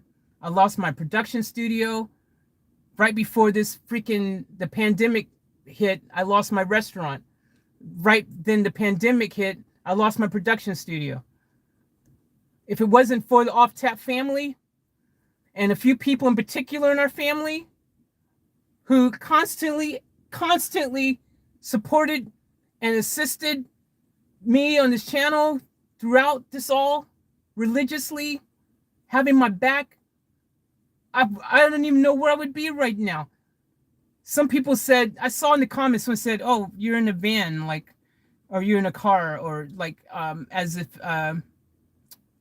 where did you go wrong in your life or something?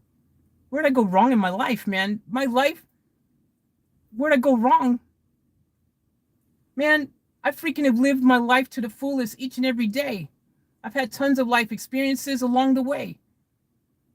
Sometimes you're up here, sometimes you're down here, but the difference with me is I don't freaking give up. I'm still here fighting. I will never stop fighting, keeping the faith and believing that some way, somehow, I'll get back to the top of the mountain where I want to be. You know what I'm saying? I keep the faith, and I'd rather to believe in positivity. I'd rather to live in a world of positivity than doubt and negativity. I'd rather to live up to my namesake and have faith.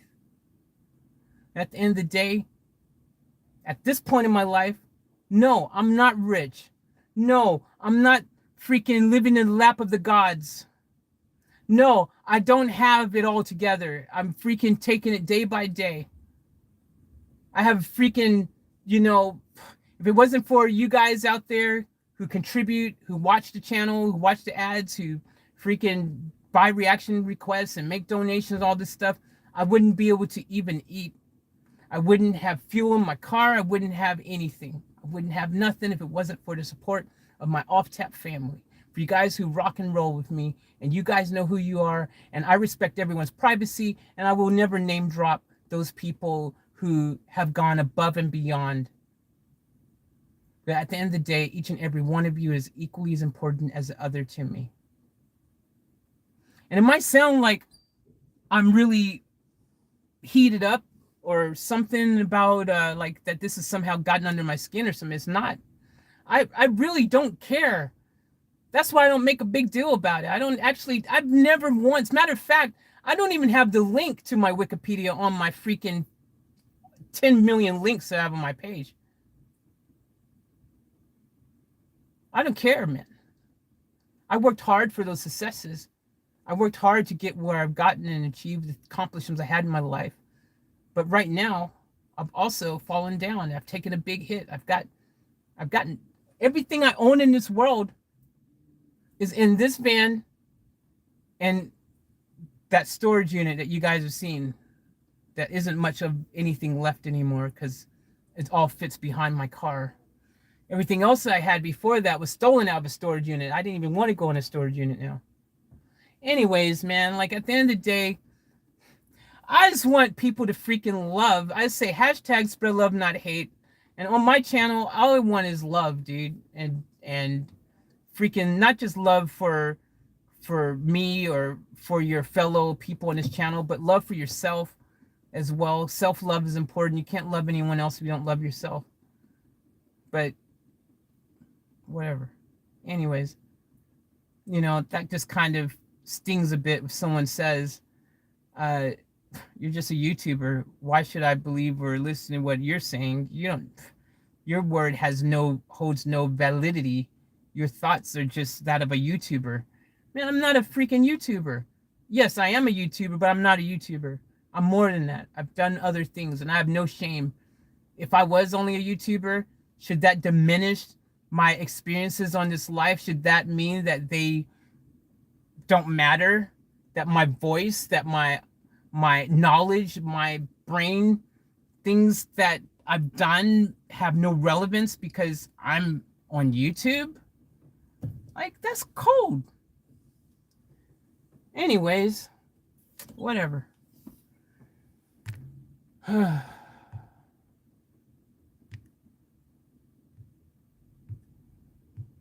gotta catch up with all this stuff that you guys are saying now.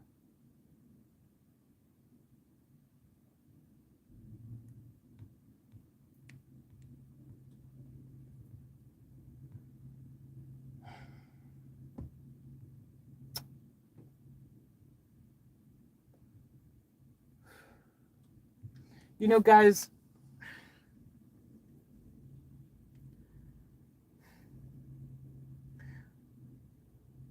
it is I'm really open with all you guys. There's a point in time, I'm gonna tell you guys something that you should know about me. I've grown a lot. And I've been humbled beyond belief. I've been humbled because I've been punched in the stomach and knocked down to a point where I literally only had what I had that was on me, you know, like I lost everything. Like I've been humbled to a point where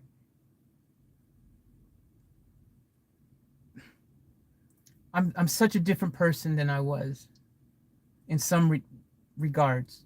Ultimately, my spirit, who I am, like energy, my soul, the kind of person I am, I like to think I've always been someone grounded in, you know, good energy and had good intentions and that kind of thing. But I've been humbled because there was a part of me that was a bit of a, I don't want to say the word arrogance, but there was an air of, with success sometimes in life. You know, there's a point in my life where I was signed to Sony. At the time, it was the biggest label in the world. By the way, some people in our family, like people like Adrian, I'll drop Adrian's name for relevance, because you guys would have seen him type in the chat and stuff. Someone like him has been a fan of me for many years. We're talking, he knows my early music stuff. He followed my group. He followed my solo music things. He followed my music that I dropped. I did PlayStation music back for PlayStation and things like that, gaming music, before gaming was as big as it is now. For the original first PlayStations and things like that, I was already in the game making music and doing all kinds of stuff. I can name drop one game right now that I made music for, and if I said that, every single one of you who were original PlayStation people would be like, holy crap, you made game music for that? And I would blow your mind. I could name drop right now and say it. I'm not going to do it. Ask Adrian to tell you next time you see him in the chat. He found me, reached out many times before YouTube, before he even knew I was on YouTube.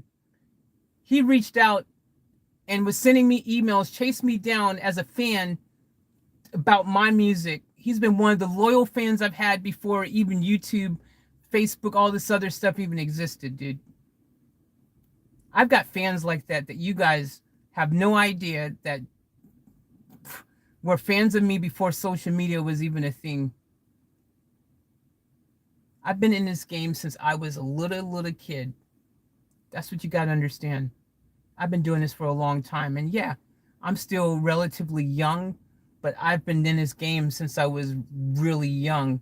I've been doing this stuff for a long time. So I've accomplished some great things in my life. But my point is that I've been humbled.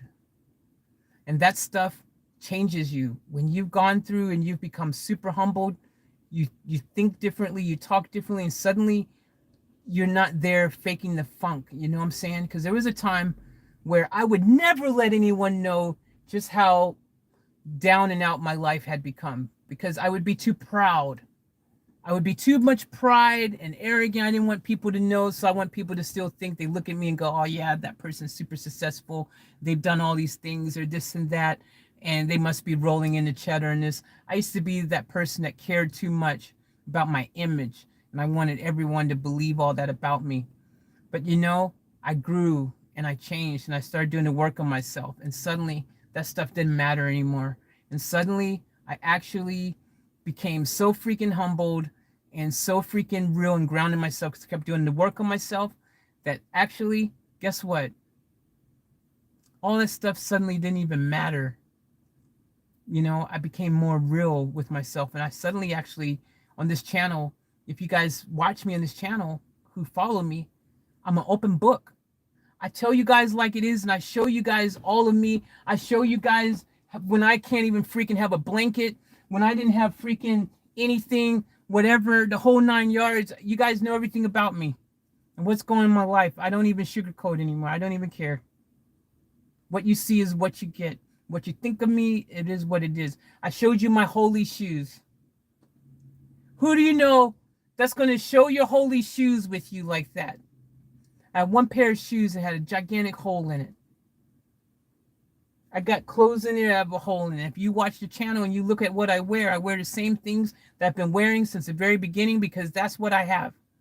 All the clothes I have in this world fits in this bag right here, this Costco bag. That's all I got. I got no other clothes in the world. And these shoes that I just got now from you guys, it's the only shoes because your donation of the day. I wouldn't even bought new shoes that day if it wasn't for your donation to get those shoes. So I wouldn't have had any other shoes. There was a time when I would have been too proud and too arrogant and stuck in my own ego to share the fact that I had holy shoes that I was wearing for 2 years falling off my feet, with one foot getting soaking wet and dirty black from walking on the ground because there was a hole in my shoe.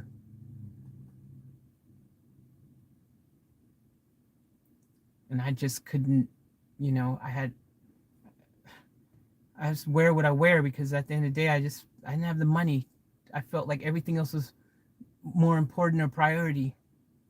Trying to keep at the time, first initially keeping my restaurant open. Trying to keep on moving forward with this production studio thing. Spent every last dime I had left trying to get that thing up and going out the ground, and then the pandemic hit, and then boom, everything gone. Man, y'all don't even know, man.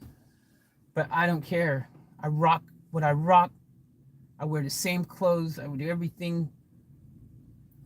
And I do what I got to do. And I make the best out of every situation. And when you guys see me in my videos every day, I do my best to put a smile on my face and enlighten you guys with positivity and happiness and smiles and laughs. I do my best to make your day just a little bit better. I ain't worried about my day. I do my best just to make your day just a little bit better. If I can make your day that much better, I feel like I've accomplished something great. I feel like I've done something remarkable. And that's why Victor wanting to say that he's doing something nice for me, that he's freaking giving me a bus, that he's going to give me a donation to help me, a care package, and go in the bank and do all that tomorrow and let me talk to Branson and all this stuff. That's why I hold on to that stuff and I believe in it. And I have faith and I go, man, that's beautiful. And I'm thankful because you know what?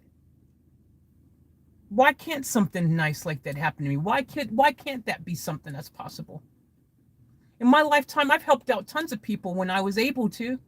I've given tons of charity money to people. I gave my last money that I had in my pocket one day to a homeless person on the street, and then I walked miles home because I had no other way to get home because I gave my last money to help someone else. I've done tons of that kind of stuff. I've helped other people when I was able in a position to do it, and I didn't expect or hope for anything in return. But I did it because when I can do it, I will do it gladly and freely.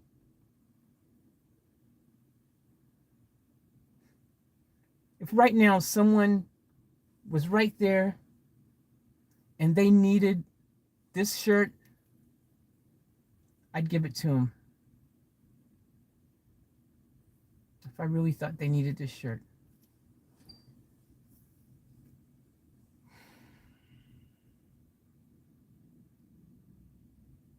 Anyways, man.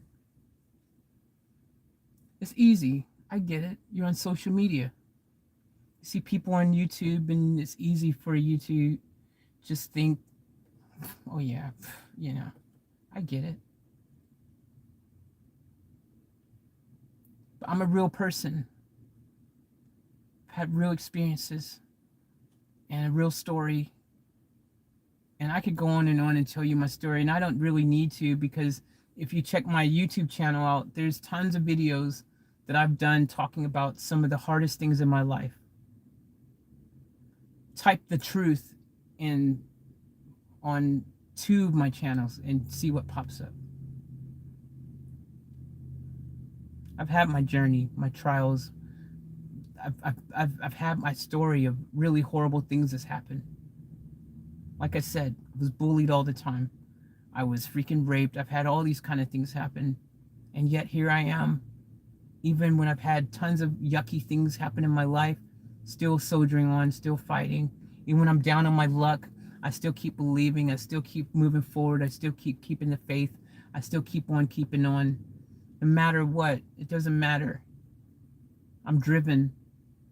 Until my last breath, I will continue to believe in the impossibility, in the impossible dream. I'll keep believing in the pursuit of happiness and the pursuit of anything is possible, that some way, somehow, through it all, I'll continue to be able to go out there and live my best life, reach my full potential, be the best version of myself, do all I can to be the best me I can be.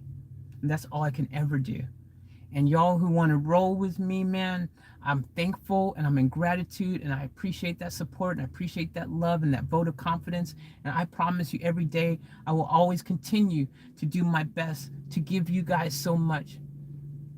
Do you guys even know, do some of you even realize that all those reaction videos, over 1,000 of them that are on this channel alone, we're not even talking about all my channels, but do you guys realize that all those videos that I do, that I don't get paid for this from YouTube? Do you guys realize that? Do you guys realize that the work, when I was putting out daily videos every single day, multiple videos, I'm not talking just one video a day. We're talking about multiple videos. 5, 6, 7. There was times I put out 12 videos in a day.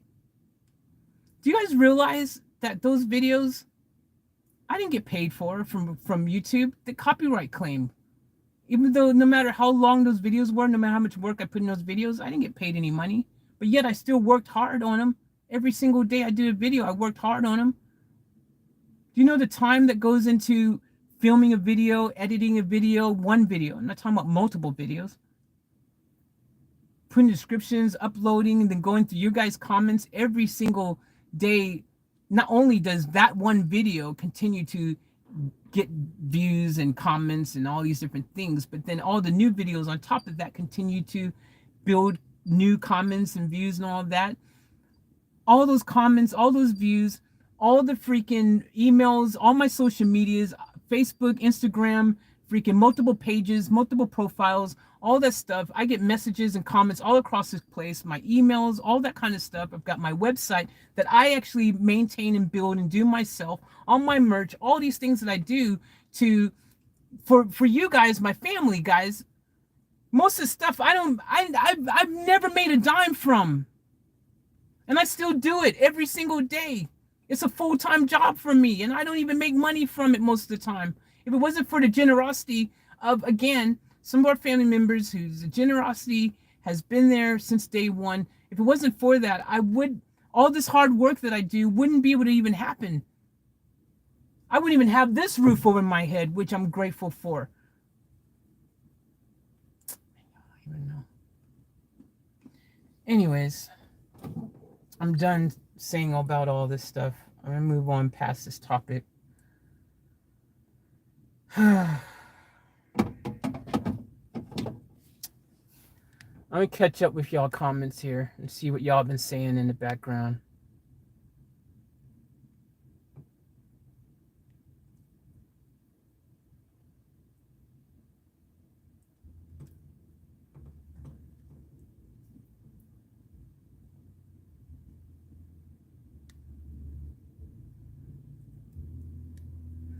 Tanya says, Victor, your face is already on your YouTube channel while playing the keyboards. I've never even seen that.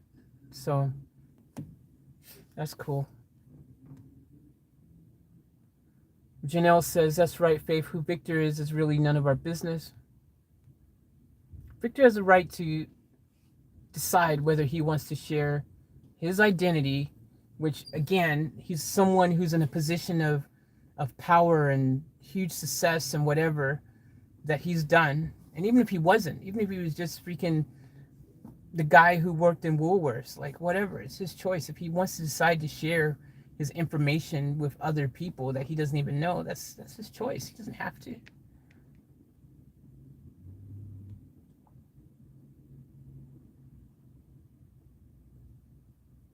Tanya says, I'll shut up and listen, only like Joseph said. Why, Tanya?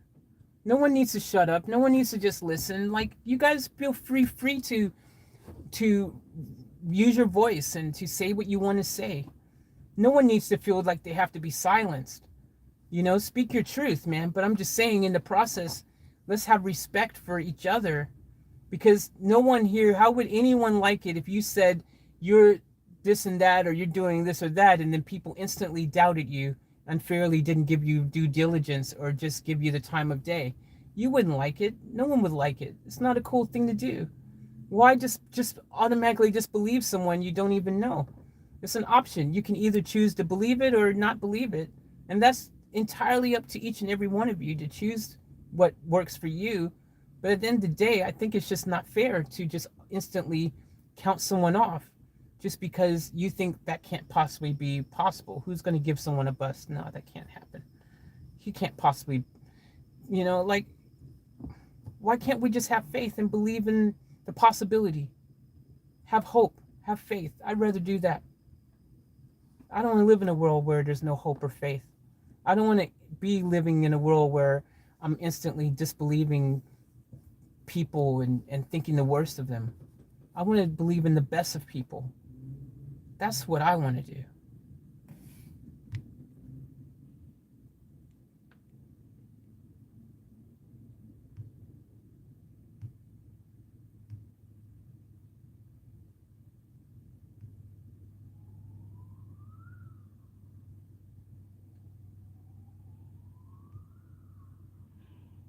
Mikhail says, Victor is so good that seems to be unbelievable, but I believe you, Victor.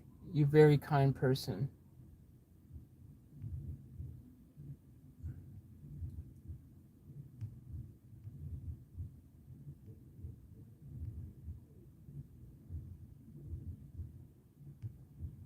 I'm just catching up on all your comments, guys, and questions here. I'm going to go through them all. See, when I do that, and I always do that, guys, even in the premieres, I do my best to go from the top and read what you guys write and, you know, like show you guys that respect, you know, that I care enough to do that. And I always do my best to do that.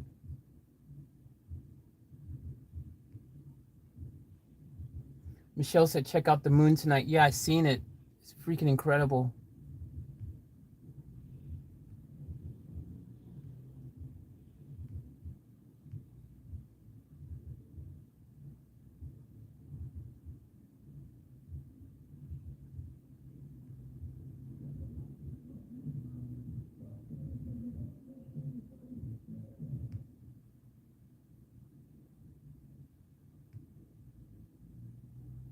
Michelle wrote, what's next on tonight's journey?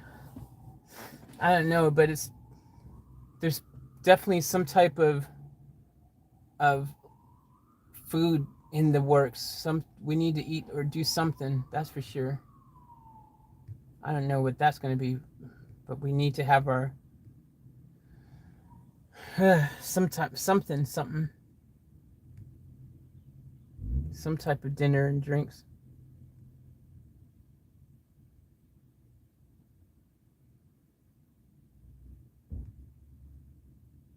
CE wrote, Faith, have you listened to Tom McDonald's Church? Is a great tune. To me, it's the best. I haven't done that yet, but I will be reacting to that soon.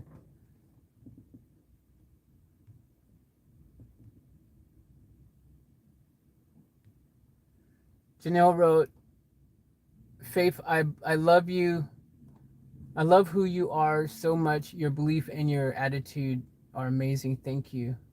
Miguel wrote, I don't go. I think in this thinking place there's lots of opinions. I am glad to Faith live recourses to understand her. Thank you, Faith. You're welcome. Paul said you don't have to justify your actions. Yeah, that's true.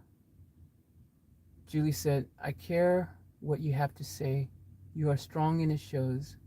Your strength inspires me to be strong myself. Thank you. See, that's the things that I love to hear. And that's what I'm hoping to achieve on my channel every day. No matter what content I do, no matter how goofy I act or how passionately I speak sometimes or whatever the case may be, I'm hoping to be able to impact your lives in some shape, form, or fashion, whether it's just simply putting a smile on your face, maybe, distracting you for a few seconds out of your day to escape from the BS of the world that we live in. You know what I mean? Whatever the case is, I love to hear that. Thank you so much for sharing that. Janelle says, I am one of those people that Faith has helped immensely. Thank you so much. That means the world to know that.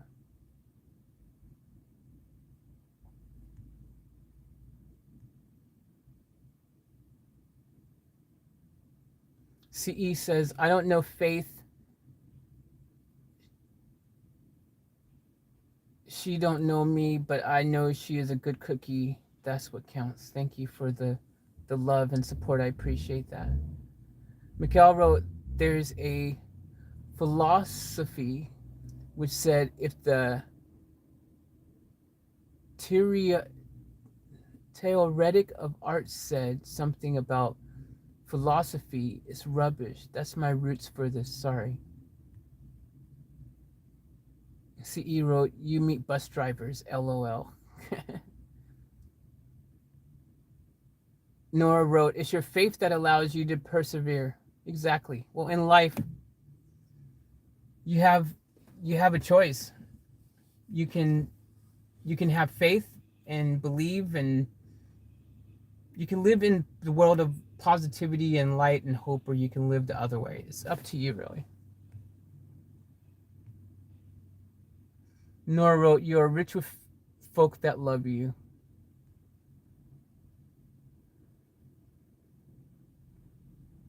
Janelle said, you will be back there again, Faith. It's only a matter of time.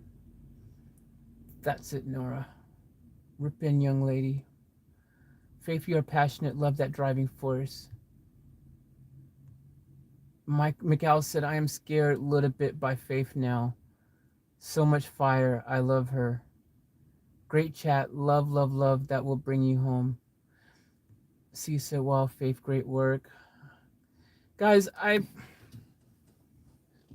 of course I'm passionate about everything I say and do on my channel. Like, I do this because I'm passionate about it. Most days, that's all I have. The reward is your comments, knowing that that video or those videos was able to touch someone or to make you guys have a good time or you enjoyed your day. That's my reward most of the time. And to me, that's priceless. And I'm in gratitude of that. You know what I'm saying? So some days that's what I get from it.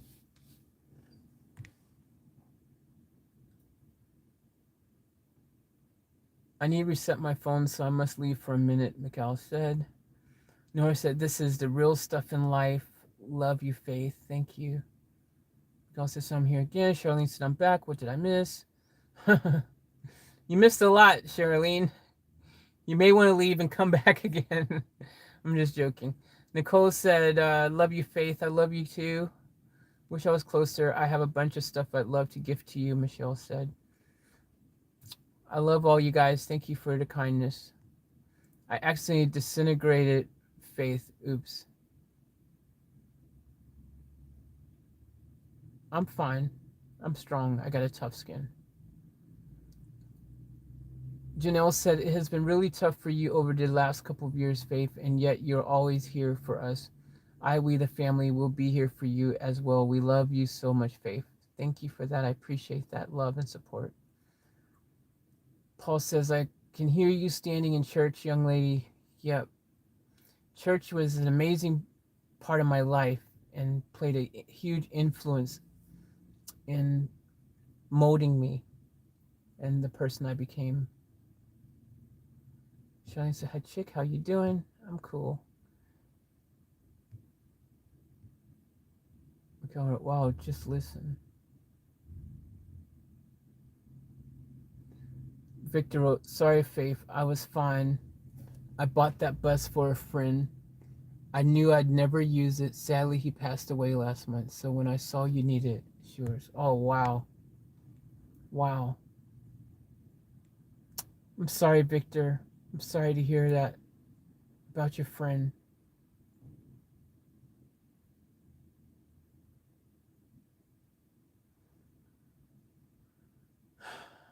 Much love to you and your friend, Victor, and may they rest in peace. And I appreciate you thinking of me. Again, I say thank you so much, Victor. It's a very beautiful and kind thing for you to do. Thank you.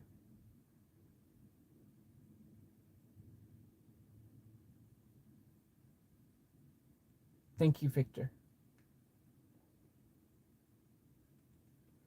Janelle says, Charlene, it's been another amazing day with Faith again. So good. Paul said, stay strong. Help is coming. Thank you so much, guys. I appreciate each and every one of you. Victor, we love you, mate. Janelle said, absolutely. Charlene said, that's so awesome, Janelle. I've been around momentarily all day, but really have missed it all. Mikhail says, so Faith, try reaction to some classical music over 70 years from death of the author, not copyright here. Yeah, I listen to a lot of classical stuff. I like classical music, actually.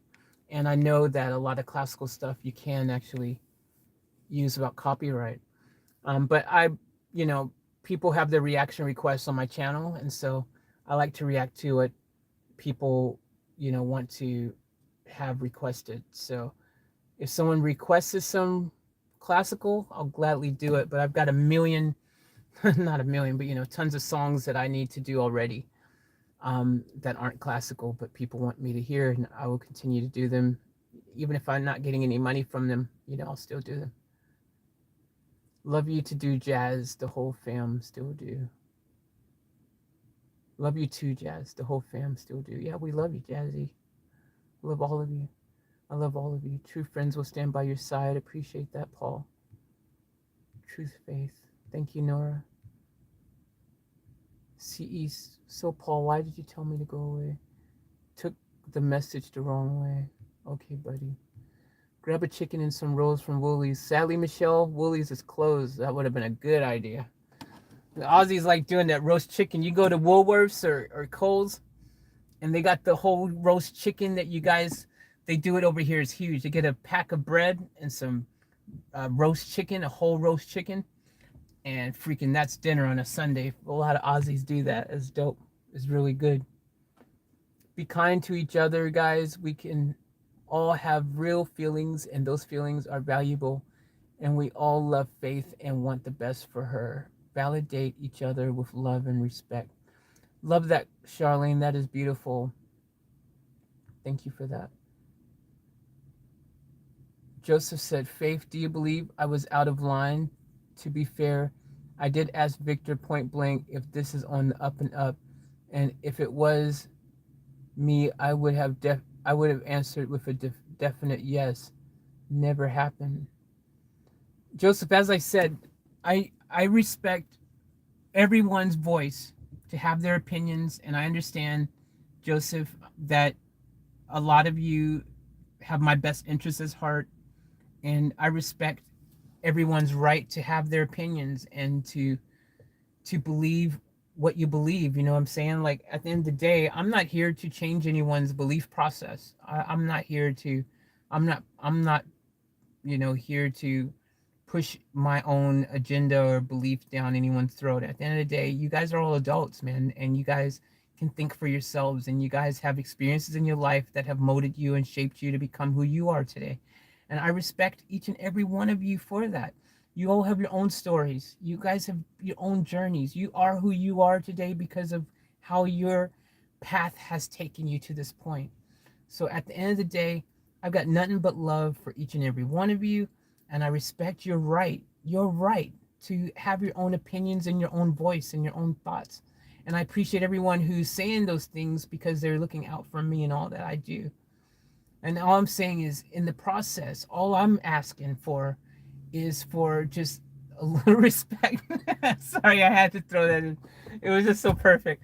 But all I'm asking for is for a little respect, though, with the whole family, with everyone. Just, you know, just give everyone the benefit of the doubt.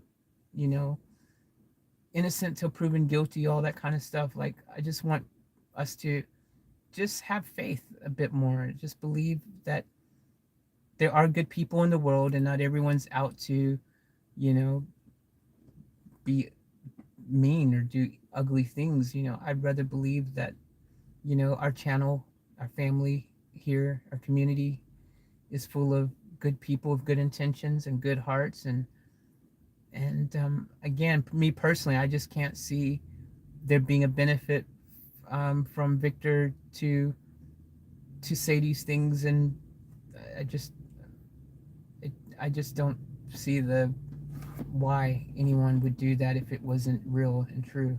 So that's just my opinion, but again, each to their own. Margie said, Faith, have you bought any fruits? You need to. I definitely need to get some fruits. I would love to have a freaking pineapple or banana or something right now. Tomorrow, Monday, we start hardcore, going super healthy again. I won't be having any more brownies, any more chocolate muffins, even that's going to be really hard to give up. No more frozen drinks, no more cheeseburgers, no more pizza. Well, unless I make the burger and the pizza myself. I'm talking about I won't be buying any more fast food of that nature anymore. I will still go to McDonald's, but I won't be buying burgers and stuff. I'll get a salad or something if I go to McDonald's. I'll buy some water, you know, something like that. But the stuff that I've been eating will change. And the goal will be, hopefully as quickly as possible, you know, who knows, man, you know, tomorrow, when Victor, you know, because he's sending this care package of this donation that he's helping, you know, who knows, that could actually be enough maybe to get my electricity and stuff connected in the van here, my power, get the diesel fixed or whatever. I don't know how much he's sending or whatever, but it's obviously a kind of big amount, or he, you know, wouldn't have to go in the bank and sign all these things that he's saying.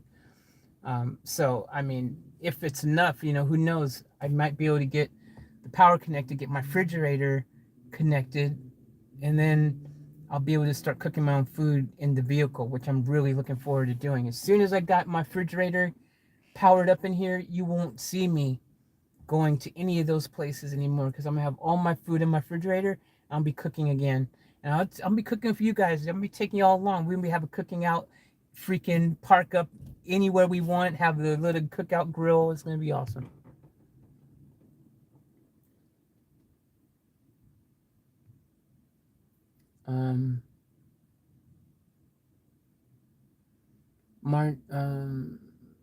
Nicole wrote, I love you for life, Faith. You inspire me. Thank you, Nicole. And I'm happy that I'm able to inspire you and the rest of the family. That means a lot to me.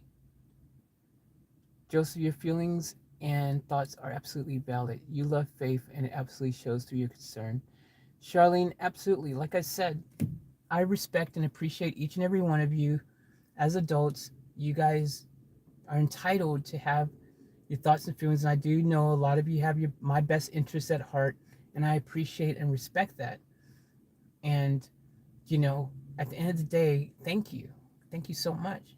You know, in the process, we still need to have respect and love and all those positive things for our entire family here in the channel. We're all family, you know. That's all I'm saying. Michelle, I've been stuck in bed with a spinal injury for 24 months. I feel way less lonely now that these streams are here. I love going on journeys with you. Michelle, that is awesome. I'm glad that, you know, this can help you get through what you're going through a little bit more. That makes me happy to know. And we got some really cool adventures coming, man. Things are only going to get that much more exciting, that much more amazing. So many cool things to come. So get ready for it. Hey, Dennis, welcome. Hey, everyone from Russia. Much love to Russia, Dennis. That's the cool thing I love about our channel as well and our family, guys. We got family in Russia. We got family in freaking all these different countries around the world. It's so cool, man, that we're all connected like that. Absolutely, CE. Michelle, get better soon. Big hug from me. That's beautiful.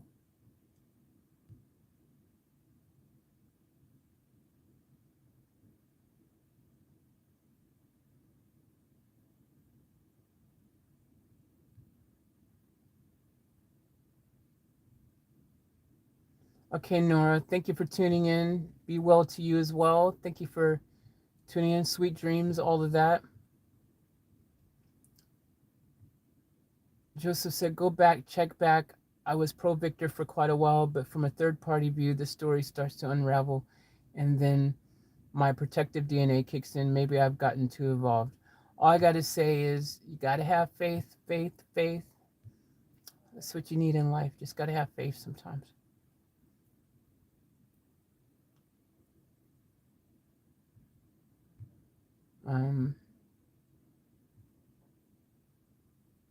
Paul says, about time the family come together and give the lady a new start. Give this lady a new start. I appreciate all the love and support, guys. Thank you so much for the kindness and all those things. Michelle says, I'm in. How, Paul? CE says, spot on, Paul. Karen says, amen, Paul. Miguel says, hi, Paul. Paul says, maybe fund me page. A lot of you guys have mentioned to me I should do a GoFundMe page. Joseph said, when and if everything works out great, and I hope they do, I'll come back to a live stream and apologize graciously, promise. Michelle said you can donate through Streamlabs. That's right. You guys, if you do want to support and show me some love through other means other than only just watching the videos or commenting or liking or subscribing and all that stuff, that Streamlabs automated thing that shows up, the Streamlabs, you know, the streamy little thing says if you want to support the channel, click on the link. You can click on that link, and that's connected directly with my PayPal. And if you want to make a donation, you can do so there by clicking that link. And the cool thing about that is that goes straight to my PayPal, and I get 100% of that. YouTube doesn't take a cut of that. So that Streamlabs is a absolute like proper connection to my YouTube channel. So that is something that goes straight to PayPal through PayPal when you make your donation there. So if you do want to support, you can literally click that link, and it'll be very helpful, and I appreciate that. You know, I mean that, because if I make a GoFundMe, just so you guys know, GoFundMe, they're still going to take a cut. They're going to take a percentage. You know, you make a GoFundMe, and then they take a cut of that and all that kind of stuff. You don't get all that money and whatever.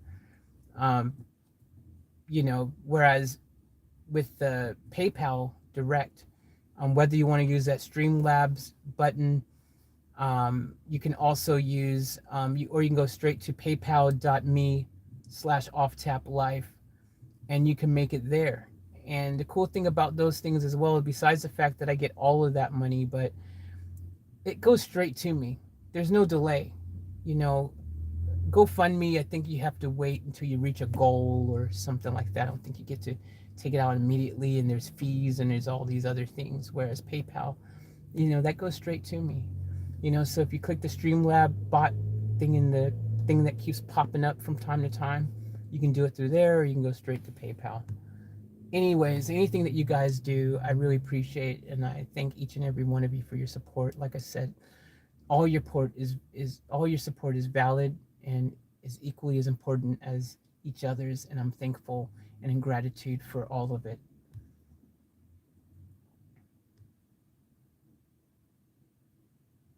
So yeah, Michelle said, you can donate through Streamlabs.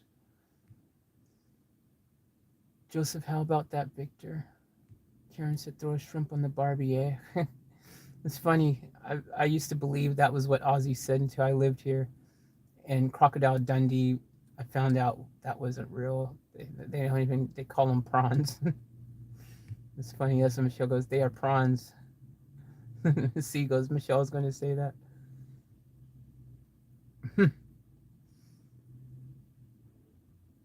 Karen said, yeah, I know that. I just go with what they say overseas. Michelle says shrimp is a small kid.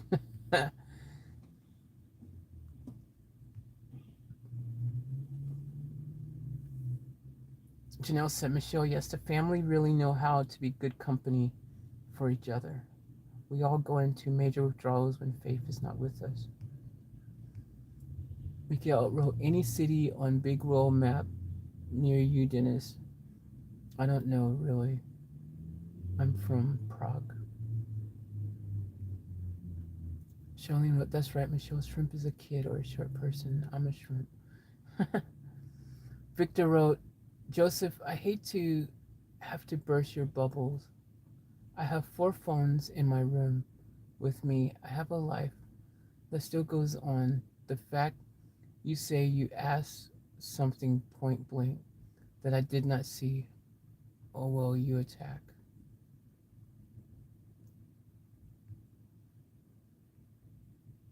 Victor says, no biggie, it's water off a duck's behind to me, Joe.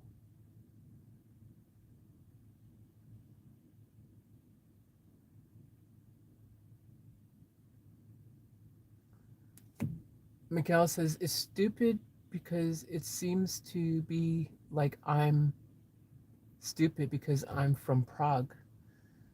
Why is Prague has tons of smart people?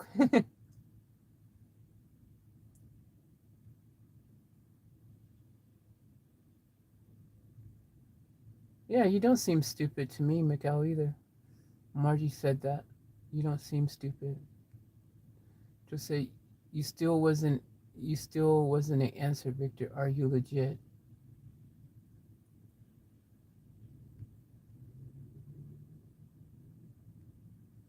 Joseph said, bus is coming, right? Question mark. Michelle said, I am a shrimp as well.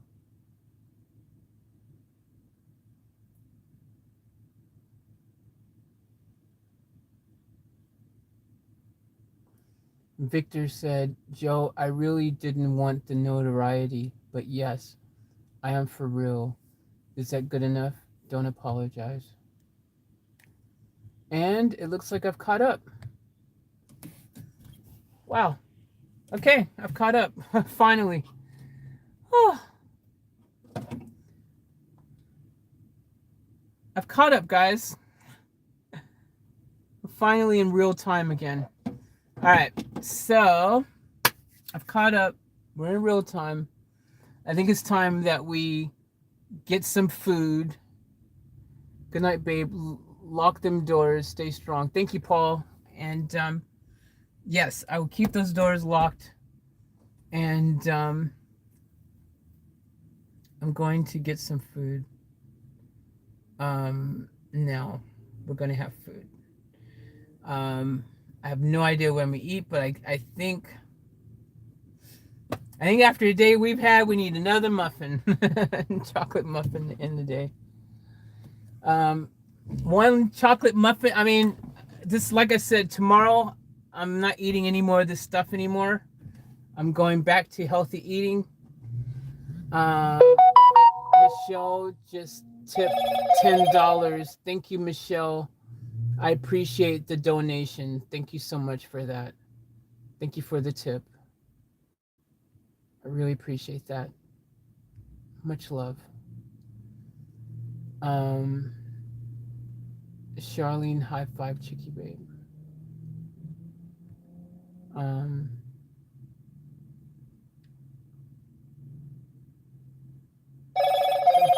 Janelle said, Joseph, we have known Victor for a long time. His word is true. We are family. Yeah, that's what I was saying earlier. You know, we have, whoa, phone's going nuts. Michelle said dinner's on me. Thank you, Michelle. I appreciate that. Um, that is super cool, Michelle. Um, awesome. I I I will definitely well, does that mean you get to decide what I eat, Michelle? Since dinner's on you, are you the one who is responsible for choosing what I eat tonight? Um, Paul says I will work on getting you out that van. Well, Paul, I'm gonna be out the van in 2 weeks. I'm gonna have a bus. So but I get what you're saying. Thank you for the love and support. I appreciate the kindness, Paul. Thank you. Um Margie said, Faith, you don't have to give up everything, just also incorporate some healthy food. Yeah, you're right. It's all about balance. I know. Once I start cooking my own food again, because I was cooking, you know, pizza or turkey burgers or things, but I know it's healthy because I'm cooking it a healthy way and I'm using healthy ingredients, or I should say healthier ingredients. Um, but you know, like as far as I'm looking forward to, and I was eating a lot more vegetables and salads and stuff. And guys, I promise you, as soon as my refrigerator is running back here, I promise you, you guys will watch me cook some amazingly, really good, healthy stuff every day. You guys are going to feel really proud of me. I promise. I promise. Um, but yeah, you're right, Margie. Balance, you know, of course I can have some, you know, unhealthy stuff here and there.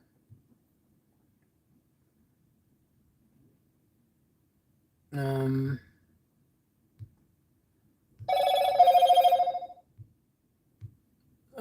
the phone's going off because I just turned it on and it's just going through all those, you know, when you first turn your phone on thing.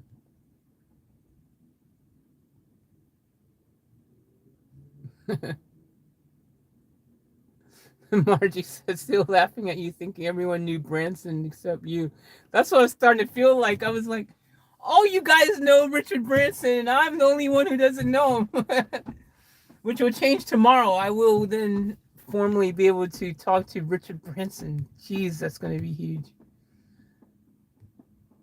Vamp Diva wrote, randomly come across this live. Hi from the UK. Thank you. Hey, Vamp, welcome to the chat. Welcome to the family. Appreciate that. Nice to have you here.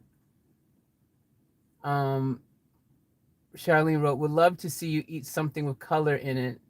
Been a lot of brown in your diet. Amen. I agree. You're right. Starting from tomorrow, I will do so. Michelle said, get some bananas. They are awesome at the moment. Grapes are cheap at the moment as well. Yeah, definitely tomorrow. I'm going to go to the supermarket, see if we can grab some bananas and some stuff. On Sundays here in Queensland, all the supermarkets and stuff close at 6 p.m. And now it's 8:22 p.m. So they've been long closed.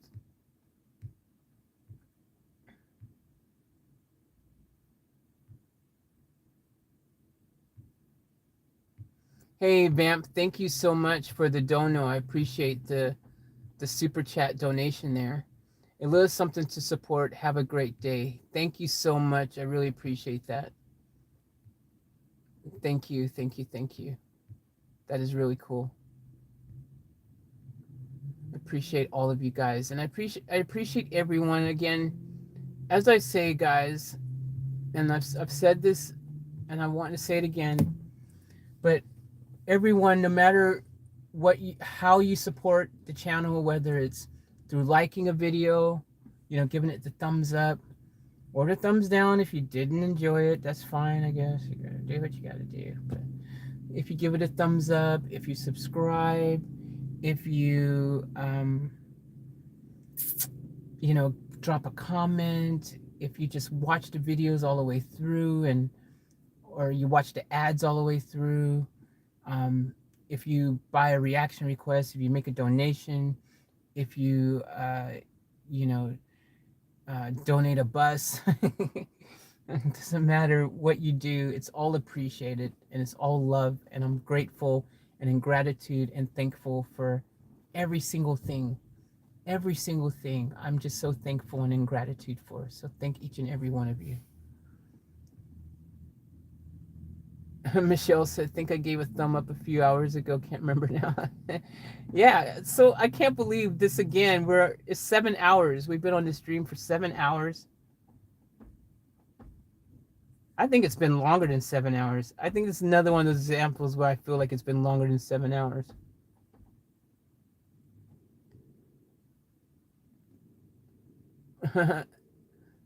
Vamp said, Margie says, well, Vamp knows how to arrive. LL, thanks, Vamp. Yeah, that's cool. Thank you. Dennis wrote, hey, Dennis, welcome back. At Mikhail, I understood. I have lived in Ukraine for quite a long time, and I understand almost everything. Charlene wrote, I love you, Faith, and I want you to love your healthy bottom movements. Amen. I feel you.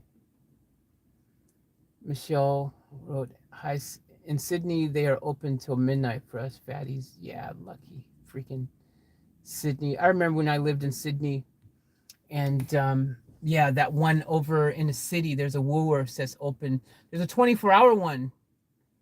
That one in the city used to be open 24 hours. I don't know if because of the pandemic, they might have shut it down. But you know that Woolworths, that multi-level one, that like four or five level Woolworths supermarket is freaking dope. That one in the city there in Brisbane CBD. I mean, sorry, Sydney CBD. Is that still 24 hours? Is that still there, guys?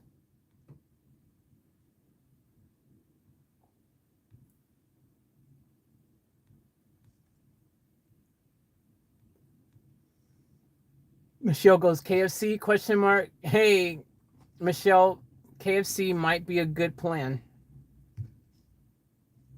I could eat KFC. Chicken is kind of healthy anyways, right, guys?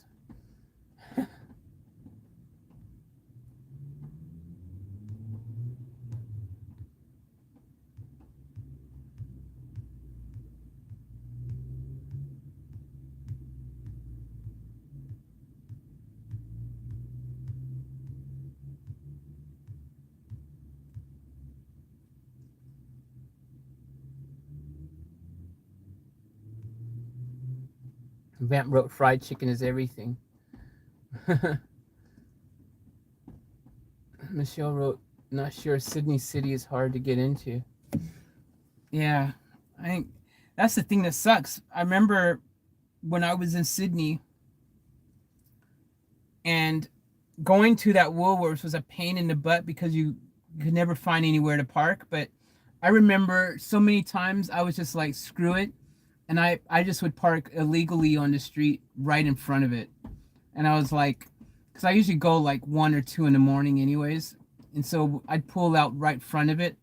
And I was like, you know what? By the time I attempted to find a parking place, and you guys know in Sydney, everywhere is paid parking.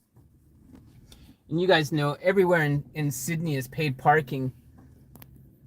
And it's expensive. So I was like, you know, I might as well freaking risk getting a parking ticket because the cost of the parking ticket, it's like the cost of paying for parking in Sydney. So, but okay, I think KFC, guys. Well, I guess Michelle's the one picking. Coleslaw is a vegetable and so is potato. I don't like coleslaw. It's the mayo that's a problem for me. Michelle wrote, it's all lights rail in the city now. George Street is closed to traffic. Really? George Street is closed? George Street's the main street there. I love George Street. Oh, you can't drive down that anymore? I used to like driving down to Circular Quay down there. And it was a lot of fun because all the cool cars and you driving and you thinking you're cool in your car and everyone's got the cool cars and you go down to Circular Quay down George Street. It used to be so much fun, man.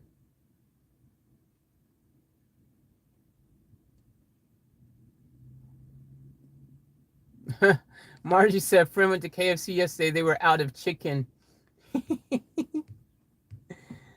Completely shut. That's funny. Jeez, George Street changed, man. They changed it on us.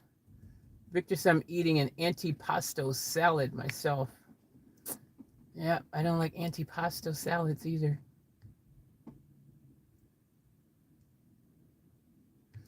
I think we're gonna have to go down in there and get some of that KFC thing, guys. I think that's what we're doing. I heard Bill Burr clip on pesto.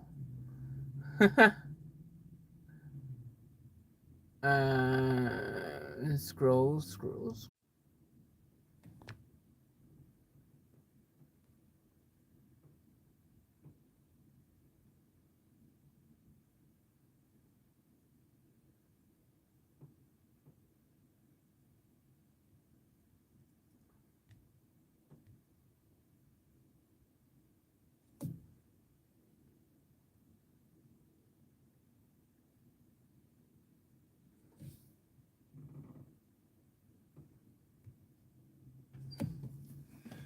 All right, guys.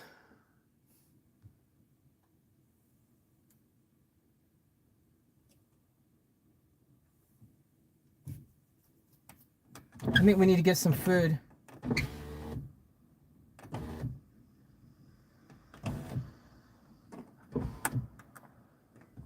What does it say?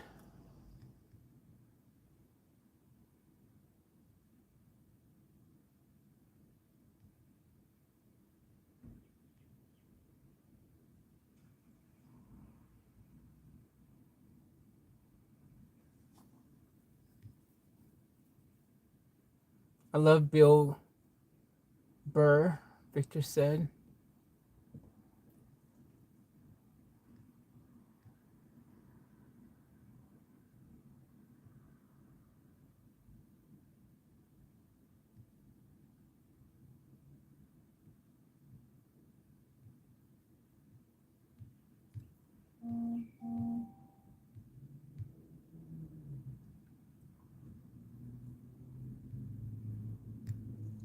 Oh no, we crashed before KFC. Yeah, we're gonna go to KFC now, guys.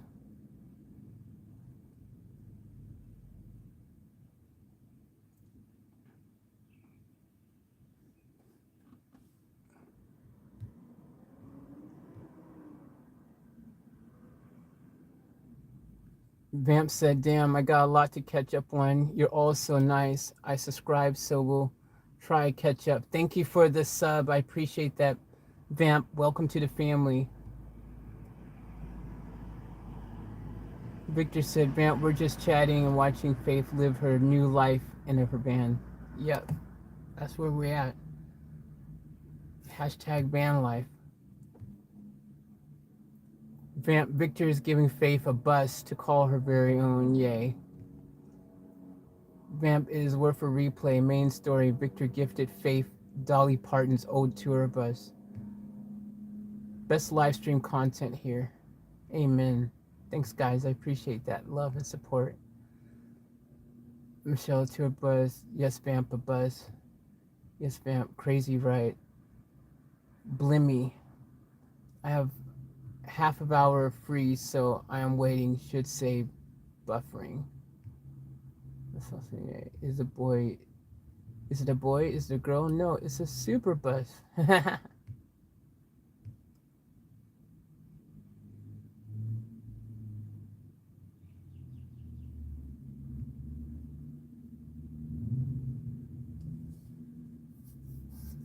Victor said, I'm never going on road again, and Faith is in need.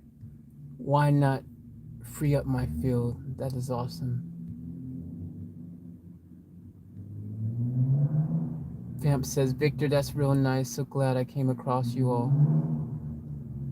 Karen said, man, the skyline sounds dope. You're a good lad, Victor, Karen says.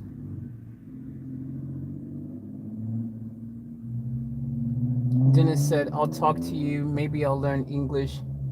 I don't understand everything yet in general.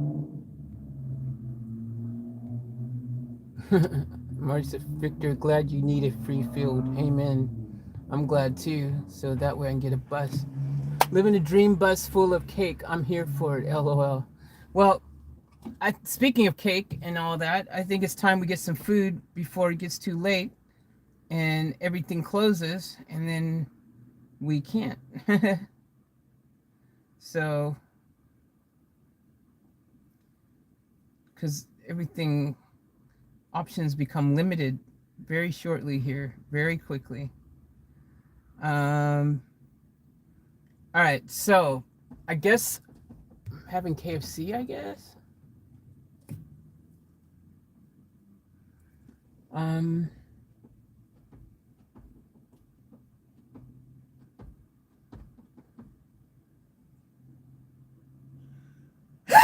Excuse me, guys.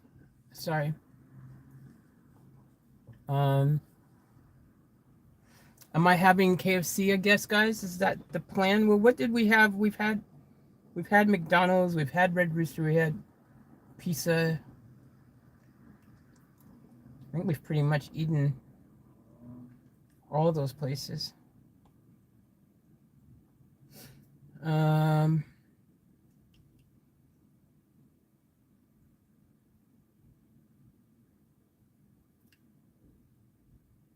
I think Michelle picked KFC. So since dinner is on Michelle tonight, I guess I have to have KFC. I think it's been decided, ladies and gentlemen. So we're going to go ahead and turn this bad boy on. We're going to drive to the KFC in Caloundra, because in this area, the KFC in Caloundra seems to be the better KFC option. Consistently, I've been happy with that KFC compared to the others. We're just saying a lot, because I'm actually realistically, KFC frustrates me here at the moment. Actually, everywhere frustrates me except McDonald's at the moment, because McDonald's is the only fast food place in Australia right now that is actually going above and beyond because of the pandemic. And that's why I actually been eating McDonald's a bit more now in general over KFC and everyone, just because I support the fact that they actually care enough that they are all wearing gloves. They got this extra protective screen barrier that they've put up. Everyone's wearing gloves, even the cash register person. They all have their plastic gloves on. All their straws have freaking the covers on it now, paper covers for your protection. When they handle your food, they're giving it to you with gloves on. Like, they're also, the person paying for the food is not the same person who is handling your food later as well. So they're taking all these extra precautions. Meanwhile, at KFC, most of the time, the KFC is over in the Sunshine Coast, and that's why I like the Caloundra one. At least they're doing part of this differently most of the time. Well, not all the time. Sometimes they've actually been slack too. But you go to KFC, they're using the same window to pay for your food, and to pick up your food, and you're paying for it. So I've seen them handling cash with no gloves. They're not wearing any gloves. They're handling cash. Then they touch your food and your bag and all that stuff and whatever. The same person who just collected money or did whatever, who knows what they've done with their hands. They're not wearing gloves. No one, not even the people in the back part. I've seen them using the tongs, trying to make food and do things, and then someone slips and they flip the bun with their finger, and no one's wearing gloves or doing anything there. Actually, now that I think about it, do I have to go to KFC? Can I go to somewhere where they actually make a little bit of an effort? Could I go to McDonald's right there, since it's right there? Because the same with Red Rooster, they're as bad as freaking KFC in that regards. They just Red Rooster, KFC, and Hungry Jack's ain't really making effort. I just like that McDonald's has gone a bit above and beyond. Not that, I mean, it's Australia and yeah.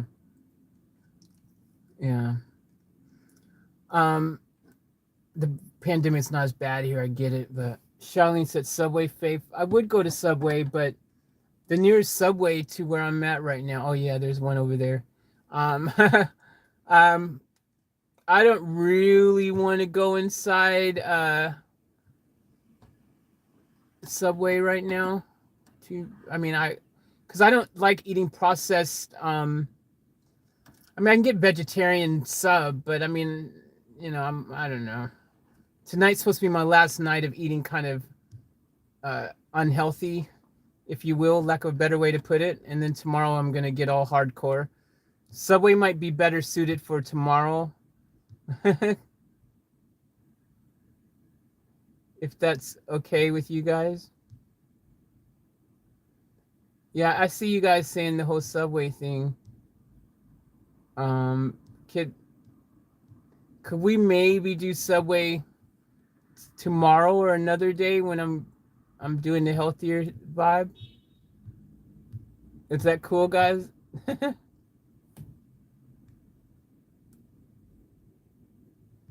Is that cool? Can I start from tomorrow? I kind of want my last night to be fun of eating junk food.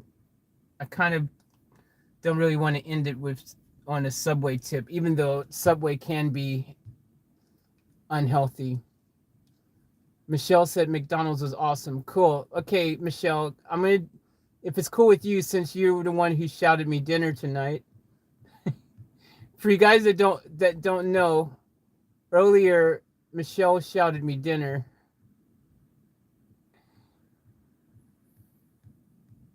So I thought I was gonna have to have KFC, but it looks like Michelle might be okay with me having Mickey D's. Is that what I'm getting from you? Is that the vibe I'm getting from you, Michelle? Can we do the Mickey D's? Victor said, Jazz gotta run. Love you guys. Fam, be safe. Hey, thank you, Victor, again for everything. I'm looking forward to talking to you tomorrow. That's gonna be super cool talking to you and Branson. Thank you again for everything. I really appreciate it. And thank you. Much love to you, Victor. Okay, guys. I'm doing the motherhead shake, Faith. Go get Mackers. Okay, Charlene, I appreciate that. Yeah, Michelle said go wherever is close so you're not sniffing fumes all night. That is anywhere right here. So yeah, that'd be awesome. We could do that. Thank you.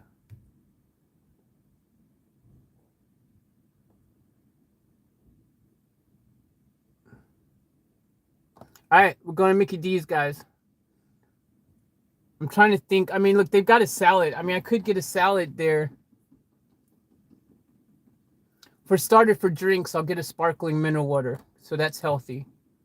I'll try to plan it. I won't get any fries because I've had too many fries.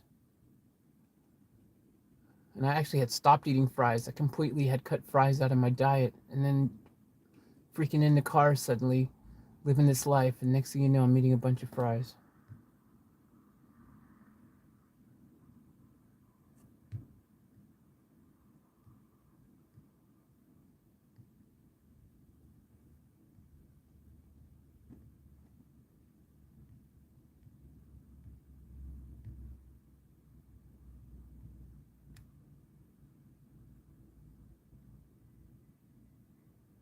Mikael said, I should say I learned my English skills from face reactions. It's ideal because there's some stuck phrases in English and reaction videos which you have to use in real life. That's awesome, Mikael.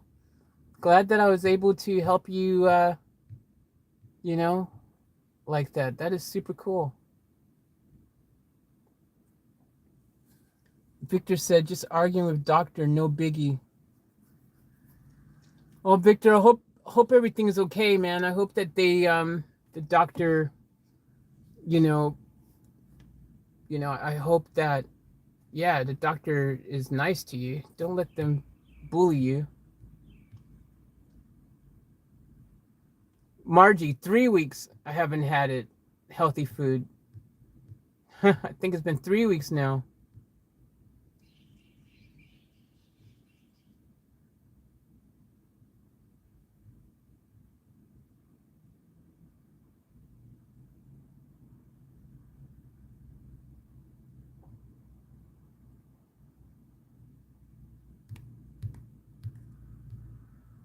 The wraps are okay.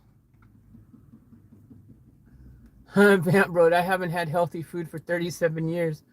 All right, I'm going to try to... I'll try to...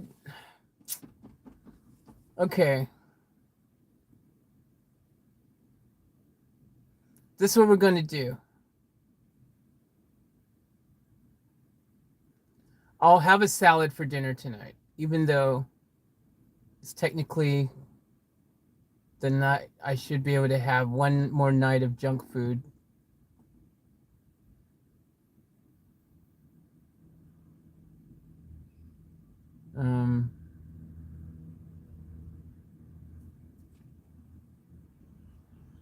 We'll see. We'll look at the menu. Let's go over to the menu now. We'll figure it out from there.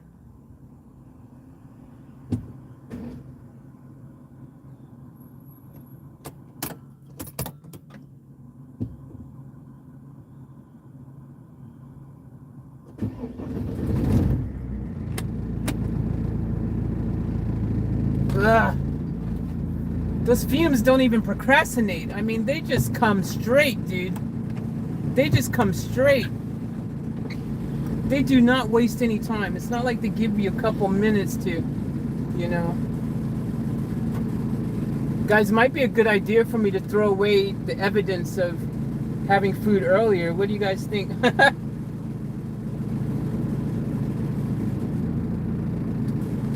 I'll put these bags down here for now.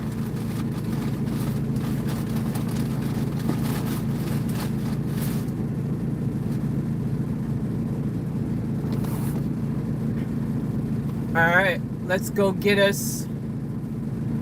I mean, McDonald's has a new healthy salad, a Caesar salad. I mean, a chicken salad, something or another. They got a wrap version as well. I guess I could get something like that. I guess I could do that. But I'm gonna have a muffin for dessert, damn it. Because I'm not gonna be eating any more muffins.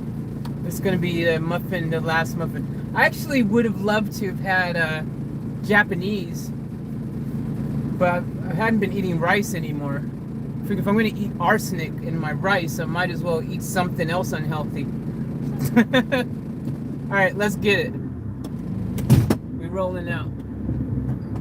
Go, Mickey D's right there. We don't even gotta go far.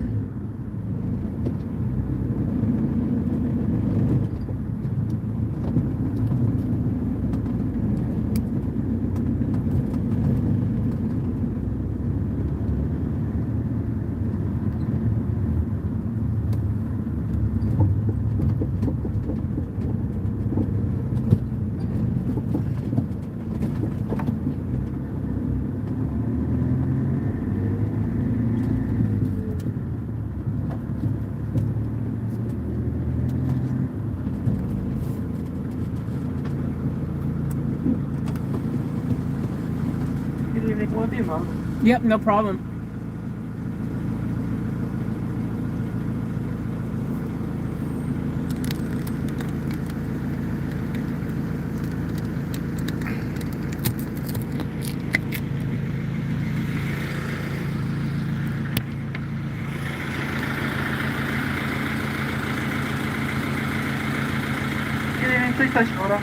Yep, could I please get a honey soy crispy chicken McWrap meal?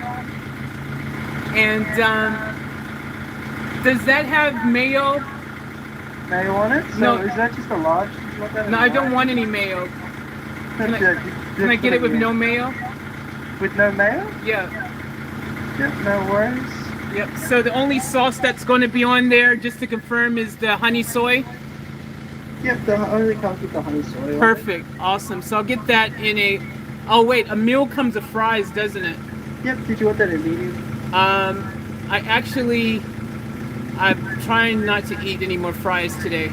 I think I do. Could I just get the wrap by itself? Yep, that's all good. And can I get a large sparkling mineral water? A large Sprite, A large sparkling mineral water? large sparkling water. Yep. And I'll get a chocolate mud muffin for dessert.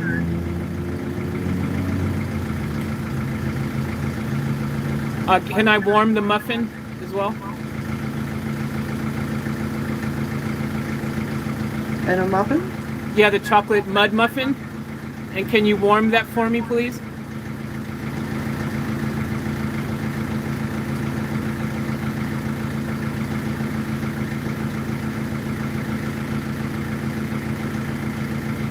Yep, that's all good. And Yep. then And sparkling water. and can I get? Are you guys still doing those chicken pieces? The pieces? The mi- six pieces? Yeah, can I get those as well?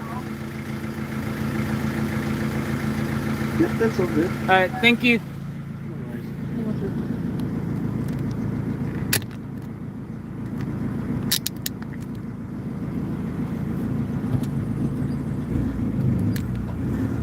All right, guys. So I tried to go healthy. I had the wrap, and so I got a wrap. I got no fries. I did get a mud muffin for dessert, but you guys know I won't be eating any more of those after tomorrow. Well, I will, but not regularly. And I also got the some chicken pieces, which since I didn't get KFC, I got the chicken pieces, which is kind of simple. But instead of getting it in a meal, because I would have ended up with fries, I didn't get that one. Oh, no sweet and sour sauce. I don't want any sauce.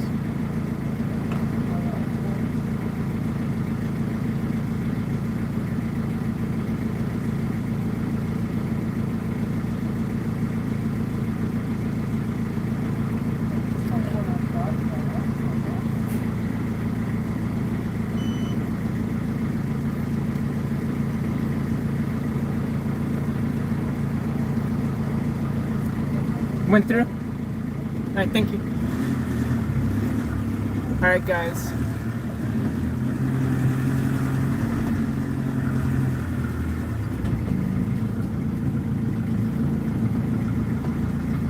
Alright, so yeah, so what I got was I just got they got these chicken McPieces, which are basically like chunks of chicken. So I got some of those.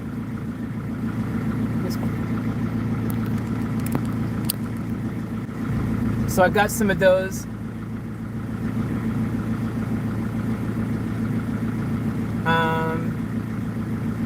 So I got some of those. I got those. I got a wrap, like a chicken wrap with honey, soy, and lettuce, and all that healthy stuff. So you guys know. Hey, do you mind just going up next to me? Yeah, no problem. Thank you. I got water to drink. Well, sparkling water, but it's still water.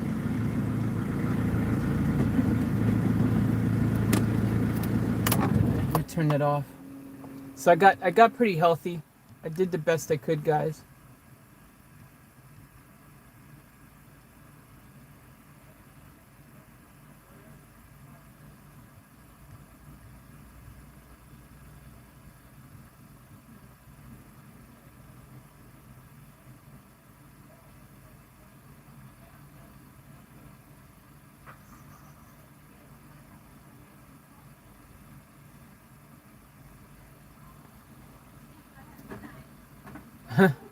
Reflection in the. With the muffin and the wrap? Yeah, And you do one. thanks. Sorry. Thank you.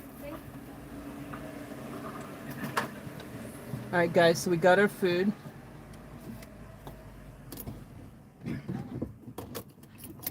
And yeah, We're gonna go park, and then let's go eat it.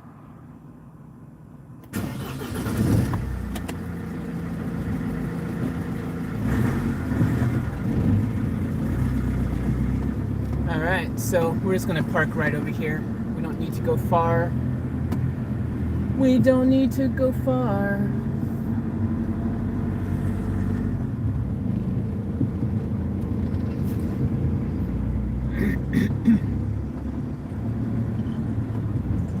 Park somewhere where I don't have to, that I can kind of just, if I happen to fall asleep there, it's okay. We can kind of just stay there. Maybe over here, back where we were originally. We'll come back over here. Let's park over here somewhere.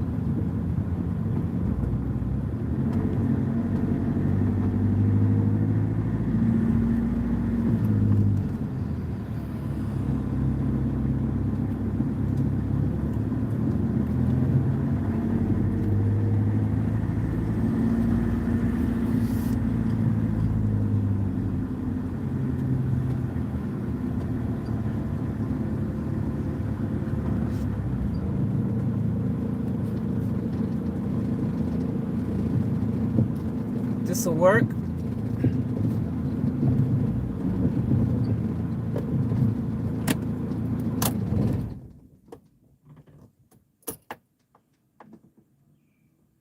It's incredible, all the fumes from just that short distance. Absolutely amazing.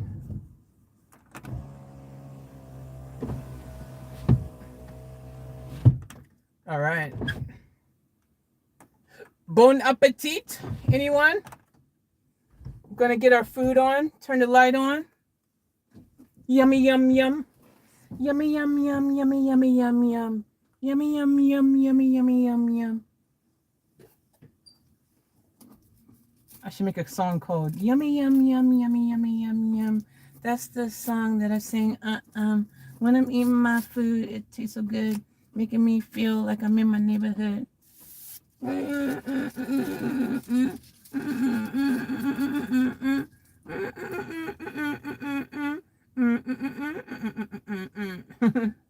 All right, let's go ahead and knock this out the box. First, some drink. I was parched, so I need some drink up in my life. Sparkling mineral water. That's the drink of choice, the drink of champions.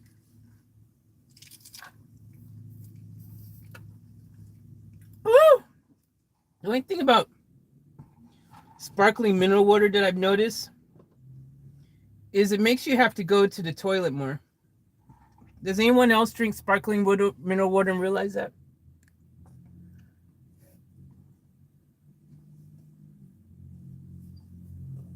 All right, guys.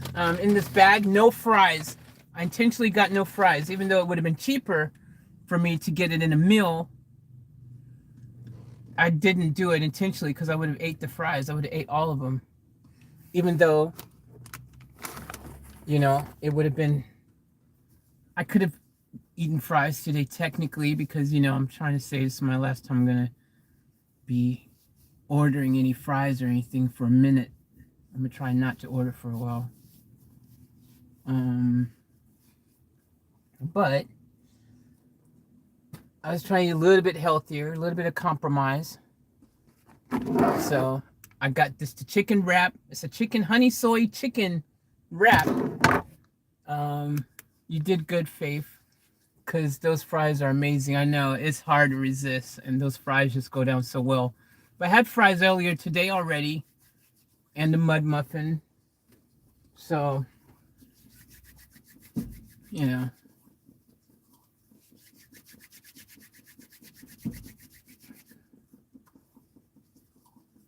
Yeah, Victor, hopefully you get out of there soon, man. Hey, Victor, how are you going to go to the bank tomorrow? If you can't, if you in the hospital, do you get to leave tomorrow or something? Or are you getting Nia, what's her name? Is your assistant's name Naya? Or something like that, Nia or Naya? I forgot your assistant's name, sorry. But is she going to be going to the bank, or are you going to be able to leave to do that? How's that all gonna work out? We're breaking him out, Michelle says. Janelle says, that sounds great, Faith. I like that chicken. I've never had the wrap, so it should be interesting. But I do these little pieces here. Let me show you guys these little pieces. Have you guys had the McPieces from Mickey D's yet?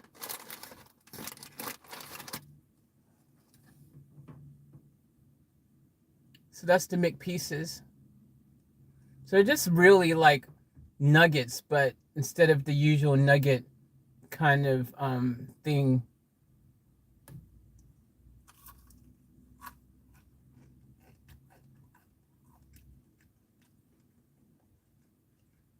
Mmm.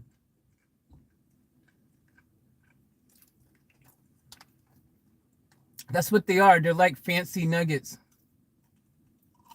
Mmm.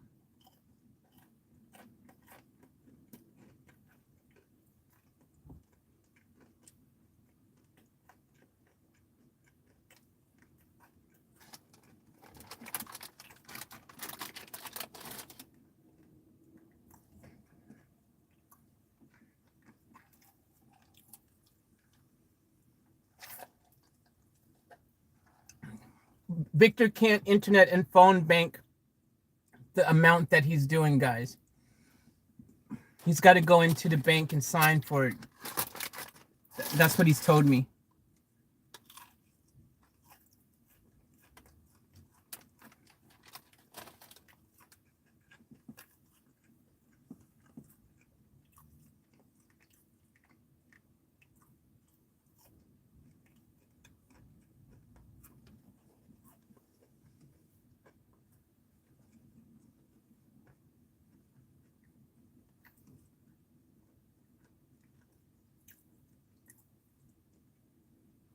Janelle, the last time you ate McDonald's was in 1985?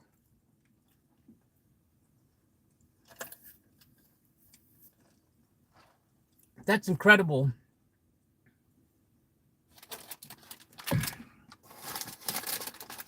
Holy crap, how have you resisted?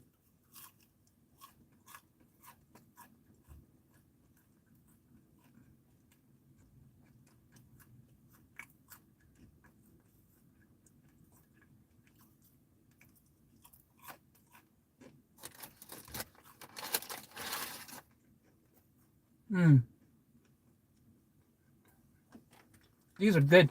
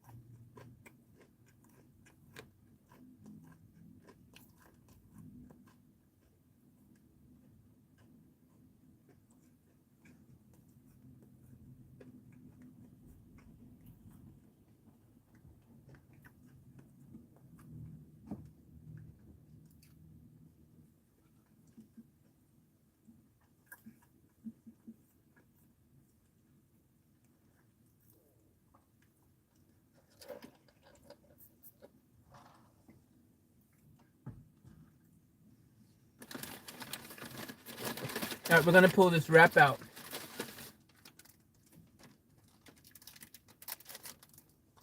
This is the packaging for it.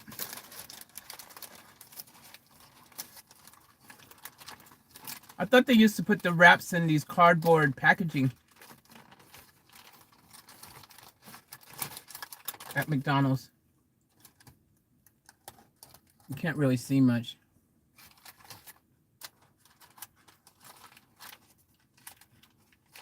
It's cold. I can feel the vegetables. All right, here we go.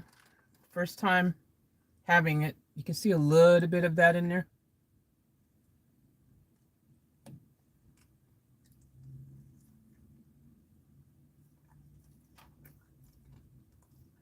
Mmm.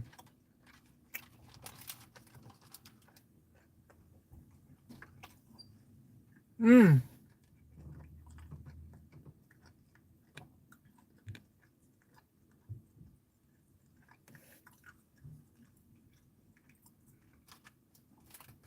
The first bite's not too bad.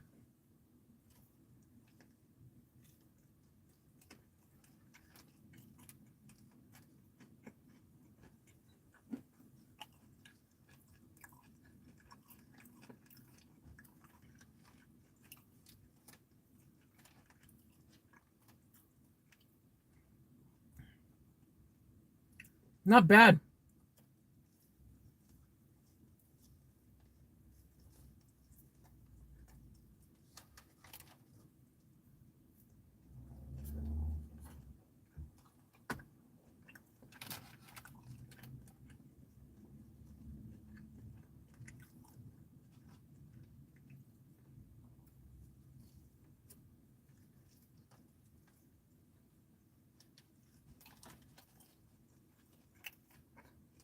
Hmm.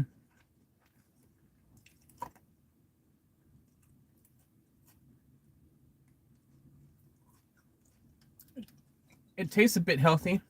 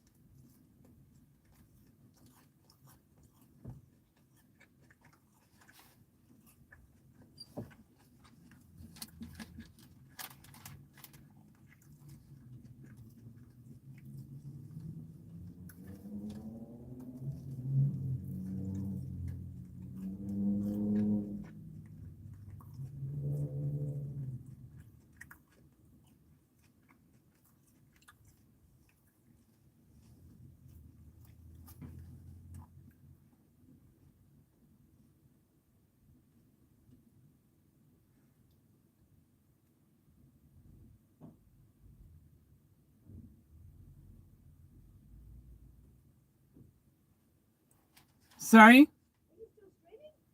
Am I still streaming? Huh? Yeah, I'm streaming. Yeah. What? Wait, what's your name? I came on the other day. I'm not your normal thing. I'm just a mum that. What's your name? Debbie, but it come on as WeWack 57. Oh, guys, wait, hold on. No, I don't want to. I'm like this one. I'm not, Okay, I won't put you on the camera. I live in. I've been here for 30 years. What? I somehow came across. Should I be talking while you're on here? Oh well, I can't end the stream, so. Okay, yeah, no, I don't know. I don't even know. I'm not put on Facebook anything like that. I don't understand it all. Yeah, no, because the stream, if I end it now, then it'll end. But I literally was at home with my daughter. Yeah. I said, oh, she needs something to eat. She needs something to eat. I'm sure she's at Monday, so I'll just race down. no way, that's crazy. Yeah. So Michelle shouted me a dinner tonight as well. Oh, okay. Yeah, on the stream. You need But to eat healthier. yeah, I'm once I get the connection for the power and stuff, then I'll eat healthier. Right, if I had room, I live in this little tell her, but I live in a little house in a dead end street. My daughter and her fiance, he's a fighter. He's coming in tonight, and they're living in one bedroom. So otherwise, if I had room, you could park or something. Oh no, that's all right. No, I just wanted you to, That's really kind of you. That's Thank okay. you. I was like, who's this lady? What's going on? I didn't even know what's in the car because I haven't, as I said, I don't follow all the. Yeah. It's just I watch YouTube and I just discovered YouTube. Not discovered YouTube, but I started watching reactions. It must have come up one time and I said, I'm sure she's in Flanders. Something came up. That looks like even one of the pictures. Yeah. You're in La Bolsa or something at one point because La Bolsa's lovely. You up at La Bolsa Park at all? I don't know which one's La Bolsa Park. It's beautiful. Oh, Kawana. Yeah, no, it's but it's on the water. And Oh, okay. Lots of places. I have to Yeah. tell you, but I don't know how to figure it out. That's really kind of you, though. Thank you. I Yeah. Thank you for Comment. yeah. I'll take you for a meal. And thank you for dropping by and offering a meal. That's cool. And it's nice meeting you. All right. Hey, your reaction. Hilltop Hoods. Okay.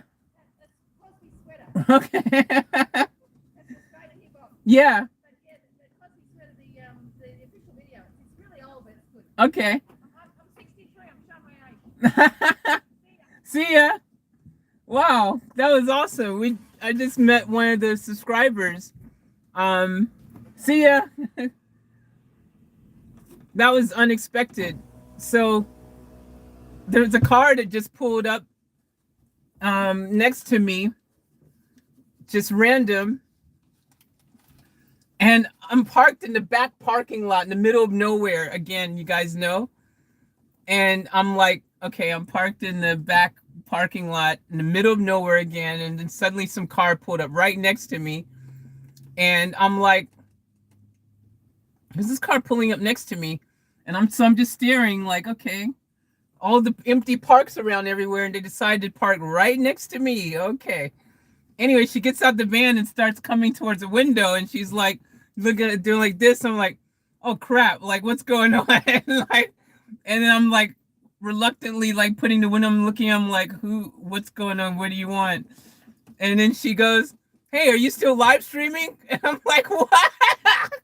It was one of you guys who freaking knew that was in the area here. So we whack 26, aka Debbie, her name is Debbie.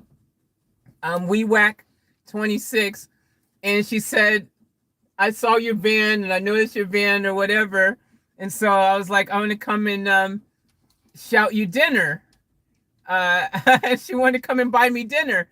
And I said, oh, Michelle's already bought me dinner for the night. So that was really nice. That was really kind. I really, wow, that was unexpected for her to just come and shout me dinner. And she said, okay, sometime I'm going to have to, have dinner with you and everything. And then she was like, she wished she could, help and, let me park at her house, or like she was saying all these kind things. So that was crazy unexpected. I was like, man, what's going on? Okay, this lady's coming at the car.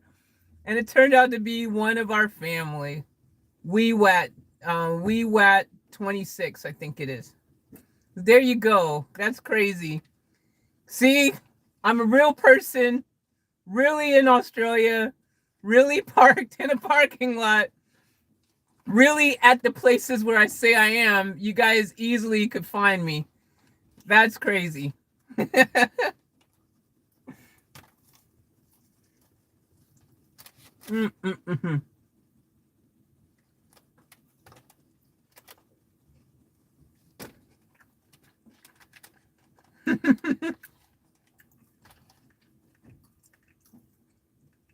That was insane. Never expect that to happen. I never thought about it ever, that I would actually just be parked somewhere, and unless it was like random, like where I was walking and someone saw me, but I never thought, someone would find my van and could be like, hey, geez, someone said in the family, you should put Off Tap Life, my logo and stuff on the van. Geez, make it even easier for you guys to find me.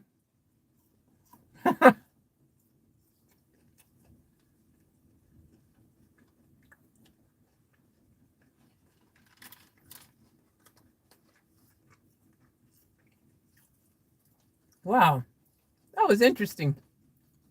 Unexpected. Totally wasn't ready for that.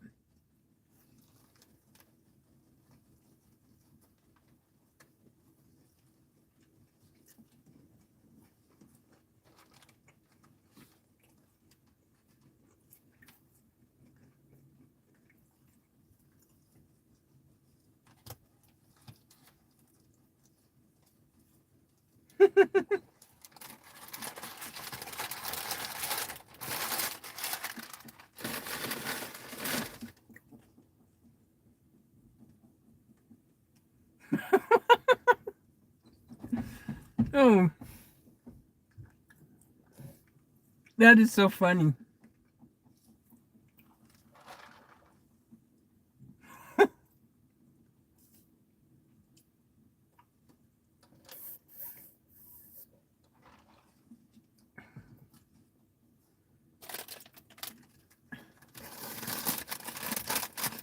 I think my van like stands out anyways, as it is.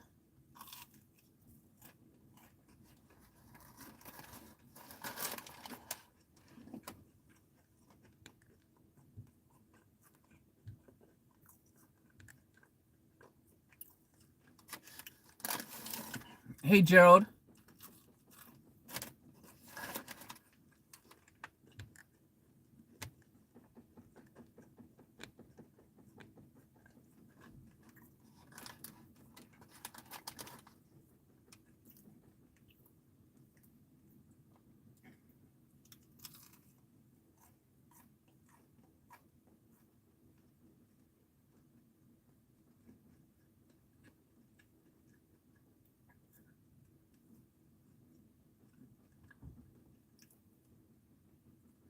Man, that was interesting.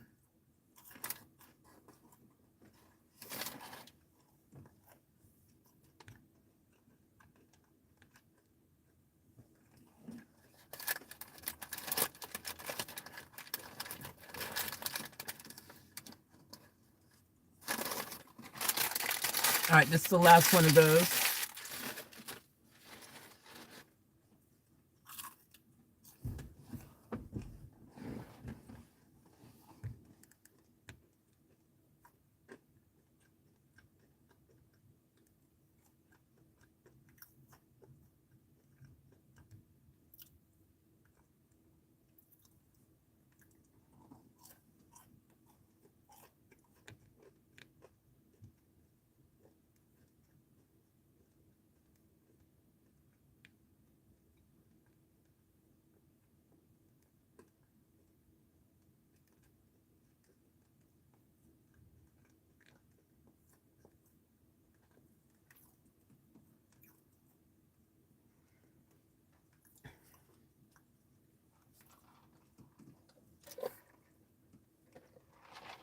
Charlene wrote, any takeaways are about a 2-hour round trip for me, so I don't get out very often. Man, that sucks. Actually, it's probably a good thing, Charlene, because then it forces you to eat better and less likely that you're going to be tempted to have junk food. So maybe that's a blessing in disguise.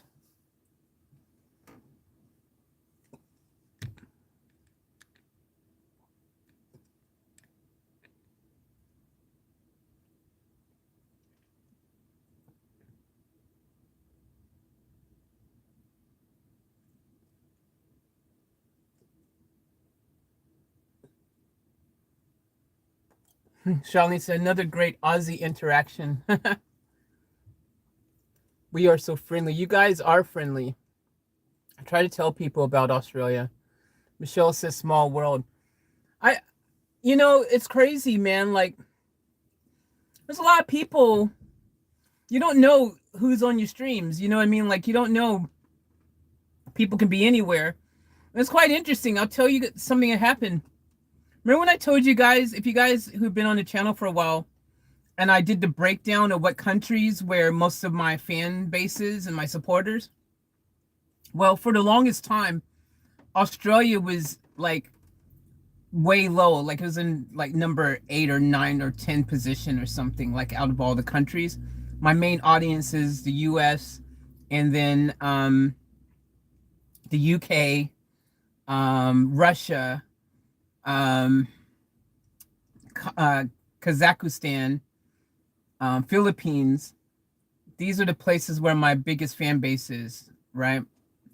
So Australia was never in the top, but recently I looked at it and that's all changed. Australia's made a major comeback.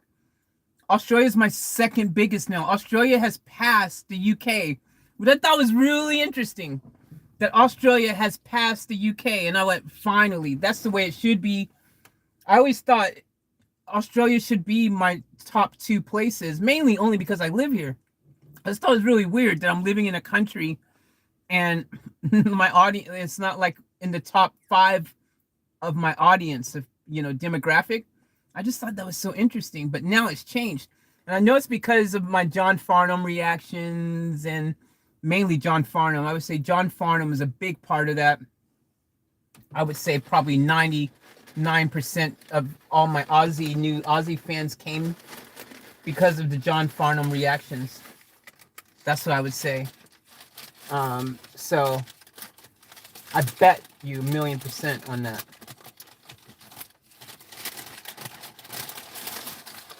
All right, we've got a muffin.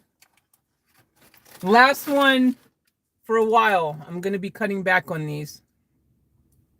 They're so hard to resist, but that's the last one for a while, I promise.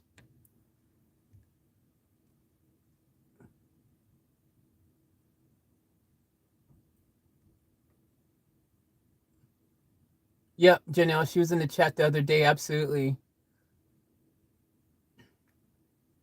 Yep, Vamp, I'm in Australia at the moment. Vamp Faith is wonderful. Thank you, Janelle. Appreciate that.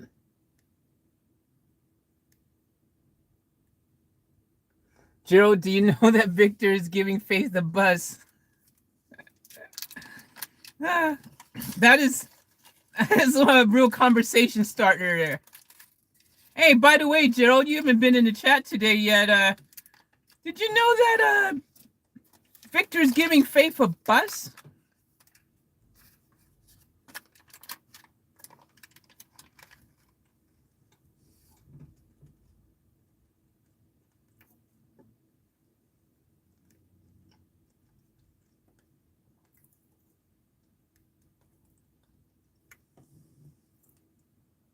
Charlene said, I'm off, beautiful people. Be kind. Love you. Love to all. Love you too. Actually, I did already an off-tap band design. Gerald, I'm going to check it out. I've just been, I need to check it out today or something somehow. I'll just do it on my phone. I was waiting till my laptop so I could see it properly, but I'll just do it on the phone. I'll do that tonight for sure.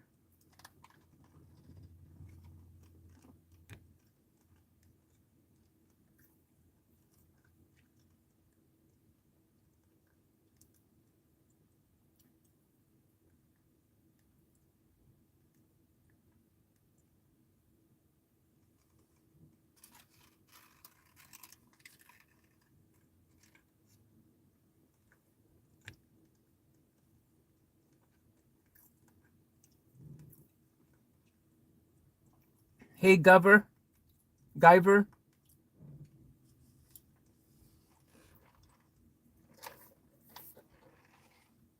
Good night, Karen. Sweet dreams.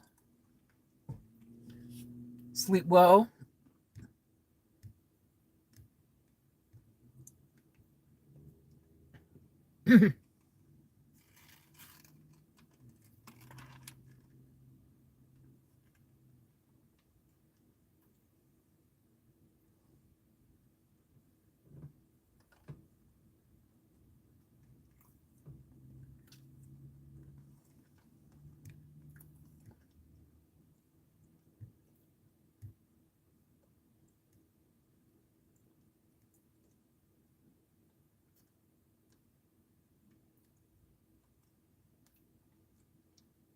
Michelle, that's how I found Faith, John Farnham. I've met him a few times. Oh, awesome.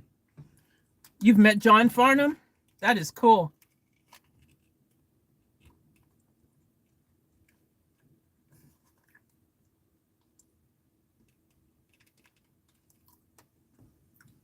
What is he like? I think he seems like he'd be a really nice person.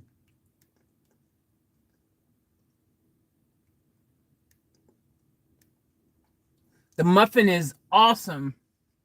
It is so good. It's going to be hard not having one of these every day.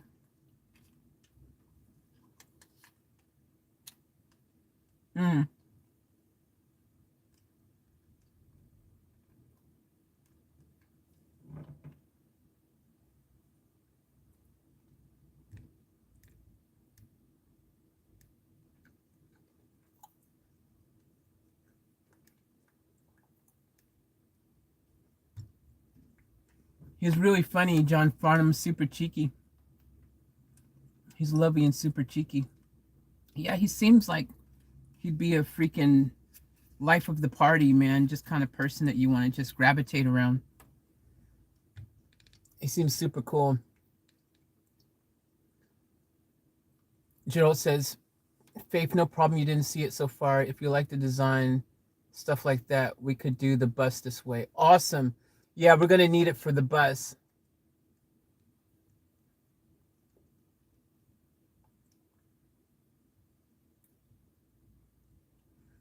Victor said, gotta get legs sewed up. See you soon. Victor, be safe, man. Hope it goes well. Make sure they sew up the right leg. Not the wrong one. All right, big bite of the chocolate icing part. You guys know that's the best part of these. Mmm.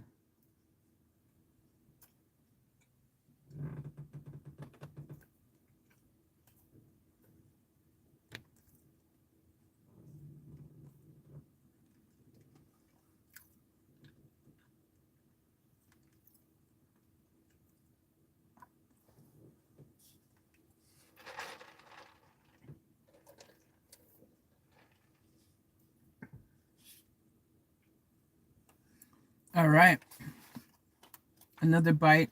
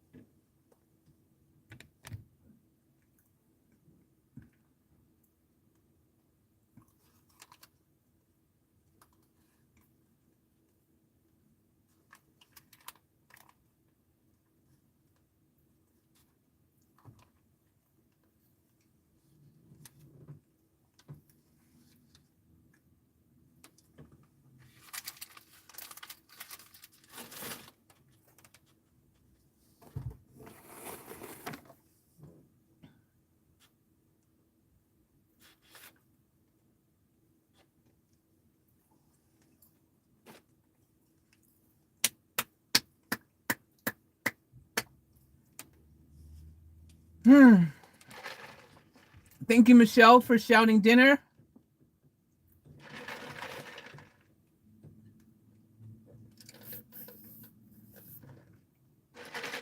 And shout out to WeWhack for shouting dinner.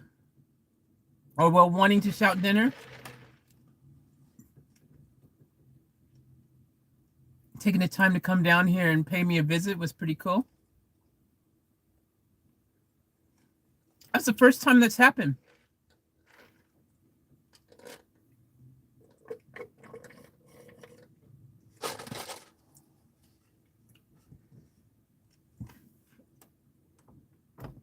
That's the first, oops, wrong button.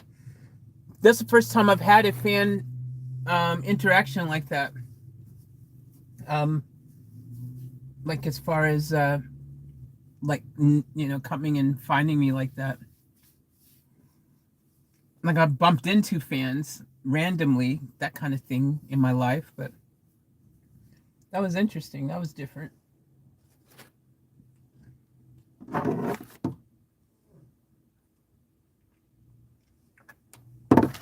It'll be interesting when I go on tour around, like do the meet and greets and meet all you guys and stuff. I think that's going to be super interesting. It's going to be super interesting.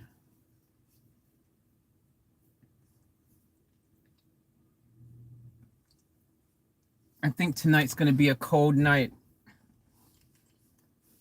I'm already starting to feel a little bit of a chill in here right now.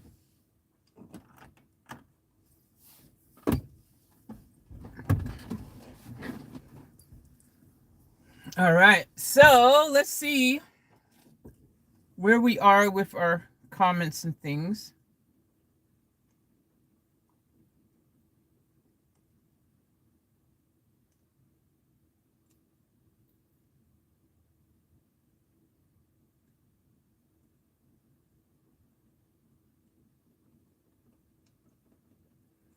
All right, guys. So this is what I'm thinking. This is what I'm thinking. This has been a, I think it's been, WeWack. Hey, there you are. Lovely to meet you, Faith. Lovely to meet you too. WeWack 57. There it is. Hey, WeWack. I like the surprise. Yeah, that was really cool. That caught me completely off guard. That was super cool. Shout out to you, WeWack. Thank you for coming in and surprising me like that. That was cool, and that was a very nice thought to want to come and shout me dinner. Unfortunately, someone beat you to the punch, and Michelle beat you to the punch today. But thank you so much. That was a really beautiful gesture, and it was just nice just being able to meet one of you in person, and get another face to the name and stuff like that. It was super cool. That was really awesome, you know. And I actually want to say this to you guys, because I don't think I've ever said this to you guys. I don't really think I've said this. But guys, if you ever see me out and about, you know, anywhere or something like that, like, you know, feel free to come say hi to me, you know. You know, I'll never be too like, oh, leave me alone or anything like that. But just like, if it's only since I'm living in my vehicle and you see it, that means let's make some guideline hours, because, you know, if it's, let's say I need to have a little bit of a nighttime sleep at some stage, even though I don't sleep much, but we need to have some. So let's just say 12, let's say anytime from before 12 p.m. I mean midnight. So anytime before midnight and anytime after, say, what, I don't know, 8 a.m. I guess.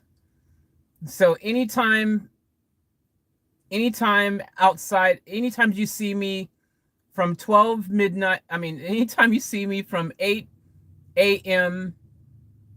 until 12 midnight, out and about anywhere, if you happen to see me or something, like anytime, feel free to come say hi, you know, and knock on the window or whatever you guys want to do. That'd be cool.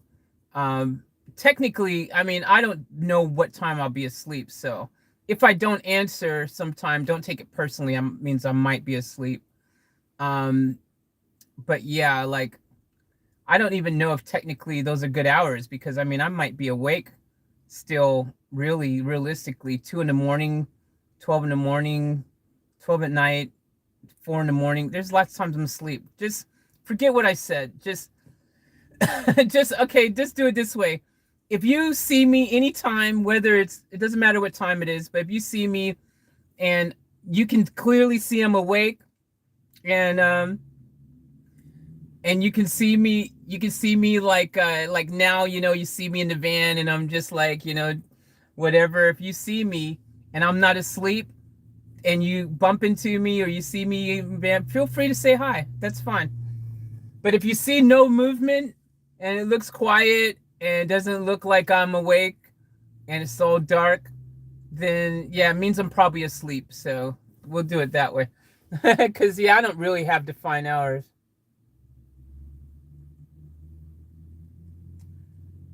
Michelle says, just for your own safety, make sure you move after a stream, just so people can't find your location. Man, that sucks. This is, I actually like this location. WeWack said, hi everyone, sorry I'm not good with social media, so don't really know what I'm doing. Margie said, WeWack looks fine here.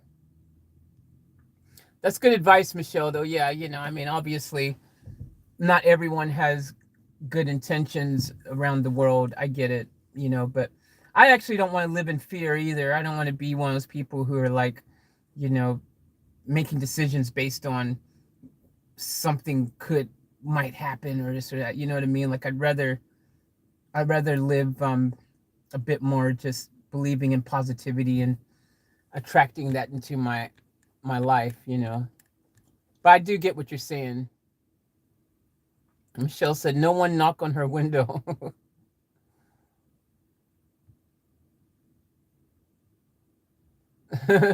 WeWag said, yes, Margie, I felt like a bit of a stalker, but I could see Faith was at my local McDonald's, so I couldn't resist. That's cool. WeWag, look, hey, it was totally fine, man. And I totally loved it. It was cool meeting you. It was a pleasant surprise. And yeah, good guys, look, seriously, like if I'm out and about and you guys see me, by all means, like, feel free to say hi to me, like I said, if I look awake and everything, obviously I was awake, the lights on, you guys know I'm on the stream now. So, obviously I'm awake and everything. So if you see me, like, by all means, feel free to say hi. Like I would love to meet you guys, and I do plan on, once the pandemic ends, we will do some meet and greets. I will literally hop in the bus and drive around and put on meet and greets where we can meet everyone and stuff. But yeah, look, I'm open to meeting you guys, so feel free to say hi anytime. But yeah, it was lovely to meet you, WeWack. That was super awesome. That is so cool. Your local. So this is your local, huh? Your local hangout. It's a nice hangout. I actually like this. There's something really cool about Karamundi. It's actually one of my favorite kind of places. Like the McDonald's here is really good. One of the better McDonald's on the coast. Like in general, just in terms of consistency. I always talk about consistency. I come here, the food always seems to be hot, well prepared. They're always got their gloves on. They've got the plastic barrier protective thing. I just never seem to ever have an issue with my food here. You know how you go to some McDonald's, it's hit or miss. You don't know, are you going to get cold fries? Are you going to get your order messed up? You just don't know. But pretty good track record here at this one. The other McDonald's that is really good, I'll tell you another McDonald's that I've had no problems at, is on the same road here. What's the name of this road even?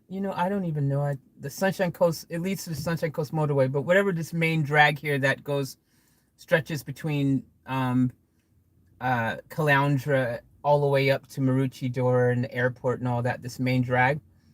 But over in Bertinia, I'm going to say, I think it's Bertinia. Is that Bertinia? Whatever that mall is, I can't think of the name. I know I'm probably saying the wrong name. Is that Kawana Shopping Mall? It's probably Kawana Shopping Center. I think that's what it is. There's a McDonald's over on the left side over in that area next to Super Cheap Auto. That McDonald's is consistently good too. Every time I go there, freaking piping hot, really good stuff. And that's actually my go-to McDonald's. Well, it was my go-to McDonald's, I should say, when I had the recording studio in Mooloolaba. I would go to that McDonald's there as opposed to the McDonald's in Mooloolaba, which technically I think it was mainly because I thought, ironically, this McDonald's felt closer. The one at the Kawana Shopping Mall Center thing there felt closer than the one in Mooloolaba. And then it was just consistent. After a while, I just kept going there because every time I went there, the food was always freaking piping hot. The staff was really cool. And I did a cool video there, guys. I did the, what was the thing? McDonald's challenge. I did some type of McDonald's challenge on one of my channels. I think it was on my Faith Chase channel. I did a McDonald's challenge where you go through the drive-thru and I can't remember what it was. 10 things or 10 ordering. I can't remember what it was. But I did some type of McDonald's challenge there and watched the video. It was really cool. And the staff there, so most of the people there know me because of that video. And they're all really cool there. I think it has something to do with why the food's always good there as well. Because I, plugged them out there big time. I've done a couple McDonald's videos there, actually. I did the one where I made my own, the first McDonald's veggie burger. But it was cheated. I just basically got a I got the McDonald's bread bun, you know, the McDonald's bun, lettuce, cheese, tomato, all that stuff from McDonald's. And then from Hungry Jack's, I got their plant-based burger patty. But I did that video as well.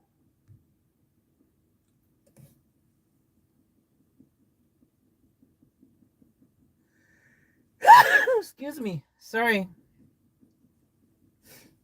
I've never sneezed so much as I have since being in this van.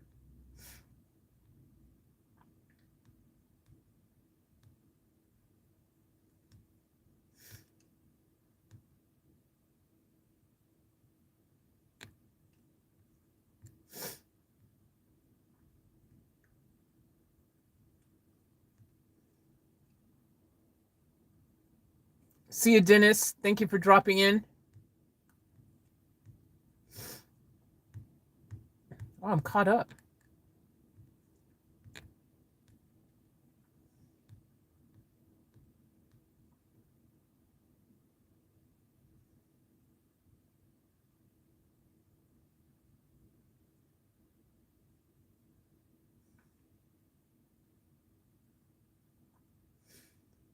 %90 of the time, I'm sure it's okay, but people are under the influence and actual are worried. Best to not be routinely parked.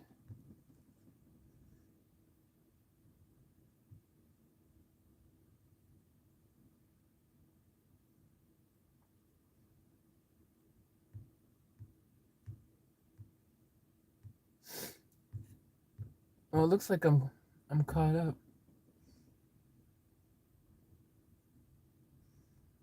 She said I have a paper bark tree in flower outside my bedroom window. Vamp said, okay, wonderful people, I'm off ski now. Thank you all so much for being good for my soul and my mental health. Hope to catch you all soon. Have a great night, Faith. Thank you so much, Vamp. Appreciate that.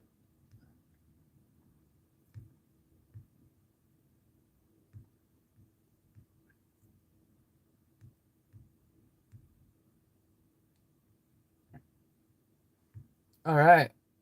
Well, looks like we're caught up. That was interesting. I've caught up.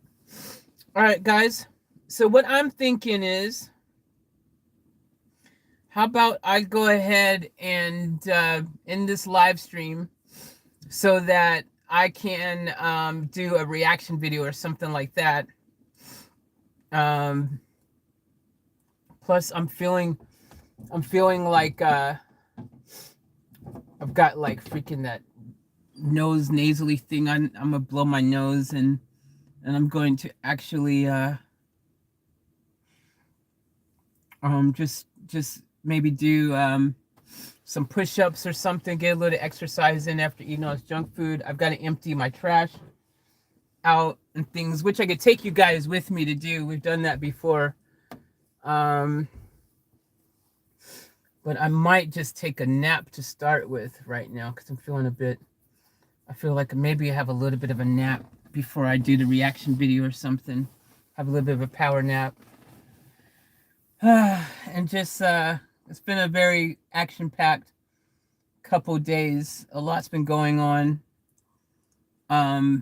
with this whole van stuff and things. A lot of emotions have been, I've been a bit, woo.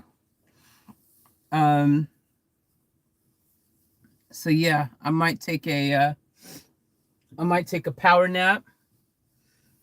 Just a quick one, just an hour or two, just to recharge my battery a little bit, because I'm feeling a little bit, I think it's the food, I've eaten all this food today that's like kind of, not really, well, the past week, actually 2 weeks, and it makes you feel really just, ugh.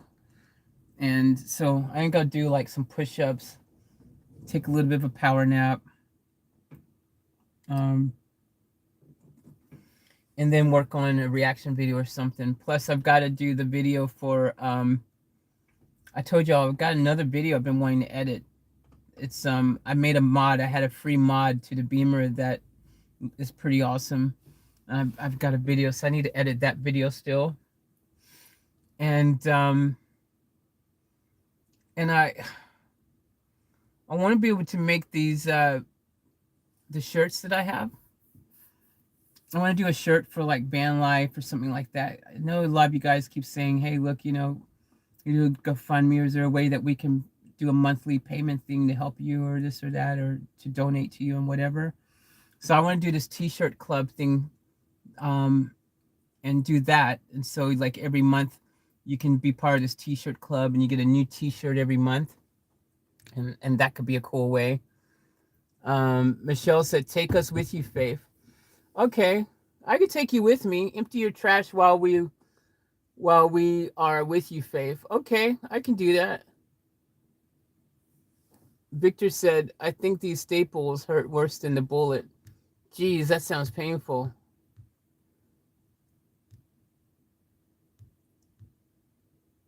Okay, I can take you guys with me. I'll take you guys with me. Let's go. You guys can come with me. I'm starting this bad boy up. Margie said, okay, lovely's got to go. Take care, everyone. Right back at you, Margie. Thank you. Appreciate it. All right, guys, I'll take you with me. Let's go get some let's go get some. Let's get rid of some trash. Let's go. Why not? All aboard?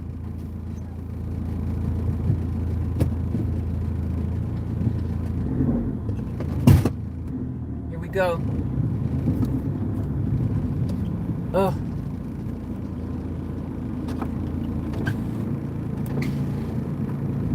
These fumes are relentless.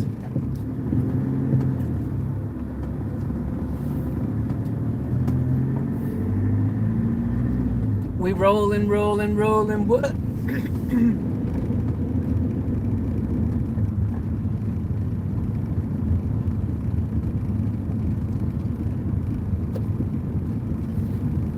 Oh, where am I going? I was heading back through the McDonald's drive-thru.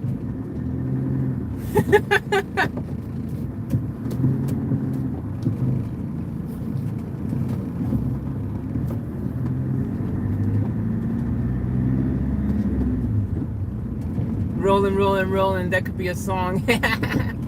Exactly.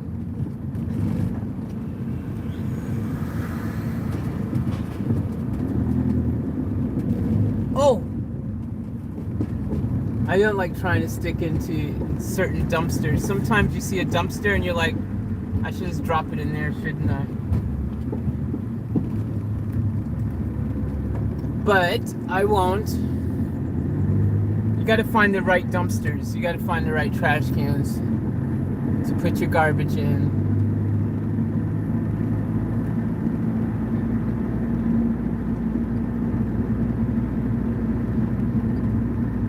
Okay, yeah, and I got to figure out where I'm going to freaking camp out for the night. That's one of the things, guys, that's a real challenge, is figuring out where where I'm going to camp out for the night and stuff like that. That's always like, best is at parks. They have rubbish and recycling. The only problem, most of the parks though, Michelle, have no camping signs and stuff. You can't park in most of them. They're really freaking pedantic about it. That's the only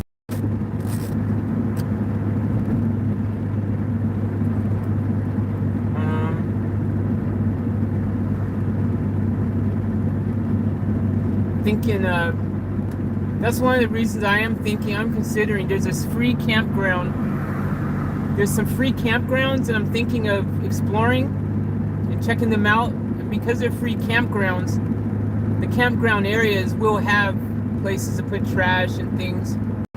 So maybe checking out and exploring some of these, but the first nearest closest free campground to where I'm at right now is like freaking an hour and a half away from me, and it's up north. So it's a bit of a drive, it's a bit of a hike and stuff. But I kind of wanted to wait to do the campground thing until I had like in my, you know, have my refrigerator hooked up and the solar and the power, so that I could be parked for like 2-3 days and not have to leave, you know, not have to move or do anything. It'd be cool to just be able to just like park and know that I don't have to drive around and charge my battery up, or, you know, to be able to power my devices, or you know, I don't have to go find food or anything, you know. It'd be cool to just know that I've got, you know, enough food on me. No, it's not a caravan park, it's a camping park, Michelle, like, you know, campground, free overnight camping. So you have to have you're required to have some type of, like, you know, van or caravan or something like that. Like, you know, it's not like a tent, pop your tent kind of place. It's one of those ones where you got to have like some type of vehicle, but you can park there for free. This one that I'm thinking about, it's like 2 hours, an hour and a half or 2 hours from where I'm at right now. So right now, see, that's the other thing. I couldn't go there now even if I wanted to, because driving that kind of distance in this van right now with the fumes and the leak and stuff, definitely not something I really would want to do. Be careful you don't need a 4-wheel drive. Yeah, it sucks. I actually wanted a 4-wheel drive. I thought one of those vans that had 4-wheel drive capabilities would be super cool, you know, because then I could go to remote, really interesting spaces. But so that's a scary thing right now with all the flooding that had happened and things. Like, the only scary thing about parking in some of these places, in these remote places, if you don't, especially if you don't know their story or their history, you know, like if you don't know much about them, and you don't know if it's actually a place that is flood prone. You don't want to park in a place where it's flood prone. That's not safe for you. But you don't know.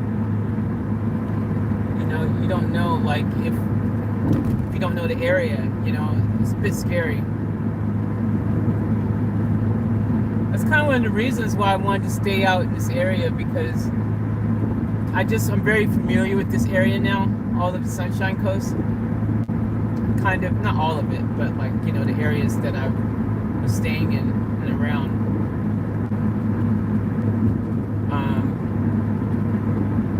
So, I don't know. Oh!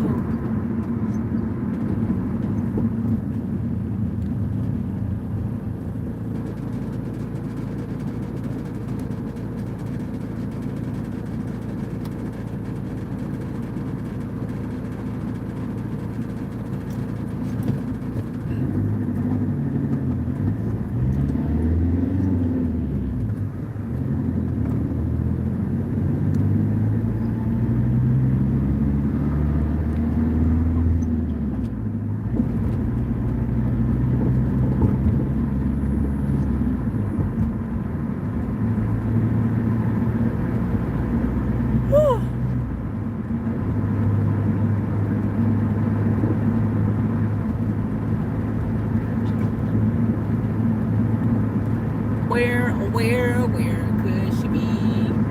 I know where I'm going, to the trash can. I'm going right up here.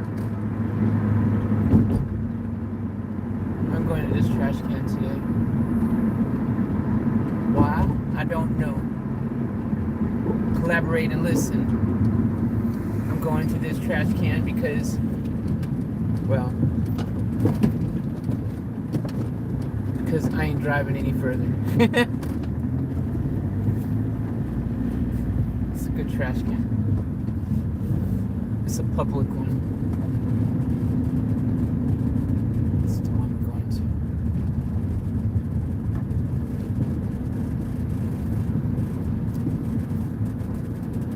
Plus, I can park here for a second. The chosen bin.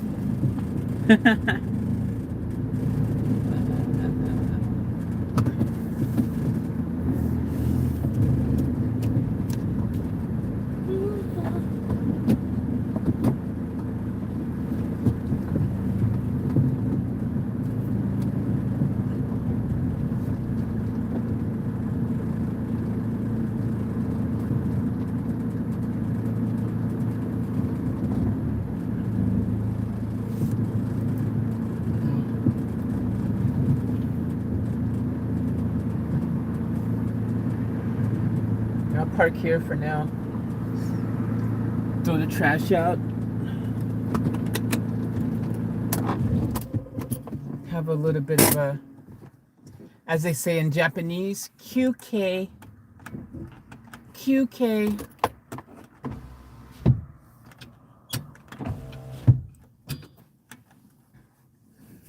Whew. Alright, let's get this trash out of here. I get the trash out. I'll be back in a second, guys. I'm just gonna get the trash out. That's the only, I think that's one of the hard things. I mean, not hard, but just, it's one of those things like you can't store that much trash in your vehicle, or at least I can't, because my van is not big enough to store tons of trash.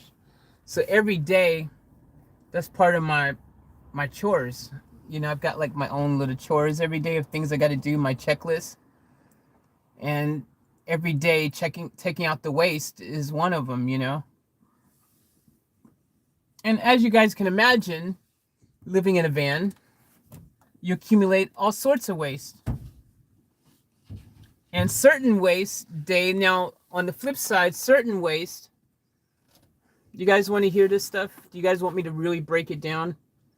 It's not the most glamorous story, but it is something that humans do have to do from time to time.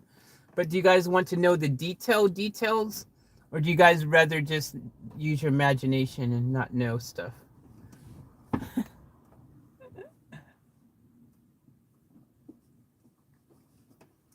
Because I'll tell you what you probably don't really want to know. Or maybe you do. I was going to save it for dedicated videos. We won't shade. Gerald says, sure. So here's the thing. One of the biggest things is, now I got a bit of a system that I've started to develop now, and it works pretty well. The cool thing is, you've got, as a human, you have two types of waste that you create from your body. You have your number one waste, and you have your number two waste. Number one waste, the best thing about number one waste is it's liquid. You can kind of, I have a, you've probably seen it in the back from time to time. I have a big container in there for number one waste. And the cool thing about that is, that's a pretty big one. So it takes ages for it to fill up. So I don't have to empty that often, which is great. But number two waste, my system for number two waste, because of how I've got it set up, and I don't have the whole compost setup, that kind of situation yet. I don't have it all technical back here. I've got it as basically as basic you can be, like using like trash bags and things like that and whatever and stuff. And so that kind of waste you have to then, you can't just let that sit in your vehicle super long, so that kind of waste you have to get rid of every day, kind of situation. As far as your water for showers and baths and stuff like that, oh, I should turn this light on. Baths and showers and things like that, that water, that kind of waste, which they like to call gray waste, that stuff I have to empty that out daily somewhere. But because it's gray waste and it's biodegradable stuff, like it's just mainly water really, you can kind of just dump that anywhere really, because it's just biodegradable water. It's let's pour that in the grass somewhere or whatever. But that's the main thing. And then whatever food and stuff you eat, that kind of stuff, you can't leave your food scraps in your car. You shouldn't do it because that could potentially attract ants and things and whatever. So you don't want that sitting in your car too long either. So you get rid of that. So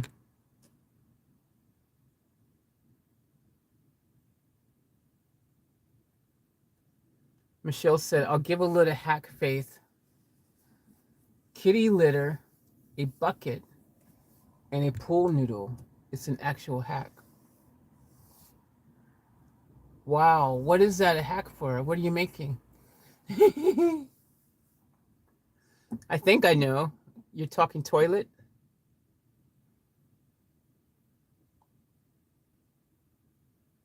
My grandson was born 6 days ago, and my granddaughter didn't get the memo. She was due on Wednesday.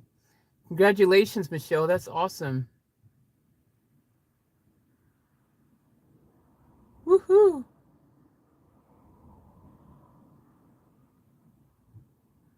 Oh, congratulations, Janelle, too. You're expecting another grandchild in July. That's awesome.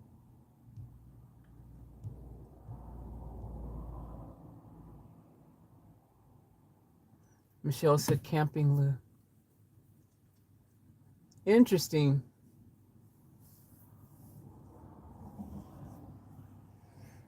All right, I'll be back. I'll be back. I'm going to throw the trash out.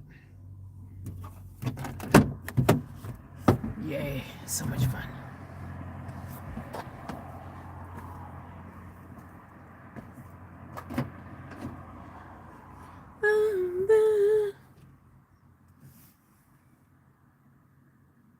Can you guys still see me?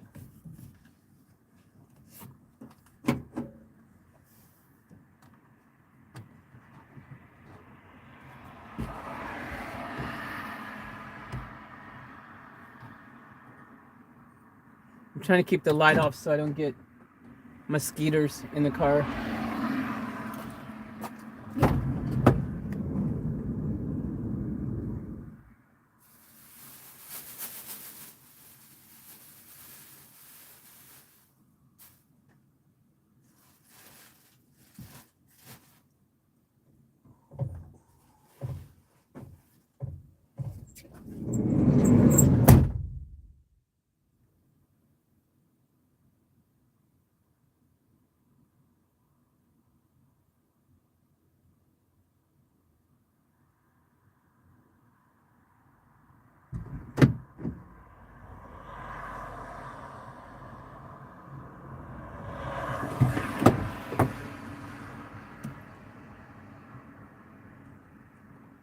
That was awkward. The door is locked over there. I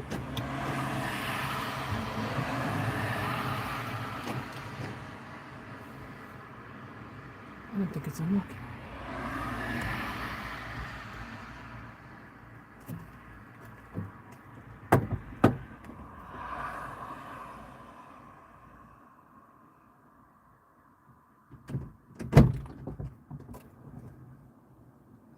Man, it's so easy to get so much trash built up. Doesn't take much.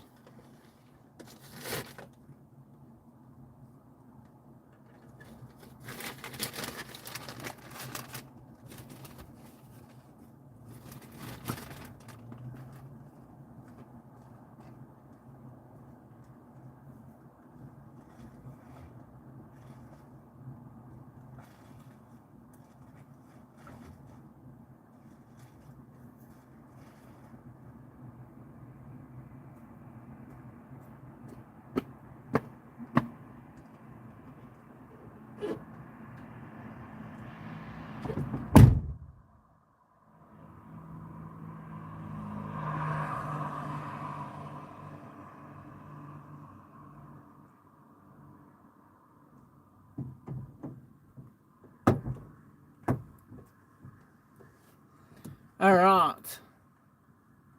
Mission accomplished.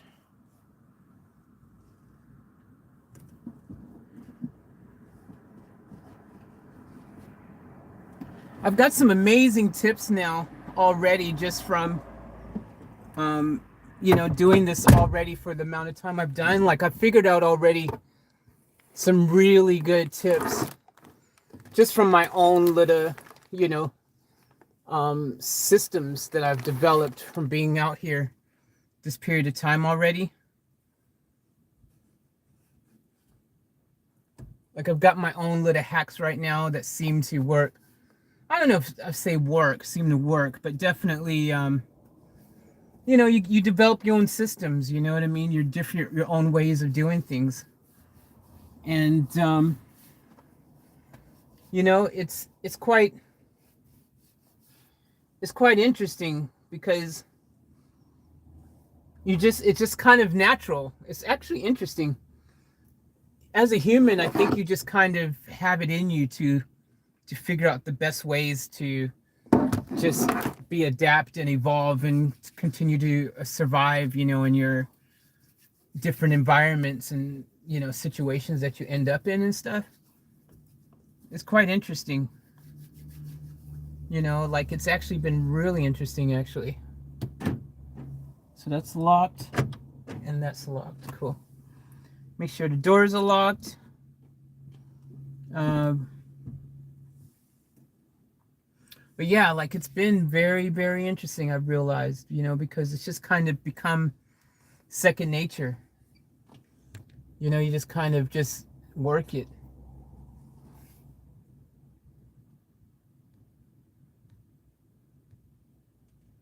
Michelle said, wish my house was this easy.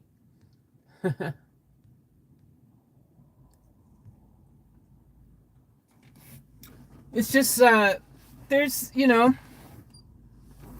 having a simple setup. I mean, there is some advantages to having this setup the way I have it, one thing is, I don't have to worry about a toilet bowl that I have to clean every, few days or a week or however often you clean your toilet bowl. I don't know.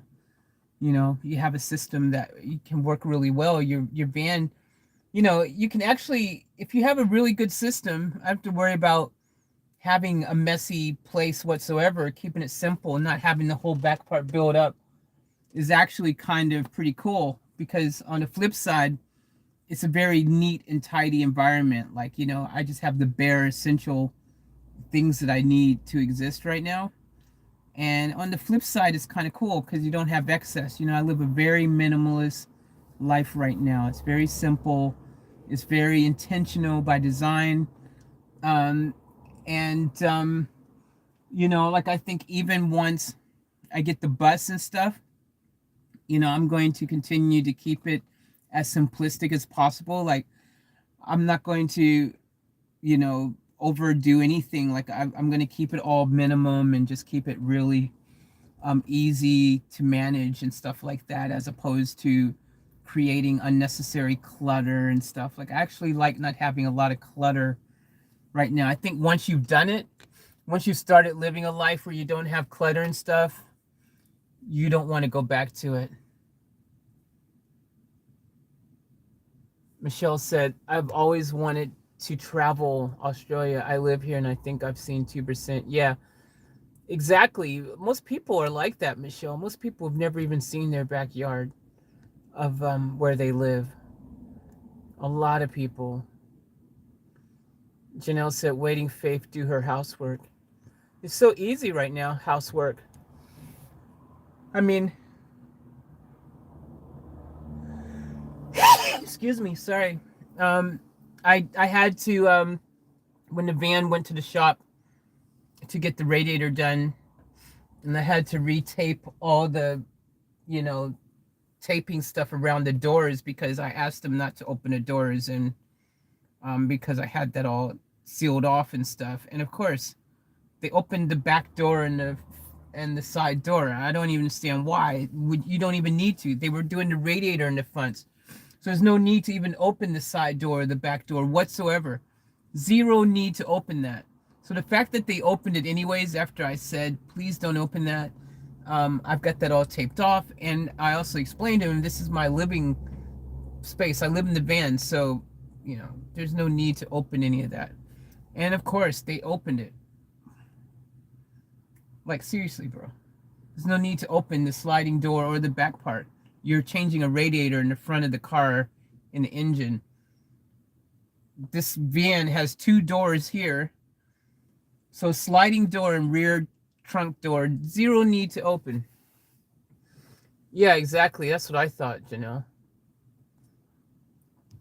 The thing that sucks is I had already played them a lot of, given them a lot of praise, and I wrote this positive, review on YouTube. I mean, on Google, without like, had already wrote this nice review and everything, and that just left me feeling a little bit like, man, that's kind of, I feel a little bit violated in a sense, because I'm like, why did you open that? What was the need? And the fact that they made me have to double down and redo things I already did again was frustrating.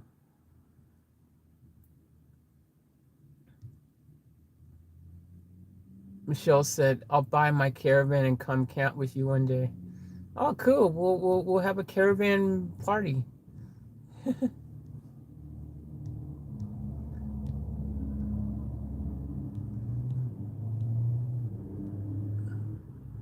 I wonder where I should park today. Let me double check and make sure. No need to open the doors, Faith. Why? Why did you say that? Janelle, what did you mean? Why did you say no need to open the doors, Faith?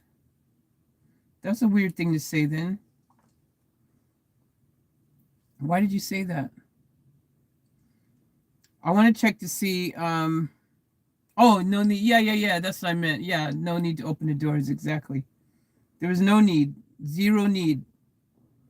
So it's like, why would you open the doors? What were you looking for? You know?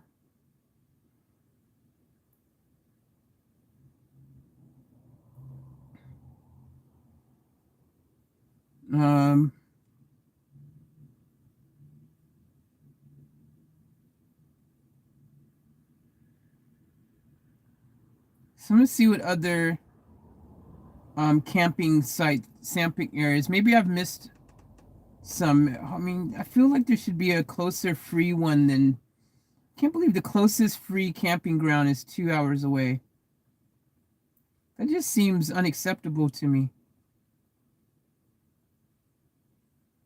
I don't know. It's just me. I just feel that's really far.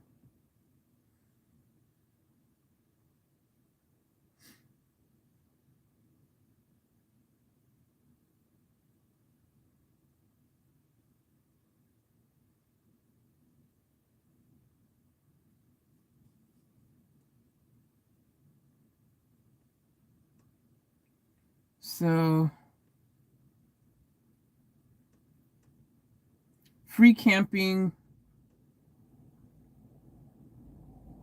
Because sometimes I feel like you want to park in a free camping vehicle. Yeah, exactly. I felt like they were snooping, Janelle. That's exactly how I felt. That's exactly how I felt. Victor, that's not funny. What's the person standing outside with a big knife doing? That ain't funny, Victor. Where's the nicest place to wake up there? Michelle wrote, geez, man. The nicest place would be if you could park in front of the water anywhere. Anywhere in front of the water would be awesome, but the problem is all those places, they're very strict and pedantic about that kind of thing.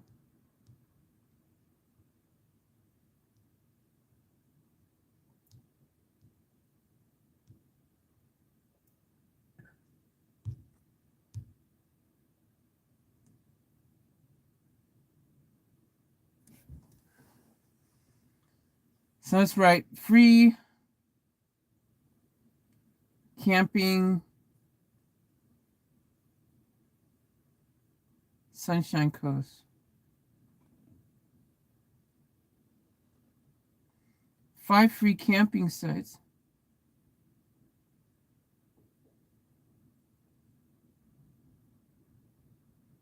10 free and cheap camps. Sunshine Coast Field Time Caravanning. See, don't say free and cheap, because then you're actually saying basically most of them aren't going to be free. They're going to be paid ones. Here goes. Top 10 free campsites near Maroochydore.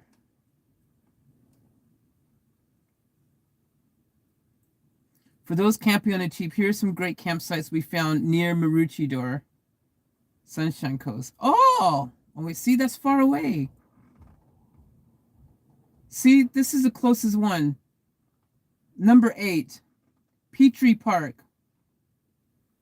Tiaro, Queensland. 1 hour, 52 minutes away.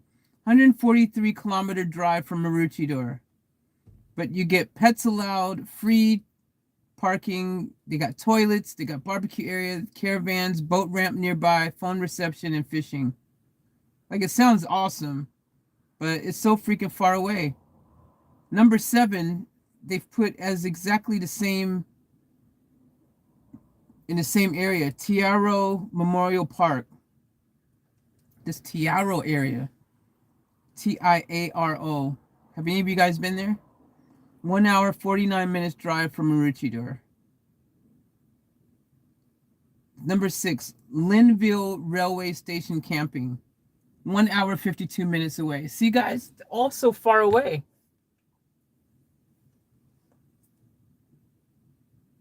Like, they're so far away.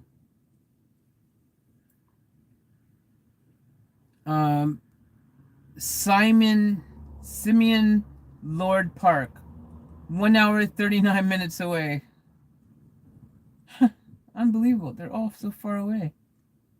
Like, you would think there'd be something closer. Marge McIntosh Park, Gympie Woolooga Road, Widgie, Queensland. I haven't heard of these places. 1 hour, 21 minutes away. Oh, it's a little bit closer. 1 hour, 21 minutes. Oh, this one's a little bit closer. Little Yabba Creek Park. Never heard this area either. Mullany, Kenilworth Road, Cambroon, Queensland. Never heard of this place. 59 minutes away. Now this one's good because it says water. Well, non-drinking water. Well, why do you not?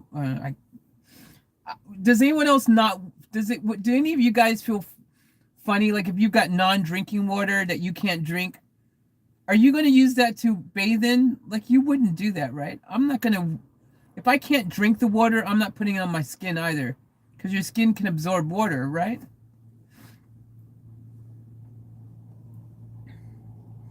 "44 minutes away. We're getting better. Number 2, 44 minutes away. Kooran Active Riders Grounds. Kooran. 17 Tablelands Road, Kooran, Queensland. 44 minutes away from Maroochydore. Mind you, I'm still like 15, 20 minutes away from Maroochydore, where I'm at the moment. So it would be an hour. Pets allowed, free. Oh, they've got drinking water. There you go. Now, I like drinking water one. Phone reception. That's good as well, that there's phone reception. Oh, it's a close one. Well, this is the closest one. EU Mundy, Kenilworth Road, Belly Park, Queensland. 35 minutes from Maroochydore. There you go. But that one it's free, pets allowed, toilets, phone reception, water, non-drinking water. What are you going to use non-drinking water for? I don't understand. I guess to wash your dishes or something? Allows fires 2 hours from Brisbane. So that's the only one that's within 35 minutes from the main part of Sunshine Coast.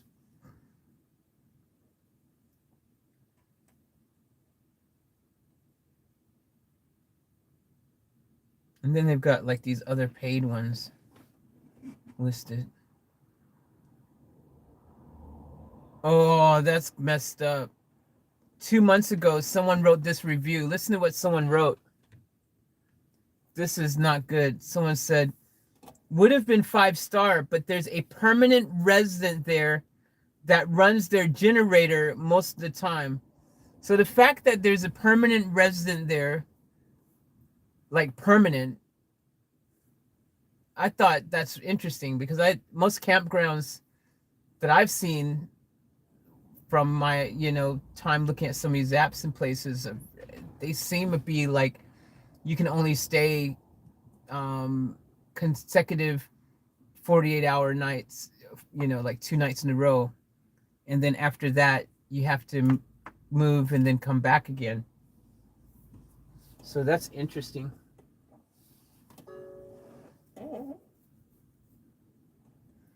The fact that someone has a generator there in period, there's already camping etiquette.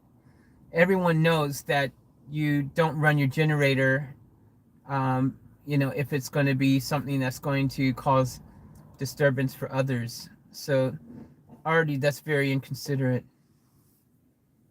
Most of the time, mind you, I only spent a night here, but have read reviews on this place from other sites like Let's Go Australia, and some have commented about this guy from 2 years ago on and off. If you run into them, bad luck. But yeah, apart from that, it's okay. Gets crowded, but hey, it's free.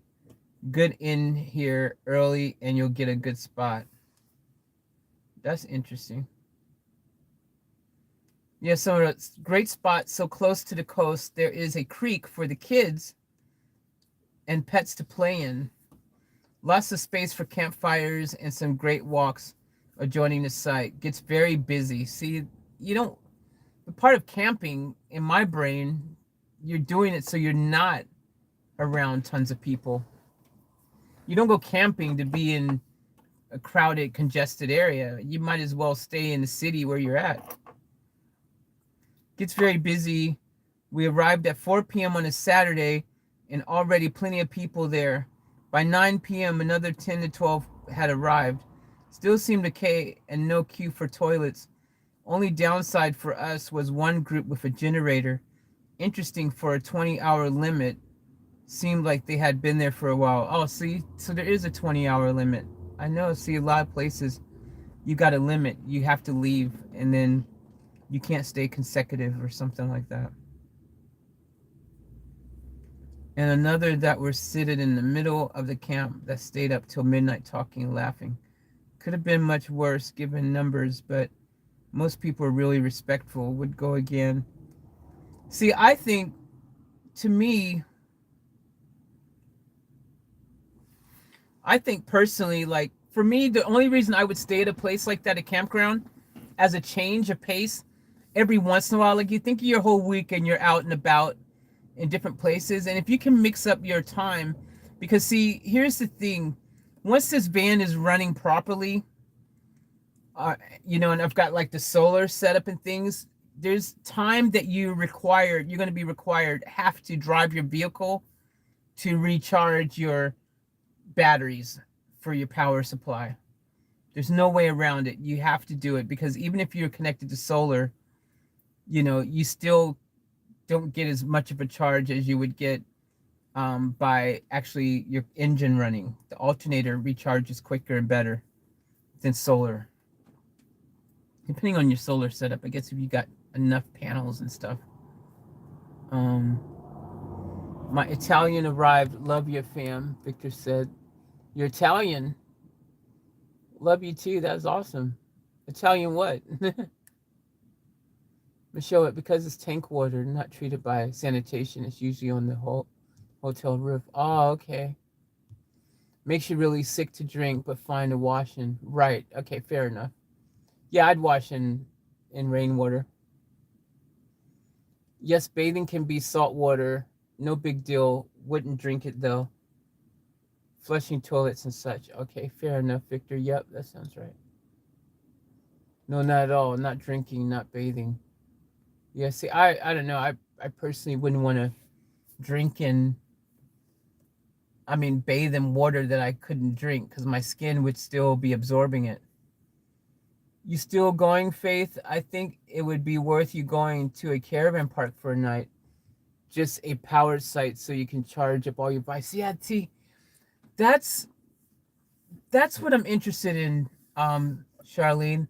That's a good point. And I probably, you know, as a change, because even with batteries, I heard that people who have like the whole battery setup and things like that, sometimes they still like to be able to plug into the mains every once in a while to kind of give their system a break and to kind of reboot it and recharge it, get a full proper charge from a DC, proper your AC current mains to get your batteries a proper top up boost. Apparently it's really good for that. So sometimes they'll go intentionally to a campground to be able to achieve that. But I really think it depends on what your battery setup's like. But yeah, for me, if I should have an extension cord and a power board in the storage that I could put in the van. So sometimes, every once in a while, even with the battery setup, being able to plug into the mains, I could power up my laptop and things. But see, none of these free ones I don't think have free. They're free, so I don't think they have power. Or if they did, you'd have to pay for it. But yeah, absolutely, man. I think it would be worth you going to a caravan park for a night, just a powered site, so you can charge up all your devices. That would be cool, though. That's a good idea, Charlene, for sure. Unfortunately, though, those places cost money, and they're not cheap. A lot of them are like, you're paying a decent price for a night to stay at a lot of these places. And if you do the math, I guess every once in a while, if you do it, it's fine, but if you make a habit of it, it definitely defeats the purpose of wanting to live in a van or vehicle, because it becomes the cost of rent. If you're paying freaking, some of these places I've seen are like $50, $60 a night. I've seen a $70 a night place, stuff like that. Various campgrounds have different prices.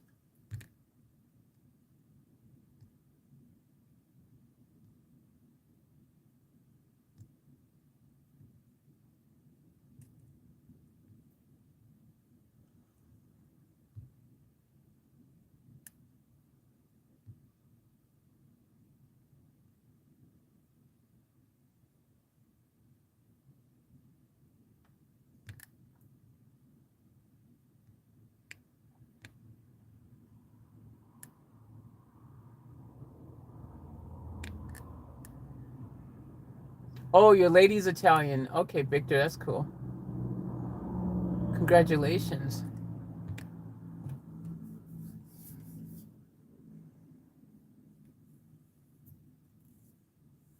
At least this one free one here says, do you need to book? And it's like, no. Can we pitch a tent here? They can pitch it. You can do tents there as well. But someone asked the most important question and no one answered it. Is there a limit on nights of stay? No one said anything. And I think that's the biggest thing, man. Like, if you're going to drive a distance to one of these places, I think it's vital that you at least know if you can stay there for more a day, because driving 2 hours just to discover you can only stay parked there for freaking 20 hours or something, and you have to move on. Yeah, I don't know. Seems a bit crappy to me.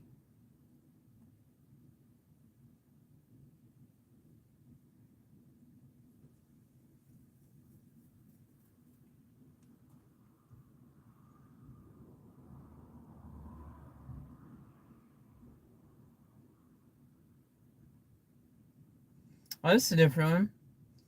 Chinchilla. Weir. Free camping.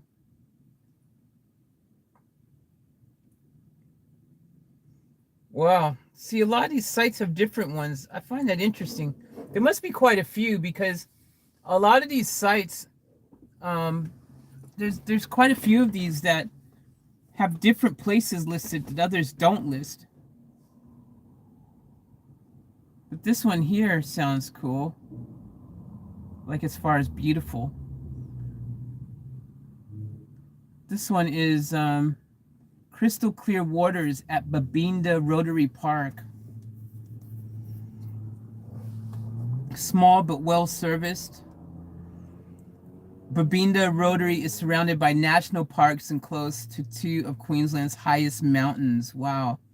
Splash in crystal clear. Listen to this ad for a free camping place.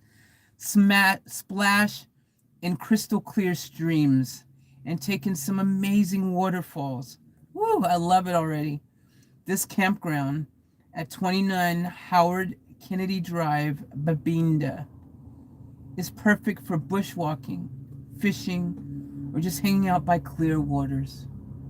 You'll find this little gem 550 meters southeast of Babinda, off of the Bruce Highway. Yeah. Makes you want to go there, doesn't it? Amenities include toilets, showers, phone reception, pet-friendly, fire pits, barbecues, water, waste dump site, two-wheel drive access. Man, that ticks all the boxes. They got water, they got waste dump site to dump your waste, two-wheel drive access, barbecues, fire pits. It doesn't say it's free though, because usually they say it's free when it's free. But wait, is this 9 free ones? Oh, these are free. These are all free. Hey, Lucia.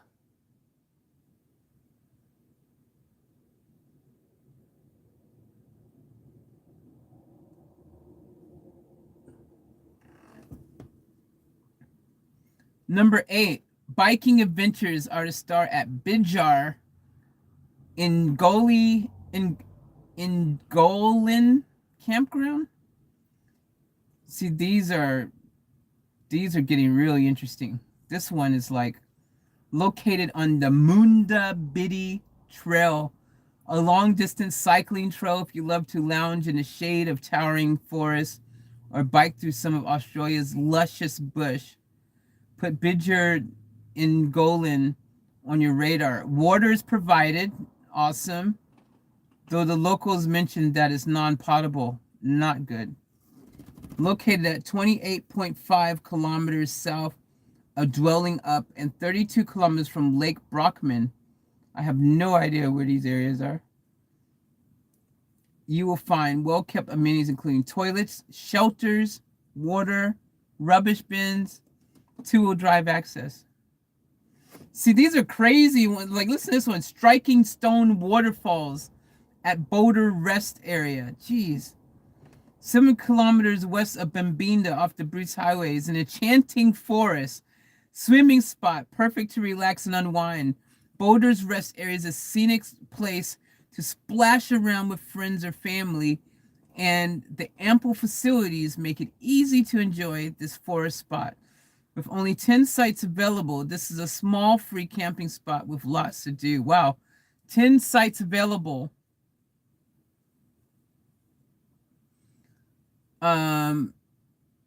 Limited phone reception, so that sucks. Can't be there. Showers, toilets, fire pits, water, two-wheel drive access. Man, these pictures that they're showing of these places are incredible too. Go south under the highway. Wow, there's another one. So they exist. I think one of the scary things, if you go to some of these places, especially this time of the year after all the flooding, there's tons of snakes. And, you know, that's a big concern for me because Australia has tons of poisonous ones, but just tons of snakes and things like that would make me not want to leave the vehicle. But what's scary is they could even crawl into your engine and things, you know, I've heard stories. So I don't know, like,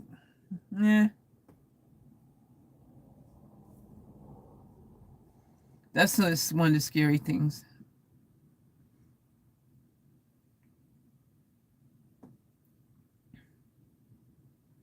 Wow, these all sound awesome though. Lake Elphinstone, a spectacular natural lake. This picture, guys, is incredible of this lake. If you love fishing, swimming, and even water skiing, you've got to check out this lake. I'm going to explore the bush. Bye, guys. Take care, Victor. Have fun. Holy crap, Michelle. That would have been scary. I've actually had a snake under my bonnet from Canberra to Sydney. Yeah, that's scary stuff.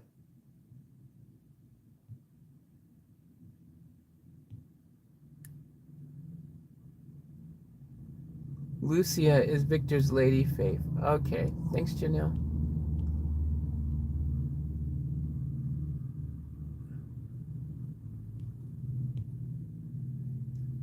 Hello, Lucia.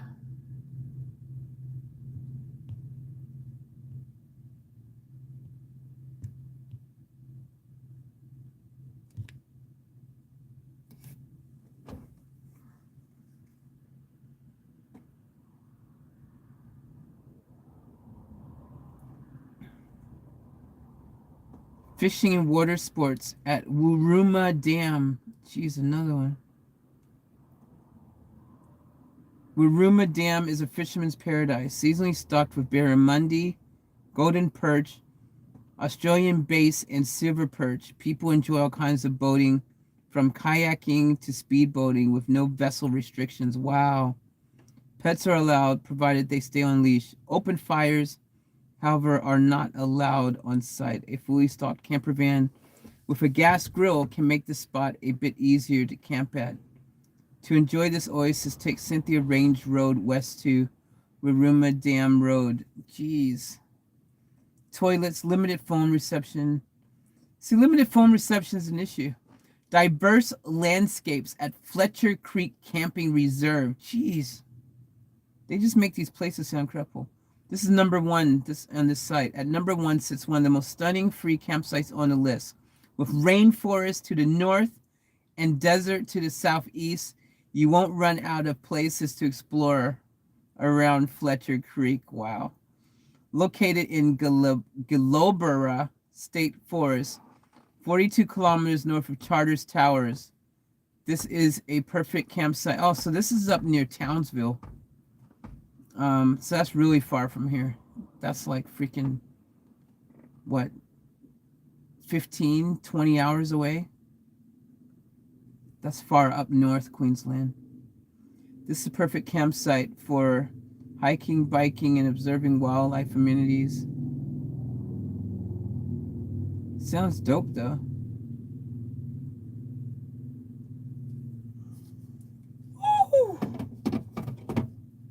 Well, guys, I need to take a power nap. I'm feeling tired. I can't even do a reaction right now. I can't edit this other video right now. I need to take a power nap. So that's the goal. Power nap. And then I'll edit. When I wake up, I'll shoot a video or edit a video or something. And then tomorrow I will edit, shoot some more videos, reaction videos or something. And yeah, I would love to go and explore one of these camps. I just want to hurry and get this van running right. I gotta get my laptop up. I gotta design the sites, these shirts or something for you guys, a few member type things. But thank you guys for all tuning in. We've been online today. I think we've done, I'm guessing, what, 9 hours, 10 hours, something like that. I love each and every one of you. Thank you guys for being awesome. You guys are beautiful. You guys are amazing. I have so much love for you. If you haven't already, please give this video that thumbs up action. It's really helpful with the YouTube algorithm. Yep, Dennis still here, but getting ready to tune off for now. I'm going to take a power nap. I love you guys so much. I appreciate you guys so much. Thank you, thank you, thank you. Shout out to you guys. And I want you guys to all have sweet dreams. And yeah, I'll see you guys tomorrow. I'm thinking, guys, you guys seem to really love the live stream stuff. You guys have all told me this and everything. And it kind of reminds me of that's what Twitch is really based around. There are some like people on Twitch who vlog their life or something on Twitch, and the whole thing with Twitch is this live stream. So there's people who just live stream. There's no pre-recorded videos. Everything is just live streamed on Twitch, and they're on there hours at a time, and they're just going through their day and taking people with them and whatever. But you guys seem to like this stuff and everything. Hey, Donnelly. You guys seem to be enjoying it, which is really awesome. And I'm enjoying doing this with you guys, taking you guys along on my day and sharing that with you as well. So, you know, even if some days, like, look, obviously every day won't be an 8-hour video or something like that, you know, a super long one. You know, maybe we have the super long ones, save those for the weekends or something. I don't know. But, you know, even if we, you know, just, even if it just ends up being a couple hours or something, or, you know, just touching base every day for an update with you guys on what's going on today. And even if I did go for long periods of time, obviously you guys can do what you've been doing. You know, you chime in when you can, and then you leave, and then you sleep or, you know, work or do what you have to do, and then come back in later and, you know, pop your head in and stuff. Because our family is so big, and because we're so global, you know, with people in different time zones around the world, it works. Because some people in different time zones, when I do the longer ones like this, it allows people from multiple time zones to be able to experience the live stream with me. And then some people who like are really flexible with their schedules and their times and things, you know, they end up staying on the whole time. So I mean, it gets people to meet other people and all that kind of stuff. So I think it's pretty cool, man. I think it works. So, you know, I think I will continue, you know, doing these, even if it's, like I said, updates or whatever it turns out to be, but maybe doing live streams on the daily, even if it's just a short one here and there or whatever.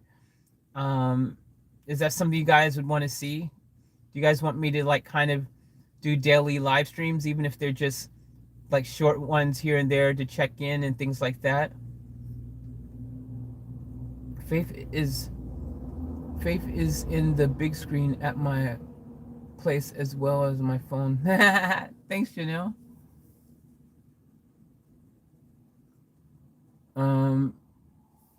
Let's see. Sounds like you're winding down. I'll watch this one later on then. Yeah, Donnelly, I'm getting ready to wind down a little bit here, take a little power nap just for a little bit, and then it's maybe a 2-hour power nap, and then get back up and get back to work. Wow, is this live stream still going? I was here 3 hours ago. Yeah, Jabs. We actually now, I think we've been on here for about 8-9 hours.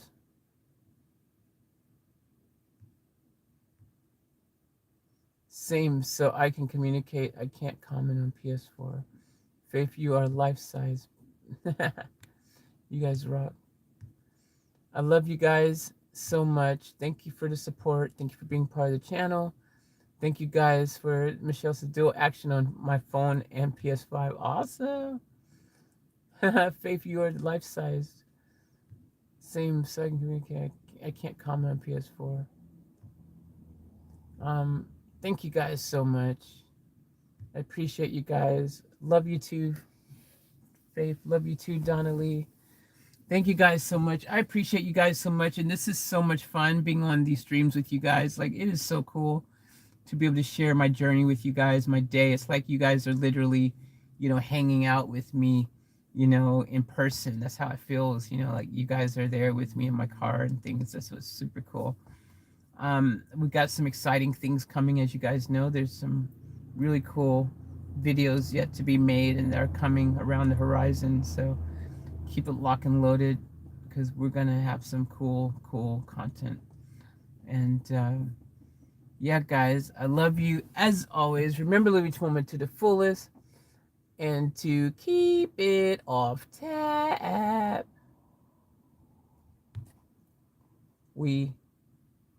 Tracker's a highlight for me. Awesome day. Yeah, Tracker was cool. Faith, have a sleep, sweetheart. Thank you. I'm going to do that. All right, guys. Love you. And I will catch you tomorrow. Toodles. Toodles. Toodles. Toodles.